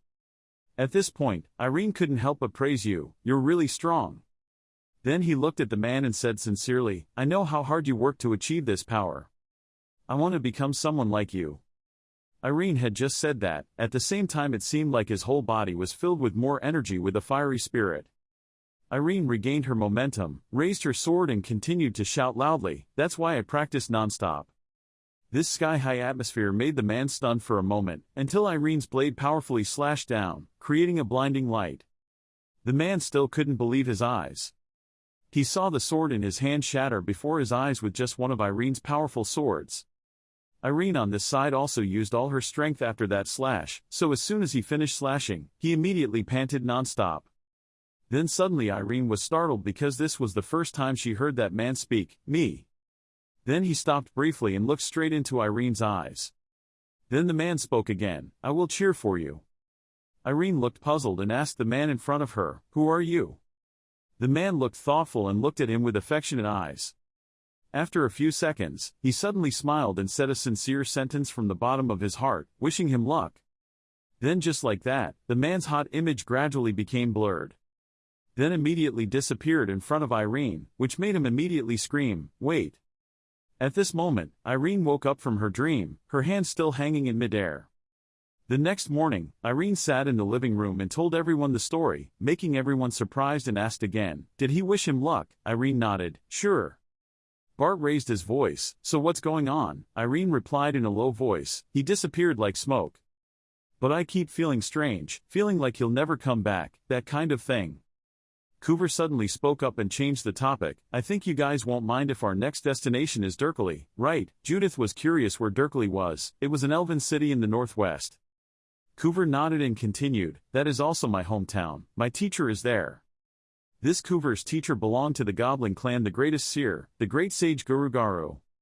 Coover turned to tell Irene, if he was a teacher, he could see something from the dream of you and that mysterious man. Irene was really surprised to hear that. Bart immediately agreed to this proposal and turned to look at Judith. "I think it's fine, how about you?" Judith smiled faintly, "I don't care. Because from now on I can fight against the two strongest people among us." Next, Ilya looked at Irene. "I think it's okay," Ruru added excitedly, "I've never been to an elf village before, it's really interesting." And so on. After determining the destination the next day, everyone prepared the carriage to leave. Ilya also said goodbye to her bodyguard. "I'm going, help me say goodbye to your parents." The bodyguard smiled, "Okay, no need to worry about it, safe journey, miss." Ilya suddenly remembered, thinking about it, "I forgot to say hello to the pastor." The bodyguard said again, "The pastor left a few days ago. He said he had an urgent matter, so he asked me to see him off." She quickly waved goodbye to the bodyguard one last time, so on leaving then turned around and got into the carriage. When the carriage started rolling, Ruru happily looked behind the carriage and said goodbye to the villagers. "Here we go, take care of your health." The villagers looked at the people on the bus gradually disappearing and suddenly did not know what to say. After a few seconds, they finally opened their mouths and looked at each other. They couldn't believe that our champion was gone, so now and they were all in an uproar. "The title of champion was mine, I want to fight again." "How dare you monopolize the title of champion?" Contrary to that noisy scene, the horse carriage raced along the road to a quiet lawn and stopped for a lunch break. Bart Lloyd made a suggestion to Coover. "Coover, go let me drive the car for you." Coover asked in confusion, "Why so suddenly?" "But okay, as you wish." Judith excitedly volunteered, "Yes, let me be in charge of today's lunch, just leave it to us." After a while, looking at the lunch prepared by Chef Judith, Irene picked up the blackened skewer and asked, "Is this edible?" But luckily everyone heard Ilya working hard next to the big pot saying, "It's okay, I made this soup." The three people happily drank the soup and then immediately spat it out, their pale faces commenting that it was poison. Ilya was extremely shocked to hear those comments. "Poison, is my soup poison?" Seeing that, Coover turned pale and suggested, "Just let me take care of the cooking. If I need help, I will call, so please stop causing trouble." The two amateur chefs shyly replied, "Okay." Judith pulled out her sword again to take advantage of the time to practice. Ilya stood next to her and gave advice. If she considered the sword as a part of her body, it would be easier to control. At the same time, Bart Lloyd and Ruru went to the flower bushes nearby, singing and picking flowers. And a moment later he made a wreath of flowers. Then gently placed it on the sleeping Ruru's head, creating a very poetic scene. The sky began to gradually get dark, so they quickly found firewood to make a fire to warm up. The person responsible for lighting the fire is none other than Coover. Seeing that Coover seemed a bit lonely, Irene went and sat down on the log next to him, greeting Coover. The sudden noise startled him out of his thoughts. "Are you done practicing?" Irene asked him with concern, "Is there anything bothering you lately?" Coover smiled faintly and shook his head. "It's not like I have anything to hide. Honestly, I'm a bit nervous thinking about returning to my hometown, so I feel a bit bad." Coover looked thoughtful as he continued, "It sounds shy, but I'm not sure I want to go back there alone." Hearing this, Irene's heart also cleared up. "I understand, so the reason Coover traveled around the continent was..." Coover sadly added, "Sorry, I think I want to rely on you guys to come back. I'm still so pitiful even at this old age." Irene quickly denied Coover's point of view. "It's not that you're pitiful, you were the first person to suggest truthfully. Even though it wasn't for us, your courage helped you make the decision to change. That's courageous." Hearing these words, Coover was a bit surprised. A few seconds later, he turned away, his voice trembling, "Thanking you." The next day when everyone was departing, they unfortunately got stuck on a rock, causing it to break. Coover put his hands on his hips and sighed, "You too, Brett, I thought you would be different from the two girls." Seeing that, Judith quickly scoffed, "I knew this would happen." Bart Lloyd immediately responded, "This is my first time driving this type of car." While they were arguing, Coover noticed someone coming over there and turned around and said, "There's someone coming here, I'll go ask them for help." A moment later, he brought two men back and introduced them to everyone, saying hello. They were from the company near the Goblin clan. Luckily they helped. The man in the hat smiled, "Nice to meet me." Then Frederick, the old man next to him, also said his name. "I was Kenzel." Then everyone took turns happily introducing their names. Hearing everyone's introduction, Frederick glanced and thought, "I've heard these names somewhere before." After the introduction, everyone continued on their way together. Suddenly, Ilya sat in the back of the carriage and sighed, her face not looking very good. Seeing that, Ruru asked in surprise and walked over to ask, "Ilya, are you okay? You look very pale." Ilya said thoughtfully, "It's just that I keep thinking about what to do from now on. My heart feels lighter than before. I don't know if this is a good thing or not." Ruru immediately jumped into Ilya's arms and raised her voice to comfort her. "Oh God, if it's too much trouble, don't think about it anymore. If you keep thinking about it, you'll only get more worried, right? At times like these, just let go of everything, forgive me, and let your heart be at peace." Ruru leaned back and continued, "Now follow me, clear your mind." Ilya leaned back dumbfounded and followed, "Clear your mind." Seeing the looks of the two, Judith immediately burst out laughing. "Ruru, what are you doing?" At this time, Frederick, who was driving the car in front, suddenly jumped up and shouted, "I remember." The old man Kezel next to him also howled in shock. "Oh my God," I was startled. Frederick turned and hurriedly told the old man, "They are the golden generation, that golden generation, the golden generation of Kron Sword Academy are the champions of the land of proof." I kept thinking about what I heard. Where did those names come from? I didn't expect that they were those talented guys. Kenzel was a bit skeptical. Were they really those people? Frederick nodded with great certainty. Yes, the names were the same too. Hearing that, Kenzak couldn't help but hit Frederick a few times. "Oh my God, this idiot. If it's just the same name then it's not necessarily right. Do you think such important people will come here? Aren't they being paid to fight in the arenas already?" Kenzel was extremely confident with his guess and turned to look at the group of people behind him. "That's right, look at them. How could they be the golden generation of the Sword Academy?" At first glance, we could tell they were just a group of people visiting. Then the scene became quiet again and the carriage continued on its way. Suddenly they heard someone screaming, "Everyone wake up quickly, be careful." Coover immediately went to ask, "What's wrong?" only to see Frederick pale. There was a robbery. Looking at the fierce army approaching from afar, Frederick was even more panicked. They were a band of goblin robbers. Looking at the fierce goblin leading the way, Frederick's voice trembled. "That elite guy with the tattoo, I've heard about him. He's the leader of an elite bandit group that specializes in killing, so there's not much to negotiate." On this side, the goblins heard the leader's orders and simultaneously rushed towards the carriage. Following their tiger-digging movements, rocks and soil began to echo from all directions in utter chaos. A fierce man quickly approached the carriage and jumped up, wanting to slash at Frederick. While Frederick was terrified, Irene quickly jumped up from behind and cut off the goblin's head within an inch of his life. His expression was extremely serious. He quickly shouted loudly and backed away. The three remaining students also quickly rushed forward. They easily cut off the heads of the oncoming goblins one after another. Ilya quickly weaved his way through 2 or 3 goblins. In one slash cut off 3 of their heads. Frederick stood to the side with his mouth open in disbelief. It couldn't be. Goblins were stronger than humans, but they defeated them with just one move. Thinking of this, he suddenly realized everything. The scene in front of him made him believe even more that they were none other than the golden generation of the Chrono Swordsmanship Academy. The goblins were continuously being destroyed and howled indignantly. Irene's sharp sword continued to stab straight. Belly of an unfortunate goblin. After killing one group, another group continued to attack. Irene gritted her teeth and continued to kill non-stop.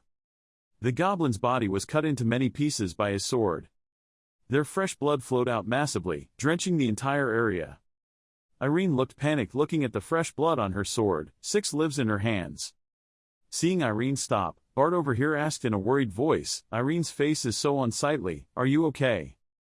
Irene immediately regained her composure and replied, "It's okay." He thought seriously, "I know. Now is not the time to hesitate." The commander standing behind, looking at the continuously destroyed goblins, said in a deep voice, "Very well, then I will be serious with you." Saying that, he reached out and grabbed the head of an elite subordinate. Bart Lloyd and Irene saw the fury in the leader's eyes and gritted his teeth. He was crazy. I only saw that the goblin's head was quickly crushed in the leader's hand, and blood flowed out. Then the other guy's blood was slowly absorbed by the leader. Very quickly the leader's whole body turned from blue to red. His body also became several times larger as he shouted ferociously at Irene. Coover immediately realized that his face turned pale and he shouted, "That's really crazy of you, I heard it was banned." That goblin, filled with murderous aura, ran over and said in a deep voice, "I will kill you all." Suddenly, out of nowhere, a huge hammer appeared in the air. The hammer rushed forward with immense power. It turned around and attacked the angry goblin. The goblin was immediately stuck to the cliff on the other side, angry and painfully screaming chicken howls. Irene turned her head in surprise to look in the direction the hammer appeared. "What's going on?" A hammer flew out from that direction. On the other side of the mountain, Irene saw a shadow flash. An old goblin jumped from the cliff and rushed straight through the direction of the raging goblin that was stuck to the cliff. The goblin looked in horror at the hand placed in front of him, so scared that he couldn't say anything anymore. And so an earth-shattering explosion took place in front of Irene's group. About half a minute later, the rock and soil gradually fell down. Behind the thick layer of dust and smoke, a blood-stained axe was raised high from the dust. Along with that was the loud scream of the old goblin, the soldiers, attacking. Immediately from the cliff, countless robed elves carrying weapons jumped down. They quickly rushed to deal with the remaining marauding goblins. Bart was extremely surprised and turned around to ask, "Who are these goblins?" Coover replied with a calm face, "They were the goblin warriors of Durkali." Coover continued, "That person is the chief of the Durkali tribe, the spirit magician, one of the 10 strongest people on the continent." He pointed towards the old goblin who defeated the goblin and continued, "His name is my father Karkum." After all, father and son finally met again. Karkum called out to Coover, "Father, long time no see." But unexpectedly Karkum's next sentence was, "Leave here, this is the last mercy a father can do." Hearing Karkum say that, Kavar suddenly didn't know what to say and just called out father. Karkum frowned impatiently and said loudly, "Go away, don't ever step foot in this place." But Coover firmly refused, "I can't, I want to talk to father and Tarakan." Karkum shouted angrily, "No such thing, leave this place immediately." Suddenly a voice said, "Wait, a guy mustered up the courage to come here, can't we talk?" Karkum looked at Irene suspiciously, "Who are you?" Irene stood up straight and replied, "Irene Paranaya, a student of Kono Academy, is also a friend of Coover." Karkum said with a serious face, "This is our tribe's business, it is the business of our bloodline, it has nothing to do with others." But Irene showed a determined look, "It is the business of a teacher, of a friend, not someone else's story." "Seeing you so stubborn," Karkum said coldly, "if so, then you are ready to shoulder the burden with your friend." Without hesitation, Irene affirmed, "Of course, because of Coover I can do everything." Karkum took out the huge hammer from before and loudly said, "Okay, human swordsman, then prove it. Speak for yourself," and after finishing speaking, he threw the hammer hard at Irene. Judith's hammer was startled and she rushed towards me. Irene gritted her teeth and used her sword to block it. After a few seconds of the spinning attack, he was finally able to knock that hammer into the air. Immediately, a sharp axe appeared in Karkum's hand. He continuously hit Irene's direction, she also quickly caught up with his Judith. At this moment, Karkum raised one of his hands and black light began to appear around his hand. The hammer that Irene had knocked away earlier also had black streaks appearing like tight ropes. The hammer immediately pulled from above in front of Karkum and was about to hit Irene's side. Irene, who had not been paying attention to this, opened her eyes in surprise when the hammer suddenly hit her. When the hammer was about to hit, Irene quickly slashed her sword to block the hammer. Seeing that, Karkum silently complimented you, "That's pretty good." He silently looked at Irene and silently assessed, "The light covering his body was able to receive my attack, he was using the golden light energy expertly." Karkum still didn't stop, continuously hitting Irene's side. Irene's sword and Karkum's axe continuously collided with each other, creating very shrill sounds. At this time, Karkum was a bit surprised to receive my attack under this human body, but Irene's sword was finally knocked away. Karkum said in a low voice, "It's over, give up." But I saw Irene's cold face jumping up and making a strange pose. The sword that had just been knocked back suddenly appeared behind him. Irene took advantage of the situation when Karkum was caught off guard and slashed him horizontally, knocking him away. Karkum frowned and silently assessed, the sword reappearing, was it magic? Then he said loudly to Irene, "I have to admit that you have talent, but if you don't use all your strength, it won't be easy to endure anymore, but that's all. I won't say much more, leave this place with Coover." Saying Kuj Kum while releasing a blinding light from his axe, he loudly warned, "If you don't leave, I will make you unable to hold a sword anymore." Just as Karkum was about to attack again, he suddenly heard Ruru's voice speak and stopped. Ruru angrily jumped into the air between the two and raised his voice, unable to bear it anymore. "If you touch Irene again, I won't leave you alone." Then Ruru's whole body suddenly lit up. After the light gradually dissipated, a small, flickering wing appeared. Next, the wing became more and more solid and gradually transformed according to Ruru's magic. Irene was extremely surprised by the transformation in front of her and called Ruru in a low voice. Ruru had now transformed into a little girl with 2 horns on her head and 2 wings on her back, her whole body surrounded by a magical aura. Looking at the current Ruru, all the people present were suddenly silent and stunned for a moment. After regaining his composure, Bart exclaimed, "Is that a dragon?" Ruru was still a bit surprised by his new appearance. He was startled and grabbed his wings to look at them and wondered, "What is this? I like these wings so much." Below, Karkum also widened his eyes in fear and hesitantly asked Ruru, "Are you a witch?" Ruru coldly used magic power to transform into a magic wand and enthusiastically shouted, "Okay, Irene, I'll scold that kid." After finishing speaking, Ruru used his wand to spray out a source of attack power downwards. But surprisingly, he didn't even hit a single feather of the Karakum. Looking at her power slipping away meaninglessly, Ruru could only gasp and cry out in worry, "Oh, it's suddenly gone." And that stream of power, although it did not hit the Karakum, flew towards his soldiers, causing those people to run away in fear, shouting, "Why are you here? Let's all avoid." But no matter how fast they ran, they couldn't match Judith's power. The terrible power that Ruru manifested seemed to have absorbed energy to the maximum, exploding, creating an extremely catastrophic battlefield. Looking at the scene before her eyes, Judith screamed loudly and lamented, "I can't use this anymore, it's too difficult." After that, it seemed like there would be another battle when Kuver bravely used all his strength to shout, "Everyone stop! Dad, we still don't know whether the choice at that time was right or wrong. Every time I hear that Durkali is fine, I think leaving is a good choice. But in my heart I still think there must be a better way. That thought makes me unable to sleep." And then I realized, the Durkali land where my father and brothers were, there was this whole tribe. I miss it, much more than I thought. Durkali Kuver's spirit magician, know this ungrateful son, finally meets his father again after 17 years. After hearing these words, Karakum could not hide his emotions. So Karakum immediately turned away before they could see the tears falling from his eyes. He quickly turned around and pretended to be cold and said, "Whatever we're talking about, let's go back to the city and talk about it." Hearing these words of his father, Kuver cried even more fiercely, tears of happiness.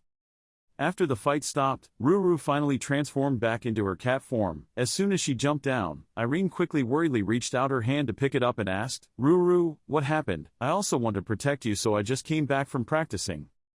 But Irene still didn't understand. He looked at it and asked curiously, "What was that just now? Could it be that Ruru's original form?" But Ruru seemed very tired and yawned and replied, "I don't know anymore. I suddenly transformed like that, but I was so sleepy that transforming was really painful." "Can I sleep now?" he said, and then fell asleep in Irene's arms. Ilya, who was behind her, saw everything, smiled, then walked over to Irene's side and softly reminded her, "Irene, let's take a nap too, we have to leave early tomorrow." And then they quickly found a place to light a campfire right before nightfall. The fire was lit, sending black smoke flying into the sky. While everyone was fast asleep, only Irene stood still in front of the fire, bewildered. While in a daze, a voice suddenly rang out, "Irene." Bart walked up to Irene and seriously asked, "Hey, are you regretting it?" Irene was also a little confused by this question. He thought for a moment but still hesitantly replied, "I don't regret it, it's just..." But before I could finish speaking, Bart calmly interrupted me. "I'm afraid something more serious might happen in the future. You have to calm down.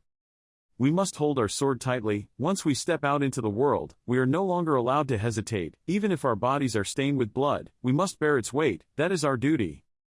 Upon hearing these words of advice, Irene also felt more confident and nodded yes. A few days later they finally reached the Durkali kingdom. Even though they've only just arrived in the suburbs, the scenery here can already make them admire endlessly. It's truly magnificent. In the room, Irene suddenly exclaimed, "Immigration check." Kuver calmly smiled and told them, "That's right, go and come back." Kuver still kept that smile and reassured, "Don't worry, who am I will be back soon." Judith was still not reassured. What immigration check? That was a bit too much, but in contrast to Miss Bart's restless anxiety, she calmly said that Kuver is the crown prince of this place. They will probably ask him about his responsibilities. During this time, suddenly someone pushed the door in and spoke, "Those accompanying, please stand up. Mr. Tarkan is waiting for everyone." After going with that person, but Judith still felt restless. Tarkan is Kuver's younger brother, right? Yes, and also the patriarch of this place. Bart continued to lean closer to her and say, "I heard that among the rough goblins he is the roughest. He is definitely very nervous." At this time, the group of people also arrived in front of a room. Seeing them, the man sitting in the room smiled and introduced, "Nice to meet you, I am Tarkan. Thank you everyone for bringing my brother home safely." Looking at this scene, both Judith and Bart suddenly thought, "He is friendlier than I thought." Irene spoke up, about Kuver's immigration check, but before she could finish her words, Tarkan smiled and reassured her, "Don't worry, he's finished it, he's completing the remaining administrative procedures." After speaking, Tarkan suddenly stopped for a moment and then hesitantly asked, "But, how much do you already know about our story?" Irene immediately replied, "No, to be exact, I don't know. After all, there is what's going on." Tarkan answered honestly, "I don't know where to start." Then he began to tell me that my father was once a patriarch and he had 2 wives. The lady is my mother, she hasn't been pregnant for a long time, so she has given up having children. Meanwhile the second lady gave birth to him, and so my brother became the heir apparent. But in the year he turned 10, I was born accidentally. And from then on things started to get complicated. People are divided into 2 factions. One faction supports my brother, who is destined to be crown prince even though he is only the son of a concubine, and the other faction supports the traditional heir, me. The 2 sides fought fiercely even though we were brothers. So in the end, to calm the conflict down, he left the tribe on his own, and 17 years later is also the present. When both sides have already denied his existence. Then he reappeared. Tarkan choked up and said, "He was very brave, he told me that from now on he will never run away from fear and difficulty again. Thanks to everyone, he became more determined, thanks to everyone, he gained courage, thank you again. So I want to give these benefactors a gift." So just a moment later they were led to a place that made Ruru so excited that her eyes lit up with desire and her mouth kept talking, "This is Durkali's treasure trove. So I won't be polite." Irene Pereira looked around and said, "The wall was full of weapons, that axe would probably suit Curva." Tarkan said to Judith and Bart Lloyd, "We have weapons suitable for you according to his words and let's see." Judith was surprised, "Coover." He then led the 2 of them to a place with 2 framed swords hanging on the wall, introducing them as yin and yang swords. One side radiates a cold aura like darkness, the other radiates a warm aura like the sun's rays. More intuitively called the sword and chain sword, he then gave Lloyd and Judith a chance to try the sword. As soon as the 2 received it in their hands, the sword suddenly glowed blue and red. Lloyd was surprised by the color of the sword, and Judith excitedly shouted wonderfully. Tarkan couldn't help but be surprised when he saw the scene before him. He didn't expect the chain sword and the sword to show their true images. It turned out that he recommended these 2 swords for a reason. Lloyd held the sword and asked hesitantly, "Can we receive such a precious sword?" He replied, "Of course, they won't accept us, you 2 don't bother, just use it." Judith walked over and happily said, "Thank you." On this side, Pereira asked Ruru, "Has Ruru finished choosing?" She looked around and thoughtfully replied, There are too many, I don't know which one to choose. That one is too heavy, that one is too sharp, oh hey, this one is beautiful." Then suddenly both of them saw an item, oh ah. Then they all pointed at the necklace with excitement, "It." Lindsay wondered, "The necklace?" Pereira replied, I don't know why but I was attracted to it." Ruru interrupted, "I also had a very good feeling." Tarkan walked over and said, "This necklace is extremely old. It was the necklace of a talented spirit magician in the past. I do not encourage you to use such old products. You cannot underestimate the feeling from the magician. If you want it, take it." He politely replied, "Thank you, I will use it well." Judith walked up to Lindsay and asked, "Ilya, what did you choose?" She was startled and stammered and said, "Oh me." Then she took out the small sword. "I was going to take this." Judith was surprised. The short sword was really surprising. She continued calmly, thinking she would choose whichever was cooler. Her words made Lindsay think for a long time. She wondered, "I really don't know which sword is right for me, or which sword I like, I don't know at all." On the next day, everyone met Coover again in the lobby. He asked everyone, "Is everything okay?" Ruru happily called, "Curva." Then he started to blame him. Why did he put up with it himself? Say something. Coover laughed and said, "Haha, Tarkan said it all." He continued, "But there is bad news. The teacher passed away a year ago." This was unforeseen. His age was also older than my father, who was over 70 years old. But don't worry, the teacher left a letter. Pereira asked, "What kind of letter?" He replied, "Yes, it seems like the teacher knew that I and everyone would return." In the letter, he left a puzzling thing that still cannot be solved. If you know the answer, you will be able to receive something that the teacher has arranged. Wait a moment, Pereira excitedly replied, "Yes, I will wait." Then at Durkali Martial Arts Square everyone was practicing hard. Up above there were 2 orcs talking. Were they the humans that Coover brought along? The one next to him replied, "Yes." White hair belongs to the Lindsay family, blue hair belongs to the warrior bloodline of the Lloyd family. That great sword, although not comparable to Lindsay and Lloyd, is also a descendant of nobles. Then that orc grimaced and continued, but there was a person of low birth.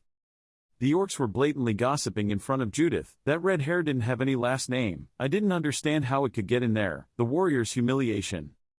She could hear all those words, the anger clearly in her eyes.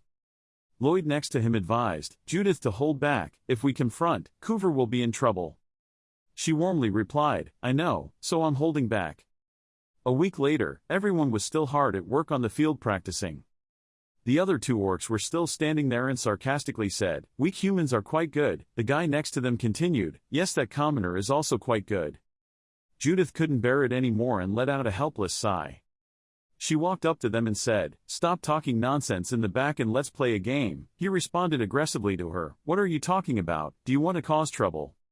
She cursed at them, stupid, psycho. The orcs were shocked. What? How do you know OCR?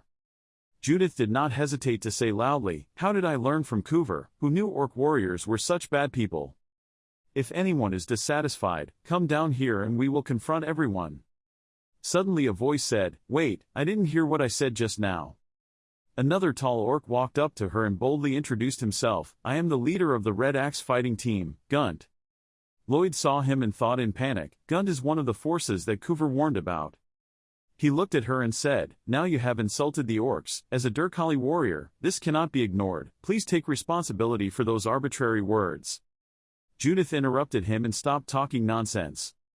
Gunt replied, what? She said without fear, before saying that, take care of your subordinates. Warrior blood, honor, illustrious nobles, don't you think that your every word and action represents all orcs? Okay, the person who will take responsibility for your subordinates, let's compete to see who is the real warrior. He said angrily, you arrogant person, I will make you regret it. She gritted her teeth and replied, I look forward to that with confidence. But another soldier came forward with an urgent appearance and announced that Mr. Gunt and Mr. Kurukaru had appeared at the spiritual mountain. He suddenly asked again, what do you say? Do you mean Mr. Kurukaru is resurrected? The soldier stammered in reply, not knowing how to explain that. At Ling's son, Mr. Kurukaru was sitting on top and Coover suddenly fell backwards. A moment later, the other soldiers also ran over. What's going on? Gunt saw Coover and felt hatred. Coover resurrected Guru Garu. What is his intention? He said, Gunt, relax. There's nothing for anyone to worry about. I just want to chat with my students I haven't seen in a long time, and say thank you to my students' noble friends. When I'm done, I'll go home. All uninvited people should stay away. When everyone had gone, only Judith's group remained. He continued, thanking him for leading the student who, even if he died, I could not meet here. Then he looked mysteriously at Pereira, and it was him. Just like what Coover said, just give the main idea. I can solve your dreams. He gently continued, the man in the dream whom you are very curious about. Your past life was you a long time ago. Judith and Bart Lloyd said in unison with some surprise, Aaron's past life. Irene immediately replied, yes, but now I can't see through that past life. I need to prepare, so please wait. At this time, Kurukaru spoke up and said, I have been preparing a gift for you guys in my free time. Coover was a bit surprised. A gift, master? He continued, first we need to discuss with Tara Khan. Coover called him here. He immediately replied, yes master. A moment later, Coover and some people were standing elsewhere talking. He spoke up, I have finished discussing with Mr. Guguragu. The tribe leader also said at this time, the gift he gave you is the method of using aura passed down by the noble warriors of Durkali, the 5 elements divine art. What he said made everyone there stunned. Suddenly, a tall and bold man came out and interrupted. The head of our tribe objected, making the chief also surprised and asked again, what's wrong, Halaipa? Halaipa said uncomfortably, I want to ask why you alone decide this important issue. You are the person with the highest power in the official faction, Lady Master Halaipa. He continued somewhat impatiently, the 5 elements divine art, the essence of using souls and auras, and the great warriors of Durkali who have devoted their lives for hundreds of years. How can they pass it on to us? It hasn't been long since we met each other. Hearing what he said, the patriarch calmly replied, this is not simply about sharing. You also know that the heroes have shared knowledge with other tribes to create better values, and feel the reputation of our tribe. Although Halaipa listened to the explanation of the patriarch, he still did not accept it and objected. Their tribe leaders were different. They had proven themselves to be great warriors, but they were not. Then he looked towards Lindsay and Irene. Bart Lloyd continued, at least those two sword masters. And Lloyd's descendants may still have qualifications. Then she looked back at Judith, visibly upset, but not that red-haired sword master. That girl couldn't prove her family or herself. She didn't even hesitate to insult our tribe. Hearing this, Judith gritted her teeth angrily and cursed under her breath, that bastard. But Bart Lloyd came to her side and replied, frankly, you guys insulted Judith first. Without answering him directly, Calliope continued, before the tribe leader says who is right and who is wrong, that sword master cannot prove the truth of her warrior status, but I request to convene a conference. Hearing him say that, the tribe leader also closed his eyes and agreed, understanding. But, the patriarch now continued speaking with a serious and somewhat authoritative tone. The words from before could not be easily ignored. Gunt, please use the honor of the warriors to clarify the truth. At the conference, seeing his attitude like that, Calliope responded a little timidly and obeyed the order.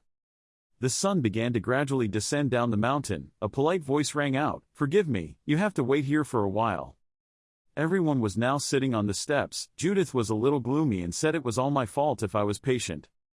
Speaking of this, she sighed sadly, I'm sorry everyone has to suffer because of me, and if something has happened, I will take responsibility and solve it. Irene was a bit surprised and scared when she saw her proactively apologizing and said, Judith, is that you? Judith apologizing. She was a bit angry, no longer scolding her sullen look just now, this bastard.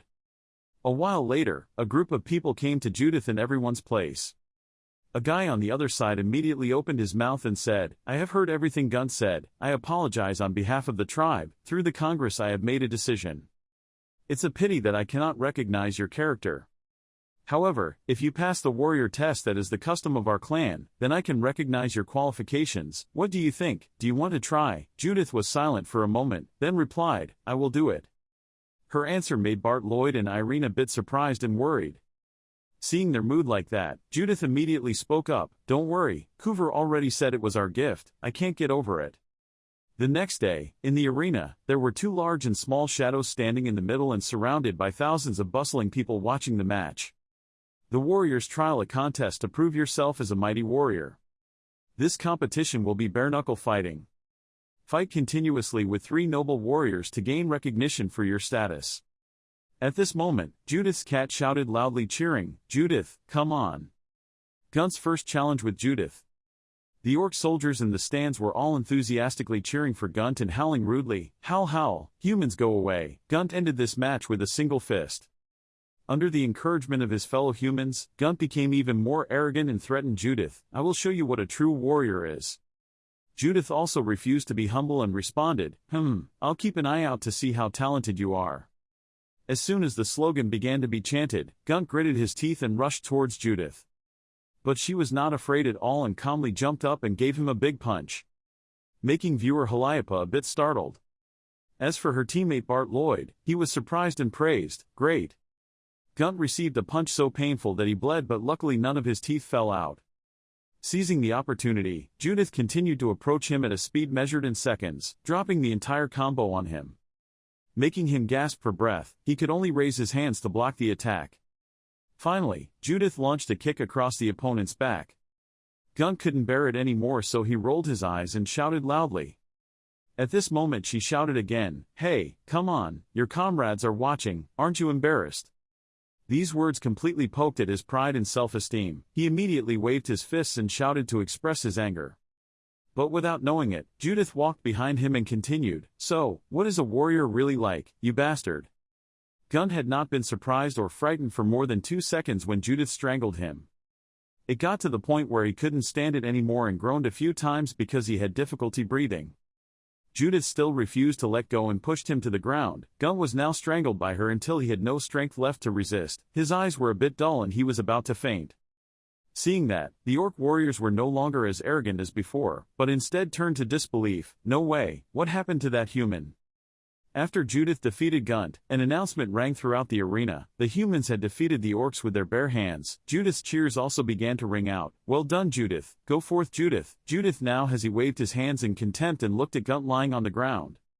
Bart Lloyd saw this scene and also excitedly stood up and shouted, beat the next few guys to death, they cannot be spared. Lindsay sitting on the side saw that he was a bit out of control of his emotions and immediately looked at him with annoyed eyes, idiot. Suddenly a huge foot appeared in the arena accompanied by a voice, "That damn gun had such a loud mouth." A large, strong body filled with murderous intent walked closer to Judith and continued, absent-mindedly, challenging Gurm for the second time with Judith. Gurm immediately looked at her and asked, "Is it okay to rush in and fight right away?" She glanced at him and replied, "Of course." The other orcs started shouting loudly again, "Gurm is out, he is the strongest of the three, this time it will be over right away."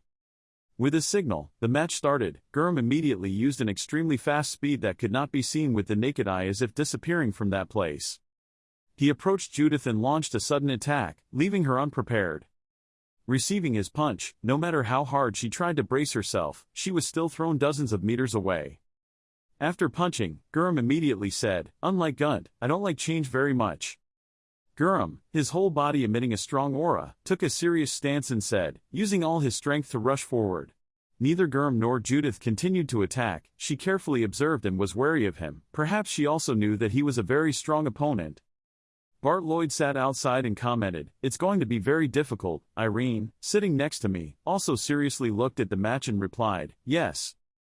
Looking at the two people with two different auras radiating on the stage, he thought to himself, his aura would probably overwhelm her, although that was not what determined whether she would lose or win. But this will not be an easy match. At this time Judith is also in a fighting position. A command began to sound. Gurm quickly appeared in front of her at the closest distance. Throwing a punch quickly, although Judith was a bit surprised at his speed, she still dodged the attack. She quickly calmed down and appeared behind him, thinking, "There is a big difference between him and me, I need to do something to attack him quickly." While she was thinking, Gurm used his knee to hit her, causing her to not have time to dodge and jump away. Judith was having a hard time controlling her body to keep from flying off the field.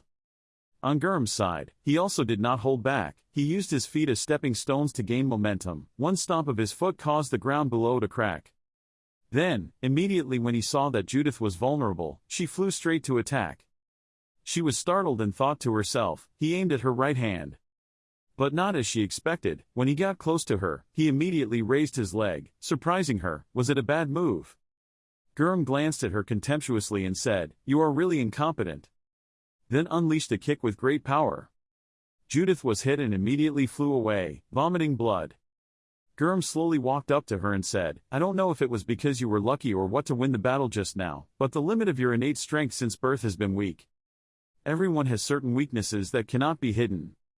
Even though Judith was panting, he approached her and taught her, "I hope that you will know your destiny from today." He looked at her without any emotion and said, "Surrender. As a warrior I will give you a way to live." Judith immediately stood up, took a stiff mouth stance and replied, "Ha, you really have a big mouth, go ahead." Her action was like a challenge, making Gurm angry. He immediately threw a kick straight at Judith's body, causing her to collapse. He shouted that this time I will not show mercy to you anymore. But then suddenly, when he was about to launch another kick, Judith hugged his leg. She used all her strength to use her head to hit Gurm's stomach with a strong blow. When Karkam and Halipa saw this scene, they both panicked and feared, right at his weak point. Gurm was hit and immediately felt so tired and weak that even breathing was difficult. But then the two rushed at each other quickly to throw punches to prevent the other from gaining the upper hand. Because Gurm had just received a full punch from Judith, she didn't hit him correctly and she gave him another punch in the face. Gurm immediately realized that this punch was a bit unusual and struggled to think, did her punch carry heat or something? Karkam above saw this scene and was a bit surprised. She attacked with fire energy. How did she know how to use fire energy in her punches? And down here, Gurm and Judith's eyes were also sparkling when they touched each other. Both of them launched attacks, but because Judith's attacks had the ability to increase Gurm, they gradually lost their strength advantage. He felt a bit of pain when being burned by her fire from the attack but still tried to endure it. Karkam was a little scared, thinking to himself, the fire attribute is an element that requires a lot of knowledge in the 5 elements. If anyone does not control the fire attribute skillfully, they can injure themselves. At this time, Gurm was quickly counterattacking. The two rushed at each other and launched quick attacks towards the opponent. Judith felt a little weak and was hit in the face. This made Karkam a little more confident than he thought, but with just that human girl couldn't win. She only knows how to use her agility and evasion to hold out. Then the battle became more and more fierce and intense as Gurm continuously punched Judith in the face to destroy her endurance. As for Judith, despite the pain, she only focused on attacking the weakest point in the middle of Gurm's abdomen. This was the only thing that could help her turn the tide. While constantly fighting with Gurm, it also helped Judith briefly reflect on herself and realize a few things in her heart. It would be a lie to say I'm not jealous of my friends, but I don't blame or get angry at all. It's just, Brad's freedom, Aaron's strong heart, Ilya's natural talent, I want to be like them. That's why I feel resentful and self-conscious about myself, but I can't let anything affect my psychology, this complicated feeling. Judith thought while using all that frustration to give Gurm a strong blow. She thought to herself, this desire to win is what makes her as strong as she is now. This is my personality, from now on I will always try to eliminate jealousy or inferiority until I become the best. While thinking, she used those mixed emotions to turn it into strength and rushed towards Gurm. Everyone saw that and immediately shouted for her, "Come on Judith and hold on until the end, Judith you can do it, try to win." Her strength is growing with her thoughts, I won't stop until I do it. This made Gurm feel scared as if before his eyes was no longer Judith 10 seconds ago. She launched a final attack aimed at Gurm's weak spot, causing him to be unable to bear it and lie unconscious on the ground with the sound signaling the end of the match. At this time everyone was happy when they heard the voice, the winner was Judith. She finally won this match and also conquered the negative emotions inside her. She immediately screamed to express her long suffering, as if she saw this scene from the orcs. I can't believe it, it's impossible, otherwise we still have Pihan. Thinking so, the orc people immediately shouted for Pihan Pihan Pihan, Pien, finish her, avenge your brother. Pihan heard his name being called and immediately walked up in worry without saying anything.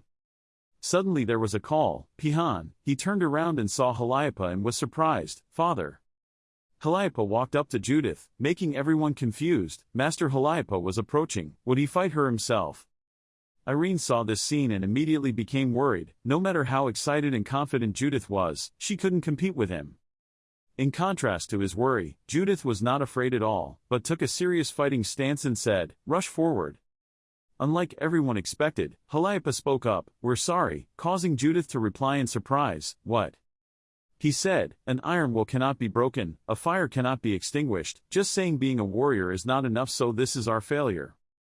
These words also made her eyes widen in surprise. Then Calliope continued in a serious voice, I recognize you as a true warrior. A week later, after Judith was recognized, at this time the orc warriors and 4 people gathered in the open field. An old elf named Gora smiled and said, before learning the 5 elements magic technique, you must perform the 5 elements ceremony, onion. Along with the vase on one side he continued, this vase was a relic of the Durkali elementalists from the time of their ancestors. After putting your hand into the vase and taking out the invisible energy, you can know which spirit is suitable for you. Learning the 5 elements will benefit you. Judith, you try it first. Judith was a little surprised and replied, oh yes. She began to reach her arm into the vase. Everyone was quite tense waiting at that time. Calliope was no exception. After putting her hand into the vase, Judith suddenly felt something. She pulled her hand out and saw a ball surrounded by red light like a fireball lying in her hand. Gora saw that and immediately said, throwing it forward. She obeyed and threw that blast of fire forcefully out. I only saw that when that stream of fire fell, it created a sky-high column of fire. The hot air emitted caused everyone to immediately step back. Seeing this scene, Karkam and Calliope could not help but widen their eyes in surprise.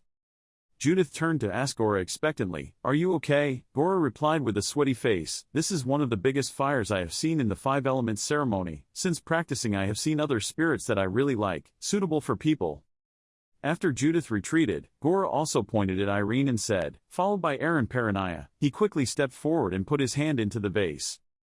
Following the same steps, he immediately threw a stream of fire to the ground. Unlike Judith, this time it was not a towering flame, but a sword rising from the ground. This image also surprised everyone there. Karkam was even more surprised than last time, thinking to himself, it was fire overcoming metal. The fire on the ground had radiated maximum metal energy.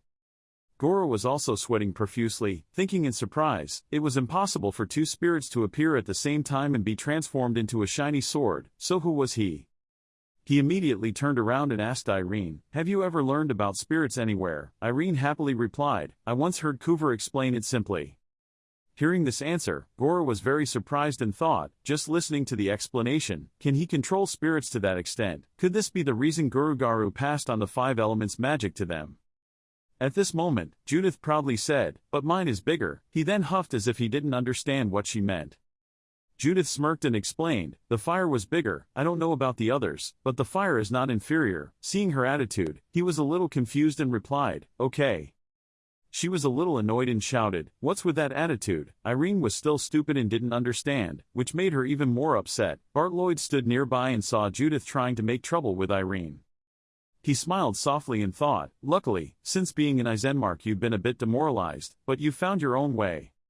He looked at Judith who was happily laughing and talking with Irene and silently praised, Judith, you did a great job. Seeing her smile, he blurted out again, Judith's smile is really cute.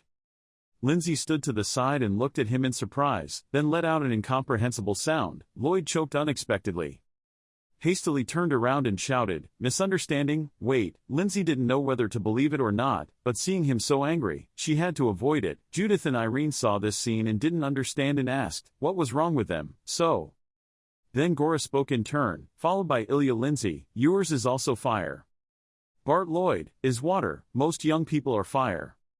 After passing the test, Gora then smiled and said, you all have the appropriate abilities. Through this exchange process, we will definitely develop more. Karkam suddenly spoke up, Aaron Paranaya, I will teach you. He happily replied, pleased for me.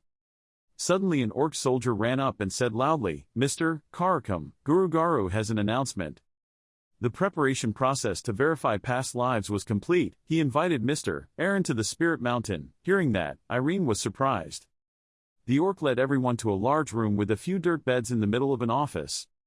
He said, everything was in order. As soon as he finished speaking, a cat jumped up on a small spot and happily asked, is this my place? After everyone had settled down, Guru began to speak, we will go meet the person who has made Aaron Paranaya think for a while. Then he asked him, Aaron, do you find it inconvenient or difficult to give these things? Can anyone here see your past life? He immediately replied firmly, no. Hearing that he said, let's start. Judith was a little worried and turned around to ask, how does this thing work? Is it okay to just lie down? As soon as he finished speaking, Guru snapped his fingers and everyone fell into a deep sleep. The scene suddenly changed to another dimension. Open your eyes and see 2 soldiers. One of them speaks, it's time, Lord, please.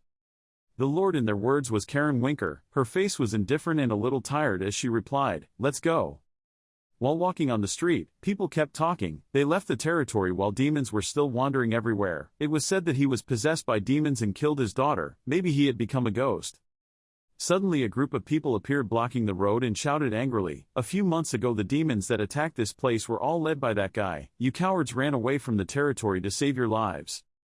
An old man with wounds all over his body came trembling, my lord, please speak.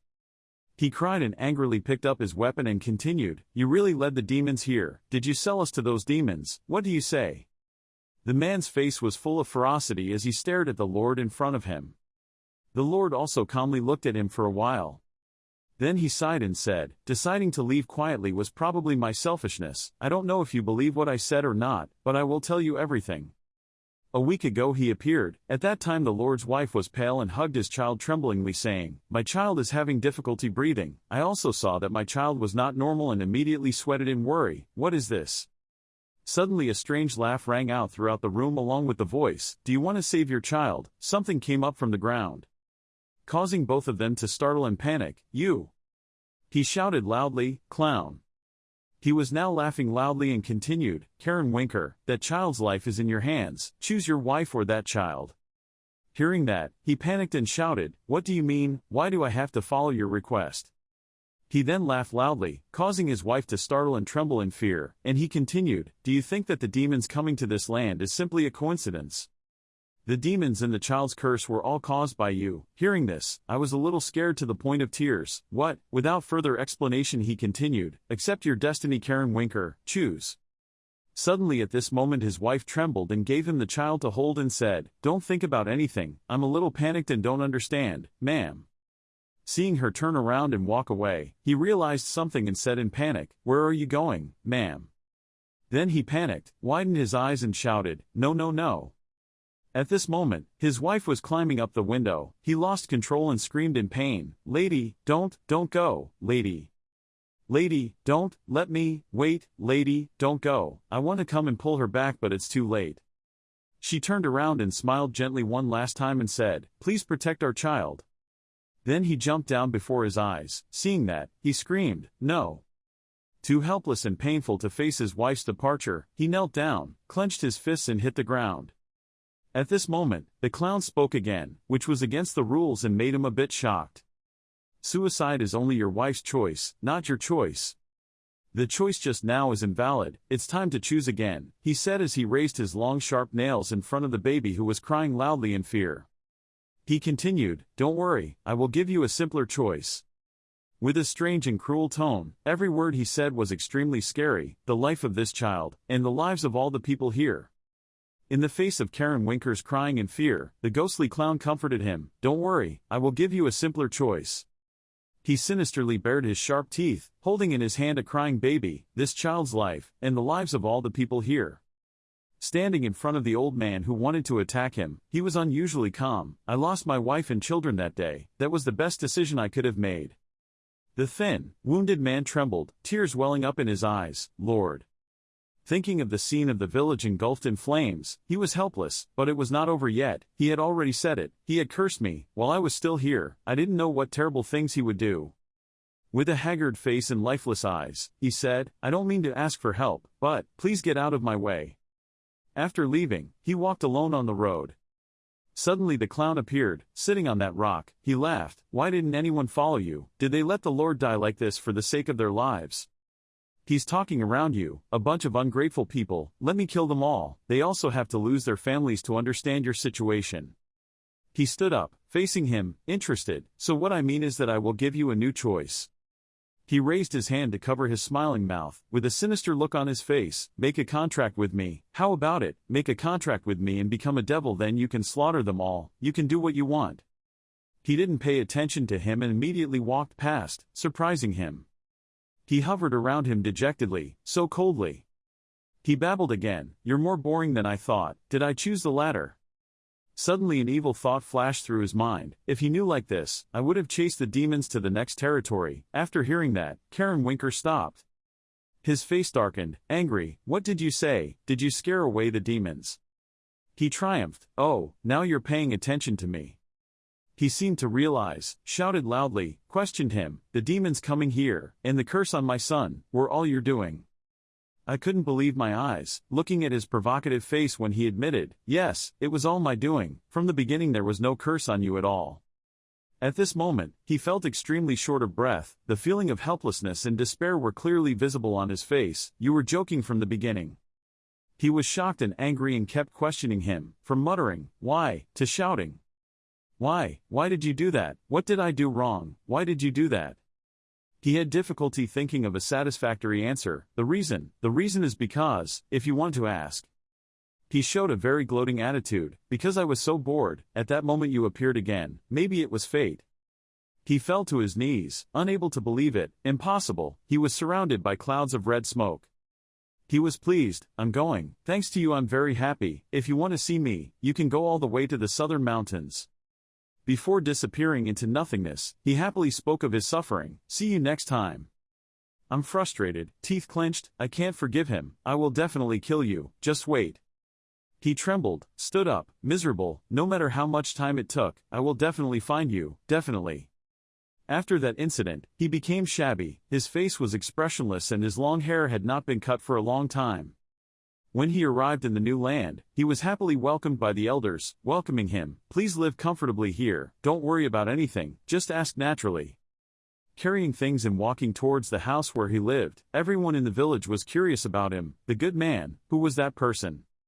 The village chief replied, "I don't know, I don't seem to live nearby." A farmer boy looked at him with unsympathetic eyes. As he walked, he thought, "Luckily, the rumors didn't reach here."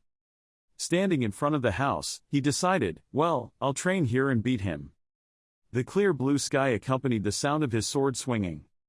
The farmer passing by wondered, how strange, for half a year he only came here to learn how to swing a sword.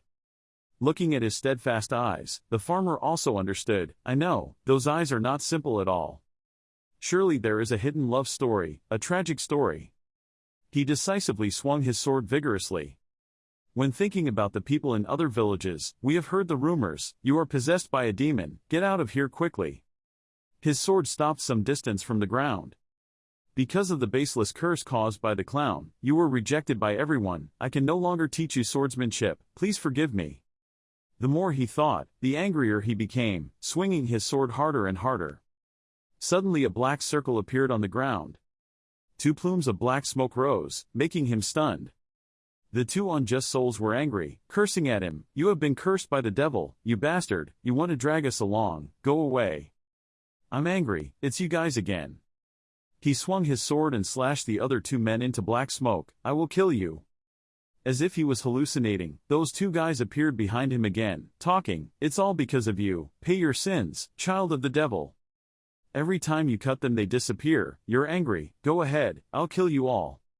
Suddenly his late wife appeared holding her child in her arms, along with the baby's cry. She complained, it was you killed me and the child, why did you make me die, why? The child's face was crying with a strange black water flowing from the corner of his eyes. He panicked and rushed forward, slashing wildly. Still the same clear blue sky. But the difference is that now he has aged a lot, his face is increasingly haggard and lifeless, he still holds the thought in his heart, the sun is shining again, how many years have passed? No, that's not important anymore, I have to practice. His vision was as small as his body wanting him to rest, even though he was very tired, he still persevered, he was still alive, I couldn't rest. Preparing to swing the sword, an innocent voice asked him, are you tired? His eyes lit up as he looked at her. The girl happily gave him a flower, shyly saying, I give it to you, uncle. Her father called, Laura, what are you doing there, come here quickly. She ran and looked back, waving at him, saying hello. The father scolded the girl, why did you voluntarily enter someone else's house? Holding the little girl in his arms, he looked at him in surprise, the little girl was innocent, what's wrong, Dad? He held the flower in his hand. The surprised father said to the girl, who was laughing. Holding the flower in his hand, he suddenly wondered what this feeling was. I felt like I woke up, there was a familiar feeling somewhere, I knew it. When I was young, my parents' unconditional love, directed towards me. Thinking of this, he swung his sword more decisively and strongly. Thinking of the loyalty and people of the territory. His swords became more elegant and powerful. Thinking of my small family, the wife I love, my lovely son. An area of light shining on the flower seemed to wash away his spirit, the feeling of the moment of being together, was that warm feeling. It's been a long time since I focused on the sword with this much spirit. The ground is covered with his cuts. I practice day and night. From autumn to winter. Spring and summer. I don't know how many years have passed, he has now become an old man. At last it was time for revenge, he gently pressed into the blackness. The surrounding space is pitch black. The unjust souls continuously appeared and cursed him, you damn devil, what are you planning to do, are you planning to run away to protect your life? An irresponsible coward. He slowly spoke up, at first, I thought that devil brought you here, but I already knew. Hearing his reasoning, the unjust souls were surprised. He is steadfast, the thing that calls you, the thing haunted by hate, anger and negative emotions, is me. Having untied the knot in my heart, they all disappeared, now it's okay, I can step out of it. Light flashed from his steps. His eyes were steady, I felt it, he was in front of me. His sword glowed. He swung a line to erase the dark space. Seeing him, he immediately rushed forward as fast as the wind. He recognized him and was surprised, could it be that you, Karen Winker, how did you know I was here? He was indignant, so you are still doing the same evil deeds as before. You approach him, slash him with that glowing sword, with determination, everything will no longer be as you wish. He summoned a ball of black magic, but both he and the ball were cut in half, and he screamed in pain. While regenerating his wound, he was both scared and panicked at this situation, he split the darkness, I couldn't block his attack, I had to run away. He had difficulty escaping from his attack zone. Seriously, do you think I will let you escape? When he was about to deliver the finishing blow, his body suddenly collapsed, he realized that his body had reached its limit. You put the sword down there. using it as a fulcrum for himself. Helplessness filled his mind. Why? Why now? Even though he had created a sword to divide the darkness. His face, hidden behind the sword, was full of fatigue and disappointment. He couldn't handle that demon either, so pathetic. Watching him struggle to prepare to escape, he became even more helpless. Even though this is just a vain wish, I will pray at all costs. I will use every means to transmit my spirit to someone. His eyes gradually closed. If that's all it takes.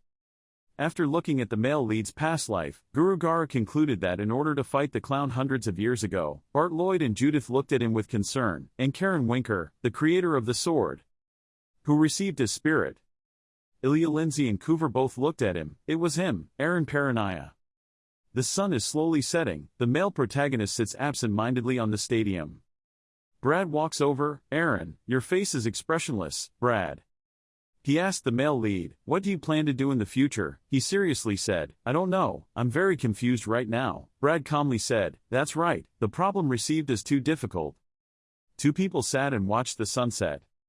In chatting, Brad said, sometimes it reminds me of when I was a swordsman at the academy. At that time, I kind of hated you. The male lead was quite surprised to hear that. Brad continued, even though I knew my difference with Ilya, to be honest, when I felt that difference, it wasn't easy to accept, often matures day by day in a scary way. Remembering the fight, Brad stood in front of the crack created by the male lead. He was extremely helpless, the moment he overwhelmed me. I hate you so much. I feel like all the paths I've taken up until now have been denied. I thought I might not be able to escape that feeling, but at that time you said, when swinging the sword, feel alive. Brad said confidently, after hearing that sentence I thought about what was most important to me, and I realized. Someone's family and friends, life as Lord of Lloyd, are more important to me than swordsmanship.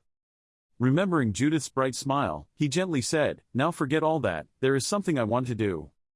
Brad seriously asked him, do you like Judith? The male lead gasped, surprised, what? The image of Judith covered in wounds but her eyes still steadfast was imprinted in his mind. She was aiming to become the best swordsman on the continent. If she didn't become first class then there would be nothing left, a dangerous road. Every moment is a competition that will be very tiring and exhausting. He said with satisfaction, so I want to be by her side cheering for her. She will complete her goal and I see that happy face. Brad punched the male lead, encouraging him, so you go ahead, do what you want, now follow the path you think is most important, there's nothing to regret, run out of. Under the sunset light, Aaron smiled and said, The next day, at the stadium, the male lead was practicing with Karkum. He was polite, please guide me, he replied, okay, let's go. You are determined to rush forward with your sword, I will not compromise. The two collided causing a huge explosion.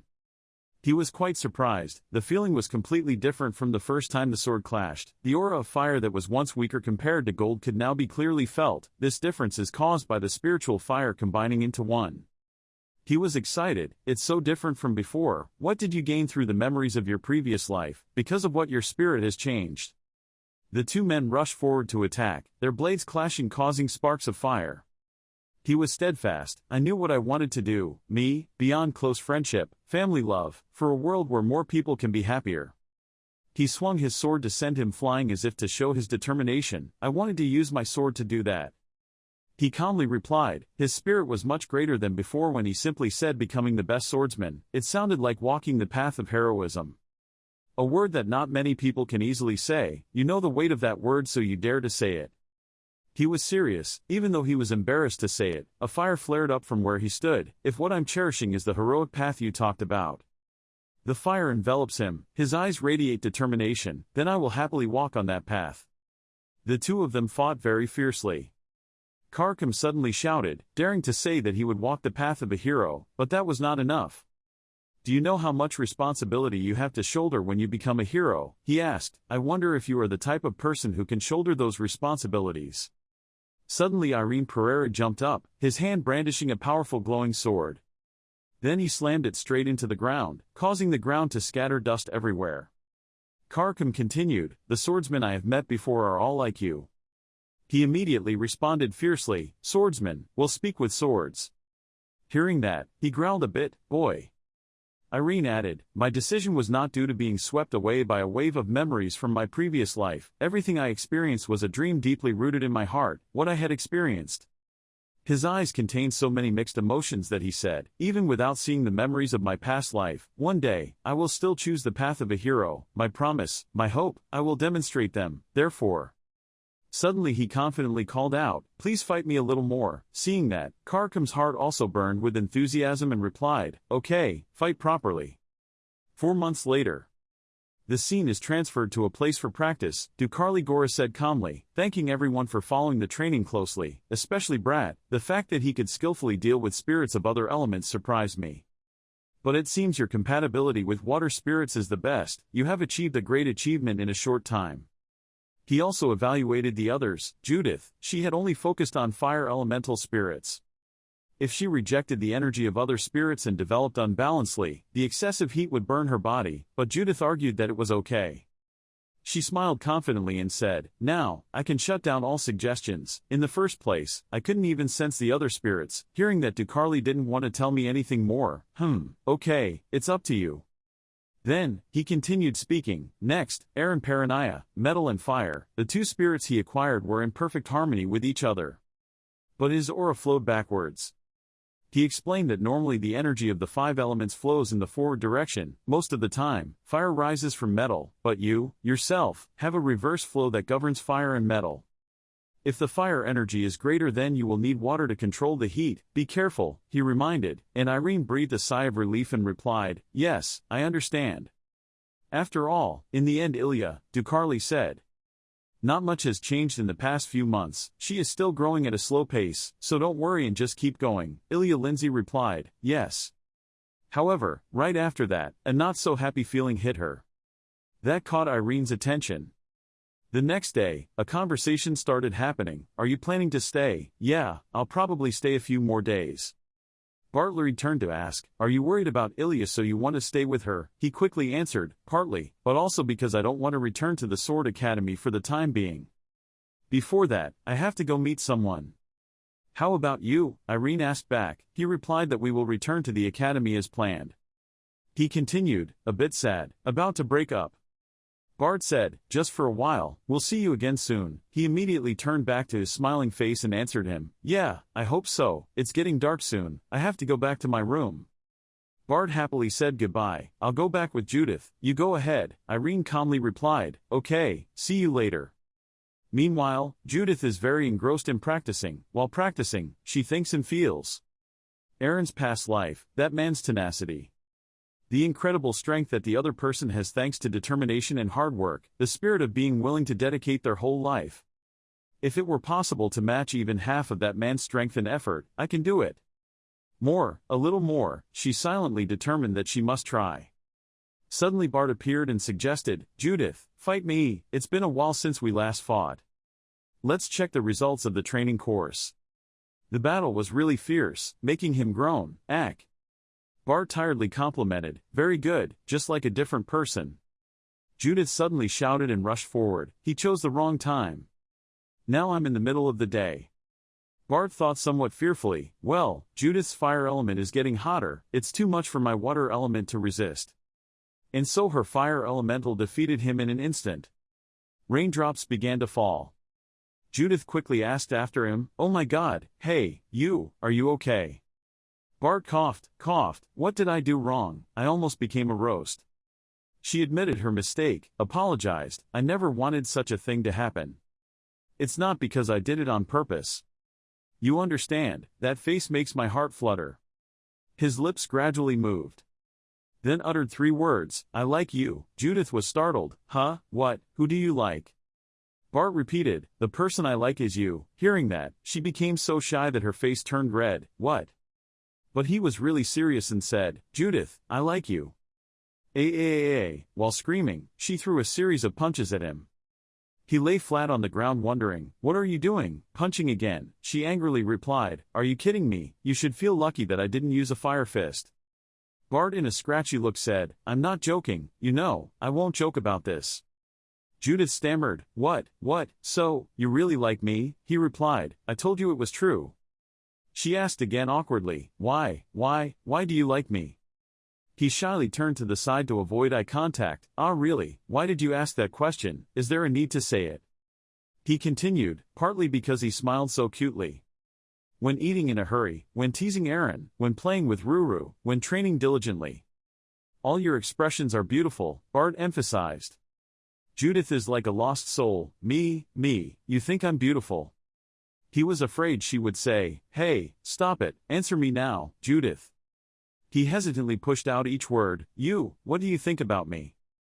The necklace was thrown to the ground, Ruru sat and reasoned, there must be a special source of energy emanating from this necklace, where did I see it?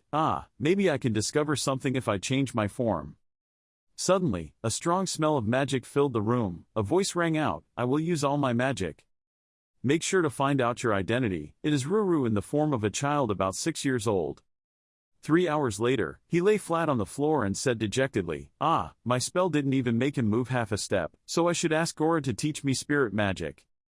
Suddenly Irene Pereira burst in again, what's wrong with Ruru? Seeing that, she also trembled and replied, Aaron, you have finished training. It was getting late. He and Ruru lay next to each other on the bed preparing to go to sleep. Irene called the name, Ruru, it went, He asked him, do you remember that time, the day we accidentally met Ignat? Her image appeared with the words, next time we meet, I will still invite you to join me, not because of the iron inside you. Ruru replied, remember clearly. He also asked, what do you think, me now? Can you confidently stand in front of that person? He replied, you already know my answer, you have already decided your next destination, right? He smiled, yes. At another location, Ilya Lindsay is diligently practicing. Suddenly she thought to herself, what am I doing? Is this okay? Don't hold on anymore, forget it. I keep thinking about Ignat. She also wanted to run out of words. After all, what do I want to do? Suddenly Irene appeared again and called her name, Ilya. Do you have a minute? He asked. The two immediately sat together to talk. Ilya opened her mouth. How were these days? Is your training good? He replied simply, still the same. She was smiling inside. I felt Aaron's warmth. I feel comfortable when I'm with him, without having to worry about annoying things. She fell into thought, as long as you're okay, I want it. To continue being by your side like this. Irene spoke up, actually there is someone I want to meet, I plan to meet that person at the next destination. Ilya was surprised and wondered, who is it? He immediately replied, Ignat Crescentia, a name that made her feel quite surprised. He added, I will go see her. He told the whole story. Last time we met, I was very jealous of Ignat. I thought she had something that I didn't have, so I couldn't control my anger in front of her, which how embarrassing and weak that is.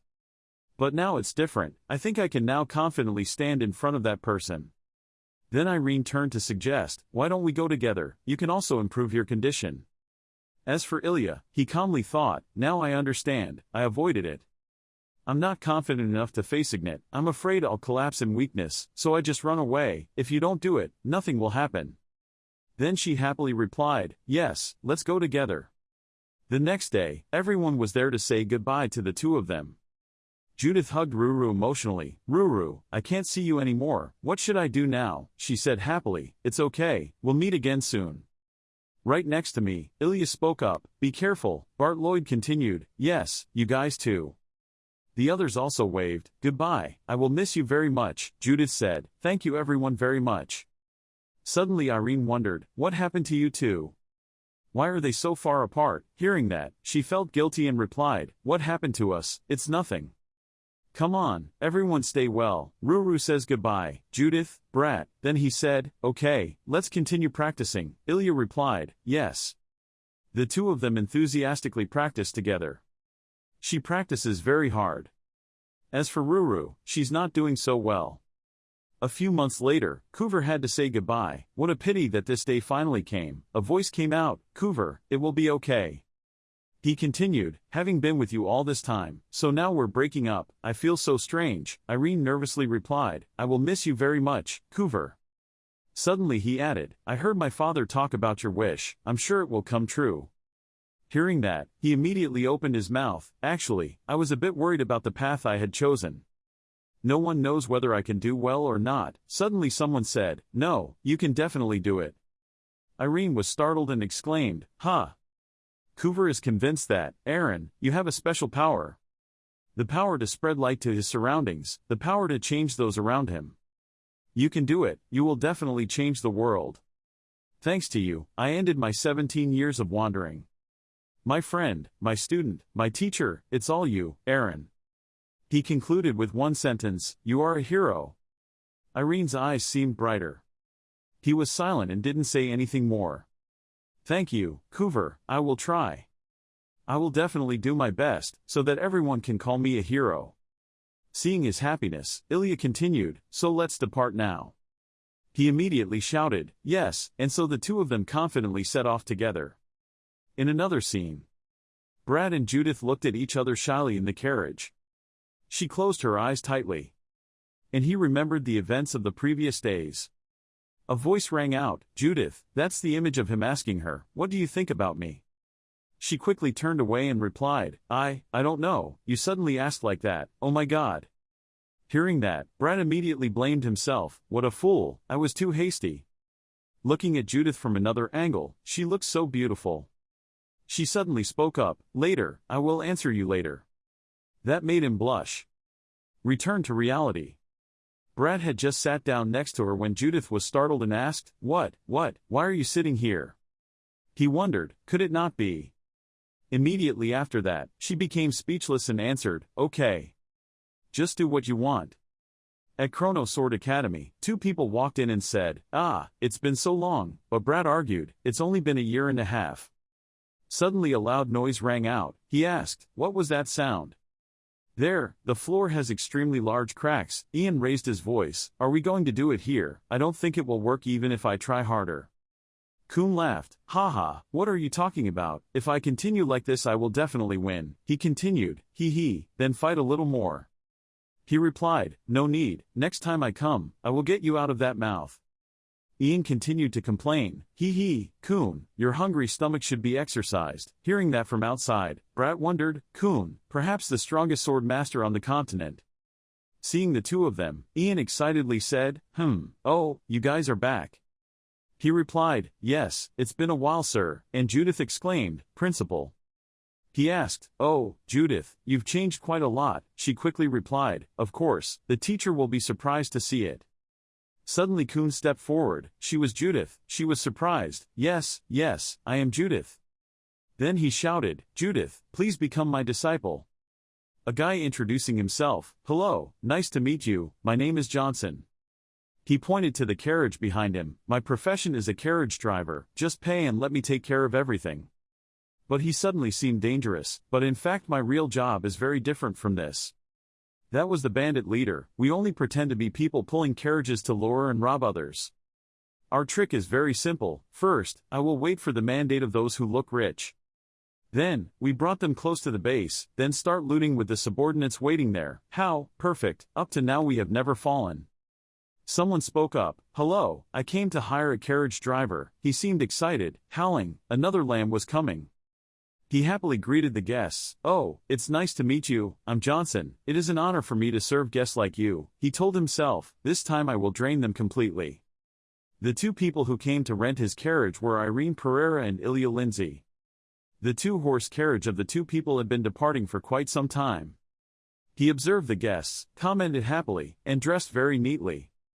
Talking is also very elegant. He and she were talking to each other. He was excited, that's what she said. She asked again, what happened after that? It seemed like he had grabbed a bargain. They were clearly nobles. His eyes lit up. Once this case was completed, he would be able to enjoy himself for several days.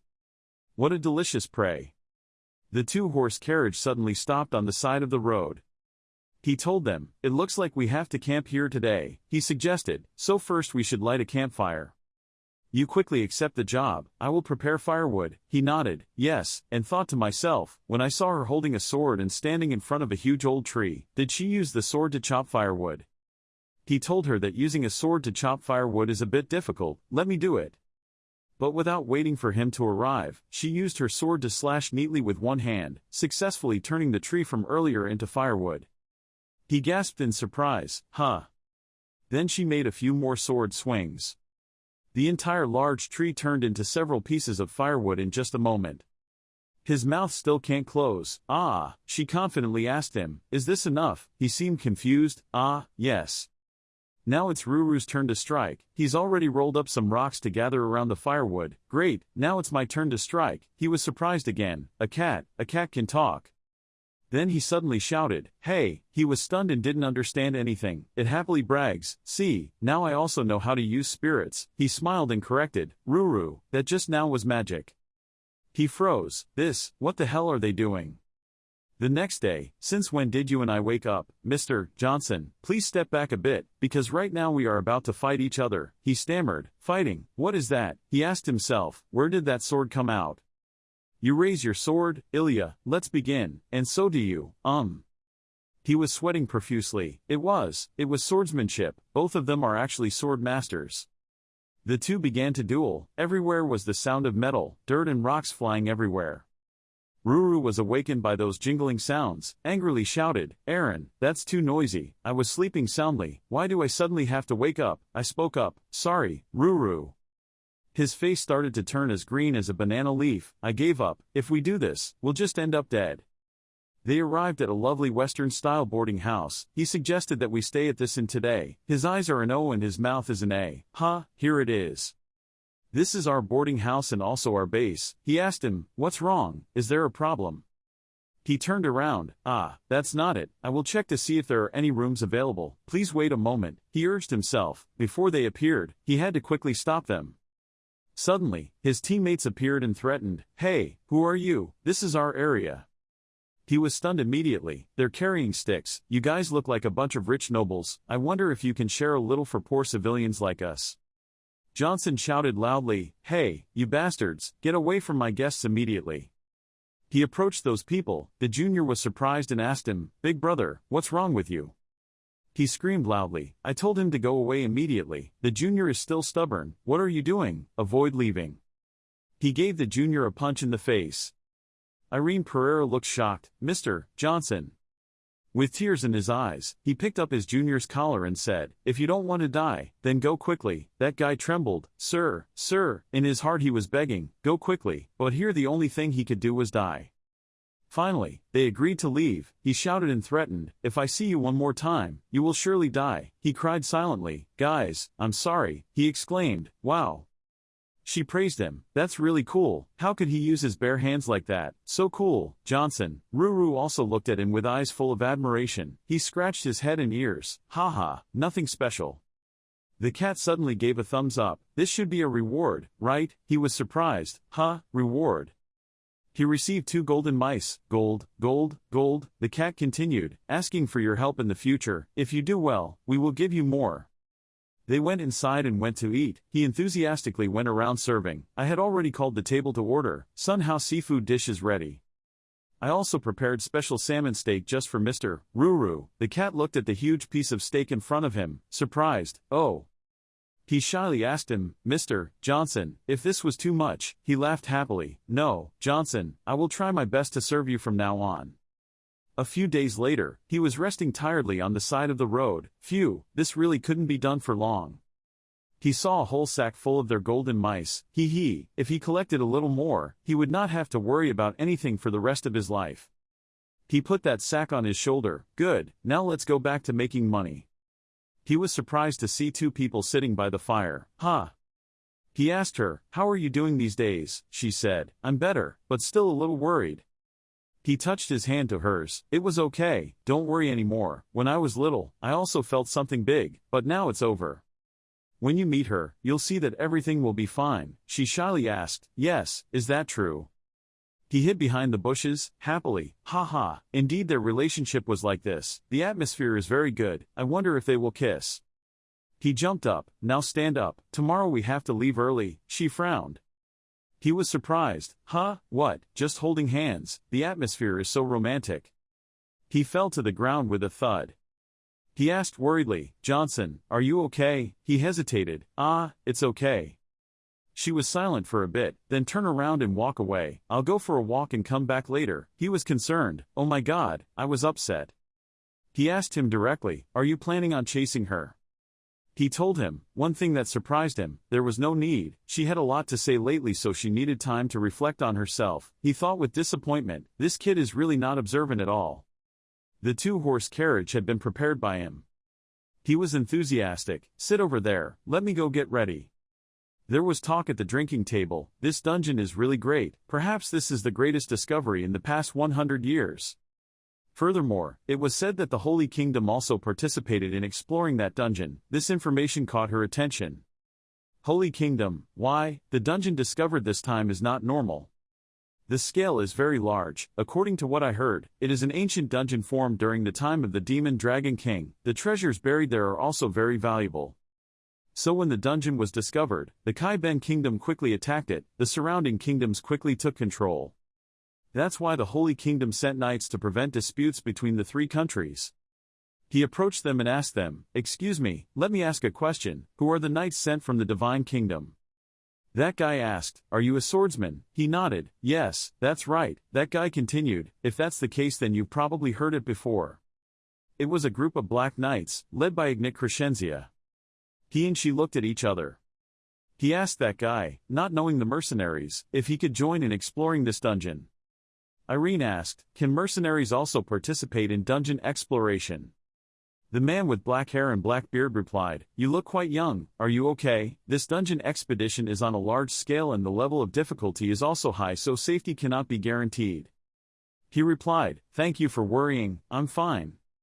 The man looked at him and thought to himself. His eyes were upright and his temperament radiated both gentleness and strength. He seemed like a teenager who didn't know the world, but looking closely, he had a different feeling.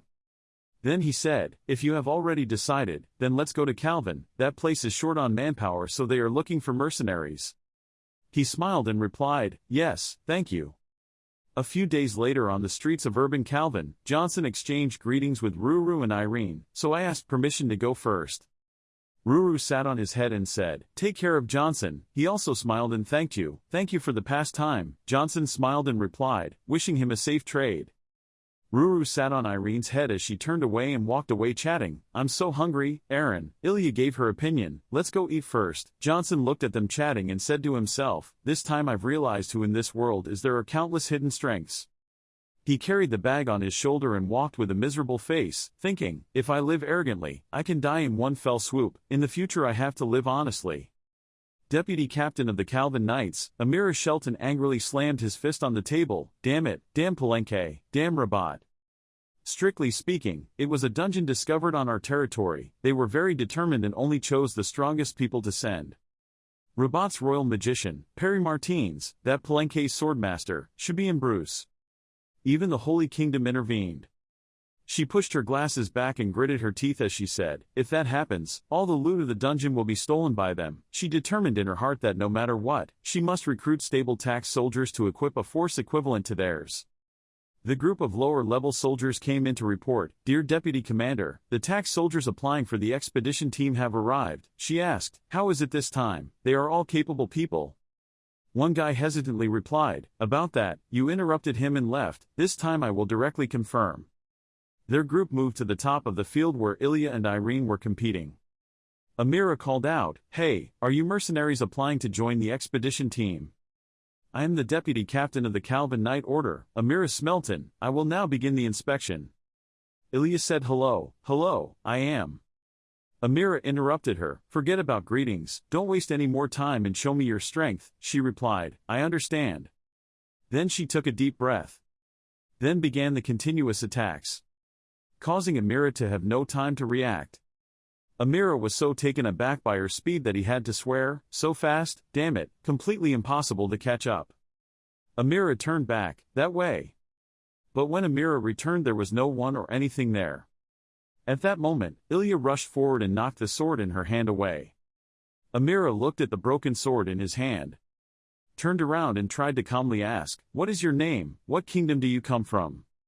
Ilya replied, "Adon Kingdom, Knight of the Lindsay family, Ilya Lindsay." "Sit in your room."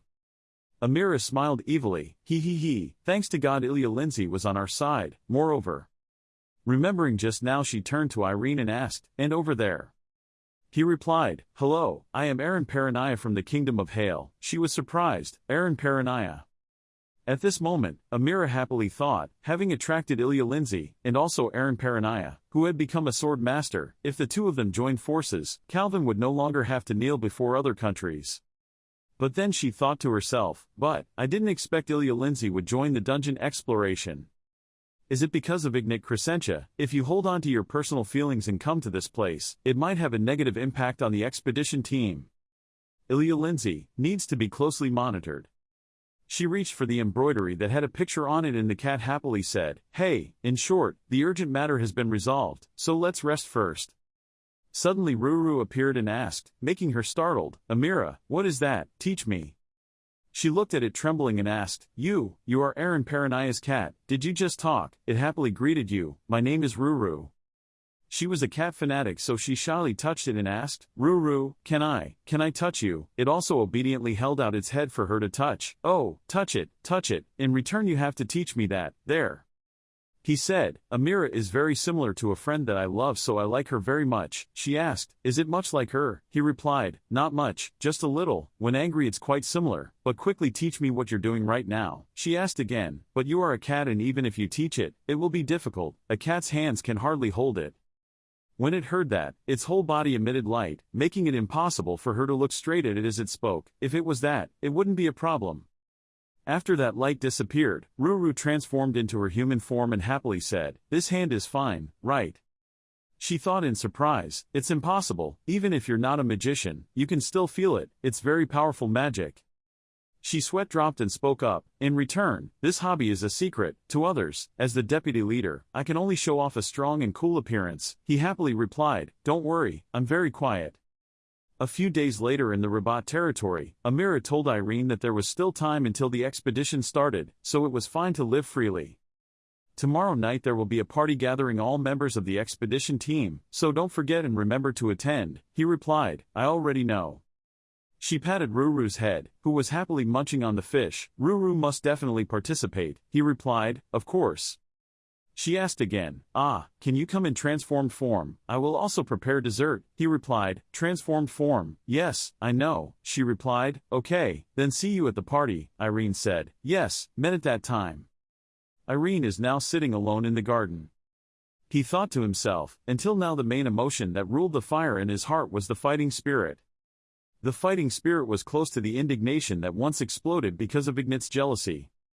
The fighting spirit was to overcome the will of Karen, the man in the dream, but now I don't want to rule the fire in my heart with just the fighting spirit. Remember, the last thing I realized in my previous life. Left with regret and remorse. Goodwill toward the world, continue in your own way. Suddenly he glanced in one direction and asked, how long are you planning to look? The person standing behind the tree was startled and asked, had he discovered it, since when? He replied, about 20 minutes ago. Shabian said, coming out of his hiding place, sharp, I tried to hide my aura, are you a swordsman, or a magician? He replied, I am a swordsman. He said again, I have never met you, where do you belong? I am a mercenary from Calvin. He pondered, Calvin, then turned and left, understood, I'm leaving, sorry for bothering you. He glanced at him and thought to himself, his feeling was so sharp that he could still detect his existence while in his mind. He was truly an extraordinary young man. When it was time to explore the dungeon this time, he had to attract him, just be on our side. Shabian returned to his area, his subordinates greeted him, you have returned, Mr. Bruce. It was surprising that he was the Supreme Knight Palenque Sword Master Shabian Bruce. He said with a serious face, there is something I need your help with, now carefully find out the manpower situation of the Calvin expedition team and report to me immediately. In the dark night the moon was high.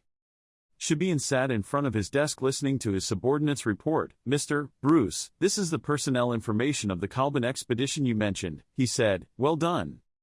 He read the documents in his hand and was surprised, Ilya Lindsay, why is this name here? The daughter of the Lindsay family came here just to explore the dungeon. Even though Ignat Crescentia is a master of swordsmanship, she is still like an immature child, always overwhelmed by emotions. Her failure in the Land of Witness last time, I wonder what effect it had on her, right? Wait, Land of Witnesses, rumor has it that the champion who defeated Ilya Lindsay is a fellow swordsman. After that, the two went on an adventure together. That's right, you can see that it's not normal, that red person. A blonde-haired master swordsman, Aaron Paranaya.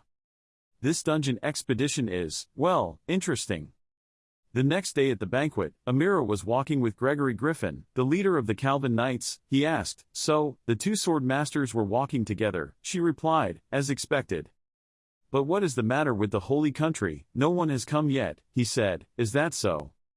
She frowned and replied, "Not appearing at the party where the kingdoms first gathered. It seemed they wanted to show off their strength." He laughed. "Ha ha, don't think too deeply, Amira."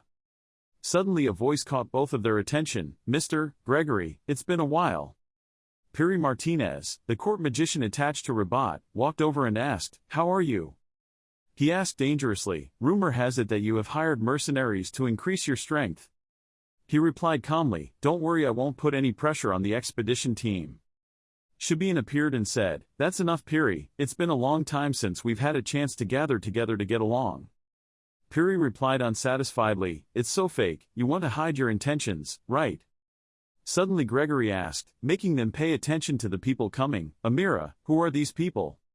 What about the mercenaries participating this time?" When looking at Ruru, it radiated energy that made Piri wonder, the magic power is so terrible, it must be the same as that great magician, and those wings and horns. Who is this girl? Amira looked at his surprised look and said to herself, indeed he was curious. Piri still didn't know anything and was immersed in her thoughts. How could this be? The power of the Calvin army cannot be underestimated. A voice whispering in Irene's ear caught his attention. "Right, that's right." On the other side, the black-haired person asked softly, "Are you sure? That's Ilya Lindsay." The brown-haired guy replied, "That's right, she probably came here because of Ignet." The black-haired man asked again, "Do you want revenge on your brother for sparing her?" The brown-haired man replied, "No, I'm not obsessed with that." He looked at Ilya and thought, "Ilya, is it okay?" She suddenly spoke up, "It's starting again, you bastards." Her words made him panic. Ilya and Ruru were equally surprised. What did Ilya say? She continued to say things that shocked everyone even more. Anyway, they couldn't leave it alone, their hands and feet were so itchy. Finally, she said with a disdainful look, "You bastards." That look of yours made him just stare with his eyes open. Before that, Judith had stared at Ilya and asked, "It seems like you live in real frustration." You shyly avoided her eyes. "What?" Judith said. "Why do you care about that to live? Ignore the sarcasm of others. Right from the start, no matter what you do, people like that won't change anything." Ilya's sweat dropped and replied, "But..." Judith smiled and told her, there was no need to look good with those people, curse them instead. She hesitated, not used to it. "What was that?" Judith said, "This is it, follow me." Then her face darkened with murderous intent. "Damn it, you bastards." She encouraged Ilya, "Do it now, isn't that what you really want? It will be much more effective." Ilya was silent at those words at first. But in the end she still whispered in a low voice, "Flood, bastard." Judith was dissatisfied, even louder. She had to speak even louder, "Flood, bastard." Judith smiled and cheered some more. "Okay, but you need to speak louder." Hearing that, she immediately tried to raise her voice, "Those bastards."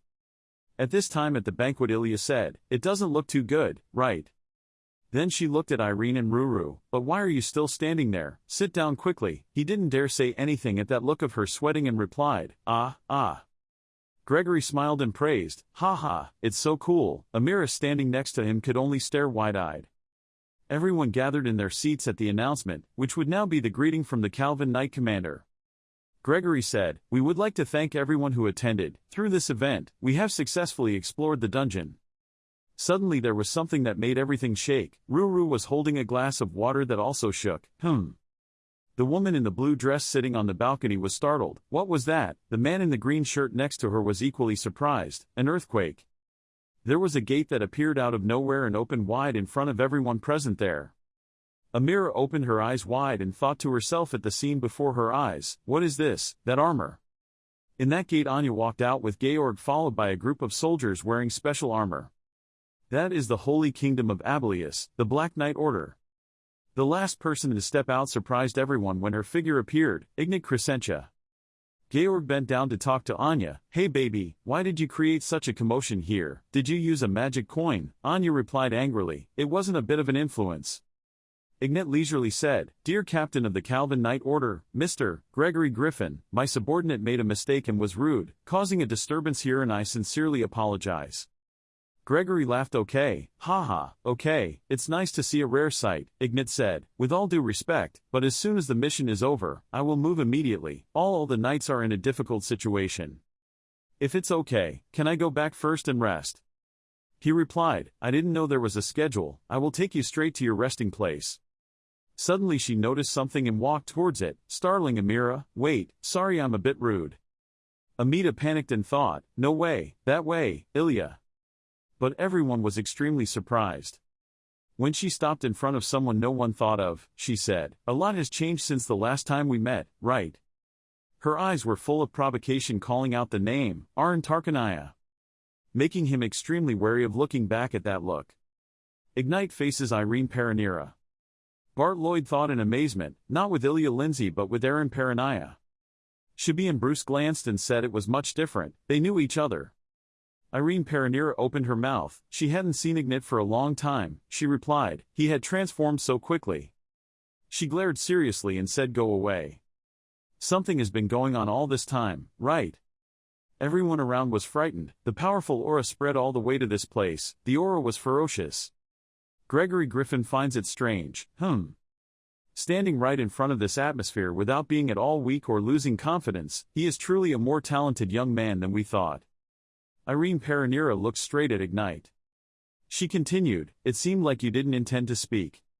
She turned and left. Later I will observe you more. Ilya Lindsay was surprised, not at all, giving herself a look. Irene Paranir turned to look at her. Anya suddenly appeared from nowhere, startling Ruru. She warmly greeted, you are Ruru, right? It's me, Anya. I miss you so much, Ruru. How did you become like that? Ruru's face was full of discomfort. He struggled to respond. I'm not talking to you. Anya wondered. Why? You and Ignat bully Aron together. Anya has never bullied him. What are you talking about? You opened the gate and let Ignat, so you bullied Aron, don't you remember? Anya was speechless when she was told that she was hurt. Oh, about that, she thought to herself, what should I do? Ruru is Anya's first friend, I don't want to quarrel with Ruru. Sorry, Ruru, next time I won't do that again, but you know I'm still angry. What Anya has to do to make Ruru calm down, I don't know. Let's try to think carefully until we meet again next time. She looked down sadly. I know, I will think about how to calm Ruru's anger. The subordinate next to her said, Anya, it's time to go.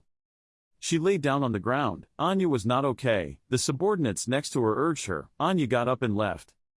He glanced at Irene Paranira and thought to himself, it's only been a year and a half, so the rumors he said that he was almost at the level of a sword master were true. Incredible progress, what an unbelievable kid.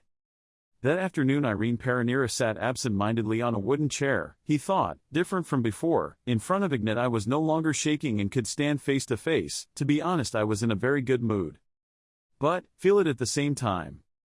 To achieve the desire that I cherish. There's still a lot missing. To bring ideals into reality. To not let the dream be just a dream. I must try my best. After working out and sweating, the sky turned dark. On this side, Ilya Lindsay stood by the window looking into the distance. A few days later, before entering the dungeon, I would like to announce the content of the guide. Amira Shelton said, the dungeon we will explore has 2 entrances. The plan is to divide the exploration team into 2 lines and attack in 2 directions simultaneously. Expedition 1 includes Rabat, Palenque, Calvin, and the commander will be assigned to Mr. Perry Martys. Expedition 2 consists of all members of Avilius's Black Knight Order. Command will be assigned to the Black Knight Captain Ignat Crescentia. Hey, why is that look on Mr. Bruce's face? Haven't you heard anything yet? 4 days ago, the position of captain of the expedition team was decided. Sir Bruce objected vehemently when Ignat took the position, and their argument eventually led to a duel. What about the results? Of course it was a miserable defeat. Ignat won completely overwhelmingly. That Shabian guy doesn't know why he keeps fighting with her, but now he's embarrassed. Anyway, as long as Ignat is there, competing with the Holy Kingdom is impossible. Good results must be achieved between Calvin and Palenque. Looking at Shabian's depressed state, it seemed like there was no need to pay attention to Palenque. The problem was indeed on Calvin's side, those guys. Dungeon entrance. Amira hurriedly said, let's start. Gregory Griffin next to him advised, calm down Amira, as the deputy captain, what should you do if you let everyone see your nervous appearance like this? Piri Madiner gave the order, and Expedition Team 1 began to enter. As he entered, he suddenly realized something. He was sweating lightly. Was it a challenge? Although it didn't look like an ordinary dungeon, he didn't expect it to be an ancient temple. Anomalous phenomena appear in the ancient temple of testing. The challenge from the gods will come to challenge the intruders of the temple.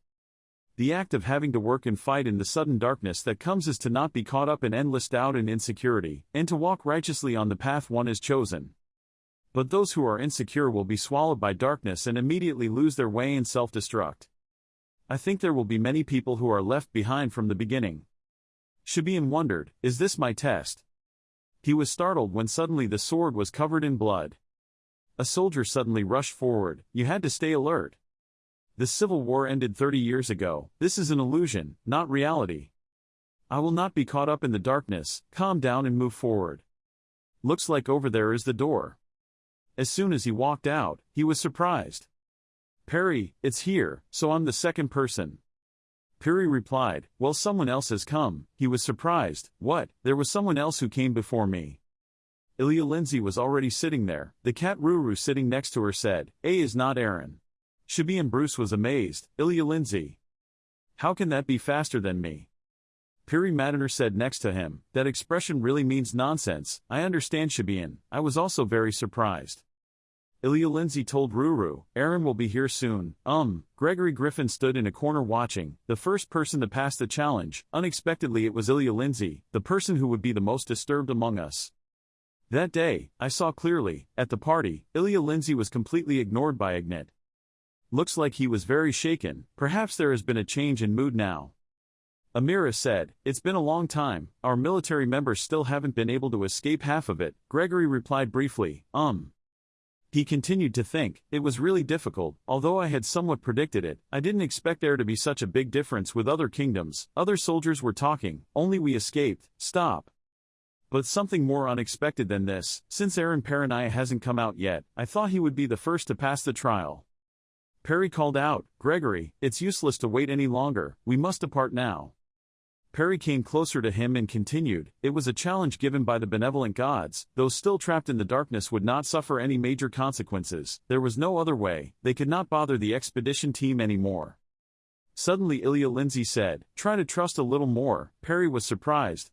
You are. Shibian Bruce asked, Miss Lindsay, what do you say? I mean trust and wait.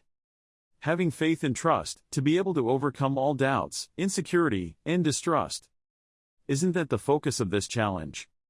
She continued, I think it's not only necessary to have trust in yourself, but also to have trust in others. Peri hesitantly said, although it was an excellent idea, time could not delay any longer. Suddenly someone was going out behind him. Everyone was rushing. Aaron, it was Aaron. He walked out with a glowing sword in his hand. Irene spoke up, apologizing, it was a bit later than I thought, because there is a reason.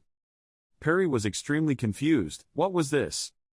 Because behind Irene was a whole group of soldiers. 2 hours ago, a soldier panicked, what's going on? I can't see anything, where has everyone gone? No one heard it, please take me away. I'm here, you're about to be engulfed by darkness, is anyone there? Help me. Suddenly a ray of light appeared ahead. The soldier detected a light. He ran forward, it was light, I was alive. But, this feeling is so strange. The closer you get to the light, the more reassuring you feel, feeling both warm and secure. This light is after all. Irene suddenly appeared and extended her hand to help him. The soldier reported everything for everyone to hear. Just like that, all the team members were able to escape the darkness. Hearing that, Amira was immediately happy. That's great, she also intervened in my challenge. Gregory reminded, Amira, your voice is too loud. Yes, I'm sorry. Gregory thought to himself, I have never heard of humans being able to interfere in my trial. This young man is so special. Irene ran to Ilya, sorry, it's been a long wait, hasn't it? The little cat Ruru was happy. Aaron is safe and sound. The radiance that lit up the surrounding atmosphere was an aura that could not be felt from any sword master. Peri just kept silent. Gregory said, it seemed like he was in an uneasy mood. The young man was much better than himself, so as a commander his pride must have been hurt. But we can only admit it, the focus of the expedition team right now is Aaron Paranaya. Peri ordered, everyone quickly adjusted, we return to explore immediately. Shibi and Bruce reminds everyone, you don't know what will jump out, so look around carefully and move forward, clearly. A large number of golems appeared in front, all in position. Perry took the lead and ordered the soldiers, all of them, to attack forward simultaneously. Everyone tried their best to attack. Perry used his strength to strike straight at the golem, causing him to break. Shibi and Bruce also flew towards him and gave him a fatal sword blow. Then he ordered, remove the red magic core from their heads and destroy the golems. Everyone tried their best to fight and they were all destroyed. Perry asked, is everything okay? Everyone responded, everyone was safe and sound, no one was seriously injured, good, keep going. Everyone continued to move inside. Perry thought, with this, the 5 battles in the dungeon, I completed them all peacefully, all going smoothly, why is that so? The reason I feel like something is not right. Suddenly Perry trembled and her face turned pale, this is it. What? In front of it is a pile of piled-up skeletons. The scene in front of me was filled with skeletons like a tower full of bones. Amira couldn't believe her eyes, this place was finally there. Gregory next to him was also panicking, that is. In the end, what happened here, it was all human remains. I don't want to, it's so unlucky, the soldiers' faces are pale, they're sweating and trembling with fear, I have to get out of here. Shibi and Bruce shouted, everyone shut up, don't waver, don't be so uneasy. Everyone stared ahead in panic. A red scene, a black hole gradually growing larger. From inside there is a strange thing slowly coming out, hey you guys came all the way here yourself. Perry seemed to realize something, maybe. That strange thing is extremely huge, it continued, thank you for saving me the trouble. Shibi and Bruce just looked up, it couldn't be. That strange thing continued to say, in return, I will grant death. The clown grinned evilly. Shibi and Bruce was covered by a magical aura, his face showed horror, he thought all the demons had disappeared, how could that be? Just simply facing it is said to be a high-level demon's demonic energy. That evil power affected almost everyone, he himself felt it, that dark atmosphere quickly spread to the entire expedition team, fear and insecurity.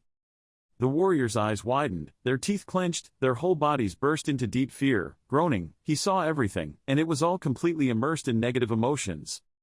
With just the magic from the index finger. That clown drew the soldiers to one side, fear spread with the cry, ah. He also shouted loudly, no, as if asking to stop. He hugged the soldiers tightly with a long, evil, smug laugh, ignoring their groans of pain. Shibian knew that his body had begun to be strangled by the devil. He understood their panic as black ropes wrapped around their bodies, as they screamed in despair, Lord Shibian, please save me, he could only freeze, his mouth gradually choking.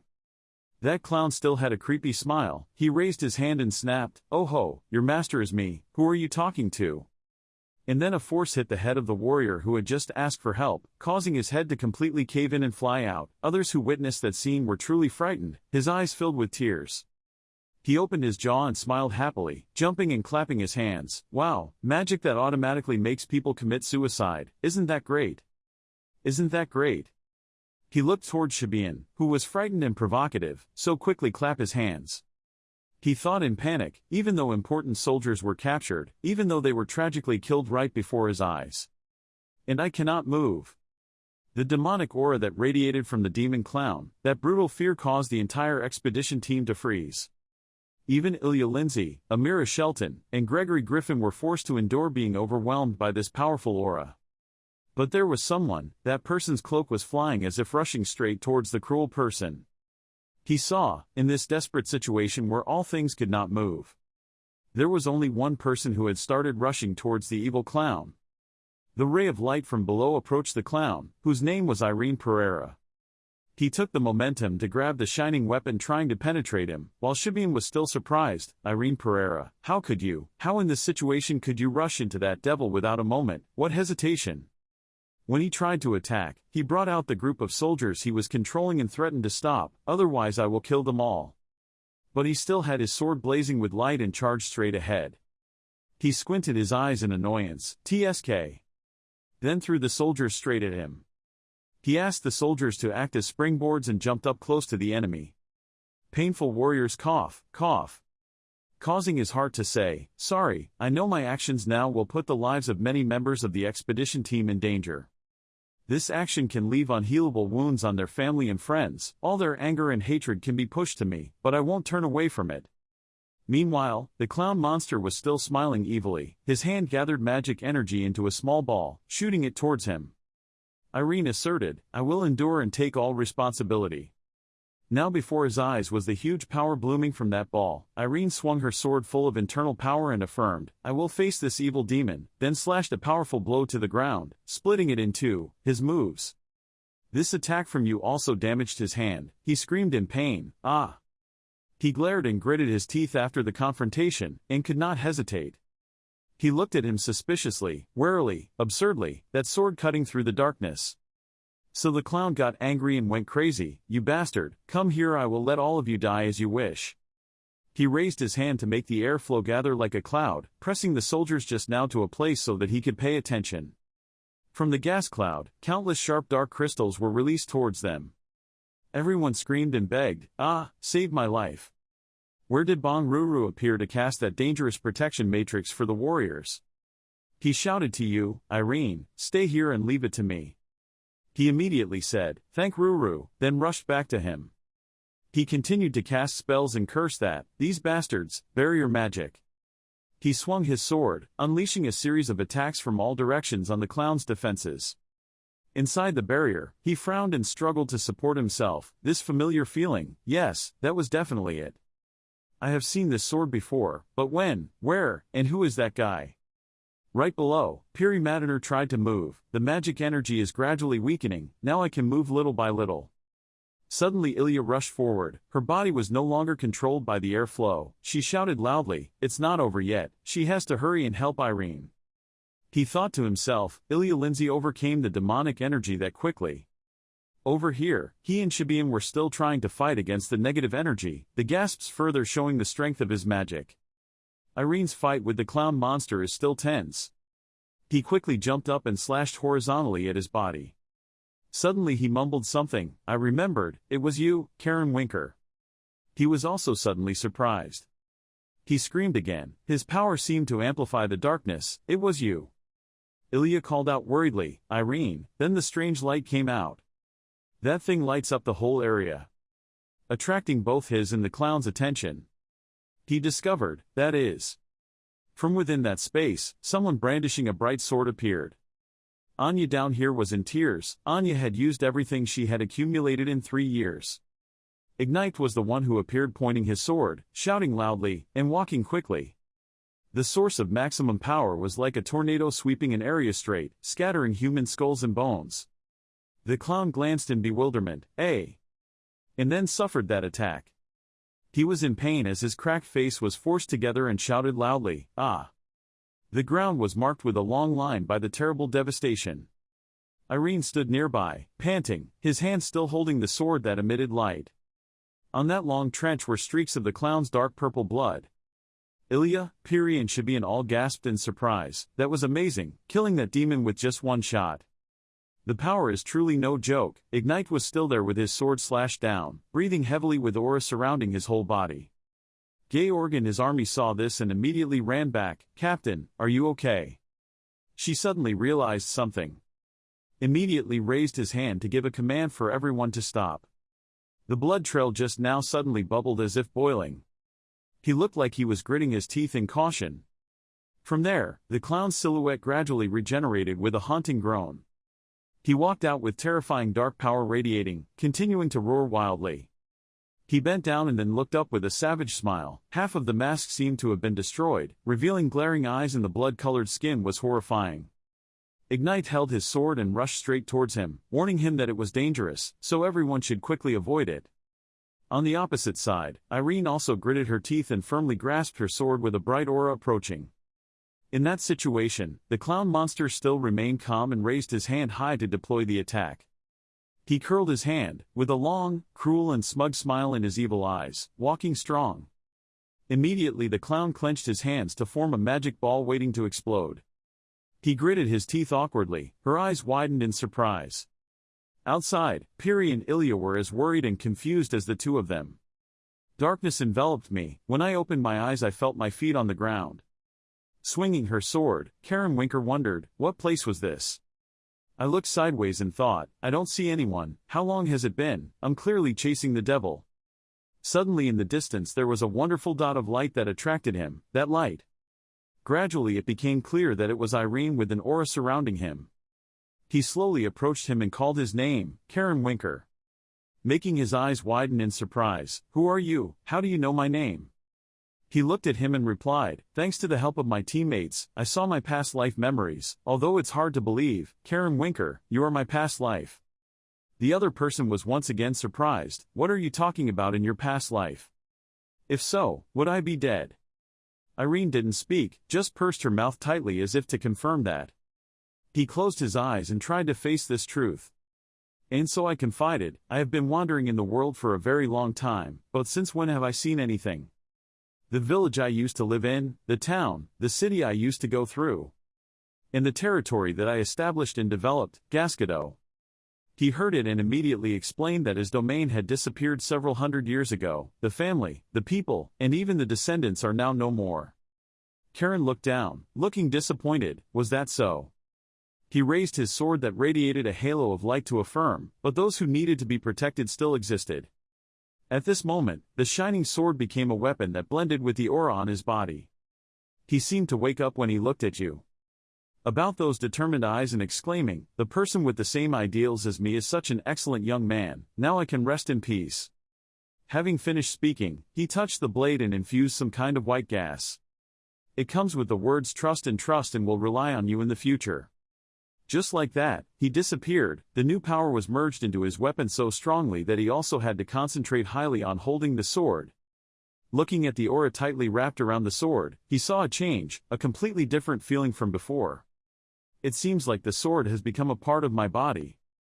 He closed his eyes and felt like he was standing in still waters, enlightened with the opening of his eyes. Quickly swung his sword and tore through the night to return to the reality of the battle. The clown looked at Irene with unbelievable eyes. No, how could he escape from this space so quickly? You get into attack position, point your eyes with a glowing aura at the enemy. "Give me strength, Karen Winker." A space was momentarily filled with his golden aura that gradually gathered on the thrusting sword. The clown was scared and raised his hand to indicate stop. "Wait, please calm down and listen to what I have to say. Your hand still holds the weapon, your attitude is straightforward, I have nothing to listen to you say."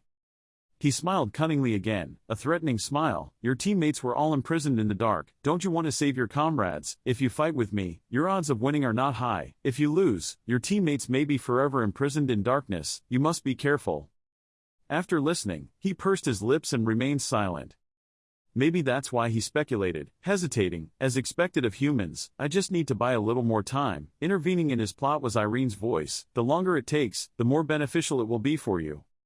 The spooky clown's eyes widened in surprise. "Huh, how did you know?" He replied, "You always use such despicable tricks but it doesn't work on me." From the darkness, a crack of light appeared, then slowly expanded. Ignite leisurely walked forward, making him even more frightened. It was broken, even that woman. As for her, as soon as he got close to him, he shouted in annoyance, "Irene Pereira, since when are you here? Tell me, how did you escape before me?" The confusion prompted her to think, this guy is still weaker than me, that fact cannot be changed, but how could he escape the demon weapon in the first place? Again in the space wrapped in darkness, a point of light appeared that flashed and opened. Ilya rushed out from inside. Ignite looked at her. Ilya Lindsay, even Georg is the vice-captain of the Dark Knight Order but can't escape the darkness, how can she escape it?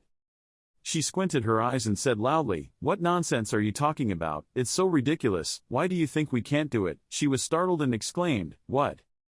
But quickly, Ignite regained composure, looked contemptuously at the clown with her and him, glowing with a bright aura and said, "I will ask these questions again later. First, we have to deal with that disgusting guy."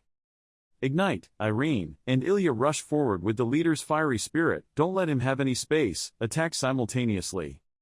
The clown now had half of his mask broken, his throat groaning loudly. "If you kill me, you won't be able to escape peacefully." Just like that, he frantically opened his teeth and shouted, "All of you."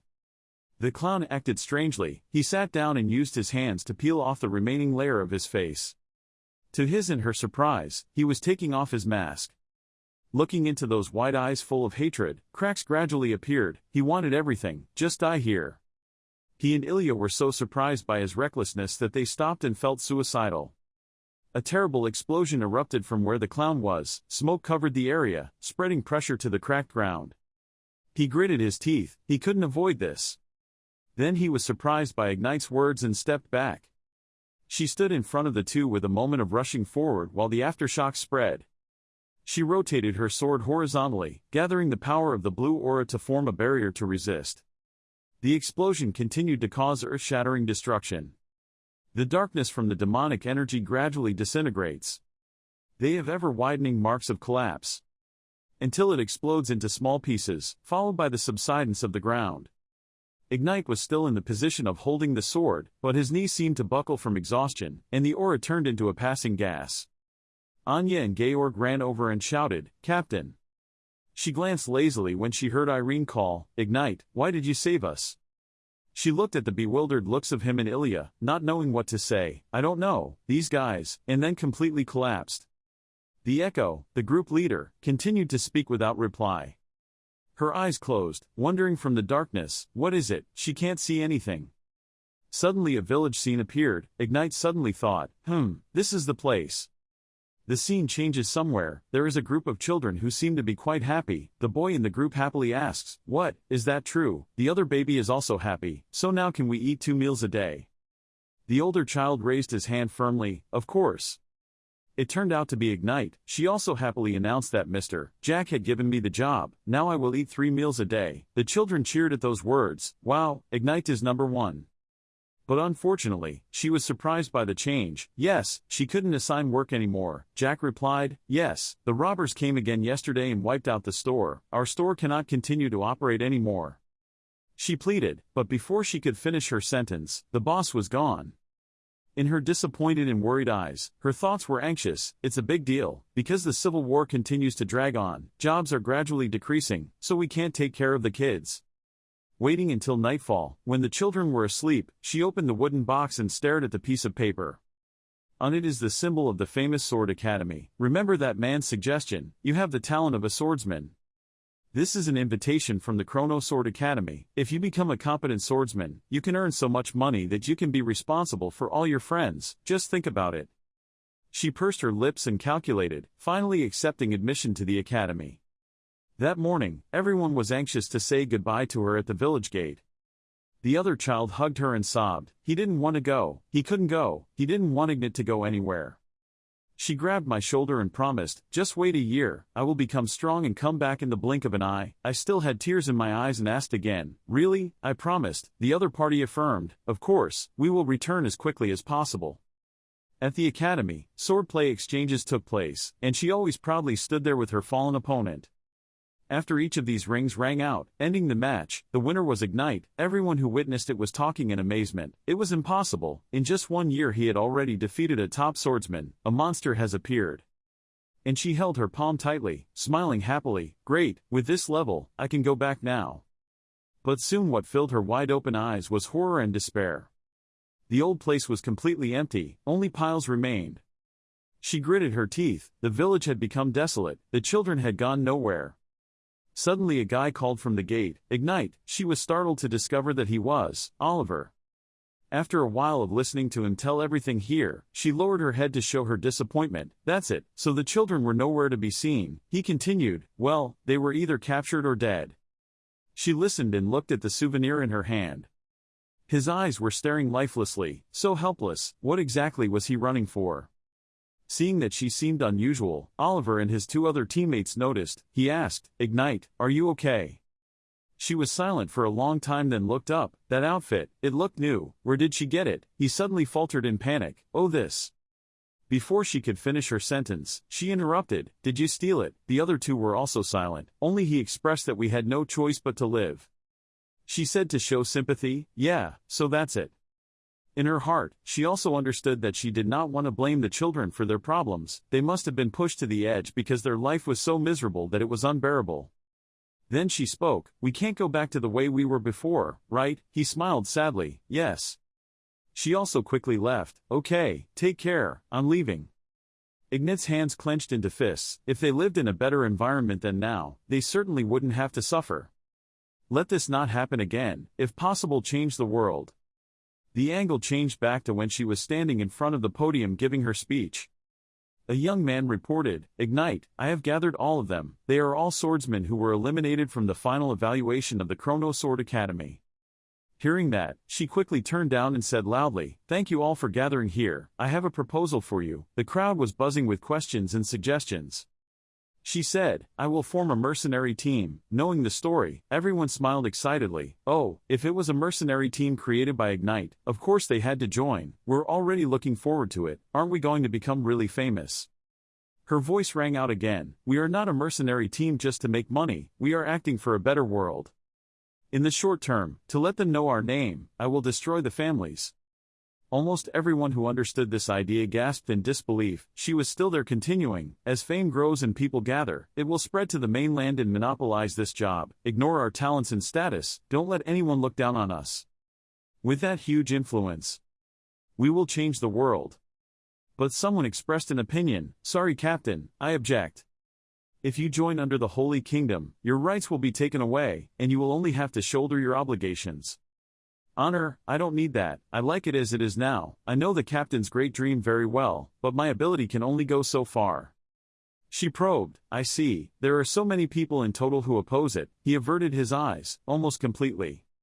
She acted like she didn't care. "So that's it, so I'll be the only one to go." After saying that, she took off her shirt and left, only saying goodbye. Even so, Ignite is still heartbroken. "I do not blame my teammates, who are satisfied with their current life. Because I alone have the power to change the world, I don't need to expect anyone else. I just need to do well." As for Georg, you respectfully greet her. "Captain, can I come too?" Anya is happy. "Me too, Anya too." She walked past with the sentence, "It depends." In return, he just smiled and thought to himself, how cold. She was still bright. The cold captain was also great. The emotionlessness in her eyes clearly showed that there was no need to be happy. Anyway, they would be exhausted and leave soon. "I'm used to being alone." Ignite Crescentia walked towards the night where the clowns had appeared. "He's playing tricks to manipulate you. What's left for you if you've done it to this point? What you can get by rushing forward like this is a country where you can pull the strings as you please. That's all you want. Don't you think there's something else that exists with you? This?" He opened his mouth wide, revealing sharp teeth, and shouted, "In the end you will no longer have anyone by your side." Faced with all those questions, she just sneered, "You don't know anything, right?" A slash split his face in two, leaving him with only time to ask, "What?" Ignite was cold after finishing him off. "If I was afraid of those things, I wouldn't have started." Returning to reality, Georg and Anya continuously woke her up. Anya shouted, "Hey, the captain is awake." He immediately asked, "Are you okay, Captain?" She was lying on the floor and was gradually helped up by him. The weakness in her voice reminded Georg not to move too hard. Charlotte wondered how long I had been unconscious. He replied, "It's been 2 days." She asked again, "What is the current situation?" He frankly said that, although the expedition team had no further damage, because of the curse left behind by the devil after death, a barrier was formed. All members of the expedition team could not escape the dungeon. In the story, Irene appears holding a shining sword amidst the joy of the soldiers because there were also soldiers who were almost invaded by unclean magic, but thanks to Irene Pereira, now everyone is okay, already. Georg smiled as he continued, showing off his aura and spreading his will, a radiance that exerts influence not only on himself but on others. He is truly excellent.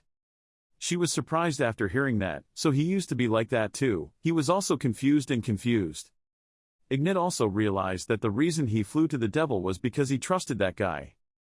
If it's Irene Pereira, she can protect everything.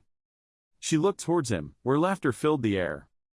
He continued, "This is what I like the most." Ilya Lindsay replied, "So how about I prepare more for Rue?" Suddenly looking at that scene, Ignite remembered the reunion with his own relatives. She was silent and then decided to call Georg to gather all the members of the expedition team. He wondered, "Yes, but what's wrong?" She replied, "With my current condition, it's a bit too much to escape from this place. After all, I need their help." He was stunned, yes, for a moment, and then thought to himself, is the group leader going to ask anyone for help? Standing in front of the barrier, surrounded by all the soldiers, She said, as everyone knows, to escape the dungeon, the barrier must be removed, but now, it's difficult for me to remove the barrier alone, so I plan to recruit assistance. The most effective power to break the devil's curse is divine power, but this power cannot be arbitrarily taught to outsiders.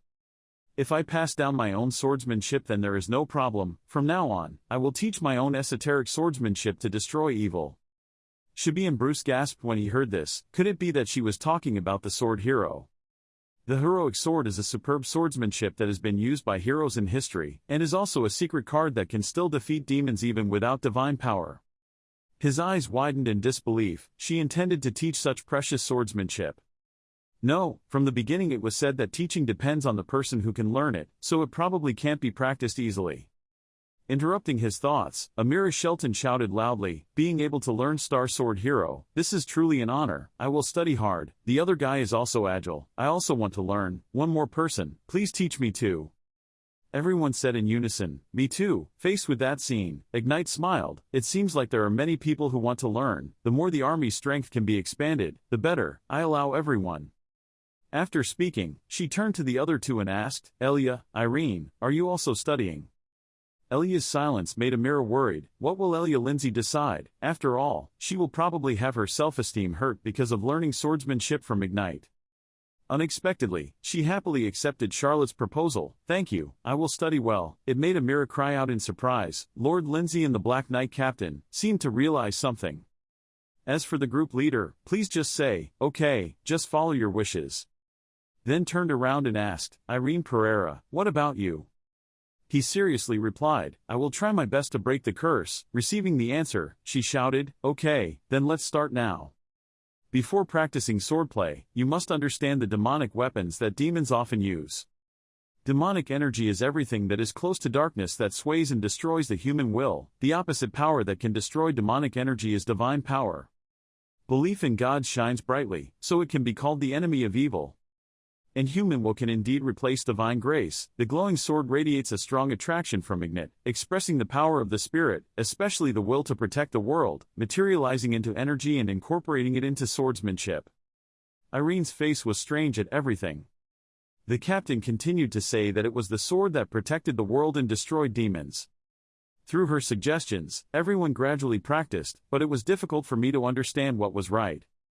Georg was bored because, of course, there was no way it would be easy. Even if he understood the basic content, perfecting his will to form swordsmanship was another matter. Just hearing the theory, it is impossible to materialize energy into a sword.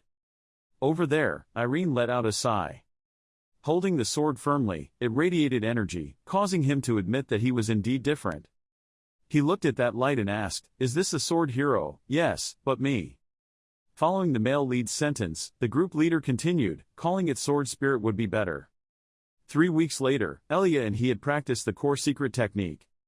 Their swords glowed as Georg commented. For 3 weeks only the two of them were able to materialize the sword spirit. Ignite degrees, probably. He pondered again, but at first the gifted person was Irene Pereira. Now Elia Lindsay is also showing outstanding growth. Is it because of the natural talent of the Lindsay family, or is it because of some special reason? Only Elia knows why she improved so quickly. Words of encouragement for myself. I don't have the heart to protect the world from evil. The important thing is the will to protect has aroused the sword spirit. Your will to protect is the heart that wants to protect the people you cherish. Scene change while guarding the barrier. The soldier saw something. The other person asked, what's wrong? He replied, just now there was some sound coming from the barrier. The other person questioned, the sound. Suddenly the barrier was divided into 2 halves and ripped apart, creating a dazzling white space. On this side, Gregory Griffin and Piri Madiner were stunned, eyes wide open, mouths agape, bound. Entering was an armored foot. Amira Shelton exclaimed in surprise, those people are. An entire army entered. With the back of the white-haired man commanding. Irene was no less surprised to see Ignite kneeling before that person. He said, Ignite Crescentia, you're still alive. She respectfully said, I'm sorry for letting you see this disheveled appearance, Captain. He turned his blue eyes down to look down at Ignite. That was the Holy Kingdom Abelius, the White Knight Captain Julius Hyol. Rabat territory, the gathering point for the expedition team, with dozens of people along with carriages and tents spread out. Amira Shelton pointed to the people carrying the things. Quickly get organized. As soon as the group leaders' meeting is over, we will return to the territory. The others heard it, clearly. She was secretly happy. Fortunately, thanks to the Holy Kingdom's reinforcements, everyone was able to escape the dungeon quickly, but the reinforcements were all sword masters. All the knights accompanying Julius Heil don't look like the White Knight Order, a secret Holy Country Knight Order. In any case, the fact that they were in a place where demons appeared. Not simply by chance. During the captain's meeting, Julius stated that, as explained before, that dungeon was once a demon's lair. Therefore, there will be no reward for exploring the dungeon, but as the general in charge of the reinforcements, I will provide compensation according to regulations. There was only one condition: to keep everything that happened inside the dungeon a secret. Piri Madiner frowned and expressed, probably worried that if this matter were exposed to the outside world, the mainland would fall into chaos. Even though I don't know how much the compensation is, I can't refuse it. Furthermore, what is this all about? He glanced at everyone wondering. Some familiar faces were here. Why were they in this place? Holy knights known to have died several decades ago reappeared. In the end, the Holy Kingdom is plotting something. Back to Irene's place, 1 week after that negotiation. He was still thinking about Ignite charging ahead of him and Ilya. Back then, the moment the devil's self exploded, I will never forget that strong appearance standing in front without hesitation. As for me, in that moment I was stunned, even when I was determined to defeat the devil. He looked at his hand and thought to himself, it's not enough, I need to try harder. A voice spoke again, catching his attention. So it's here, I've been looking for you all this time. Irene shouted, Mr. Georg. He smiled and asked, long time no see Irene, how are you? Then he said with a serious face, although I know this request is a bit sudden, but now you have to go somewhere with me. He asked again in bewilderment, where to go? He immediately explained that the group leader had recommended Mr. Irene and Ems, Ilya to the extermination team. As if he couldn't believe it, he questioned Georg. Ignat had recommended us, but the subjugation team was. He continued, right now there is a great possibility that demons are hiding everywhere on the continent. Soon a punishment team will be formed to punish those demons. Furthermore, according to the Holy Kingdom's investigation, there was a high possibility that the demon clown was still alive. As soon as he finished speaking, his pupil shrank, showing extreme fear and confusion. And then he and Ilya entered the meeting. A paladin asked Ignite. They were the swordsmen she had recommended, she said. Yes, they are Irene Pereira of the Hale Kingdom and Ilya Lindsay of the Adon Kingdom. As for Ilya, she thought to herself, Ignat recommended me. Why? I haven't paid any attention to myself in the past, but why has it come to this? Another paladin interrupted, although it's not that I don't believe the Dark Knight captain, I think I need to verify further.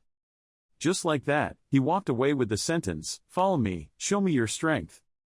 Irene's face looked somewhat frightened by it. He also paid attention and said, before we begin, do you have any questions? You lit up the sword's halo and asked yourself, may I know your senior's name? The other person replied, Quincy Myers. I saw you were tight-lipped, so I told you, don't reveal it to anyone else. Outside, Ilya heard a surprise. Quincy Myers, the previous captain of the Red Knights, was said to have passed away 10 years ago. What is this? She glanced at the other knights again and thought, thinking back, all the members of the support army were old knights. Could it be that all of these are paladins known to have passed away? In the match, Quincy said, I let you attack first. Once you're ready, let's go. You also feel comfortable thanks to that. Yes, thank you. The sword light gradually shines brightly. Outside, the group leaders commented, his swordsmanship is quite good, 23 years old Compared to that age, the light sword is indeed excellent, but just using the light sword is not enough. To convince all of you here, there must be something more than that. On this side, he also focused his gaze on Irene. That's it. He was extremely focused. The light radiating from the sword and the strong person running long, one glance can tell that all the holy knights here are outstanding people that I cannot compare to. Even in the midst of such strong and great people, Ignite was completely not weak but still stood there proudly. I don't want to be left behind, I also want to stand on equal footing. The burning flame attached to the man, to his sword, affirmed his greatest desire.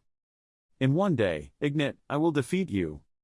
She was also aware of his explosive energy source. The fire of the spirit sword was even brighter. The aura of that fire was definitely the 5 elements divine art. The group leader nearby silently observed. And Irene is burning with power. It makes Quincy cautious. What an excellent sword move. If you want to respond to that sword move, then we have to use all our strength. Immediately, the group leader gave the order, that's enough. The match is suspended, both of you please put down your swords. He turned his head questioningly. Group leader, the person immediately said, you have already felt it, if you welcome that sword attack, you cannot avoid being hurt, the match is no longer necessary. Irene Pereira, you've worked hard, your sword skills are excellent, even he was surprised and replied, yes, thank you. The other knights were also impressed, it was really great, it's really been a long time since I've seen a sword move worthy of being an example. The other person continued, this is enough, right? Ignite denies, no, the verification is not over yet. There's still Ilya Lindsay. The talk focused on her confused face, that Lindsay is worth looking forward to, there must be a reason worth keeping an eye on for the Dark Knight captain. Ignite said, Ilya Lindsay also faced the devil in the dungeon with us. Even my sword hero was able to train her easily while everyone else had to put in a lot of effort. Right now, she was so surprised that she wanted to stop. But she is still sure, I assure you. Ilya Lindsay is indeed an excellent and qualified swordsman. Faced with this situation, she seemed to freeze and opened her mouth. Then reached out and faltered, that. And run away with the sentence, wait. Irene called back, Ilya. But to her, chaos torments. What am I doing now? Why are I running away because of a word that acknowledges me? But has it fluctuated like this? I thought it was okay now, I thought I didn't need to worry about those things anymore. As if about to burst into tears, Ilya poured out her emotions, but she was still shaken by outside assessments. Before Ilya left, the knights expressed confusion. What is it? Why are we suddenly staring at her so much? People sighed and looked at Ignite, realizing, I get it, young people are really complicated. As for Irene, she just looked over and silently called out to Ilya with worry. The group leader immediately spoke up, interrupting his thoughts and getting to the point, let me be frank. Not allowing you to join the conquering force, that is my decision. He was surprised to speak, but his throat was cut off. Of course I see that you have enough ability, your swordsmanship ability is also surprising, but still not enough to join the conquering force. Since you've come this far, I'll tell you. Our organization, called the Xinhua Order, consists of selected knights who are either retired or presumed dead. Is an organization that operates secretly, hiding its identity. Our mission is to protect the world from evil. If demons are allowed to operate freely, they will spread and expand throughout this continent and cause great chaos in the world. The gap between the human world and the demon world will no longer be safe. Therefore, as the conquering force, the better, we must select the elite of the elite. Quincy added, and even if the number of people increased, the Karakum of the Western continent, the 5 great swordsmen, and the top 3 of the Runnel Kingdom, priority must be given to those with reputation and strength. Do you understand now? I only see Irene purse her lips and bow her head sadly, but if I become stronger. Julius realized that the fire that surrounded him gradually spread more and more. He continued to speak, becoming stronger now and able to resist the evil of the devil, strong enough not to fall. In that case, can you accept me as a member of the conquering force? He sternly releases the energy that creates pressure. Make no mistake, Irene Pereira. Before you could become like that, then you need to be stronger. Now it's up to us to maintain this order. The weight pressed down on him like a warning, an aura so strong that nothing could stop it. It was an overwhelming aura. Julius closed his eyes and relaxed. Well, even though I said so, if you still want to join this organization, then there is still a way. He asked carefully, what is that? He said, find someone, find someone. He was a muscular man, with blue eyes and long white hair. He pledged that if you are accepted by that person, I will rethink letting you join the organization. Somewhere, Ilya is on a deserted land with insecurity. I felt it before. Out of nowhere came a man with a sword who wanted to harm her. She blocked the attack and thought to herself, Ignite doesn't care about me at all. So I shouldn't worry about him and have to do what I want myself. Just like that, she focused on fighting with a series of thoughts, not needing to care about others. As Ignite mentioned then, there is no doubt that Ilya Lindsay is also a qualified and excellent swordsman. With just one word like that, I was shaken. I also passed the challenge in the dungeon, escaped that night. It's all what I have.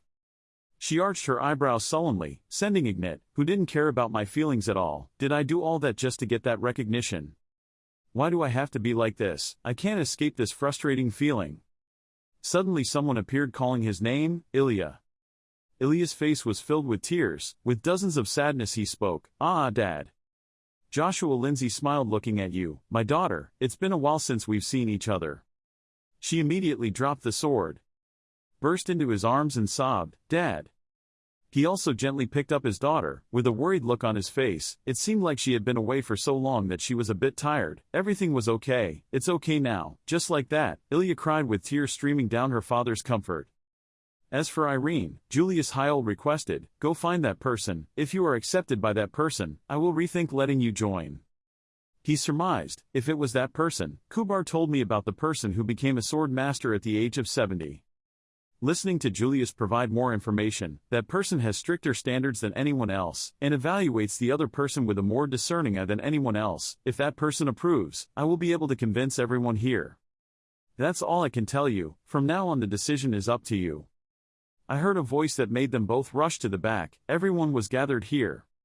The group leader and realized, Joshua Lindsay, head of the Lindsay family. He also realized that Joshua Lindsay could not be Ilya's father. He approached Julius and said, "It's been a long time, sir." The other person also replied, "It's been a long time, homeowner, what are you doing here?" The father's eyes were serious. My daughter had encountered some very dissatisfying things. There were many things I wanted to ask, but let's talk about them later. The Holy Kingdom of Avilius also made it clear, "I understand."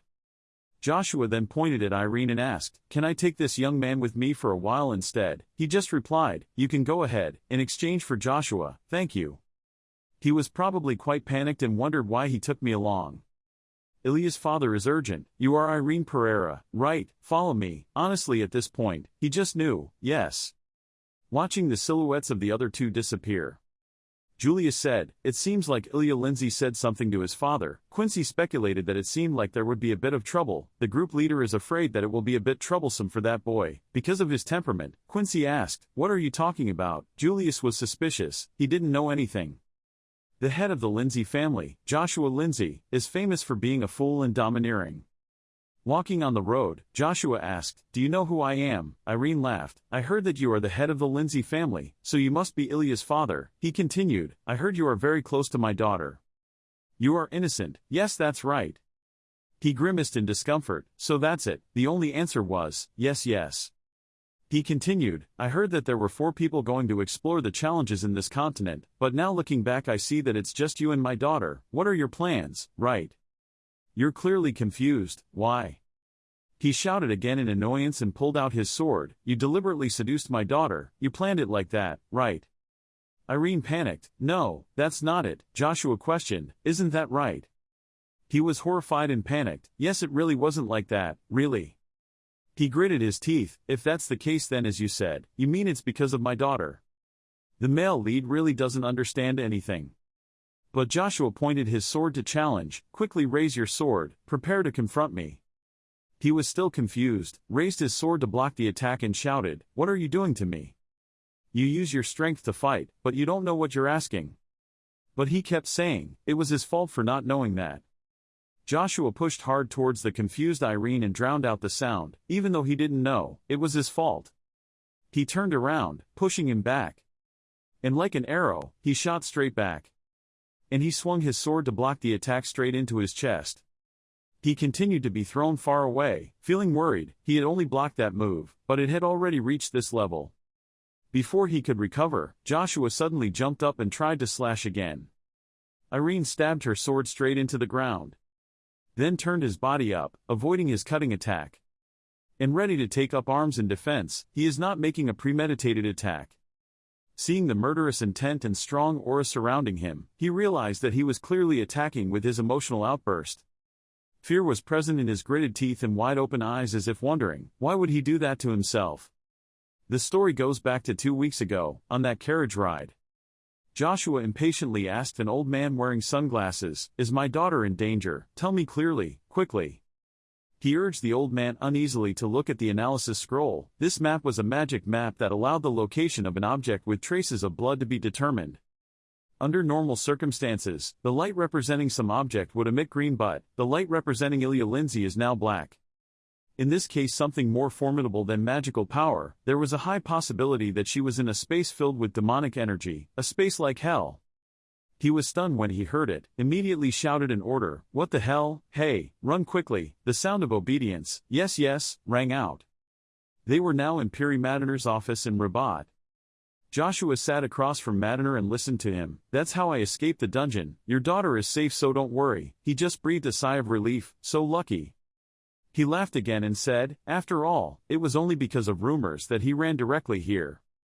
Emma Garcia, a guardian of the Lindsay family, witnessed the conversation and recalled that he vehemently objected when his daughter wanted to go on an expedition to improve her own abilities. After the young master disappeared, he also became sensitive to the young lady's safety.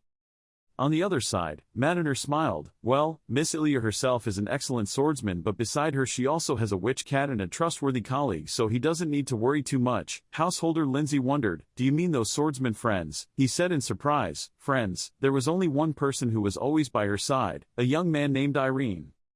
Joshua was silent and then exploded in anger, gritting his teeth and saying, "Emma, didn't she say that the four of you went to explore the continent together?" She was startled and speculated, "Well, when I saw it, there were definitely 4 people, I guess they separated after that." After hearing this, he became irritated. "A man and a woman walked together. Irene, I need to see that kid's face right now." And currently, Joshua is still constantly throwing moves at Irene. He tried his best to block the attack, knowing that just defending cannot change the situation, he has to fight back. He immediately responded to that move, causing him to have a different view. He was very skillful in swinging his sword. This brat is hiding his true strength. So he put all his strength into a defensive stance and shouted loudly, "So let's stop this move. You are also ready to fight, Heavenly Sword, now you accept defeat." 2 attacks that collide create a giant tornado, then fade away and return to the blue sky. Joshua looked horrified. "You little brat, how could you? How could the Heavenly Sword?" He rushed in even more crazily. "This brat, having seduced even Ilya, was now able to repel my Heavenly Sword." The moment of drawing the Sword of Judgment and quickly accepting death exploded with terrifying power, defeating the male protagonist right there. "You lie there, tired." He also felt a bit regretful. "I was too excited." Suddenly Joshua was startled by the call, "Irene." Ilya and Emma were running in panic. Ilya shook him and asked, "Irene, are you okay? Wake up quickly." She turned around uncomfortably and asked him, "Dad, what did you do to him?" Joshua awkwardly replied, "That's it, it's just competition practice." She was still angry. What kind of competition was this? Then she grabbed Irene's hand as she tried to get up. "Emma gave me a hand." Looking at him exhausted, she worried. Irene was okay. He smiled. "It's okay, I can stand up." The male protagonist said to Joshua, "Thank you, I learned a lot through this match." He opened his mouth. Is that so?" He immediately said, "Sorry, but I have a request. Next time, can you practice with me?" "Sir, one word." "You continue, I have to become stronger, please." Over there, Ilya frowned as if threatening, "Dad," making him panic. "That can't be helped." Joshua sighed and agreed. "Okay, while you're here, come to this empty lot every day at 7 p.m. After hearing this, Irene was happy and thanked him. The head of the Lindsay family sighed and walked away without forgetting to say, "Emma, I need to rest. Please take care of Ilya. She's serious." "Yes." Through the happy conversation between his daughter and boy, he gradually had sympathy for Irene Pereira. Thanks to that boy, Ilya's depression improved. He seems to be a good and well-mannered person. His skills are beyond his age. However, he still doesn't take you too seriously. "No, I can't admit that yet, though. From tomorrow, I will show you what hell is." In a small cave, the clown took off his mask and smiled, revealing his hideous sharp teeth. He was happier to know that my strength was gradually returning. Remembering Ignat again, he calculated, that black-haired woman must have come from the Holy Kingdom. That attack with strong divine power was really dangerous. If we don't get stronger, the next encounter will be difficult to escape. The paladins will soon start taking action in earnest. First, when monsters are released from the demon world, they will cause chaos on the continent. If given the opportunity, they must return to the demon world and recover their strength. Where did the sound come from? No. He walked out dressed in platinum, making the clown jump. "Now you cannot return to the demon world." The clown stood up and asked, "Human, how did you get here?" "Wait, it seems I was mistaken. Are you a devil?" Without changing expression, he replied, "Yes." The clown sat down and continued, I thought that there were many demons left in the human world besides me, but I didn't expect to see my kind in a place like this. Why are you looking for me? He pleaded, please attract the Holy Kingdom's attention. The other person reacts, why? Why do we have to do that? The demon immediately replied, because you have been discovered, the Holy Kingdom will soon be on guard to deal with demons on the entire continent. This means that our work is also affected. The clown wondered, what is the matter? He explained, I am cultivating strength for a human being. However, that is only the foundation to complete my sacred work, turning the human world into a demon world. That is our ultimate goal. The other demon heard it and grinned sinisterly, ah ha ha, do you know the final end of the Dragon King demon? Even if you are a devil, if you show excessive ambition, you will eventually meet a miserable end. Hearing that, he raised his hand and cast a spell. If you look here, you will understand what I mean. The magic that went straight into the clown's head made him say, huh, that's it. Ah. I see, that's it, I'm an honored guest. The smile full of intrigue, triumphant expression, I never thought it really existed. A devil is not born in the devil's world. A week later, Irene walked away. He remembered practicing with Joshua Lindsay and thinking to himself, yesterday was the first time I lasted a 30-minute sword practice session. It is true that there has been progress compared to the first days, but with only 30 minutes, it is still not satisfactory. Today, I have to last an hour longer than yesterday. Suddenly he was noticed by the sound of people outside. Are you ready yet? He wondered, what is that? Ignite and Joshua seemed to be preparing to fight each other. He looked at the woman wondering, Ignite, what is she doing here? Is she practicing with him? As for her side, I'm ready to begin. He replied, go up. At that moment, she jumped high and he quickly pulled out his sword. Ignite approached, his blade blocked by his sword. The fierce attack created a shocking pressure, even he blocked his head. Wow, that was so surprising. Both of their eyes were really determined. Her moves became more and more aggressive and fast, but in return he fought back equally. Irene had to praise her when she saw it. It was amazing, the speed was terrible. Joshua concentrated on grasping. A sword turned horizontally, decisively. Creates a blast of air that pushes her away. Then gathers strength at the blade, preventing a tornado from sweeping into a groove towards the opponent. The shout was as loud and fierce as the vortex, but she still nimbly jumped up to dodge and attacked with lightning speed. The collision of dazzling attacks, destroying the places they passed through, he could also feel, the power was as great as the speed. Looking at those two people, he only saw that the attack method was extremely strong, so intense that there was not a single gap. Just like that, they rushed into each other with great destructive force, covering a piece of blue sky. When the afterglow of battle has dissipated, a sword stabbed into the ground served as a support for Ignite's unstable body. Joshua stood there, still with a sword spirit, and asked if she had learned anything through this trial. She was tired. Unfortunately, I didn't learn anything else. He was gentle. Learning is not an overnight thing. If you don't learn anything after fighting one battle, then play a second or third battle, and fight until you learn something. She agreed. If you say so, then I have no choice but to listen. I will try my best until I understand. He stood there with his eyes closed in contemplation. I am a person who can only stand and watch. Even when my son sank into despair after losing to you in that match, I couldn't say a word to comfort him. I could only stand and watch silently, telling myself that it would stand up on its own 2 feet and with its own strength, but then it happened. He said as he raised his head to the sky in regret, if only I had opened my mouth to him at that time, just opened my mouth, maybe he would still be here with me now. It was because I was too cowardly that this happened. It may sound strange to say this, but I can't think of anyone else other than you to confide in about this. Hearing this, Ignite was silent, making Joshua suddenly pay attention. What's wrong? Say whatever you want to say. She began to confess, when I was young, I lived with my friends and younger siblings in an old house. To be honest, I never thought about defeating the patriarch's son, Carl Lindsay, to prove that I was worthy of that position. Above all, he was born destined to become a clan leader, so he will become a clan leader. Through that match, I just wanted to affirm my ideals and purpose in life. That's the story behind my determination to win that match. He listened and noticed, a story not only told in words but also expressed through voice, eyes, and determination. That is the result of a whole process that she has achieved, and I recognize that. Ignite Crescencia, she has grown and developed immensely. He immediately turned back to the male lead and shouted, "Irene Pereira, tell me your story too." "Tell it." He was startled and asked again, "What did he say?" The other person argued that he had heard other people's personal stories, so he had to tell his own story. If there is something, there must be something in return, that way it is fair. Maybe that's why you're more confused. What can I tell you? Joshua shouted angrily, whatever it was, the reason he became a swordsman. Then how did you practice, and why did you go with Ilya? There's no shortage of stories to tell, brat. He also looked annoyed, even Ignite. Well, that's enough, let me think about where to start first. After a bit of chatting he agreed, and that's why I'm here now. She heard it and was surprised. That's it, I know the reason why. A series of images connecting Irene with Ruru, Carl Lindsay, Judith, Ilya Lindsay and Coover appear in Ignite.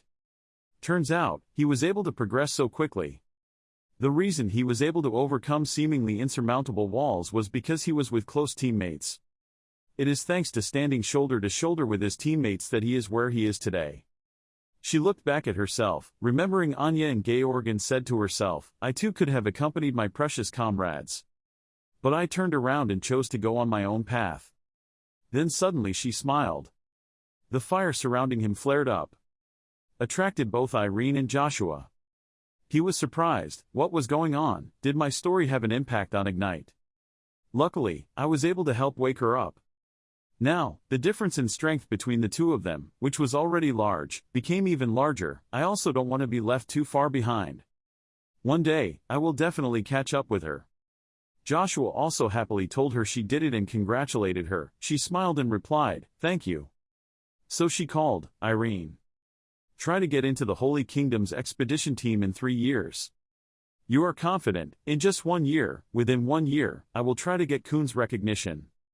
At the next meeting somewhere, Joshua mused, it was really a surprise just now. I didn't expect that a person could awaken just by listening to another person's story. In the future, Ignite will definitely improve even more. Irene is no less. She has shown great qualities as a swordsman. Be silent for a long time. He trembled and pressed his face against the table. I miss my son. If only he were still here, he would have been able to show them his potential. His hands also trembled. His face was full of pain and he sobbed out his name, Carl, why did you leave me? Joshua Lindsay was sitting in a chair, his hands on the table, his face thoughtful, when suddenly there was a knock on the door. He asked, who is that? At this moment, a girl's voice was heard outside, Father, it's Ilya. He frowned, closed his eyes and thought, everything is over and I need to calm down. If I keep expressing my worried feelings like this, Ilya will feel worried about me. After thinking about it, he said, come in. She pushed the door open and walked in. Looked up at him and said, Father, I have something to tell you. He and she were now sitting facing each other. She spoke up, before I always thought I could control myself and do what I wanted, but it turned out that I was always affected emotionally as well as mentally, psychology from other people around me. Now I want to be free from that control. I want to be myself and not be affected by the negative emotions that affect me anymore. What should I do, Father? He looked at her and said, I completely understand what you said, but I'm a bit unaware of the fact that when you want to follow your own path and don't want to be tied to anyone, you have to endure the loneliness and negative emotions that you don't want. If you want to be together, to go further, you have to endure those things. As a human being, you always have fears in your heart. If you want to eliminate the negative things you don't want, you also need to have companions who understand you. Even though we work together to progress, it doesn't mean you have to depend completely on others. You should also have your own opinions. In the journey of growing up, it's important that you always keep a strong and resilient mentality with one's own decisions. Your companion Aaron Ignat, I've heard a lot about him. Not only that, I've also interacted with him. He's a good guy, with strong will, but you don't seem to understand him very well. Yes, then yes. She was startled when she heard this, covered her mouth with her hand to cover her surprise and said, yes, that's it. He looked at her with a smile and said, but it's okay, you and he are still young. There are still many things to experience before you can grow up, so I don't blame you at all. You've done very well. What I need to do, I'm happy about it. If you encounter bad words that affect your emotions, you don't need to think too much. Those things help you grow more and more mature. She gently replied, yes. He continued, through those criticisms, do you feel you have learned anything from them? She bowed her head and replied, I just feel frustrated. He looked at her, then smiled slightly and said, I understand, everyone is like that. Most of the words that attack us are things that hurt us, so we don't need to pay attention to them. However, there are also things that they have said or write about me. From there, I need to reflect on myself and overcome the things that are not good. That is what my child needs to learn. I also learned positive things when talking to your friend. He also said the same things, so that the two of you can later accompany each other on the path of advancement, together discovering the hidden strengths within yourself. You should remember the things that are useful to you, and the things that are not good, not useful. If that's true, then ignore it, don't let it affect you. Those are the things I advise you with my experience as a parent. In the future, you will have to face even more pressure, but that is also a good thing. I hope you remember and can overcome these difficulties. That, in the negative effects that affect us, sometimes we take actions and make incorrect decisions. Then you have to know how to make a decision. She looked at him and replied, I will stand on my own thoughts, look around and make decisions from my kind heart without being influenced by others. He replied, yes. She looked down and thought, the path ahead that I must walk in the future will be the path I walk on myself. Even though I have companions to help me, I need to understand myself clearly to be able to do so. Suddenly she stood up, slammed her hand on the table, looked at him and said, after talking to my father today, I understood many things that I never knew before. Thank you very much, my daughter. He looked at her startled and replied, oh, you understand. That's good, I'm very happy. After listening, she threw open the door and ran away, saying, I have to go out here for a moment, say hello to Dad. He could only respond, hey, I'm sorry. She ran as fast as she could. In her head were thoughts, relationships around her, criticisms that had a negative impact on her. We wouldn't need to pay too much attention to those things. That's all we needed. Doing is thinking for yourself, recognizing right and wrong, and only then can you become more mature. From here I also realized a relationship that is extremely important to me, something I always think about. Right now, this present reality. My heart was completely devoted. Now that he's gone, I have a lot of things I want to say to him. But right now there is only one thing that I have been longing to express. Irene Pereira suddenly heard a noise next to her and immediately looked over to see her brother speak. Is it you, Ilya? She was only breathing heavily at this time and did not respond to him. He stood up, walked over to her and asked, it's so late, why are you out here? She hesitantly replied, because. She struggled to think, I was so nervous, should I say those words to him or not? I don't know what he feels about me, what I look like now. If by chance he rejects me, what should I do? No, as I know, from the beginning he has always only considered me, I'm just a companion. Seeing that she didn't say anything, he worriedly asked, hey Ilya, are you okay? She was silent, clasping her hands together, placing them in front of her chest, thinking, no. In my mind I told her, I'm still hesitant, I can't say that to him yet, I need more time, right now, not yet. After thinking about it, she smiled slightly at him and said, I just came here because I wanted to see you, nothing special. He looked at her confused and said, She continued, recently you've been practicing a lot and don't have much time to rest and talk, so we don't see each other much, right? He smiled and replied, oh that's true. She thought, I need to wait until this feeling can progress further. For now I need to hide it. This is not the time for me to say this. She continued, recently you have been practicing with my father. Do you think your strength has improved much? He replied, yes, thank you very much to your father. She smiled brightly at him and thought, until she has all the confidence she needs to be able to overcome all difficulties, to be able to open her soul to accept another person, then she will be able to be herself, maybe, say words of love to him. The scene changed. Anya's voice spoke, Lulu, are you still angry with me? I did everything I could to save everyone in the maze. Lulu replied, it's okay now, I'm not angry anymore.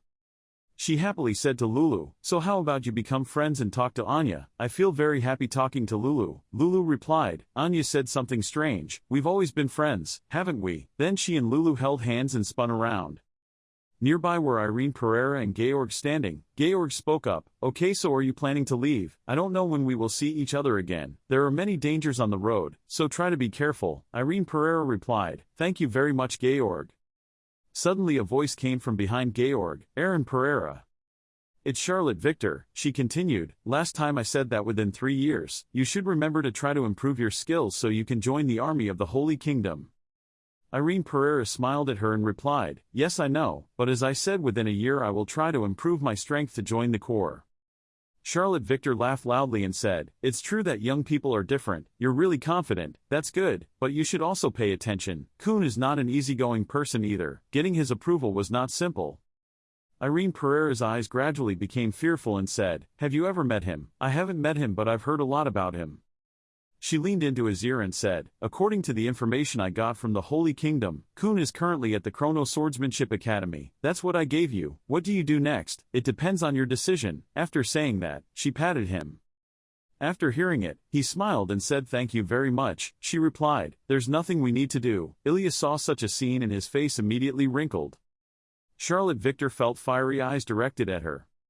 Immediately turned to say, "But Ilya, do you have something to say or something?" Hearing Charlotte Victor say that, she smiled proudly and said, "Next time we meet, let's fight each other hard." Charlotte Victor also smiled and replied, "I understand, see you next time." A few days later, Joshua Lindsay and Irene Pereira were practicing together. Seeing that Irene Pereira was gradually losing strength, Joshua Lindsay spoke up, "It didn't work, you lost your center of gravity, leading to an unstable position holding the sword, let's do it again." He gritted his teeth and gave an ugly smile, thinking, "Aaron, you bastard, I saw everything that day. The reason Ilya rushed out after hearing my advice was to go see that bastard of yours, which is something I absolutely cannot accept." Then the two of them rushed to practice again. As he practiced, he thought, "But I need to try harder. If I can't stand it just by practicing like this, how can I have enough strength to catch up with Ignat?" The opportunity to practice and receive guidance from a skilled swordsman like this is not something I just want to have. I need to cherish this opportunity. He spoke up and said, "The kid endured quite well, so let's continue with this powerful sword move." He replied, "Okay, just use all your strength." He prepared to strike him with a sword blow. His eyes were wide open at this moment, thinking in his head, "This sword move is too strong and different from the previous ones, I can't block it." Suddenly a voice calling, "Father," interrupted that action. Ilya slowly walked up to the two of them and said, "Isn't it true that father was too strong?" He was startled to see her appear here, awkwardly said, "Ilya, you misunderstood, it's not what you see. Aaron himself asked me to use all my strength to confront him, isn't that so?" He looked towards him for help, he smiled wryly and said, "That's right, Ilya," she replied, "Okay, but you two have been practicing for a long time and I think he's a bit tired." He smiled wryly and replied, It's true that I kept fighting and didn't look, so let's take a break, Aaron." She and he sat resting on a thick log, he was drinking water. She looked at him and smiled and said, "Aaron, do you want to come to my house to play?" He asked her again confused, "Huh?" She continued, "We have been here for a long time. Father and I will return to the family soon. There are many things at home that need my father to handle. I have been away from home for too long. I can't go either, like that forever." He replied, What you said is right." She continued, "When you come home with me, by the way, you can go through everything. There you can also meet many powerful swordsmen and practice with them, and my father too. He will give more instructions when he is free, for you." He shyly replied, "That's true, but," before you could finish speaking, she interrupted you, "So you agreed to go with my father and I back to the clan?" But he replied, "Thank you, but I can't go." As soon as he finished speaking, Kirill flew down from the sky towards the two of them.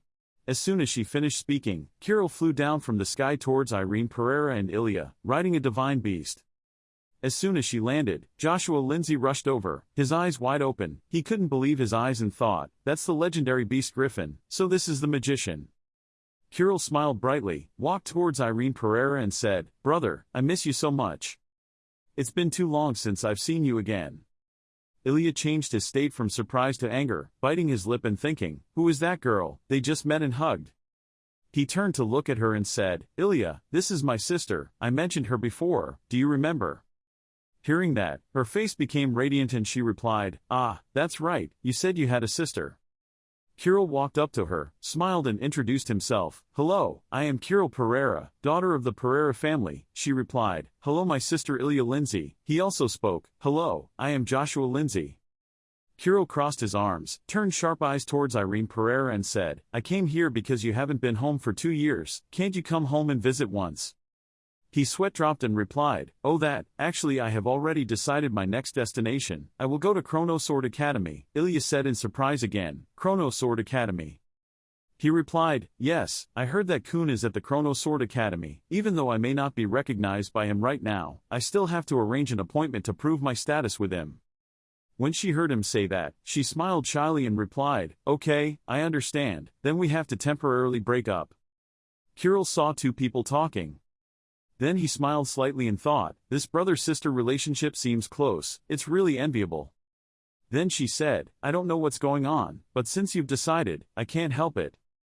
After speaking, she pushed him away and said to him and Ilya, I'm sorry, I'll borrow him for a bit, I have something to tell him. He replied, okay. He didn't have time to do anything but was pushed away, saying back, I'm sorry, I'll go first, Ilya will see you later. At this time Kirill and Irene were sitting facing each other in a room. Ruru was placed on the table, in between the two of them. Kirill looked at Irene and spoke, he encountered the devil in the dungeon, in a few years he went through many things, that's true. Ruru replied, Kirill, I'm sorry, because of me, Aaron was trapped in a magical barrier, leaving Kirill alone. She hugged Ruru's face and smiled brightly, saying, Ruru, everything is over, thank you for taking care of him. Then she leaned towards him and said loudly, I have decided, I will go with you. He replied in fear, Are you telling the truth? She replied, Of course, are you planning to refuse your sister who hasn't seen you for 2 years? He helplessly said, I know, as long as you feel okay, come along. Hearing him say that, she was immediately happy, hugged Ruru and turned around saying, Ah, so happy, Kirill is coming with me, ha ha ha ha, Ruru, let's go together. As Ilya prepared to depart, Ilya told you, Aaron, you must visit my family within a year, if you don't come, I will find you and will not leave you alone. He replied, I already know. She smiled and replied, It's good, I promise. He suddenly thought, why, this feeling, I'm so sad to say goodbye to her. Seeing Ilya smiling. But the mood is very strange. Then he smiled and said, Ilya, see you later. As she slowly walked away, Ruru said, Take care, Ilya. Kirill smiled lightly and said, Now let's depart. He looked at her and said, Kirill, are you going to ride Griffin? Then thought, this time I can travel comfortably. She turned around and said, No, I won't ride Griffin. I'll go slowly, because this is my first anniversary trip with you. Why don't you answer, you don't want to go with me? He was scared, raised his hand and said, No, I really like it, but he answered too slowly. Ruru said to help you, because Aaron liked it so much that's why she was surprised, right Aaron? He nodded and replied, Ruru was right. After a while, Kirill said, I have a question. He replied, what's going on? She continued, I see you're not wearing the necklace I gave you. He was scared, rummaged through his small bag and said, Oh, I brought it with me. After fighting with the evil clown, he found it broken, perhaps because the demonic energy was too strong and caused it to break, she said, yes. He frantically said, I'm sorry, it's too much for you. She replied, It's okay, it was the devil who did it, not you, besides, the necklace you're wearing is beautiful, I have a feeling it will help you. Hearing that, he happily replied, Thank you for thinking about me, Kirill. She smiled and replied, But you should have told me sooner, he said, I'm sorry. A moment later, when it was already dark, Kirill spoke, Let's sleep here today. Ruru replied, Yes. In the room, Irene sat on the bed. Remembering the advice Joshua had given him, he said, Aaron, before you go I want to tell you. Be careful not to pay too much attention to the fire because you have to chase Ignat's strength. His determination to catch up with Ignat is the driving force that helps him grow up. That determination will help your fire burn more intensely than anyone else's, but if you make the mistake of not controlling it properly, you will face great disaster. Be careful not to be swallowed by the fire, own fire. He started to cross his legs, feeling that fire. Then thought, clearly this fire is hotter than the last time I saw it. The burning fire grows bigger and bigger. If the fire is too big, we will become obsessed and hastily gradually take over our humanity. If anger and self-esteem take over when I cannot control this fire, then I will lose myself and possibly become demonized. I have to control the fire and not let it get too hot to the point of losing control. It is necessary to control this growing fire, the power of water. Water cannot withstand the heat of fire and evaporates. If this continues, I don't know if I will be swallowed by my own fire. We must quickly develop and strengthen the power of water to create harmony. His body was sweating continuously. While I was very tense, Kirill's voice spoke from outside the door. Can I come in? He replied, Come in. She walked in, standing in front of him with Ruru in her hand and said, You know, I'm still practicing. I told you that when I'm with you, I have to rest. He replied, I know, thank you. Then thought, yes, I shouldn't be hasty. Just slowly grasp it, move forward step by step like before. The next morning, standing in front of a rather large castle, Ruru spoke and finally arrived. Kirill asked, Is this place? Irene replied, yes, this is Chrono Swordsmanship Academy, let's go in, shall we? As soon as he stepped inside, someone said loudly, who is this, Aaron Pereira? The person next to him replied, it's really Aaron. Then we ran together to her and him.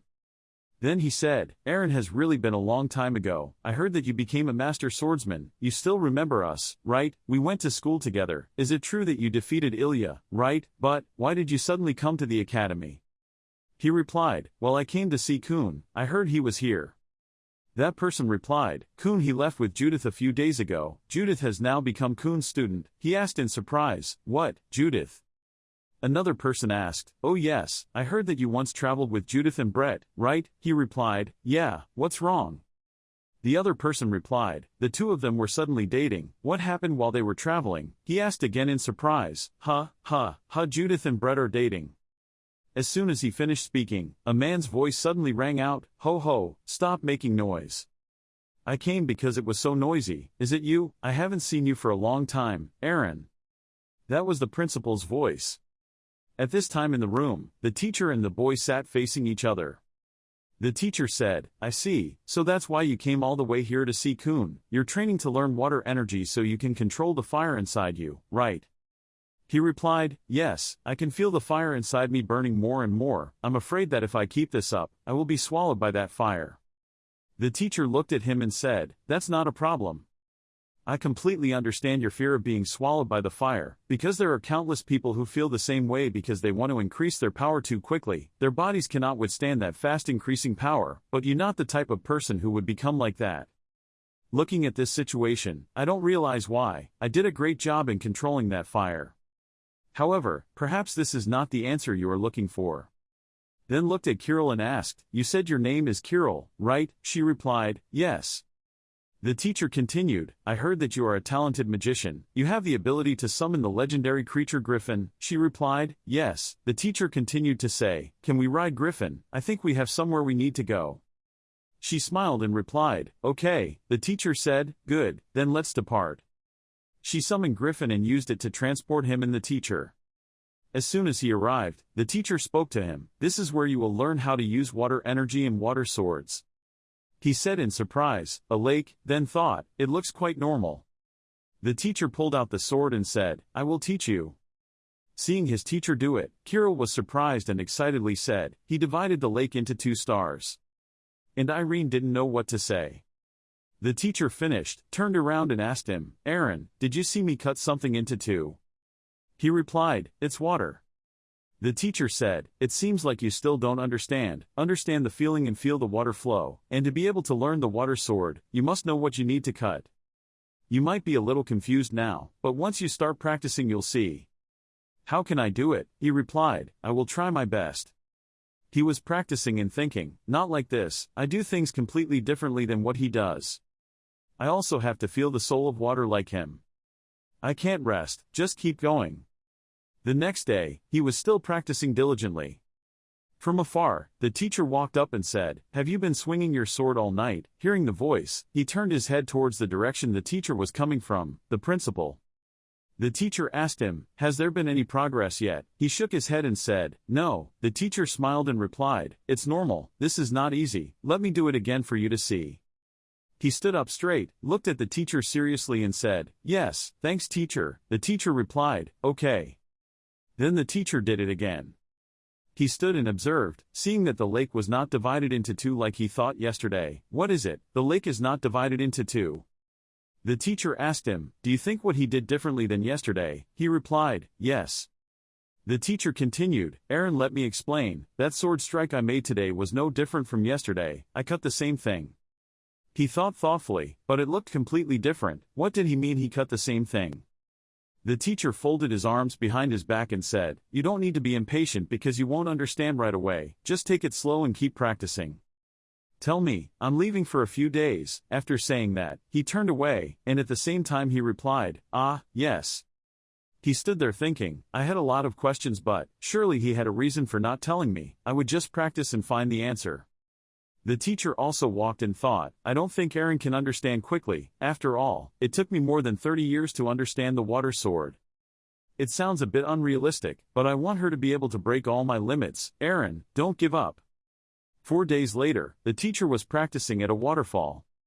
Remember, Kira Finn, the vice principal, came to give me a letter sent from Avilius. The teacher opened the letter, smiled wryly and thought, what a devil. Returning to reality, I thought, my generation was able to stop the demons, but things are different now. Julius Hoole, Quincy Myers. In Karakum, they are all too old. Soon, this continent's fighting ability will be reduced by half. Fortunately, there are many excellent students, but the time for them to get stronger may not be enough. While standing in deep thought, he suddenly felt something behind him rushing towards him. The teacher turned his head and blocked the attack. Then said, now you attack without warning. Kun replied, if you plan to practice here, you must know clearly that you will have to fight with me. The teacher replied, I will make you regret not being able to defeat me during the ambush. Kun gritted his teeth, frowned and said, good, that's what I was hoping for. Ian and Kun are still fighting each other. Ian spoke up, how long are you going to follow me? Kun smiled and replied, you still don't understand. Until I defeat you and become the strongest swordsman on the continent. I will never stop. Ian said, you have become stronger than before. Kun put his hand on his neck, smiled meaningfully and said, ha, now I'm so strong that you can't fight back. Ian saw that Kun was interested and immediately said, hey, maybe I should be a little more serious. Kun smiled and replied, I always hate when I hear him say that.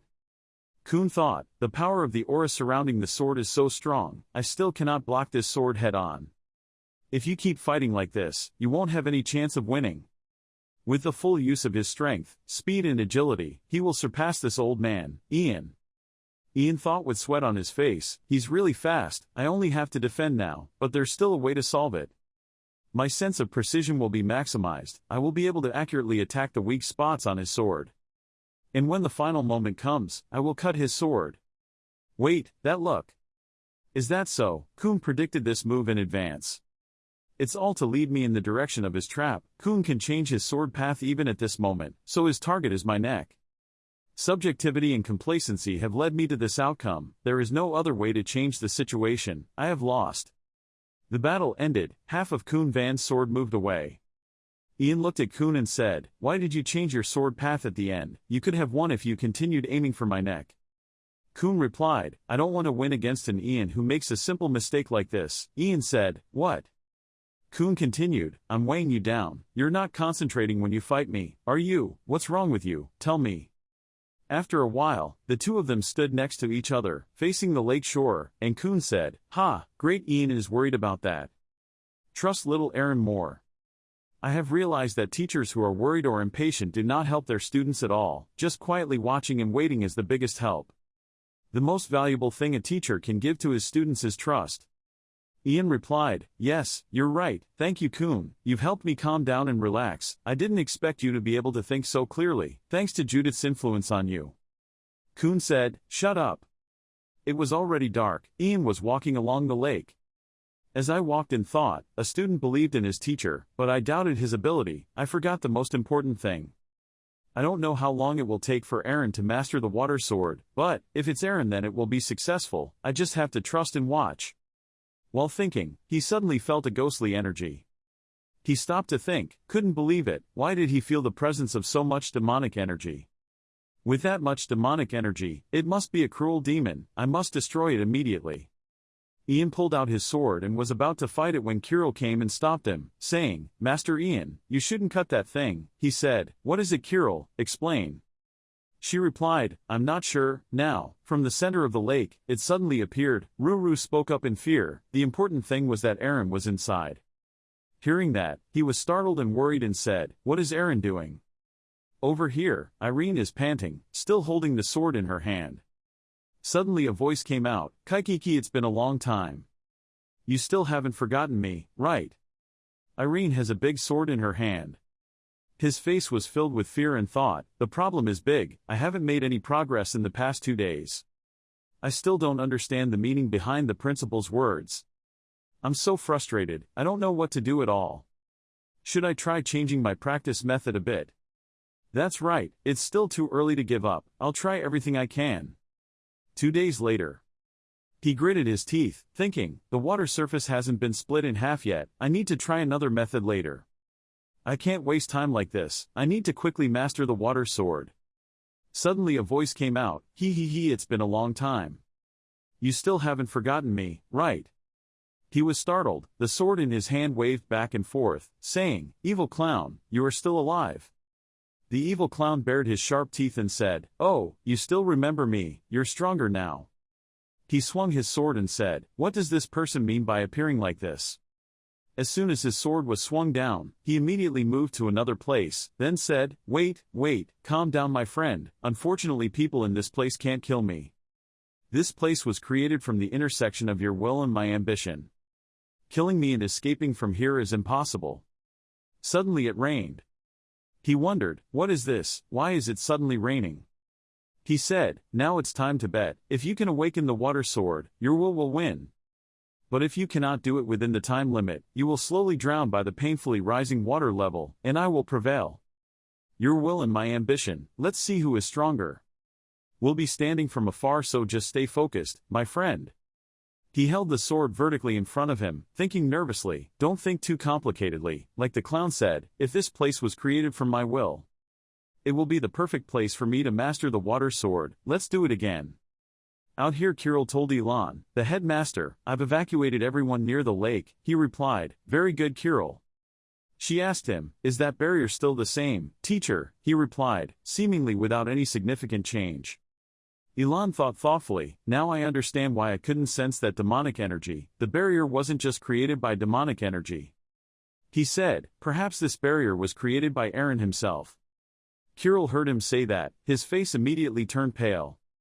It's difficult to say, no, everything will be like that time again. Ruru saw that she was not okay and reassured her, don't worry Kirill, Aaron is much stronger than that time. And for some reason, I'm sure he'll get over it and come back soon. Inside here you're still trying to cut through this place but you can't.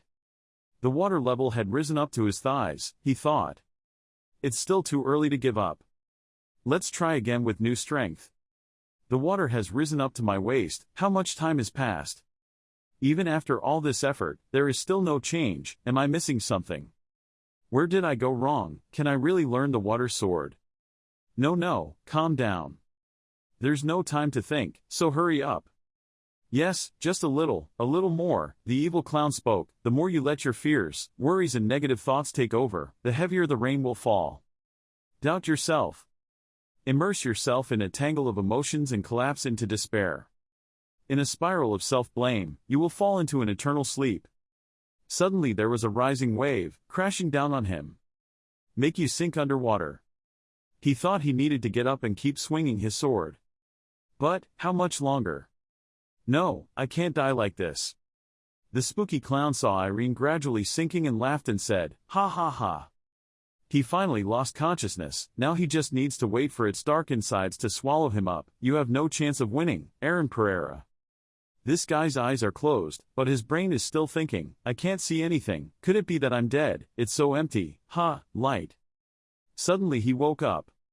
When he saw that, he immediately thought, that's impossible, he should have been taken over by darkness by now, how could he still be awake?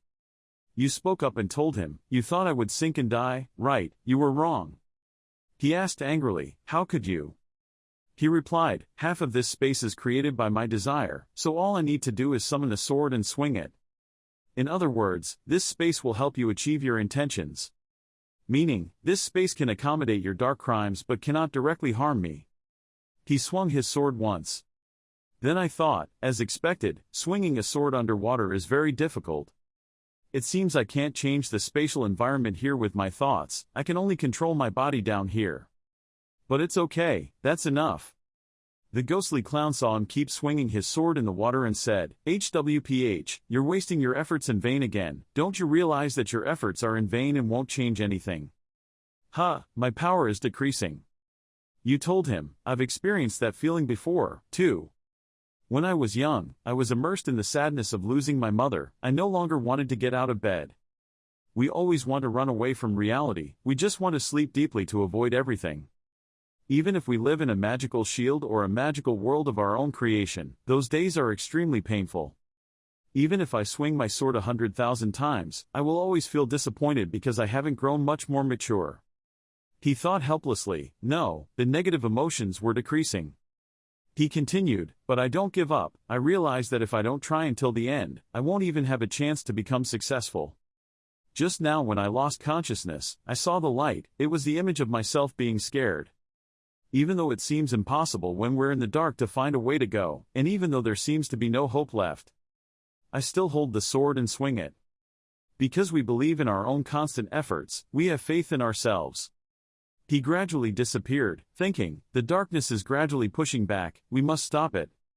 Then tell him, you can't do it no matter what. Even water can be cut, dividing water is completely ridiculous, here it is even more impossible. He replied, no, you are wrong. Then he thought, thinking about it, the director did not say that the country had to be divided in half. He continued, I understand what needs to be cut, that thing is not water. He shouted, no, no. He continued, it was an obsession. Out here Kirill shouted, the barrier was broken. He reappeared on the water. She happily ran over and called him.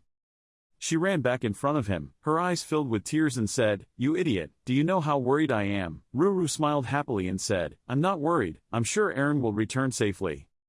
Ian slowly walked towards him and said, while trapped in the barrier, a lot of things seem to have happened, right? Have you realized and grasped the secret of the water sword? He replied, I'm not sure but I feel lighter than before. Later, you and Grandpa were sitting across from each other in the room. He spoke, so there was a demon in that space, perhaps related to your past life connection with the devil. He replied, yes I think so too.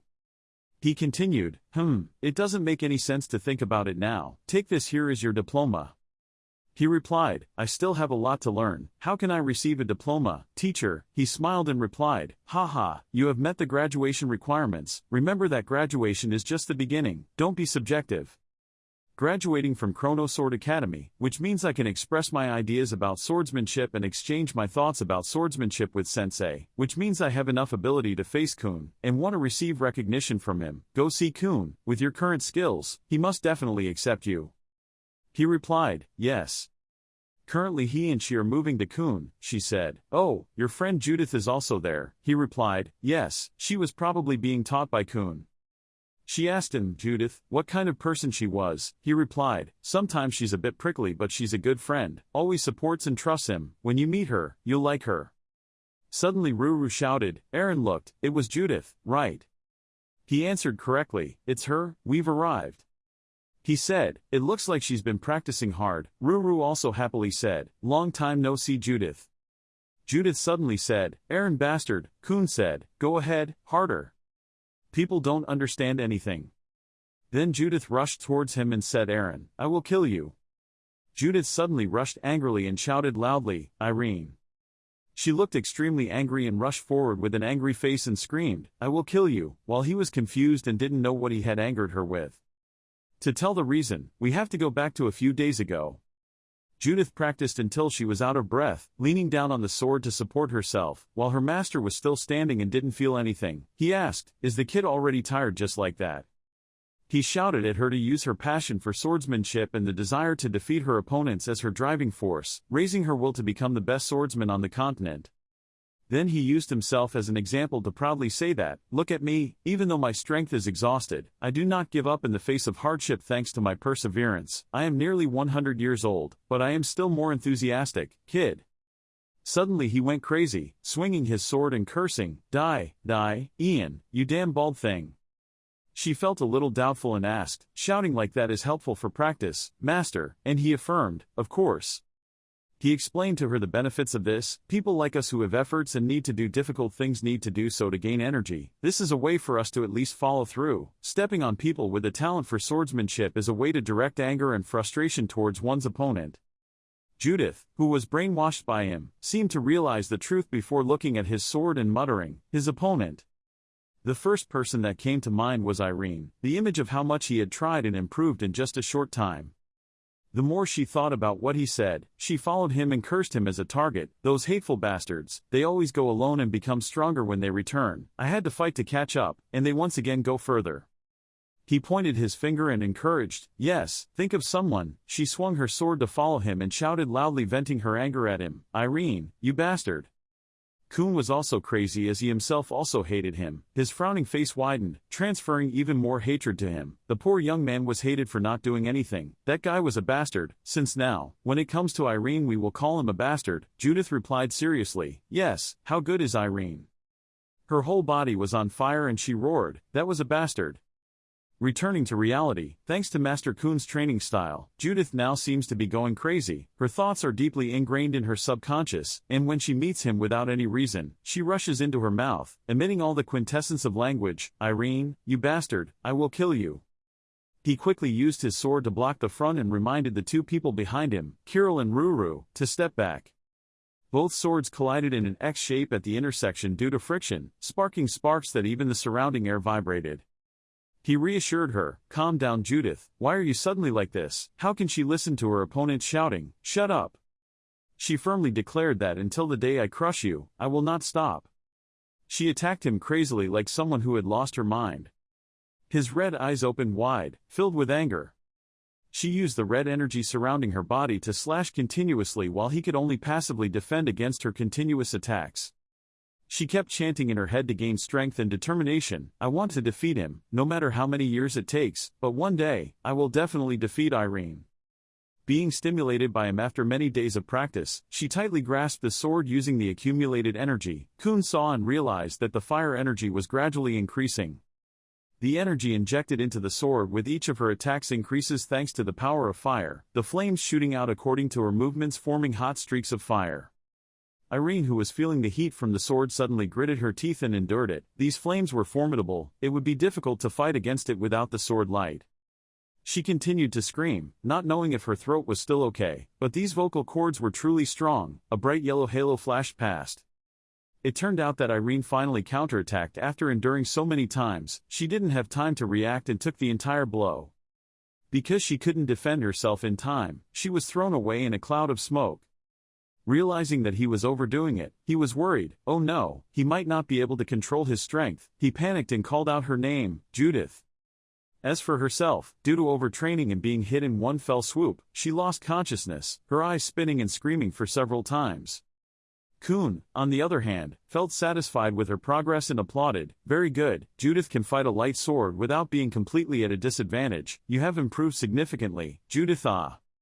He is extremely happy that the student he taught has grown up and become stronger. As expected, the more he trains, the faster he will progress. "Thank you, Irene's mouth almost slipped. "Thanks to you, we were able to find the right direction to train Judith." The effect was effective, but I felt sorry for the gentle and simple young man who was the subject of curses. This effect was truly remarkable. Looking at him so warmly, he was a bit startled. He was so different than I imagined. Seeing that everything seemed to be over, Kirill and Ruru nervously ran towards the hole calling, "Judith." Kun cheerfully reassured, "It's okay, Judith is not fragile enough to fall over this, she has practiced with me several times." Kirill angrily glared and screamed, "Be quiet, she's fainting, you two should stop talking, you really shouldn't poke the tigress." Kun stammered, "What the heck?" She sat down in front of Judith and cast magic with both hands, asking Ruru for support. "We need to give her basic treatment, help me carry her, Ruru." Her whole body sparkled with light like a rainbow. She replied, "Okay." Kirill glared in annoyance and asked, "Is the door to her room open?" Kun answered immediately, "Yes." Ruru transformed into a human using magic as a stretcher for Judith to lie on and carry away. Kirill walked in front and said, "You will bring her in there first." After she left, Kun breathed a sigh of relief and asked, "Who is that kid?" He introduced himself, "My sister, Kirill Pereira, she has a pretty tough personality." After solving Judith's matter, he suddenly said something that made him confused. "Anyway, let's get started, shall we?" He felt a rush of excitement and wanted to quickly test your skills. He pulled out the sharp, shining sword from its sheath. "I heard about you from Ian. You want to receive recognition from me, right? No, there's no need to prolong this. Let's decide it right here and now." He smiled provocatively. "You're not afraid to confront me, right?" Irene seriously replied, "No, I was looking forward to this." Hearing his agreement, he couldn't wait to try to take the offensive stance, "So let's start right away." Looking from afar from his perspective, he could only see a small dot of blue light flashing near the wooden house. In just a short moment, like a flash of lightning, shortening the distance in an instant, he sent a powerful blow down towards him. Thanks to his previous vigilance, he was able to block that attack in time, his sharp eyes focused on following his every move. He gathered momentum and intended to attack. However, the speed was still too slow for an experienced player, and immediately he was hit 3 times from foot to head with a difference in distance like a child fighting an adult. He tried to regain his composure, admiring his speed. Every time I made a move, he pushed me back immediately. I didn't see any chance to attack. Remembering the lesson Mr. Ian once taught him, the water sword is used to purify the mind. He focused on listening to each word and following it. If you mix it with your fire energy, it will bring you calmness and composure when facing any situation. He closed his eyes, breathing evenly, remembering his grandfather's advice: don't be obsessed with the desire to keep up with Kun's speed, don't rush, just think like a still stream of water. While you were motionless, Kun appeared behind you and criticized you. I expected that because you were Ian's disciple, to gain my recognition, you still had many shortcomings, right? While he was mocking, his eyes frowned, observing his transformation at this time. In his eyes, he could see the golden aura surrounding his body in a gentle and flexible manner, the aura circulating like water. Instead of trying to keep up with his speed, he changed his strategy to borrow external forces from around him to avoid contact. He struck a strong blow on the ground. The shock wave caused Kun to retreat before he could touch him. The entire piece of land he was standing on flew up. Thanks to that, he was able to see his cold eyes turn back and lock on the target. Seizing the opportunity while he was still surprised and taking advantage of the little visibility of the stone dust, he quickly swung his sword to get close. The successful impact created a small explosion that knocked him backwards. Immediately adjusting his crouching position, his hands touching the ground, reducing the force of pushing back, he adjusted, opening the way to attack by breaking the ground. Quite impressive. He observed him carefully again, silently evaluating in his mind, more than what we thought. It was not only his innate ability. With each move I could also feel the intense fire energy radiating from his sword, but right now the most notable thing is, in his eyes, the figure behind him seemed to blend into the image of his teacher. It felt like he was confronting Ian, the intense and calm energy of water. He smiled excitedly. It was not an energy that a rookie like him could easily master. In his mind, he silently asked the disciple lying in his recuperation bed, "Judith, is this the boy you have chosen as your rival to pursue and overcome? Pursuing this person is not necessarily meaningless. There is absolutely no hope." He continued to move forward and spoke his thoughts. "The path you have chosen is even more difficult than mine." Under the late afternoon sunset, Ruru sat on a log and watched the two people continue to fight as if they were not tired. Kirill walked out of the wooden house and looked at the two people and couldn't help but ask, "Are they still practicing?" Ruru crossed her arms and answered her, "Yes, those two are really strong. They've been fighting for an hour and still haven't stopped."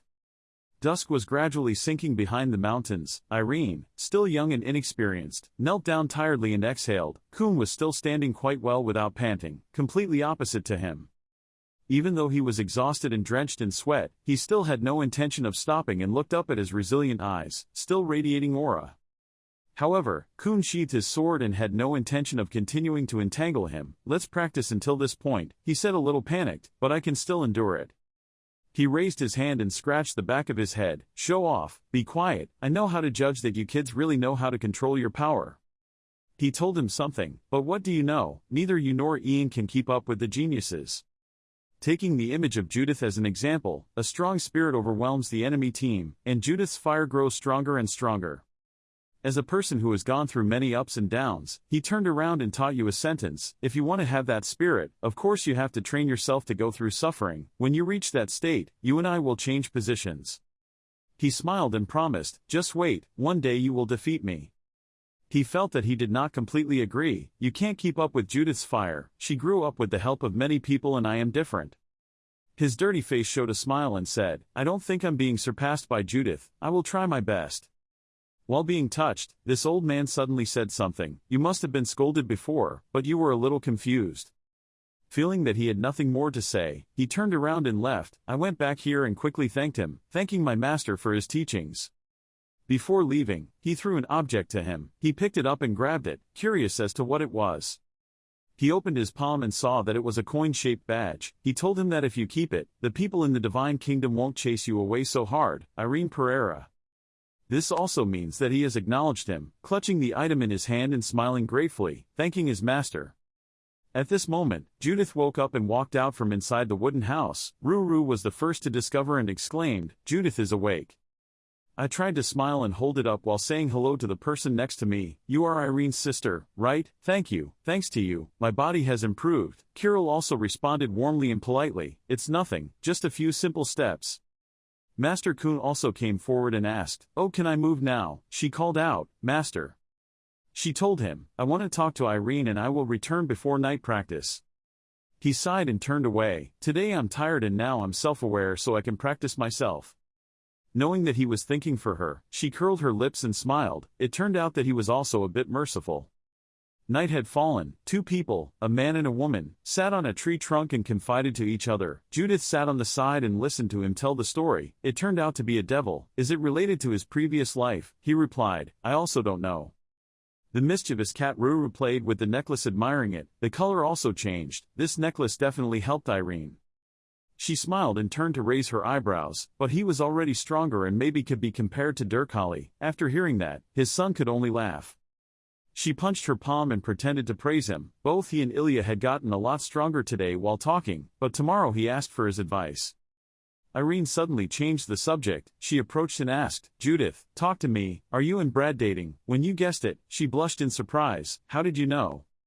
He also answered honestly, "I heard what my fellow students at the Sword Academy said." She turned aside and grumbled, "They are so talkative."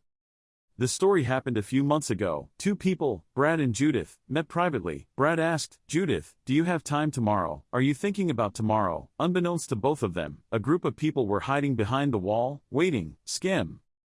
The man in his 20s somewhat embarrassedly expressed, "If you train with Kun, I'm afraid it will be a long time before we can meet and I will return to the territory." He offered her an invitation that made her blush a little. "Let's go see a musical together and talk about things we've never talked about before." Hearing such cheesy words, the group of friends hiding behind the wall were also extremely excited and bustled. "Did you hear that he wanted to go on a date?" See, it was very strange for them after traveling together. Receiving the invitation, she looked down a bit shyly and replied, "I know, I'll see you tomorrow at 2 o'clock. Hearing you agree, he was excited and tried to hold back his excitement and smile. Yes, his heart has blossomed. The next day at a concert, our couple dressed in simple but elegant clothes, different from usual, standing and enjoying each other. Brad intentionally adjusted the scarf around his neck and took the opportunity to glance at her. Both of them were like newlyweds who didn't dare to do anything. After that, they walked together on the street to watch the artists perform. There were a few groups of excited children running around to watch, playing happily and boisterously. After having fun all day, they chose a restaurant to enjoy dinner. Behind them, a classmate peeked over. The night sky at this time was extremely clear and sparkling with stars. The full moon in the sky gently illuminated the ground. Our young couple sat on the same chair, not daring to look at each other. Brad opened his mouth to ask, "How are you today? It's fun." The conversation ended like that. Both people were silent, not knowing what to say or daring to look at each other. The atmosphere was a bit awkward. The silence lasted like a string stretched between the two people. A friend in the bushes seemed to want to shout to the two of them, "Kiss each other." The person next to them panicked, "Hey, be quiet." Brad was a little worried and asked. The atmosphere was heavy. Her heart seemed to be pounding in panic as she protested, "Nothing, you still haven't answered my question. Do you not like me?"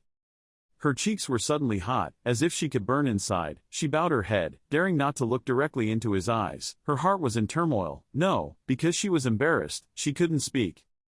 Due to extreme tension, she rushed forward and grabbed Brad's shirt, using actions instead of answers. "I didn't know anything." She suddenly pressed on the person who was approaching him, causing him to suddenly fall back. "Judith."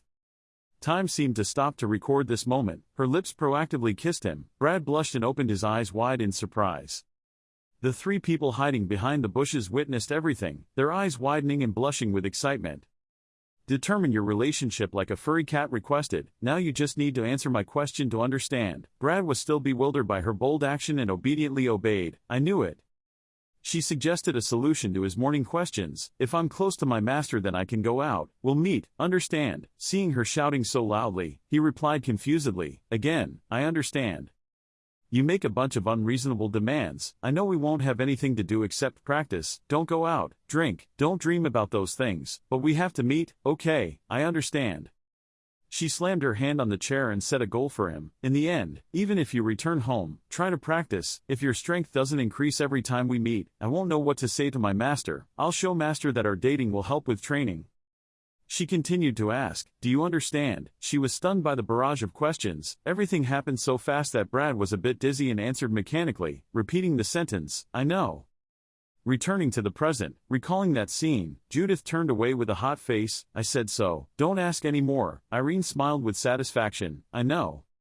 She turned around and asked, by the way, I want to ask you a favor. If you ride Griffin, you will travel very quickly, right? He answered, yes, so what?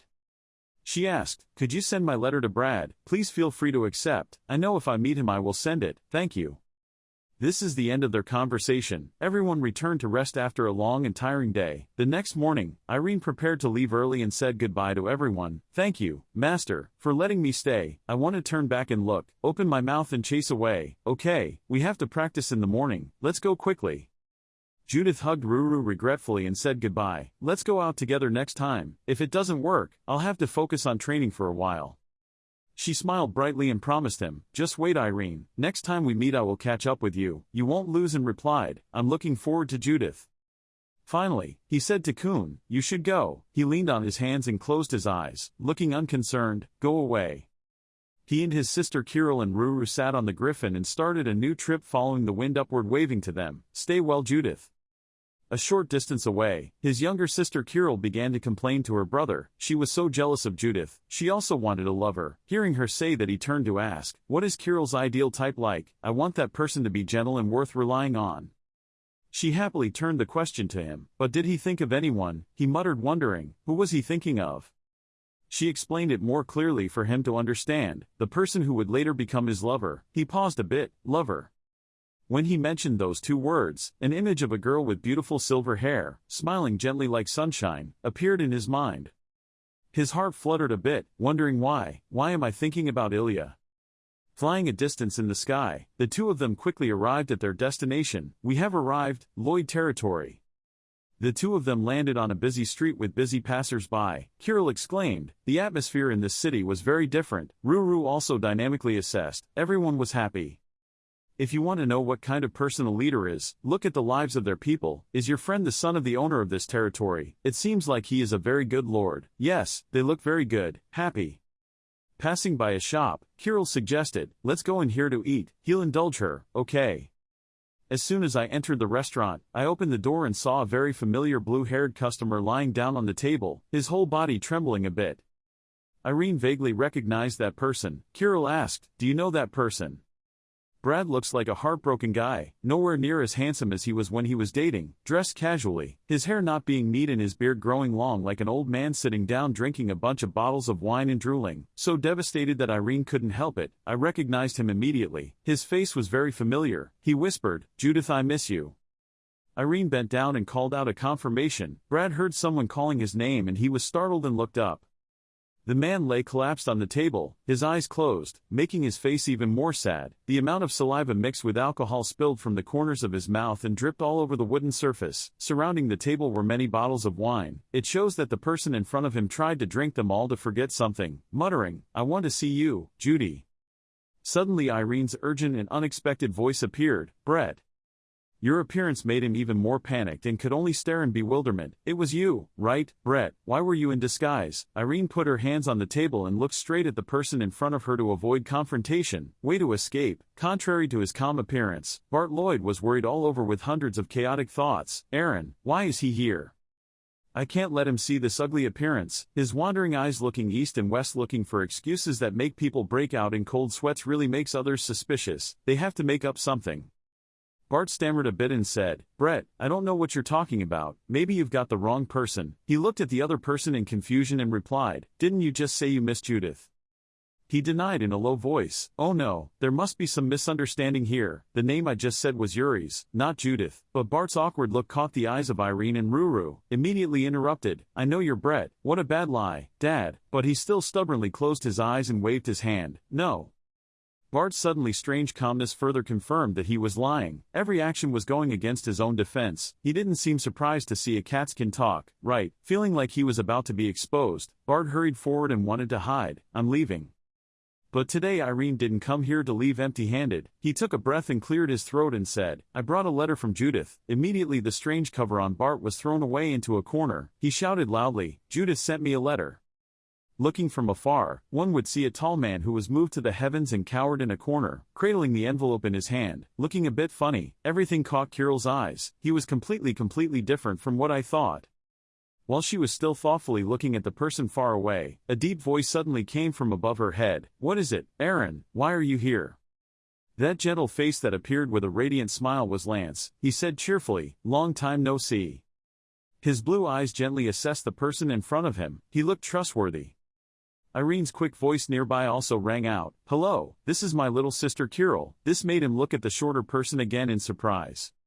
She politely stood opposite and introduced herself. Hello, I am Kirill Pereira, eldest daughter of the Pereira family. At this time, he accepted his identity and opened his mouth. I am Brett Lloyd, eldest son of the Pereira family, Lloyd family. The gentleman waited until the introduction was in order before he began to speak. Nice to meet you, I'm Lance Patterson. The sudden question from his old friend made him a bit startled. Thinking back, he wasn't at the academy at that time. Had he already graduated? Lance, he calmly answered, no, now. But as soon as he said 3 words, he was interrupted by Bart's voice. Wait a minute, let's leave this conversation for later. As the young master of the Lloyd territory, I will treat you all like honored guests. Price. The bright sunlight shines down on the landscape everywhere, making it even more splendid and elegant. Irene sat quietly in her chair and said, So you're going out because of the graduation exam? Lance leaned his arm on the luxurious table and replied, Yeah, before I do that, I wanted to see Brett so I stopped by. At this moment, he turned his eyes to the person sitting opposite. Yes, how are your parents, Brett? I should say hello to them. He gently shook the glass of red wine in his hand and smiled elegantly. Now they are not here. I think they will return tonight. Irene innocently opened her eyes wide and full of admiration towards Bart. His father seemed like a wonderful lord. He didn't say anything, just quietly sipping the delicious drink in his throat. The smiles on their faces did not fade for a second. Irene continued to excitedly say, This is the first time I have seen people laughing and joking like that during the whole trip. Even though I haven't explored much, I can say this place is great. The manly hand placed the glass of wine on the table. The force was quite strong, causing the liquid inside to gently shake his back. Yes, that's right. It's all thanks to my respected father, Lord Philip Lloyd. The voice paused for a moment and then continued, He is very good. This fleeting unusual attitude made Lance vaguely recognize it and turn his eyes away. His smile wasn't quite as soft and gentle as Lance used to be, but carried a bit of aggression. Anyway, I heard you're stronger now. Do you want to have a fight? Irene doesn't think too much about it, immediately agreed, Sure. Hearing that, Lance spoke up and wanted to compete. Aaron, fight me first. I want to know how strong a sword master is. The 2 young men's eyes gradually became decisive and cold. Okay. Kirill smiled and interjected into the conversation. Can you let me rest? Soft fingers pinched the skin of the cat Ruru, who had been sleeping with her face down. Bart listened and smiled and nodded. Yes, I will prepare room for you. In the vast and majestic hall, the bright light from outside crept in, illuminating the silhouettes of future heroes. Lance held the sword tightly in his hand, looking at him. Aaron, are you ready? He didn't say much, just replied, then. As fast as lightning he rushed towards him. My opponent is a sword master, I can't win. Determined eyes looked straight at the opponent without any hesitation. The main goal was to endure as long as possible and deliver a powerful blow. The brilliant rays of light emanating from his chop made all sides immersed in them. Irene gasped in panic as she looked at the huge source of energy before her eyes. What kind of pressure was this? He hastily avoided the opponent's powerful and oppressive move while feeling extremely confused. It was impossible. Renee grabbed the hilt of the sword without hesitation, swung it high and hit him. Lance was suddenly forced to swing his hand hard to avoid his sword attack. He gritted his teeth and struggled to open his eyes, silently assessing. He didn't even use his sword energy and yet he was already so strong. Looking at the opponent's defensive posture, he realized even more that time passed so quickly. Aaron was on a completely different level compared to the last time he fought him. The same amount of time had passed for both of us, me. Irene successfully swung her sword and pushed him back dozens of steps, making Lance fall into thought. How could he be so strong? The foot tries to gain momentum to stop before the force of the attack just now. I realized one thing, the skill gap is too big. This is not something I can endure. His trembling hand reached up. Stop. This made him a bit surprised. I don't think I can handle a sword master, sorry. Bart observed the match from beginning to end and suddenly called Lance's name in his heart as if remembering what had happened in the past. He walked forward arrogantly and said, "Okay Lance, step back, let this brother take revenge for you." Hearing that hateful guy in front of him, he felt like cutting Bart into pieces. I mean why? Cold and belligerent eyes turned towards him. "Aaron, there's no problem starting now," the young man spoke without hesitation. "Yes, let's go." The two people were both aggressively pushing past each other, the light from the blade illuminating every line on their faces. Irene's first move was easily avoided by him. This made him become even more aggressive and swung the second attack. And this time it was successful, surprising Bart, but very quickly he waved his hand to radiate ice blue light that lit up the sky to fight back. Looking at the scene before her eyes, Irene could not hide her surprise. The splashing water made him reluctant to dodge a little. The ground was split in half, and the tile floor shot into the air, causing a loud noise. Each sword strike of equal strength was continuously brought down, causing heavy damage to this project. Flying dust and dirt obstructed the vision of those present. The surrounding ocean light completely surrounded the two people. Irene was completely amazed by his tremendous strength. She deflected all of her attacks. The tall figure is sharp and casting moves. The large water quickly swallowed half of the sword in his hand, completely neutralizing Irene's attack, as if he were attacking the water. Bart smiled smugly. "You look quite confused. What do you think?" "That's the new aura technique I learned." The shining sword slashed hard at his sword. The friction was so fast that they sparked with bright electricity. Bart said firmly, "I'm not wasting my time," but Irene's eyes never lost their will. Lance witnessed the entire battle and couldn't help but exclaim in surprise, "Amazing, Brett, you received countless attacks from that sword, something I couldn't hold back. I know Brett is very different from me, his clenched fists, that's a gift that I can't touch." His sword suddenly swung strongly, knocking him back a few steps. Causing Bart to grimace as if he had just suffered a burning pain, he realized the problem: he didn't have enough aura anymore, he couldn't continue the match like this. At this time, Irene also found her opponent's flaws, loopholes. He kneeled down smoothly and slashed at the sword that was weakly stalling above. Directly knocked the sword in his hand away, the weapon falling on the ground as if marking his defeat. Irene's hand emitted a bright light. "Wow, what a bitch, you monster. He can't help but lie, your aura is limitless, you keep attacking without stopping." When the fight stopped, Irene returned to her innocent and lively appearance. "Your new technique is very cool." The small teenager reached out to him. "How did you do it?" Bart smiled in response to that handshake, holding each soft finger tightly. "Are you planning on stealing again?" "I will never tell you." Suddenly a figure hurriedly came running. "Young master, you need to come with me for a while." He felt strange and asked, "What's wrong?" The servant's voice timidly spoke. "Lord, just heard here," he quickly replied. "Okay, hurry up." Bart took a few steps and then echoed, "I'll be back." At this moment, Lance started to speak from behind. "Aaron, I'm glad you came," the young man innocently asked. "Why?" He said gently, "It's been a long time since I've seen Brett smile like that. Actually, he's been a bit gloomy these past few days." He's surprised. "Is it okay? What happened?" Shoulder to shoulder with Irene, he continued, "I think he has a lot of work to do when he returns. Being a great lord is a big burden. The obstacle that Brett needs to overcome now was the biggest obstacle in the history of the Brett family." Every image of the Queen and the people's suspicions kept pouring out. The Gerbera kingdom of Lloyd's territory appears majestically and modernly, with rows of fortified citadels standing tall and proud among hundreds of ancient trees. This territory is considered one of the most prosperous places on the entire continent. Prosperity arose in a short period of time, due to the tax reforms and flexible foreign policy implemented by the Lord of the Dominion, Philip Lloyd. The man's gloomy face covered with dew, the wind of more than half of his life seemed to consider his own plans in the whole countries. For that reason he was praised as the greatest lord in history, of the Lloyd family. Brett Lloyd, the son of Philip Lloyd and the young master of the territory, grew up in many different places. He often appeared with a cruel and cold but handsome appearance. He was closely supervised, like the Lloyd territory you'll inherit. Lance looked into space and sighed, and the reason he disguised himself at the restaurant was because his appearance was easy to detect, so Brett needed to hide his identity. Irene also looked in the direction he saw, watching, replied softly, "I understand, I'm a bit cautious. Don't tell Brett I told you." The young man quickly replied, "Yes, okay." Brett looked solemnly towards his great father. "Welcome back, Mom and Dad." Philip smiled, "Thank you, it's been a while, hasn't it?" The quiet voice continued to ring out. I heard we had a guest. Hearing this, he replied brightly, yes, that's the friend you mentioned. The quiet night gradually fell, covering the magnificent palace with a quiet black color. Everyone sat at a luxurious long table. The current host was Philip. He smiled and turned his eyes towards him. I heard a lot about you from Brett. I've always wanted to meet you once. Irene answered a little cautiously. I also want to meet you. After he tried to start a conversation, the space returned to its original appearance, strangely quiet. Each breath was more cautious. It felt like a fly passing by was easily detected.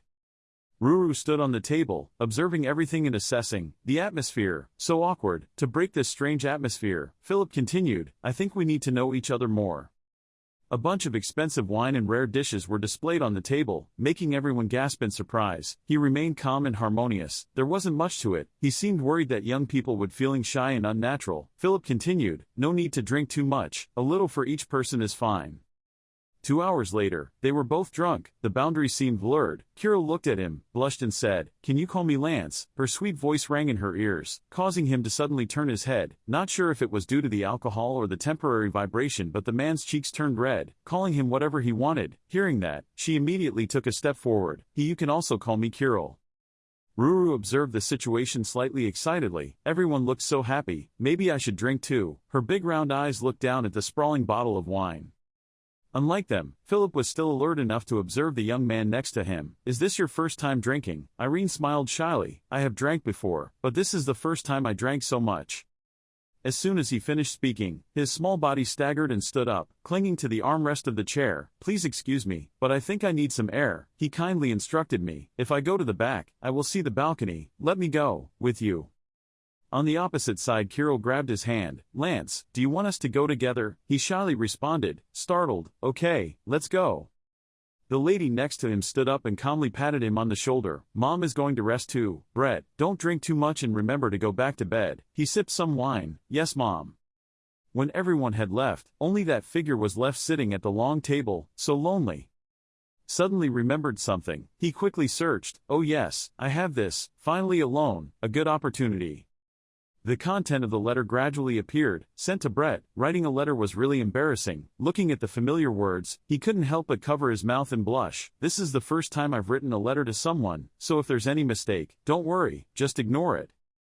Okay, anyway, I'm training hard with my master. It's tiring, but also fun. So tired. How are you? You're doing well, right? Looking at the greetings for himself, he doubted himself. Am I living a good life? I'm not sure anymore.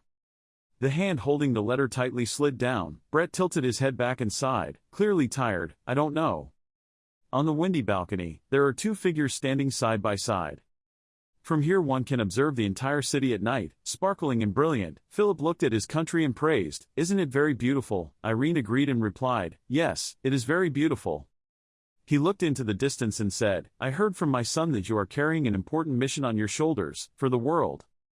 He put his hands on the balcony and secretly glanced at the powerful king next to him. Yes, that's why I started holding the sword. Hearing this, Philip revealed it without hiding it. It was admirable.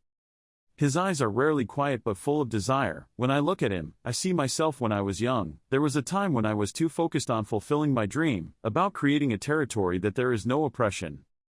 The next second that sound seemingly woke Irene from her drunken stupor. Did he miss something? He didn't have time to react and could only reply.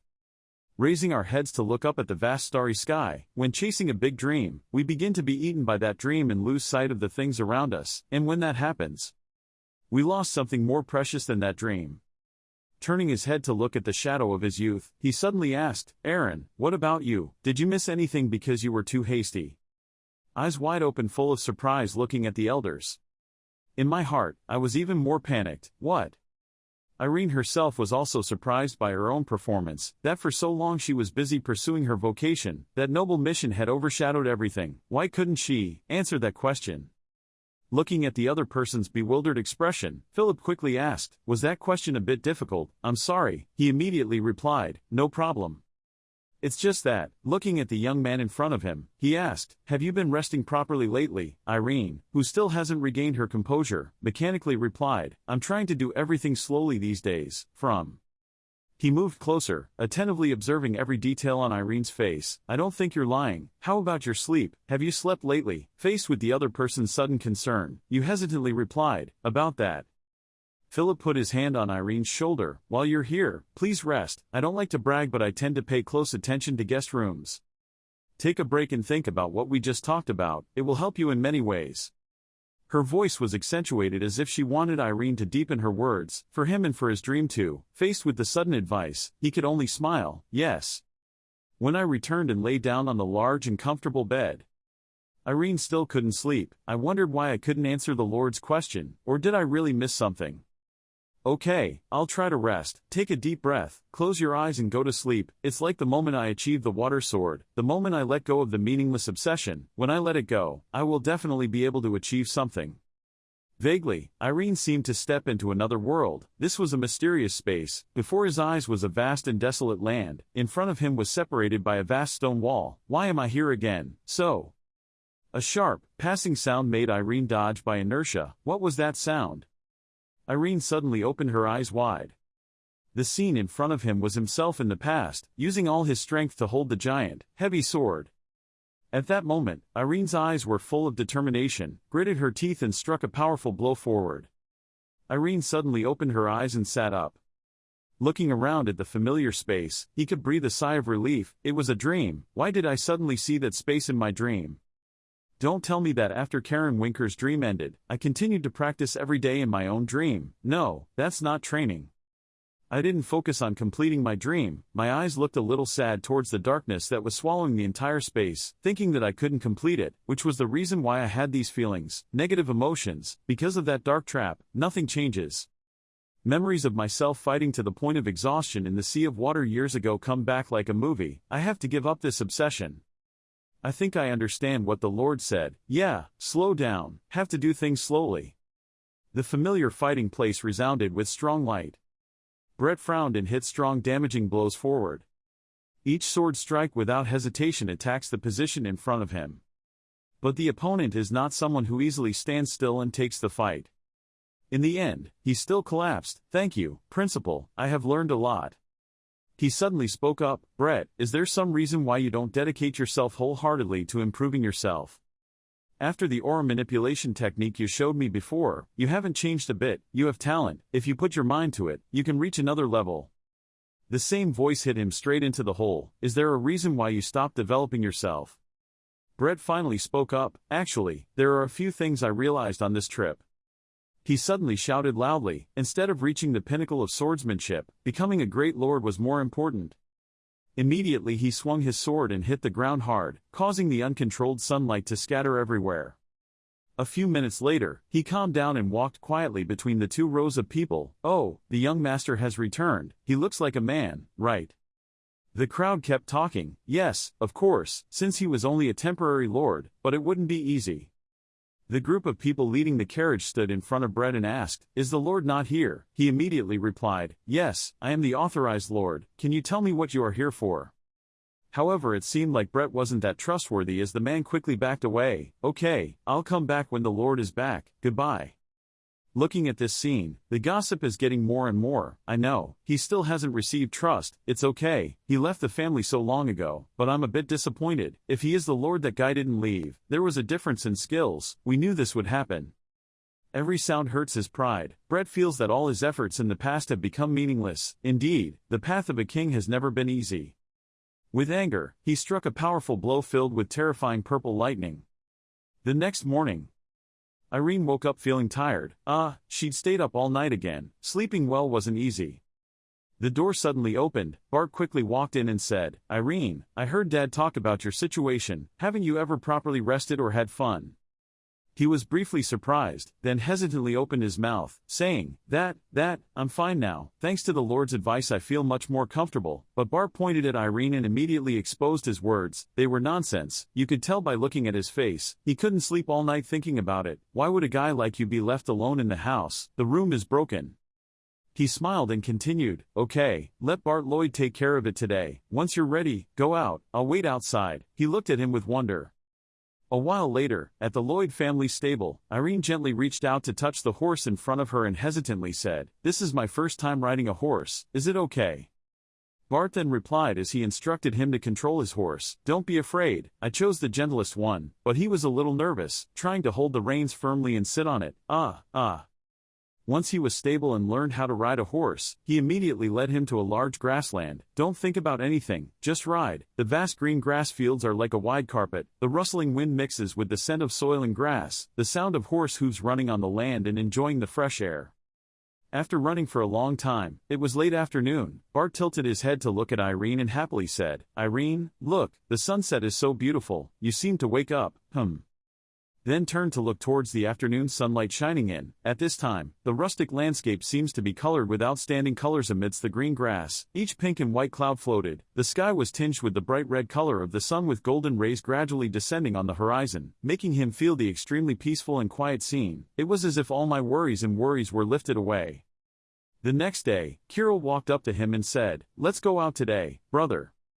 He nodded slightly. The next day, in the bustling neighborhood, Ruru ran on the bridge while cheerfully saying to Irene, Irene, today I have a cool place to take you. There are some new friends there, and even another black cat that looks exactly like me. The next day, they entered the large and luxurious theater, and Lady Lloyd said warmly, I invited you here because I thought you would like it. Irene then replied, thanking her for the invitation. The theater is splendidly decorated with magical lights, along with soft and rhythmic music melodies that blend into one with a quiet atmosphere, creating a feeling of relaxation and comfort. His eyes gradually softened, he smiled thoughtfully, very good, if before, I certainly wouldn't have been able to concentrate on enjoying the music like this. After a period of rest, my soul is much more peaceful. Thinking of this, he suddenly closed his eyes, feeling relieved. In front of him suddenly appeared a large hole. The bottom was unusually dark and filled with terrifying black energy. He stood stunned. There it was, a star hole. A second later, he still remained calm, step by step closer to the big hole and thought, yes, this is my inner world, and that is a deep hole in my heart. It's filled with negative emotions, insecurities about not being able to achieve your dreams, all those glooms, gathered in this hole. Suddenly, a stream of water flowed from nowhere into a large hole. After a while, he watched the lake gradually form, the dark energy being swept away by the water. Our soul gradually becomes peaceful. All his negativity seemed to have been dispelled. He opened his eyes. Bart's voice suddenly woke him up. Are you awake, Irene? It seems you realized something again. You were a bit startled. Sorry, I was unconscious. Then he stood up and looked around in surprise. The music had ended. Bart immediately replied, yes, because of you, I had to beg the management to let them wait. He walked closer to you and patted your shoulder to ask, how is your body feeling? Okay, it looks different. He then said, my mind became clearer and my body felt much more refreshed. Hearing these words, he felt a little reassured. Then it's good, let's go home. If we stay longer, the management will be in trouble. Kirill also smiled and looked towards him. Irene gently smiled and replied, yes. Suddenly my heart was full of contemplation. Even though I didn't say it, I could feel everyone's heart and concern for me. Irene slowly opened her mouth. That was me, just realizing recently how much everyone has worried and cared about me. So from now on, I will no longer be indifferent to everyone, I will show off more. Bart heard that, lightly hit him and smiled and said, stop saying those cheesy words, I understand. He smiled and replied, haha, thank you, Bart. Suddenly a strange and familiar feeling came, causing him to stop in surprise. This, he asked softly, what's wrong, Irene? His expression immediately became serious. Just now I felt a very faint but clear aura, this dark aura, definitely demonic aura. At this time, they were riding on Griffin on their way to the area emitting that demonic aura. Irene immediately spoke up, over there, I felt the magic energy coming from the mountain behind. Until they reach their destination, Kirill chooses the nearest location for Griffin to land. He looked to one side and said softly, it seemed like the source of the demonic energy lay deeper there. Mr. Lloyd immediately stopped. Wait a minute, before that I need to confirm one thing. He immediately pulled out a test tube containing a strange liquid in it, then his face became shocked. Impossible.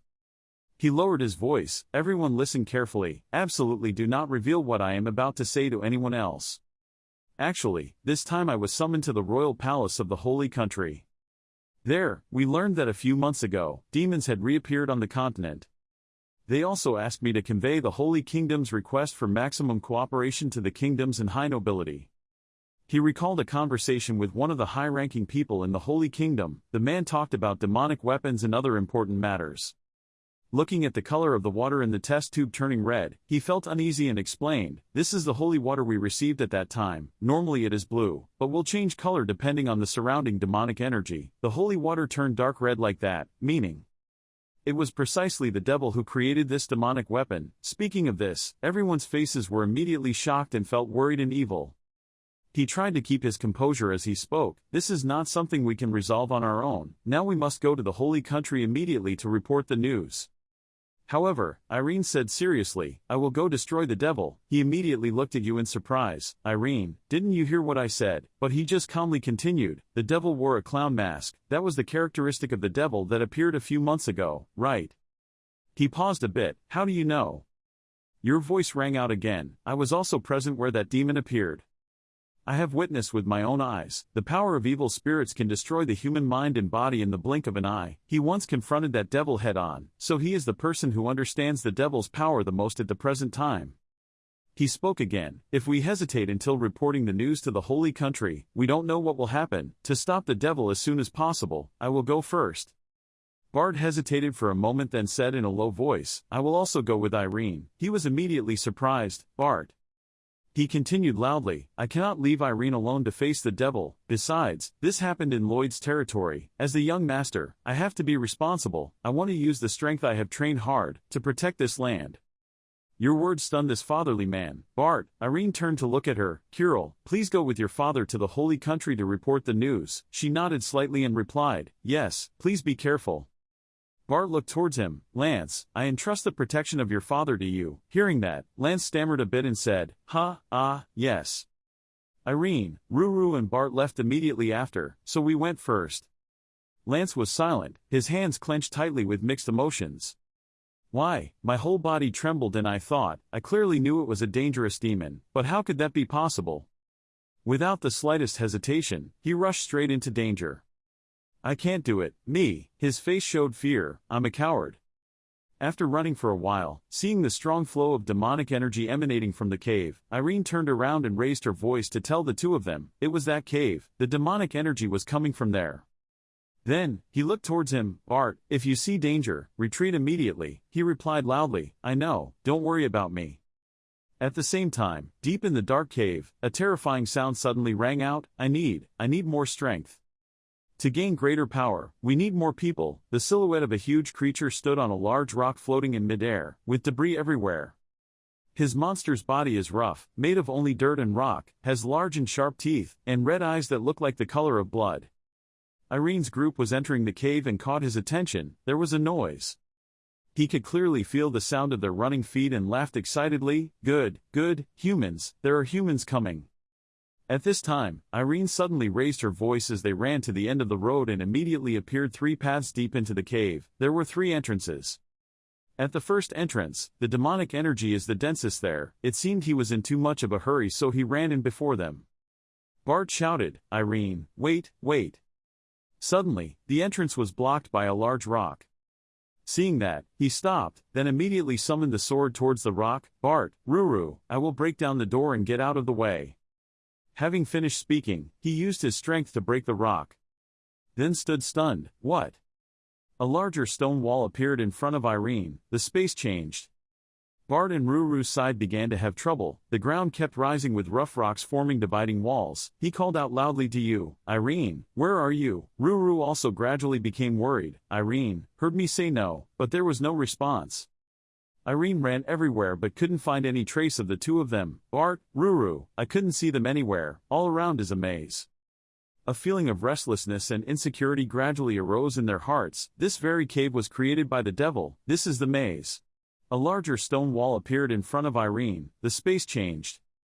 On Bart and Ruru's side, they constantly worry about him. He called out loudly to you. "Irene, where are you?" Ruru also shouted loudly. "Irene, can you hear me?" But there was no response. Irene ran everywhere but could not find the trace of the two people. Surrounded by a maze, a feeling of insecurity gradually arose. This cave was created by demons. This is the maze, a spooky maze. Ruru felt nervous and said, "No, let me go up there and find Irene." But Bart immediately stopped him. "No, Ruru. He raised his voice and roared, "If we leave each other for just a moment, we will be separated immediately. Don't fall for that devil's trick." Hearing that, he stopped and looked at him. Deep inside the cave, a creepy voice rang out as he observed the situation on Bart and Ruru's side. "Oh, that's quite good, you've just realized the rules of the maze." He chuckled and said, "But it was too late from the moment he stepped into this maze. Which means you guys are in the palm of my hand." He turned his neck and slowly spoke, "So I should warm up a bit. First, play with that lone blonde guy." The monster began to observe carefully. After saying that, the devil used magic power to find Irene's location. Looking at the long line of large walls that had been punched into holes to run along a straight line, Irene's figure appeared moving at a very fast speed. He was surprised. "What, this guy?" Then immediately thought, "He recognized my exact location and was coming here." Suddenly, he used force to strike down. Many cracks in the ground appeared immediately afterwards. At this speed, he will arrive soon. He is breaking through the wall and coming straight towards us. The devil laughed a strange, cackling, stupid laugh. That guy immediately dug a large hole in the ground and then easily lifted up a huge rock. "I don't know how you used it, but you came all the way here yourself." It threw the rock upward and prepared to do something. He immediately dropped it and used his foot force to kick the rock hard forward. At this time, the wall suddenly appeared a few cracks. There was a loud thud and the rock crashed into the wall and broke into pieces. He stood from afar watching everything that happened. He laughed loudly. "Very good, human." Suddenly, a streak of light flashed past and immediately cut off his arm, creating a large crack in the ground. He looked stunned. What? Smoke and dust were flying. In the distance there was a shadow of a person approaching. Following the crack, he glimpsed Irene standing in the distance with a solemn look. The monster then felt a little excited and said, "Do you dare to cut me?" His body exuded strong dark energy, then quickly regenerated his arm. "You are quite strong." But, a second fierce slash suddenly cut him in half, leaving him unable to regain his composure. Ack! It raised its hand to block his attack. He was scared, his face broke in half and said, wait, stop." He was immediately shocked. "Why?" Before she could finish her sentence, Irene rushed forward and dealt a direct blow. I suddenly thought, my body is much lighter than before, maybe because of the change in my inner world. Irene immediately turned around, clutching her sword, preparing to attack again. The sword glowed with a brilliant light. "I can do it, with my current strength. I can finish this devil in the blink of an eye." He laughed loudly and said in a loud voice, "It's useless, human, no matter how many times you cut me, my body will still regenerate indefinitely." Suddenly, a blow stabbed straight through the devil's mouth. His body exploded again. The scene became desolate. "You slowly open your mouth, then I will cut you countless times, thousands, tens of thousands of times. I will cut you until you turn into ashes." Then roared, turning into dust, until there was no trace left. He was surprised he was behind it. As soon as the words ended, the two sides fought fiercely. Irene attacks with a sharp sword, always closing the distance and controlling the battle, not giving her opponent a chance to counterattack. His attacks were extremely powerful. Irene out the sword to block the monster's attack. The devil jumped behind him quickly. He couldn't help but think, "Damn, this guy, he didn't give me a chance to counterattack." He slashed straight down at where the monster was standing again. This continuous process makes him worried, but the most difficult problem is that in his soul, there is no darkness at all for us to penetrate. He looked straight at the demon, his hand still clutching the sword. Facing those cold eyes made him panic a little. How could such a person exist? I can't use illusions to fascinate him now. Another slashing attack caused his leg to shatter again. The ground cracked, smoke and dust filled the air. He quickly left the match. First we have to create a clone to buy time and then retreat. While separating to buy time, I will look for other people with dark intentions to increase my strength. Suddenly two people ran past. But Bart was the one who caught his attention and found it. At this time, he picked up a large stone pillar nearby. Then run quickly towards those two guys.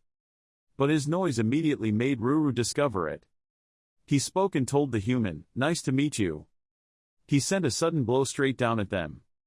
It instantly created a protective barrier, and the rock immediately broke into pieces. Sweat beaded on his forehead, his eyes full of surprise facing the scary monster in front of him. The aura was so violent it was terrifying. That is the monster that spreads terror to the continent.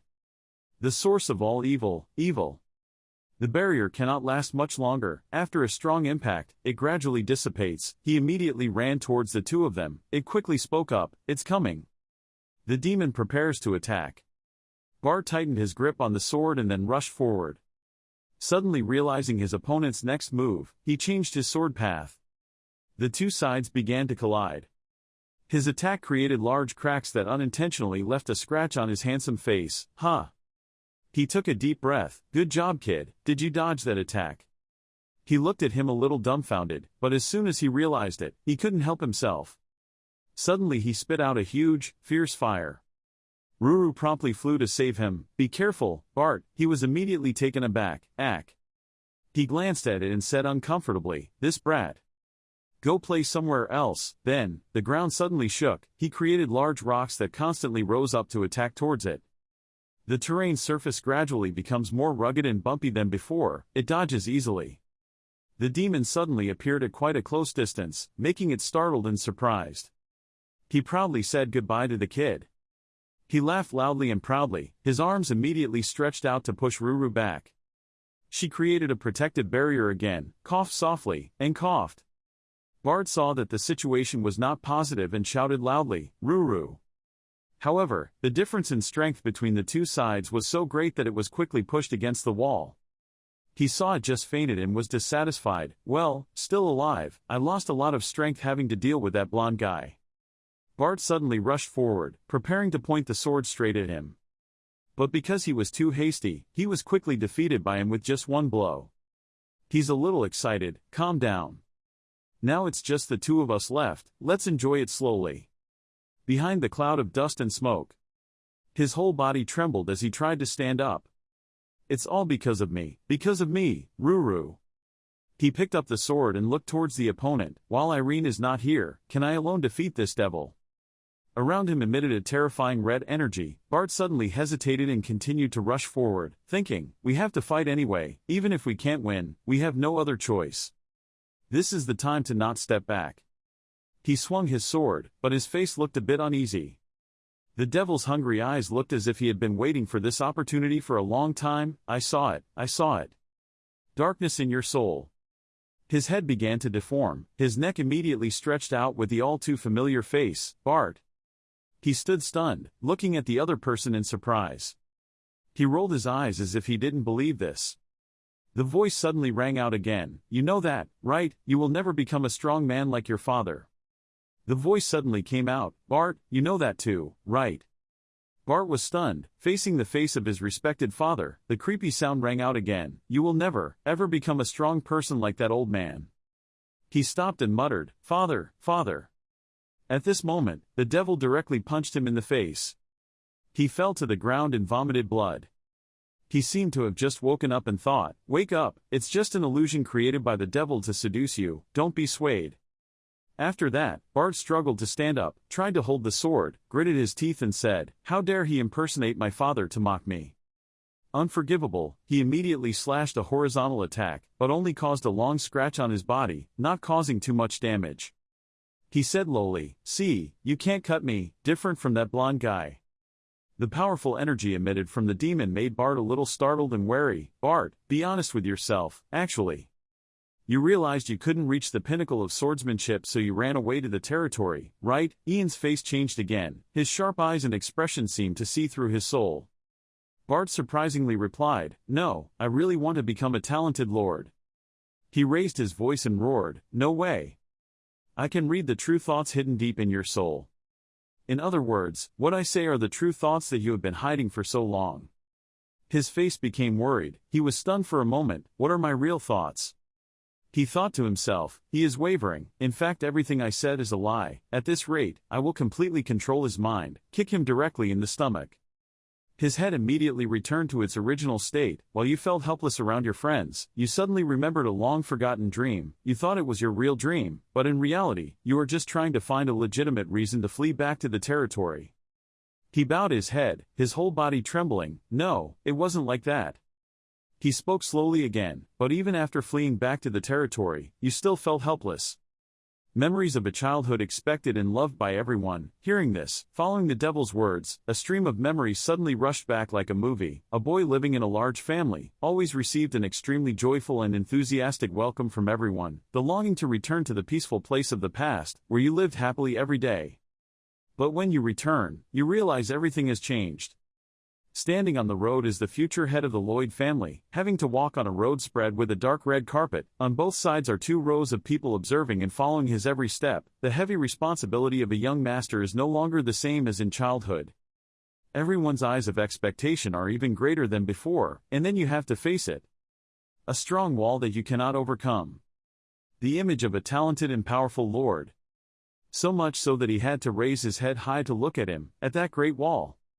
That guy spoke lowly, then let out a fierce voice, and then, your instincts told you, in this place, you can't do anything. That feeling of helplessness gradually engulfs you.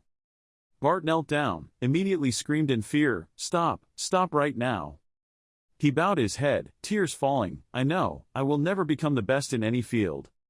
That's why I was so scared of everyone's expectations and attention. I wanted to leave everything behind and run away to a faraway place. Seeing his helpless and scared appearance, the dark energy surrounding his body was growing larger. He began to absorb them and thought, the dark energy is growing, let's get more desperate. Hate yourself even more, use that dark energy, to make us, become even stronger. However, Bart's next words continued to echo, but I couldn't do that. Suddenly he remembered the times when he saw the scenery of the entire territory up high. Uwa. He said again, the beautiful scenery that I have admired since childhood. Even in bustling and crowded neighborhoods, he has seen that the happy smiles of the people are still the same as in the beginning.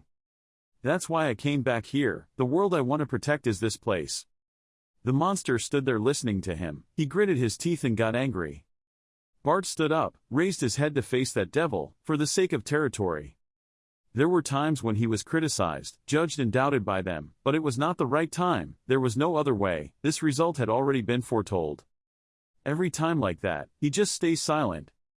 On the contrary, he really wanted to make them feel that he could completely complete those tasks as the young master of the Lloyd family. At this point, I accept everything, I will definitely overcome it. So at this moment, Bart roared in anger. This humiliation was nothing. He looked at him in complete surprise as if he couldn't believe he had regained his composure so quickly. What? The dark energy was weakening. Suddenly he felt something. He was startled and thought, that blonde guy has finished dealing with the clone, he will be here soon. The devil immediately rushed towards Bart and shouted, you are useless, die. Right when his big hand was about to touch his body. Suddenly, the sharp sword in his hand quickly cut it off. The attack became more decisive. He turned his head in surprise to look at Bart. What? The arrow is so weak that it can only cause a small scratch. Why suddenly? He calmly spoke, I will not give up. Because in this world, no matter who we are or what we do, images of everyone, family and friends, including that especially important girl, are always imprinted in his heart. There are always people who believe and support us. Bart tightened his grip on the sword, looking straight at the opponent, and because of them, he couldn't stop. He roared angrily, too noisy, shut up, human. Then, he spit out a huge burst of fire. But this time Bart was able to calm down. A stream of water appeared around his sword and immediately grew larger. He then directly confronted that fire. There was still a certain difference in strength between the two sides, making it more difficult for him to deal with that evil man. He clenched his teeth, and the devil laughed loudly, so weak that he could only struggle helplessly, surrender and accept death. His whole body exuded a powerful and terrifying energy. At the same time, Irene also broke the wall. He went to where Bart and the devil were. He started rushing forward, roaring and dying. He stood there and prepared to confront it. Bart's face turned serious, his eyes sharp and cold looking forward. Just when his big mouth and scary sharp teeth were about to devour him, he silently stood still. Seeing that, Irene immediately panicked. The monster's mouth was about to reach and eat him. However, he was unusually calm. He was determined, I will not give up in the face of any adversity, I will definitely overcome it. Bart's sword suddenly emitted a brilliant blue light.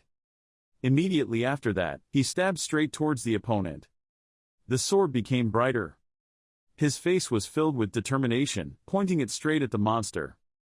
In an instant, a large hole was carved into his body, leaving him in only a few pieces. Irene looked at him a bit dumbfounded. That blue light is extremely beautiful. Bart's eyes clearly show determination and indomitableness. I will never give up believing in myself. He killed that monster in one sword stroke, looking extremely majestic. Bart's entire body was quickly punched with a large hole. He angrily roared, "You've lost." Irene took the sword and slashed him right when he was trying to regenerate his body. He shouted loudly, "You bastards!" He looked at him seriously. At this time, Ruru gradually woke up. Then he saw a scene of devastation that made him awaken. She immediately broke the block of stone that was binding her, Irene, and Bart. He's trying to run away. Damn it, my strength isn't enough to deal with both of these guys at the same time. My body can't regenerate anymore. I have to run. Suddenly he crashed into something. You guys have to die with me here. Ruru immediately created a barrier to trap him in and shouted, "Where are you going to run to? This is your grave. Die beautifully, you damn devil," he said, trembling angrily. This kid. The sword suddenly emitted a bright light. Irene looked at him and shouted, "Bart." Bart immediately answered loudly as he ran towards the devil with his sword emitting blue light. Got it. Both rushed forward at the same time. The demon roared loudly. The two swords simultaneously shattered his body. The monster screamed in extreme pain. It's true that two people join forces together. They look extremely cool. Everything broke into pieces. Bart looked at the sword in his hand and said softly, "I did it. I didn't expect that I could kill the devil myself." Suddenly a voice came, congratulating him. Bart turned around and Irene smiled at him. The sword master, Bart Lloyd.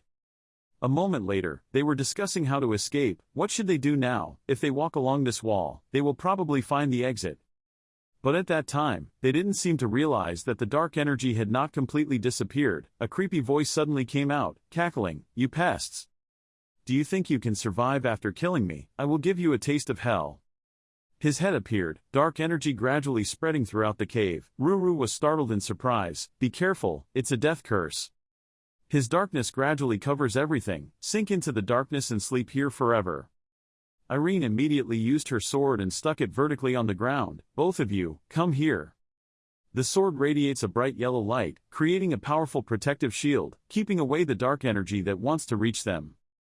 The devil looked at the energy emitted from Irene and couldn't help but think, the holy light energy fought against the darkness. Indeed, this blonde guy is not your average, but you can't resist forever.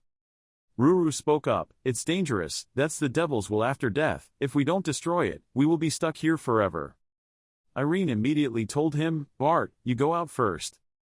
He paused slightly. He continued, "When fighting the evil clown, I learned a secret sword technique from Ignat. That is the sword hero, a sword technique that can fight demons.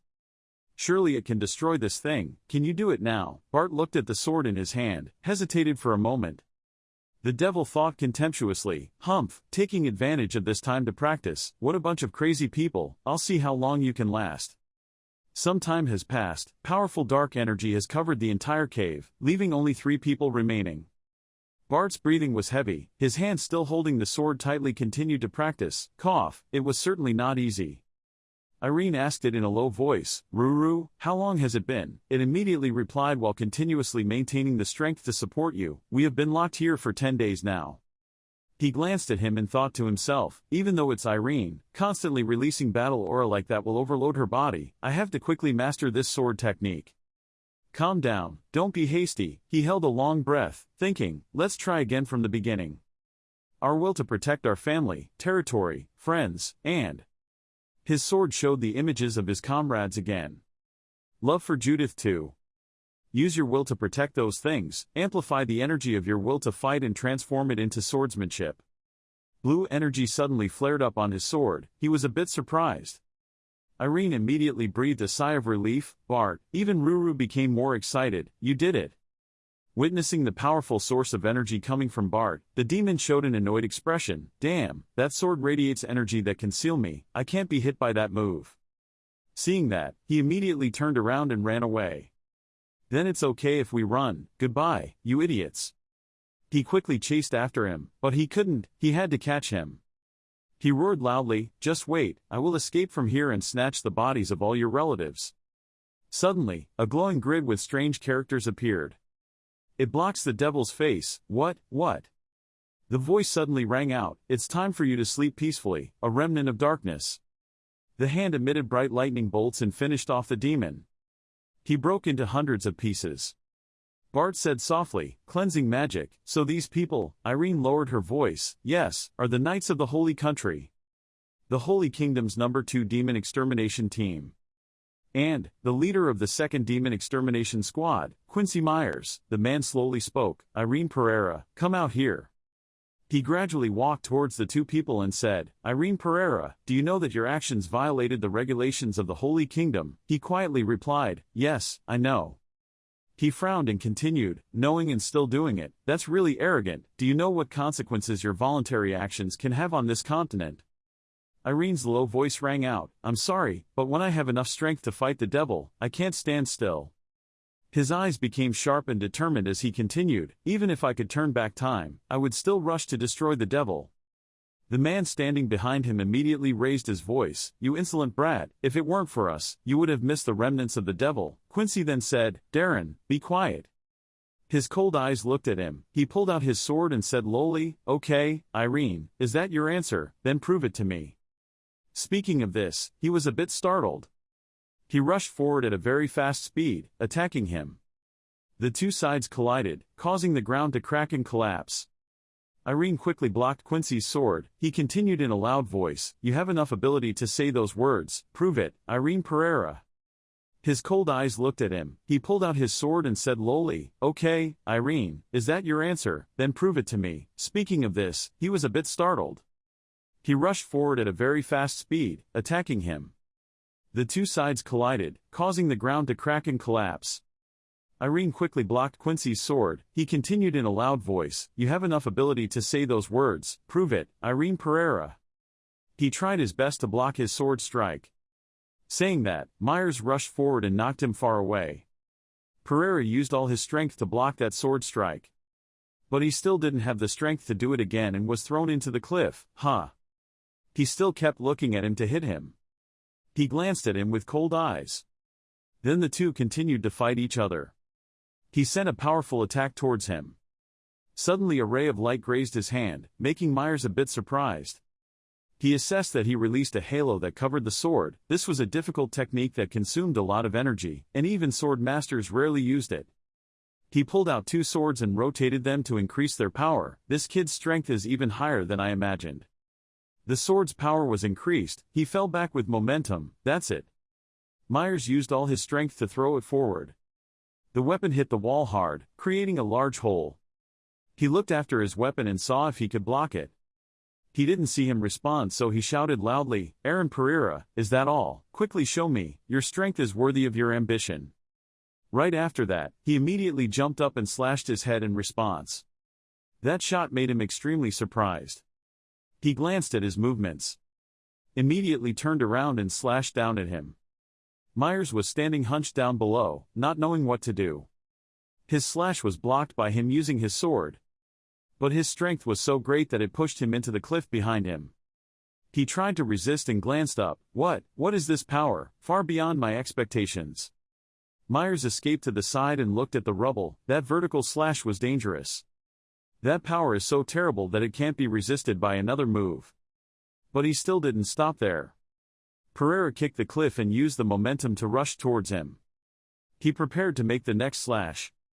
He decisively swung his sword, sending Myers flying into the opposite cliff until he collapsed. He unleashed his power and made him unable to resist. The people present couldn't believe their eyes. It couldn't be. They looked at him buried in a pile of rocks and soil. Could he knock out the Quincy? While he was breathing heavily, he said, very good. He stood up from the wreckage, a long time ago. Myers smiled happily. I felt so excited. He raised his sword.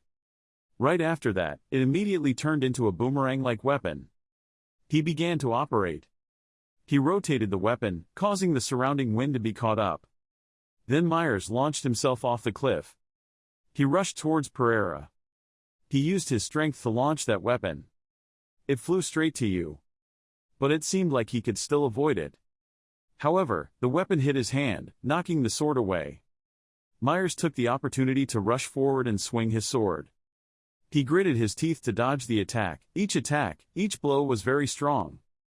So strong that it is difficult for me to keep my balance. He seriously assessed, but I could feel he was holding back. If he had gone all out, I would have fallen a long time ago. It wouldn't have been easy at all. He imagined an endless road. The road ahead was still very long. That realm. The souls are going before you.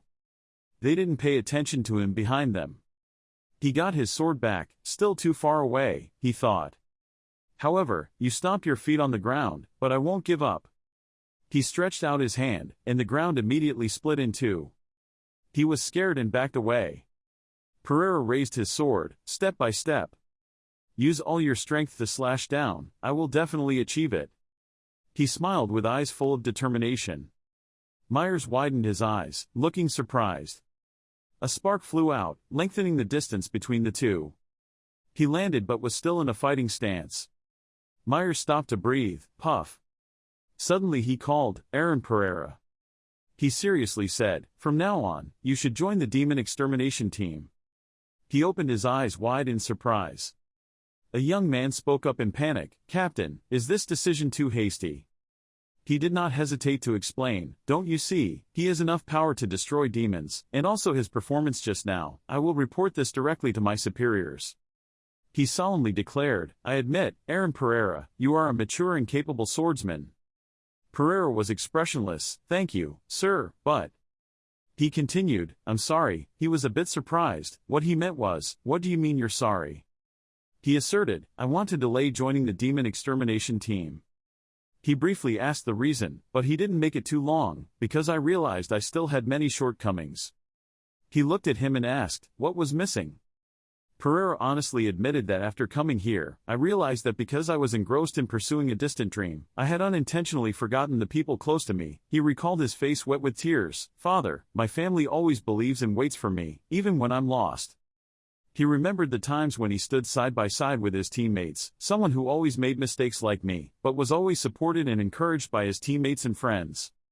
He thought of his close friends. Now I realize how indifferent and inconsiderate I have been to such important people. Before taking on the responsibility of rescuing the continent, I want to become a person, good children of your relatives first. He continued, before becoming a brave warrior who destroys demons, I want to become a good brother, friend, and student. Then he suddenly shouted loudly, right now, more important than fulfilling my dream, is giving all my love to the people I love. Then he pinned the sword to the ground. He raised his face to face Myers, give me more time. I swear by this sword. You show determination, I will definitely return, with a more mature and stronger appearance. The next morning in the castle, a welcome voice rang out, Bart, I'm home. His father limped forward, are you okay, are you hurt anywhere? He replied nonchalantly, I'm okay, Dad, don't worry about me. Unexpectedly, he rushed forward and hugged him. He shed tears, Bart, I knew you could do it. He choked up and exclaimed, you make me so proud. He couldn't believe his ears. He finally hugged him back, thanking him. Elsewhere, the young man asked, have you decided? Myers looked out the window, Darren, you know that too. He looked into the distance, immersing himself in noble ideals and losing the present is not right. God also does not want his children to be forever immersed in suffering. He shyly replied, I understand, but I also don't feel sorry. He summarized, through this investigation and report, we discovered that the demon clown's subordinates and other demons have spread throughout the continent more than we thought. He smiled, although Aaron Pereira is a rare talent, our current force is not lacking, so... He smiled brightly, trust him. He thought about the innocent young man, believing in the promise to return with a more mature and stronger appearance. At this time suddenly there was a knock on the door. They asked, who was it? The person outside called in, it's Bart Lloyd, can I come in? Myers said, come in. He opened the door and walked in. He suggested, if you don't mind, I would like to request you a training match, you consider, He admitted, I know I'm not qualified to make this request, I don't dare to dream of joining the demon extermination team, but at least, I want to have enough strength to protect my territory and its people. He said that he wanted to at least be able to hold off against the demons until he received aid from the Holy Kingdom. I want to become even stronger. He looked, TSK. He thought to himself, Bart Lloyd, the person who will inherit this territory in the future, heard that he has reached the Master Realm after the recent battle with the devil. He bowed his head. So, I beg you to teach me, he assessed. Having just stepped into the realm of sword masters, being able to do so is not bad. He turned around and waved. Okay, go to the training ground first. Aaron will also be there. He was happy. Yes, thank you. There are 3 people on the training ground right now, Myers said. What I'm about to teach you. He emphasized, precisely, the swordsmanship of the Holy Kingdom. He gasped in surprise when he heard that. Even I can't believe this. He pulled out his sword. Don't be too pressured, you have reached the level of swordmasters, surely you all have your own fighting style, judge for yourself whether you should learn it or not. Myers is serious, all the sword techniques I'm about to demonstrate are built on the premise of being able to use sword light. He said that the Holy Kingdom's knights could use divine power as well as sword light. Surprisingly, the 2 of them used divine power like sword light. He used his sword to create a circle of light. Thanks to that, they could control much more aura than the swordsmen of other kingdoms. Based on that huge amount of divine power, they continued to compress the aura, covers the sword and transforms it into various shapes. That aura's shape resembled a gem, Pereira recalled, similar to the technique Ignite used. Myers controls the ring of light and aura that, after being transformed, can be shot out or change shape depending on the purpose of use. He pulled it to form an arc. It could form a holy light shield to use for defensive techniques. Depending on how it was transformed, it could change the outcome of the entire match. Then he stopped. The lecture ended. If you are interested, you can try it now. He pointed out that it would be best to start by focusing the aura on the tip of the sword. The 2 of them obeyed, clearly. They seriously practiced according to his instructions. A moment later, Pereira was able to do it. I succeeded in focusing the aura on the tip of the sword to increase the sword's power. He thought, but that's the limit. If I don't concentrate even a little while using the light sword, I'll be exhausted immediately. Bart fell to his knees, whooshing. He opened his mouth and panted. The amount of energy consumed was much more than I imagined when maintaining this aura. Even focusing the aura on the tip of the sword was not easy. Even so, he still got up and continued doing it, but this Bart Lloyd would not give up so easily. He was determined. Just wait and see, we will definitely succeed. He also smiled and nodded. Afternoon falls on the busy street. In a deserted pub, there was only one customer. Lance lowered his head and grimaced. Even Bart had become a sword master, leaving only me standing still. He remembers when the team of 3 fought together. Even when the devil appeared, he was upset with himself. I could only freeze, it was so useless. He gritted his teeth. I hate myself for being so useless. He bit harder and harder. He remembered the advice, don't let the feeling of inferiority drown you, turn it into motivation to develop yourself, he thought to himself, even though he always remembered and pondered the words Ruru said. He was so angry that he was shaking, but I still couldn't escape this feeling of inferiority. What should I do now? Unconsciously, a dark aura emitted around him. Suddenly, the sound of someone calling pulled him back to reality. Mr. Lance. Kirill smiled at him. She politely asked, can I sit here? Then she sat down straightly. She asked, I haven't seen you for a few days, I'm very worried, honey.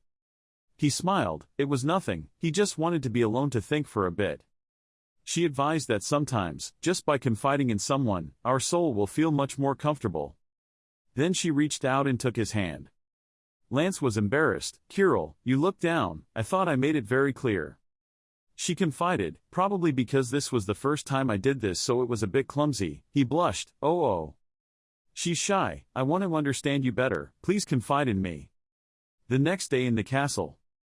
Myers wearing a cloak leads a group of people. Let's go. They obey. Yes. Suddenly he discovered something. Lance was diligently practicing his sword in front. He practiced to the point of sweating profusely. I remember Kirill's words, as you see, I don't have any big problems, whether talented or not. Everyone has times when they feel self-conscious. Everyone has their own hidden feelings. In my heart. Lance practices sword swinging. The words appeared in his head again, but everyone was trying to move forward, overcoming the difficult days. At that time, he was very surprised by these words. Surely he had also gone through a lot, many difficulties to be able to reach today. She smiled warmly. If you feel tired, let me share the burden with you, okay, just like the way you confided in me today. Back to the present, I'm still enthusiastic about practicing. Kirill, thank you, your words make me feel very comforted. I slashed hard once, I will try harder, so that your concern will not become meaningless. At this point, Myers spoke up, of course. He looked at him. This generation has a lot of talent. Right now Kirill is happily at home, finally returning home with his brother. His parents will be very happy. I also look forward to seeing everyone again. Pereira remained thoughtful and did not answer. He advised, you and Ruru to wait for me a bit, before going home. I have somewhere I want to visit. She wondered, where are we going? He replied, Adon Kingdom, Western Continent, let's visit Ilya.